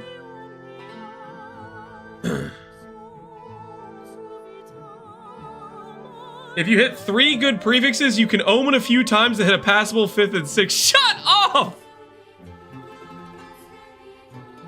Just omen a couple times, guys. Yeah, that's the thing you already had, though. What is Fracture giving you? That's the thing you already had. You already had omens.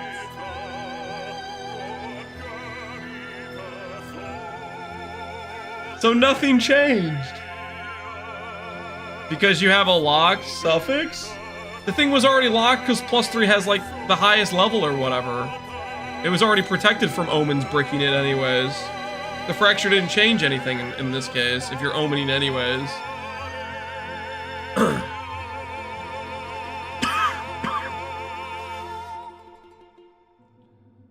You couldn't cast the prefixes? With omen you could. If you're already doing omens, Omen of Whittling would protect the +3 because it has a high level. If you're already saying I'm willing to do omens, then the fracture isn't protecting anything.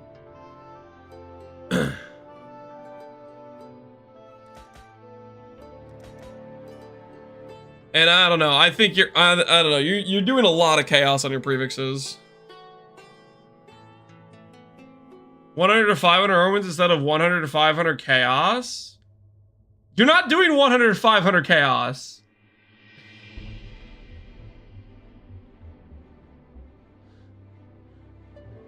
God, I think you're missing the point. The point is the fracture is very irrelevant for most everyone.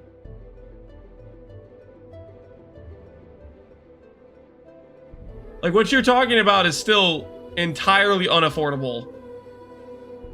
You have a borderline mirror Amy for 50 to 100? No, you freaking don't!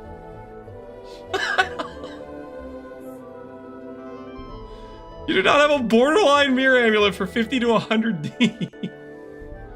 You're assuming you're hitting good affixes with your omens on the suffixes after assuming you hit 2 T1 prefixes with chaos orbs in a reasonable amount of time, a reasonable amount of chaos orbs.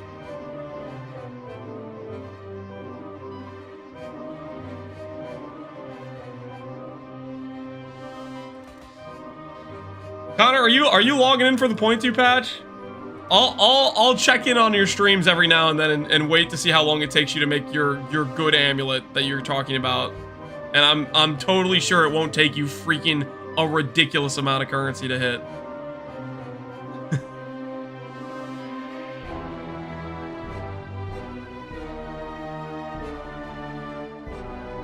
It'll be 10x cheaper, straight up 10x. No, it won't. Connor, if you're talking about omens, you're talking about this quote-unquote mirror tier where you have 3 T1 affixes. You're just buying the thing with 3 T1 prefixes. And then you're omening anyways.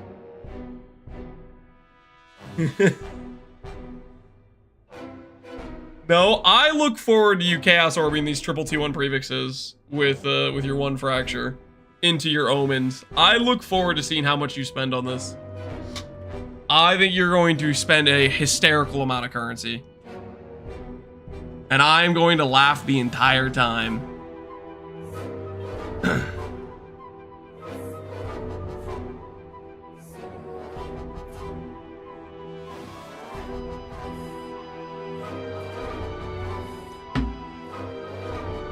The biggest cost sink for an actual mirror item is when a desirable mod is lower level and you can miss. I mean, does that even apply to the +3? Isn't +3 like always outside of that bounds? Weren't the +3 rolls like 84 or 85 item level or whatever? He'll hit and you've jinxed yourself? I don't think so. I think I'm gonna get to XD. I'm gonna get to XD chat Connor so hard.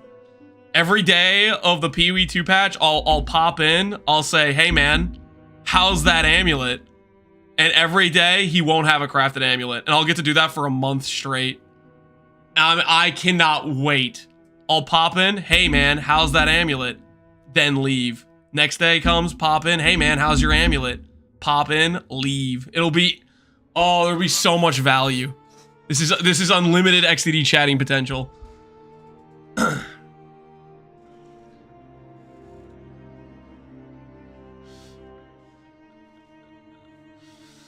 The mirror amulet craft will be cheaper?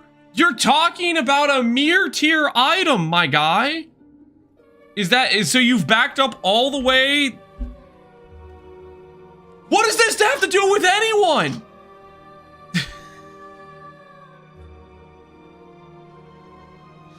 I was talking about a 50 to 100D item? Yeah, your 50 to 100D theory is talking about omens, and it's not 50 to 100D. You're not hitting a good item with 50 to 100D in omens. You're spending a hell of a lot more. And then you're talking about a mirror tier item, which that is one of the cases where the fracture is actually relevant, which means it's relevant for basically no one. Because a mirror tier item isn't, it's freaking omen crafting, and no one's freaking doing that except for the people that are freaking flipping the entire time. Or somehow getting money given to them. Like bogging or whatever.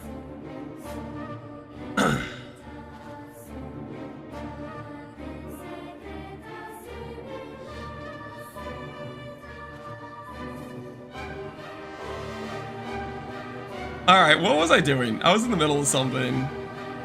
Okay, these are fine settle jewels for now, I think. I think we're chilling. We might consider Storm Shroud. All right, let's keep leveling. Let's keep going. The dramatic crowd music, yeah. Good old Hom 3.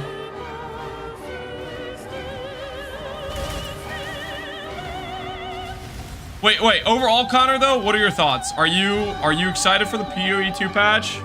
What are you thinking?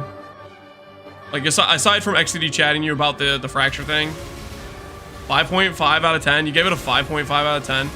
Like, it feels like they're improving the game, but not much.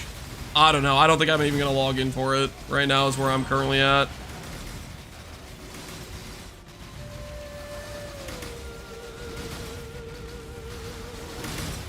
I'm gonna try to cook what I think is the most broken thing that won't get nerfed. What do you think they're not gonna nerf? Based on the Ascendancy the Ascendancy stuff we've seen, it looks like they're not really nerfing ES. They had small nodes with 20% ES on them for travel points for that one Ascendancy. So ES is still gonna be completely broken compared to other options defensively.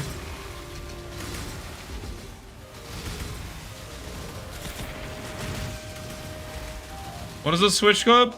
There are elements of things in this video, but only slightly revealed things. I just realized that YouTube is listening to the music right now. I need to change that.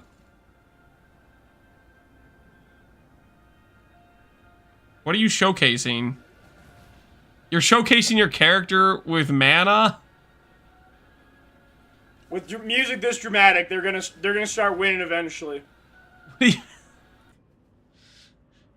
What are you showcasing? I'm gonna turn off the background music for YouTube so you guys don't... YouTube viewers have probably already told me like a gajillion times that the YouTube music was playing on the YouTube stream, but the chat is not displaying, so it's kind of bricked.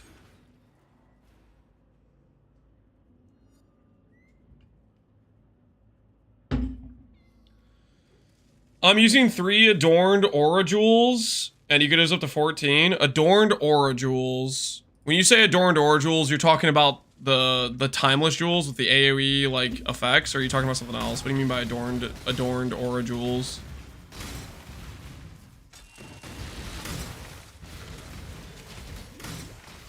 Aura effect. Oh, there's actually aura effect jewels. Okay. And there's some good auras that you can use that with.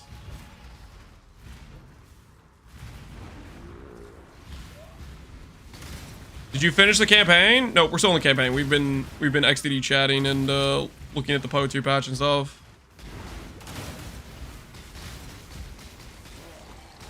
Dual or tri-curse with overwhelming presence. Oh, because the curses count as auras. Yeah, curse scaling probably won't get nerfed.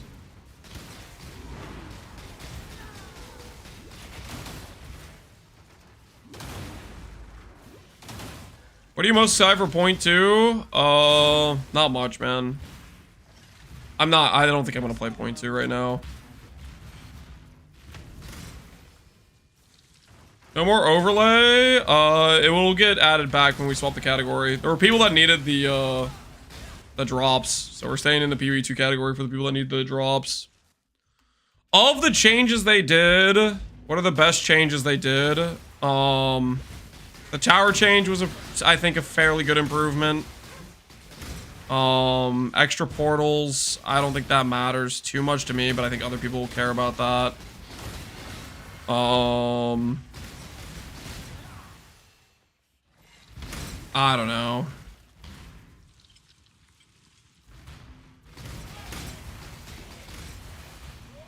Okay, yeah. Support gems and uniques. Honestly, that would probably be the best part of it for me. I was just like spacing on what I was just trying to think about what they actually changed. Fraction orbs I don't think are very relevant. Outside of like the top 1% of players, those things are not going to be very relevant. There's going to be one guy on Reddit who gets lucky with some chaos orbs that'll say, "Man, fractions are so good because he got lucky," but outside that one guy, I don't think it's going to be too many people. What are you doing? You hiding?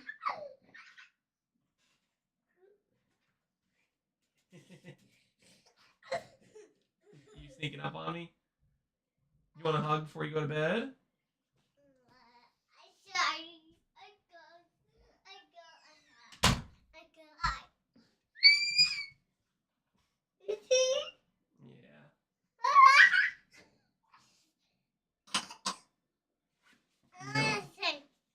You want to say hi?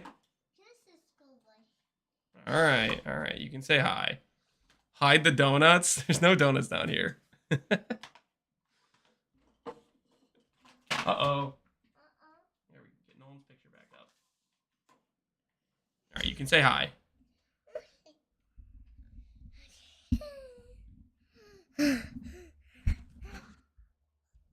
Hi.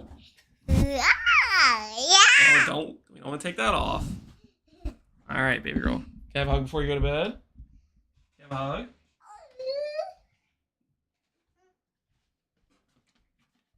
Put on your hat. I love you. All right. You have a good night, okay? And kiss.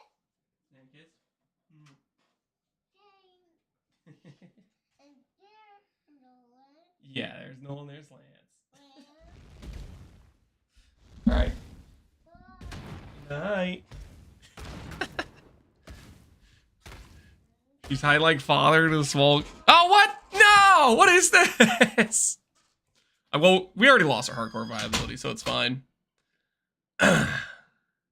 She ramped up for a totally normal volume high. Yeah, normally she like blasts you guys with like a really loud high, but she was feeling more chill, I guess.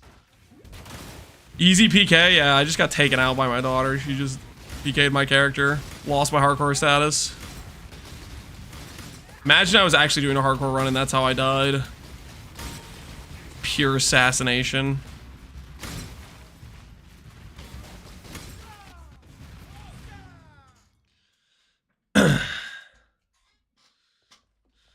Possible Sully's status with how much people cute, yeah. Me and my wife can't get over how cute she is. We think she's the cutest baby girl. Build's not family friendly. This build not family friendly. I don't know, maybe a little bit. Well, yeah, not for. It's not AFK viable. We can die if we go AFK. Who knows? Maybe we'll figure out a way to get defenses. Surely we can get defenses, guys. That was cute AF Cutlan's hype. Thanks, I like those.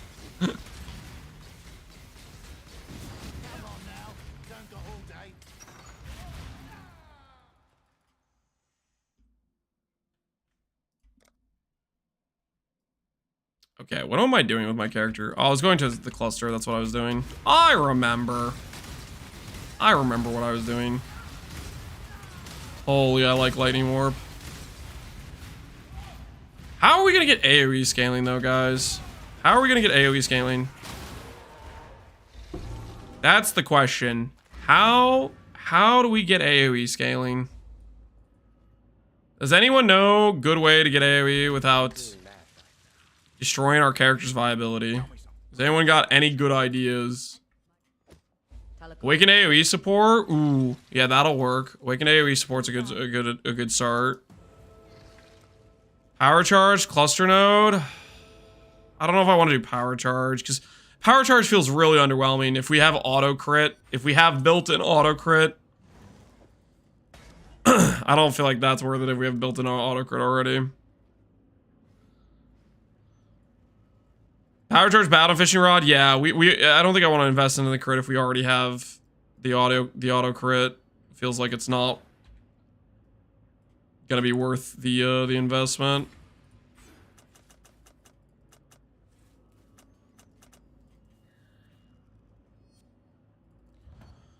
Adorned with synth jewels? I don't want to do that. I just don't want to do that. Just yeah, that would probably be good. I just don't want to do that.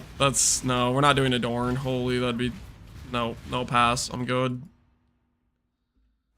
Adorned's Giga money? Yeah, it'd be too much financial investment.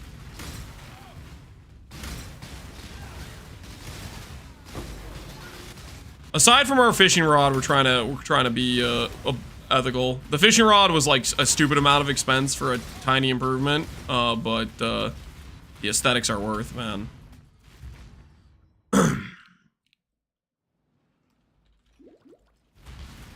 I picture you remodeling a house, nailing up a board, and say, "Holy, look at that board." I don't think I'd talk too much if I was like doing manual labor by myself.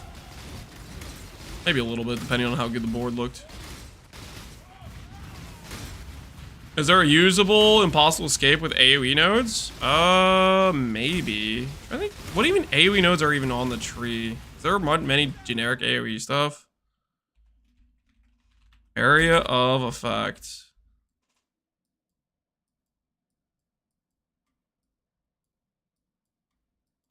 There's not a lot of AoE stuff just in general, right?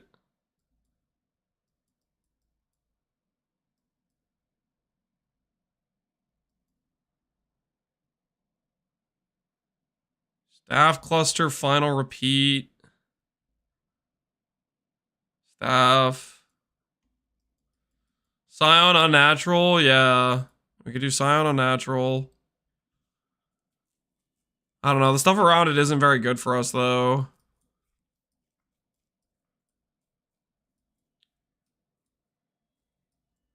A Runebind one? I don't think there's anything specifically for runes. There's Templar. Probably getting Templar is a good idea. 30 AoE there.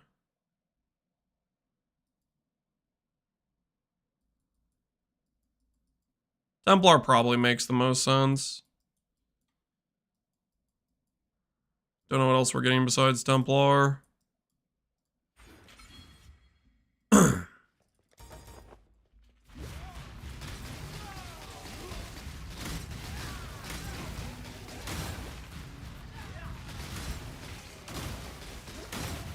Clusters, yeah, I think clusters is gonna be worth AoE if you've killed recently. The one that gives life and AoE. Well, AoE if you've killed recently doesn't help out our single targets. I don't know about that, actually.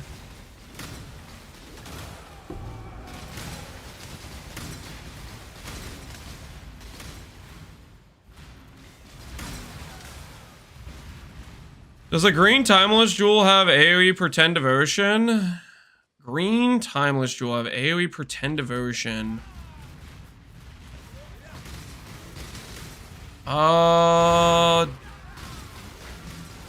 It's area damage. I don't think it's area of effect.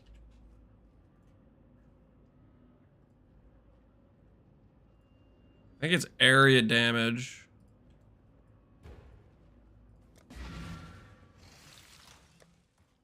I mean, if that works, we could do Militant Faith.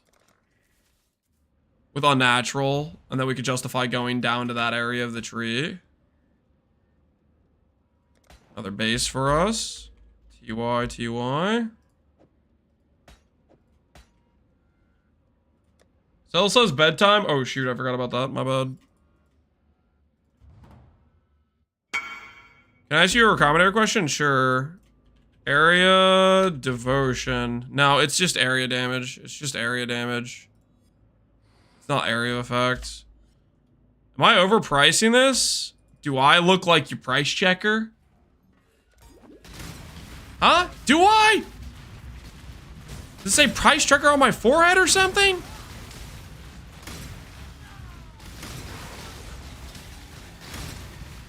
Yes?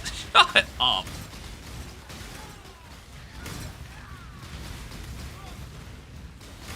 Do I still have increased crit? I still have crit strike support on this. Hold. Time to go get more damage. Controlled destruction. Can't use any of those. I missed the last price check. You have to ask when I'm in lab, man. That was the agreement. Don't start messaging me randomly, you know what I mean? Keep it respectable.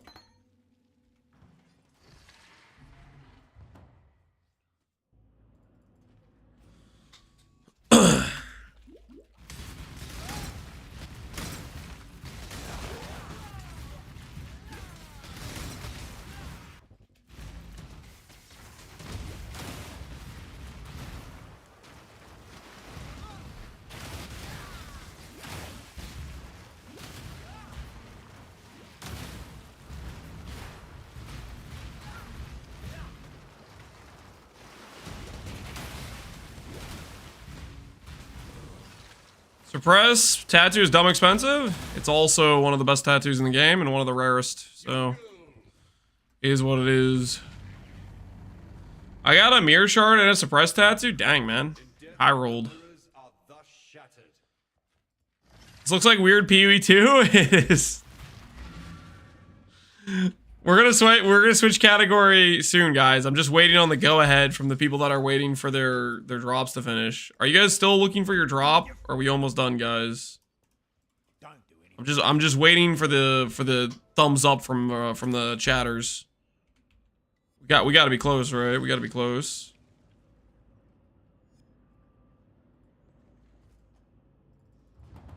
I'm done. I got mine done. At this pace, I'll be at 201% done. Okay, I don't see anyone saying they're not done. I think that's permission for us to swap categories. I don't see anyone saying they still need time. I've had it for hours. All right, the swap is happening. Save. Category swapped back, guys. Category swapped back. Points RN want a quick build review. Alice done with PoE drop. Can't spend points right now. I want a quick build review. You can't just bypass the build review cost with 500 bits, okay? Dash dash. I don't want to set a precedent of people giving me money and getting priority queued for a build review. You know? So don't take this personal. But the build review channel points is not RMTable, okay? You have to earn your points ethically like everybody else. There's no skipping the line just because you're gonna come in here and throw a few dollars my way, okay? The build review stays ethical, not bought. Let the record show, not bought.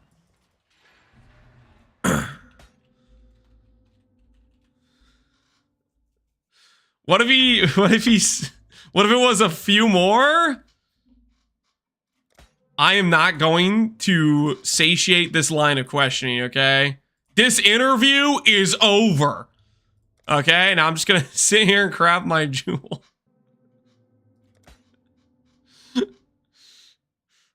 Who needs a build review? Guys, we're not doing the thing where somebody else pays for build reviews, okay? That I am no longer recognizing the paid build reviews from other people paying, okay? That's not gonna fly either, just so we're clear. We do things ethically around here. Can you review my build instead? Super's about to custom review it. The rules have been updated. Yeah, it's been happening too much where people are just getting their build reviews just freebied out to them, you know? Been happening a little bit too much. Okay, we got a Dex Jewel now. Sure, we'll call that good enough for now.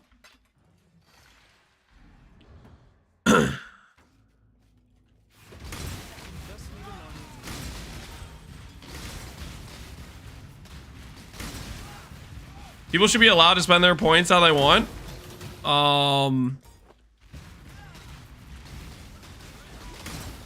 I think people should pay for their own build reviews. So I disagree with you, Dr. Statistic.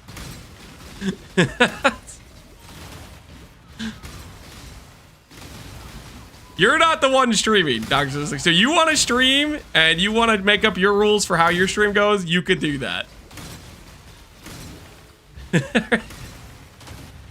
You're not the one that's having your time dictated by somebody else. And you want to say they can dictate your time whenever they want for no points at all, and then you never get anything done on stream. That's your call. It's a service to his long-time doubters. Okay, no, that's not. The believers make points all the time. What do you mean? Respect the model, man.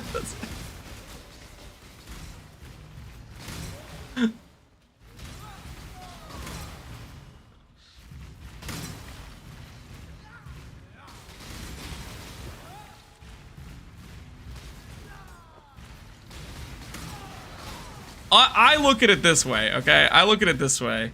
There is more people in the stream than just the guy who wants the build review. So if I constantly have the stream just become build reviewed hell permanently, there's gonna be people that don't just want to watch me review build reviews on repeat. On top of the fact I don't necessarily want to do build reviews on repeat either.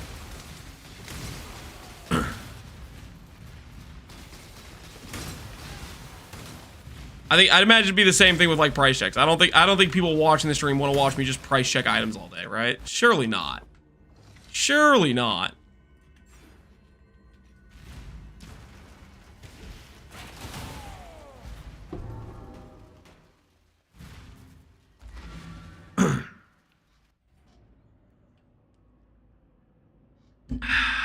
We have Rise for that? Does Rise like to price check items? You're messing with me. I don't believe you. Does Rise actually like to price check items?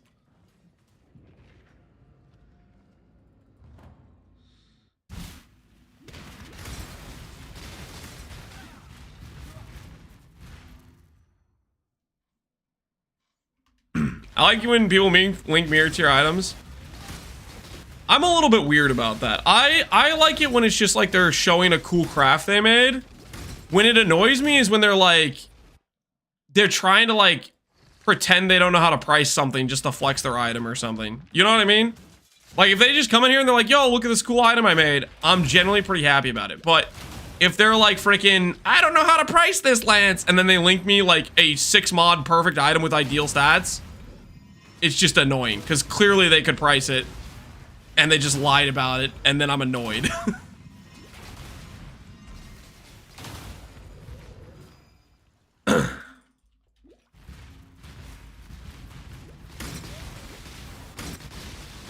Holy. Dude, I am a fan of Surfcaster right now. This is the life I was meant to be living.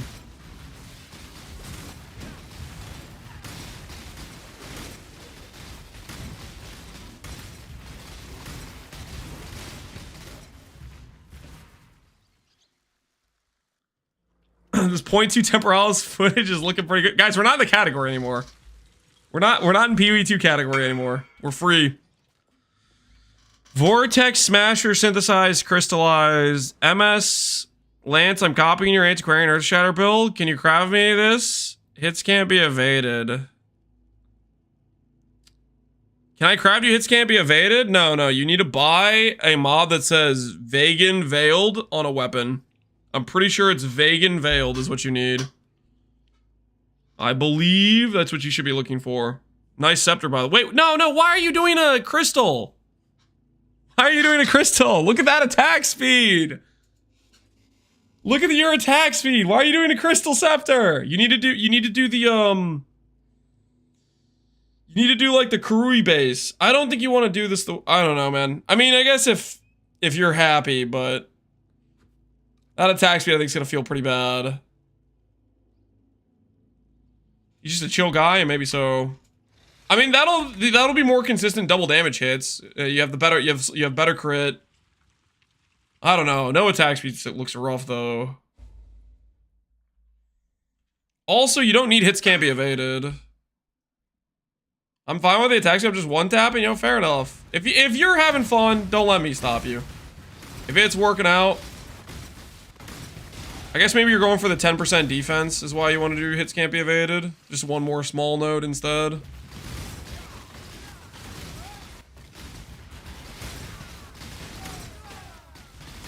Leonardo, he probably wants the he probably just wants the 10% defense.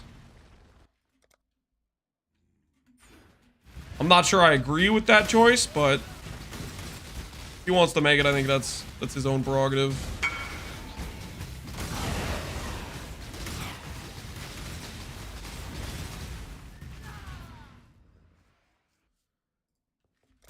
This just seems like Flicker. I mean, it's not. I have complete control of where I'm going. Flicker, you don't have control where you're going. Flicker will just put you somewhere random. I have complete control, I swear. And then I have this nuclear bomb button. Which is a pretty big win, I think.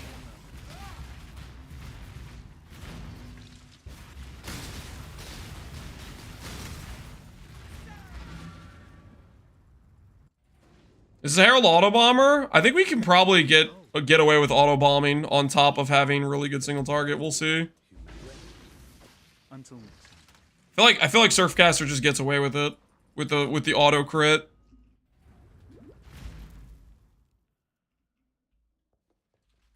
But no control when donuts are left in the Onum. What do you mean no? Guys, how many times do I have to explain? They were in the common area, okay? They were up for grabs for anyone and everyone, okay? I didn't eat them all at once, you know? I was waiting to see if anyone else wanted them, okay? I was giving time, an appropriate amount of time.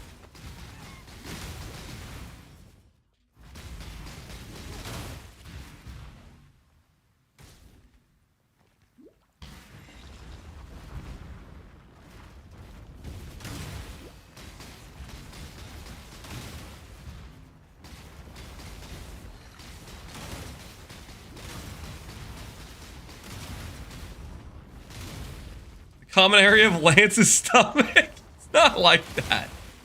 It's not like that.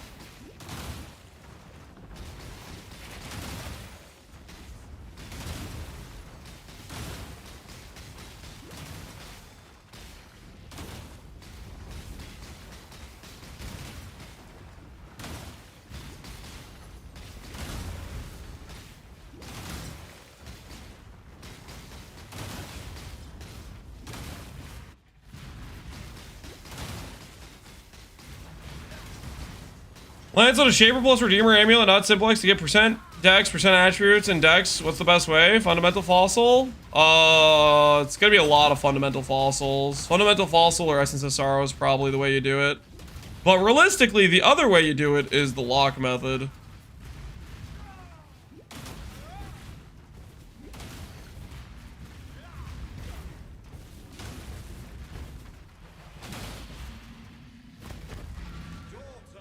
Beast Lock? Yeah, Beast Lock.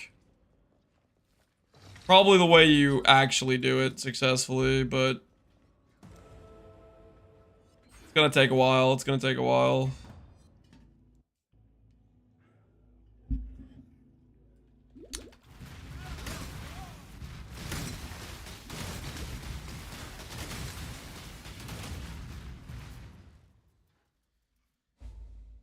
My drops? No! I asked! I said, hey guys, can we swap the category? Does anyone still need the drops? And everybody said, I'm done. I asked. It's okay, all you gotta do is open up a second tab with one of the PoE 2 streams.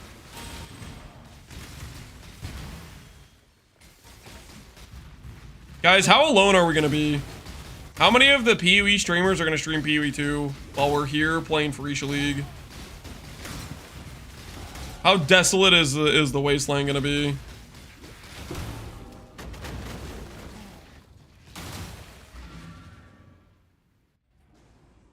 All of them? You think every single person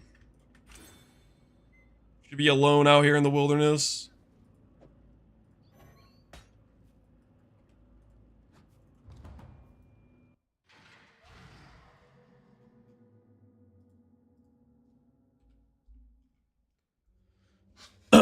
Frisia's already kind of dead? I don't know about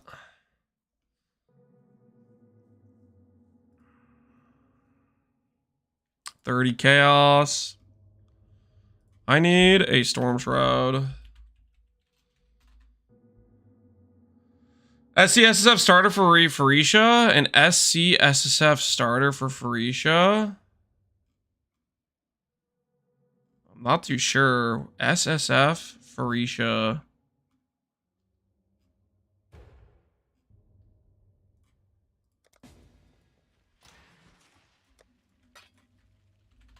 What would be fun on SSF?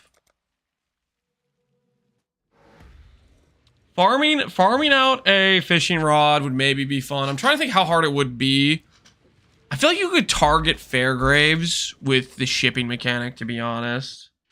Or you could target it with the black market. I don't know. It's a T3. That might be kind of a little bit cooked to do a fishing rod. Dog was doing a Stack Strike Scavenger. Was he doing Towohos? He was doing Tuohos, wasn't he? I feel like Tuohos is pretty good with Static Strike.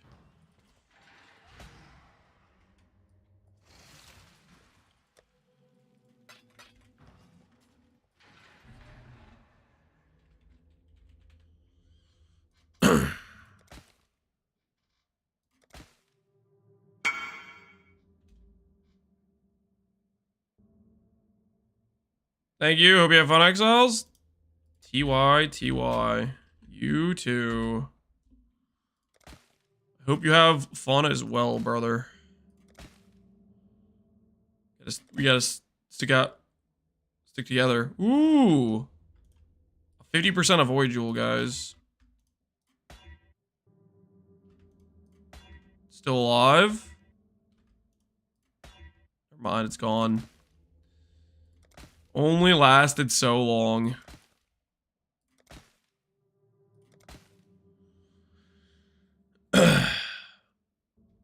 I'm enjoying Penance and Farisha stuff. The character crafts are a bit expensive normally, but Farisha it's perfect for.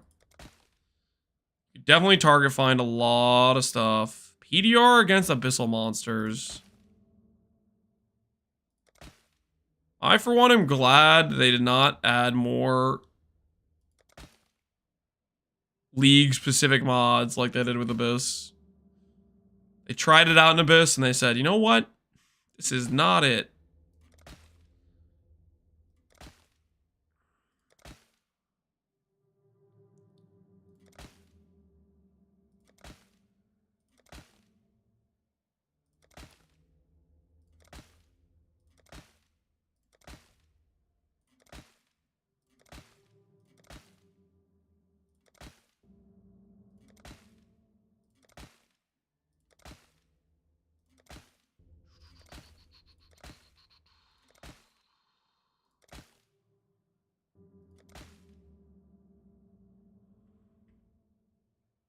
T1, hybrid attributes.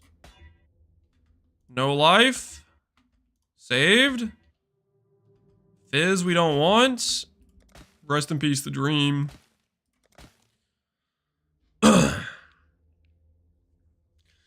So I am taking that Lance. Isn't thrilled about PoE 2. Not really. Not really. Is there any way to get Dex? Yeah, imprint, aug, annul, and repeat. That is how you do it. Good luck.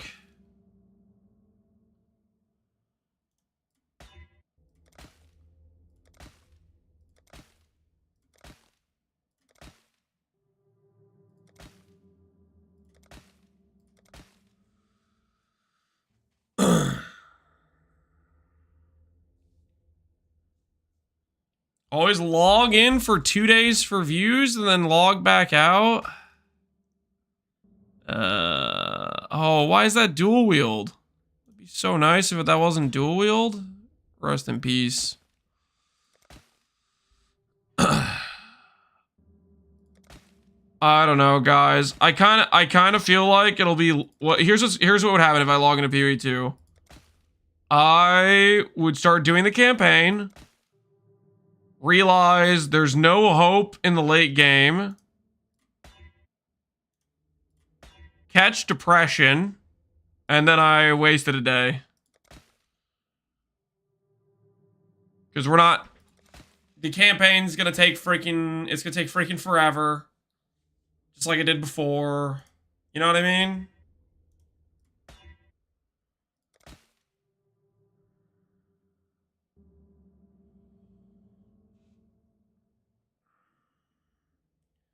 Like playing a new season at E4. I just don't know, guys. I just don't know.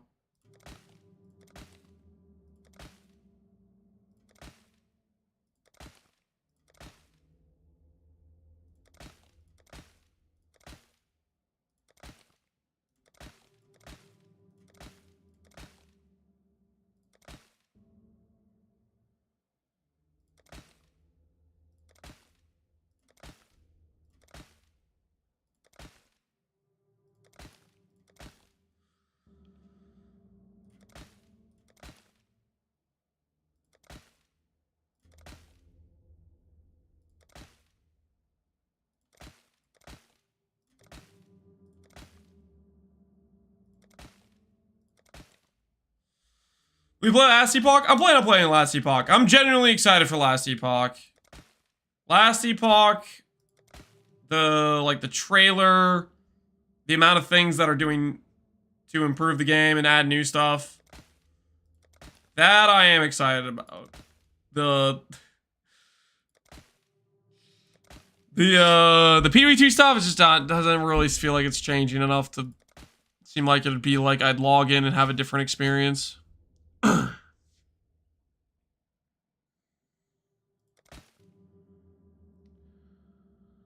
Flat, two-hand, strength, and ints. Can we annul the damage over time? We can. And a dream. Two-hand fire plus flat fire. Holy, the quad spells. I mean, that's not... T4, T3 flat. I'll take it. You know, whatever. That's a lot of flat. We'll take it for now. I'm getting too distracted anyways.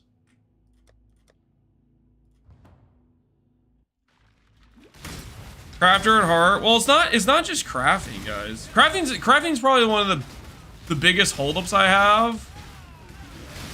But it's also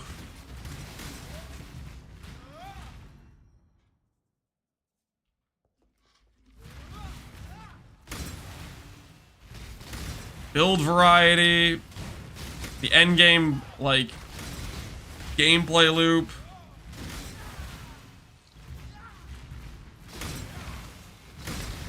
It's a lot of stuff. Like, I don't know. We'll see what their balance patch does for endgame balance. But I think there's certain things that are still going to be issues no matter what. Based on their design philosophy.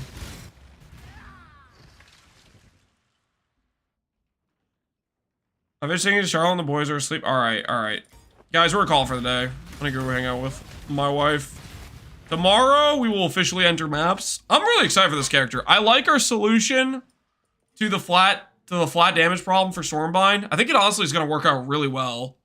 The biggest thing we have to solve tomorrow is getting AoE and figuring out what our defensive setup's going to be, because I don't want to make a squishy character. So if we can pull off AoE and a non-squishy character, this character is going to be pretty dang nice. Fishing Rod seems like it's just like free damage. So, this might be a build where we actually get to have heralds and have them blow stuff up as we run around, which is going to be pretty nice. Alright guys, let's see who's online, who's streaming. Who is streaming, who's online. A lot of PoE 2. Visness is playing PoE 1. Steve is playing PoE 1. Same as usual. I think I'll send you guys over. Mathel's playing PoE 1. Oh, he just has the category still of PoE 2. I'll send you guys over to Mathel. Let's see if he still has the blocked raid thing. He still has disabled raids. Dang it. Alright, I'll send you guys over to Business. Our fellow surfcasting enjoyer. Enjoy Business stream, everybody. Hopefully you have a good rest of your evenings. I'll catch you guys later. Peace out. Have a good night, guys. Have a good night.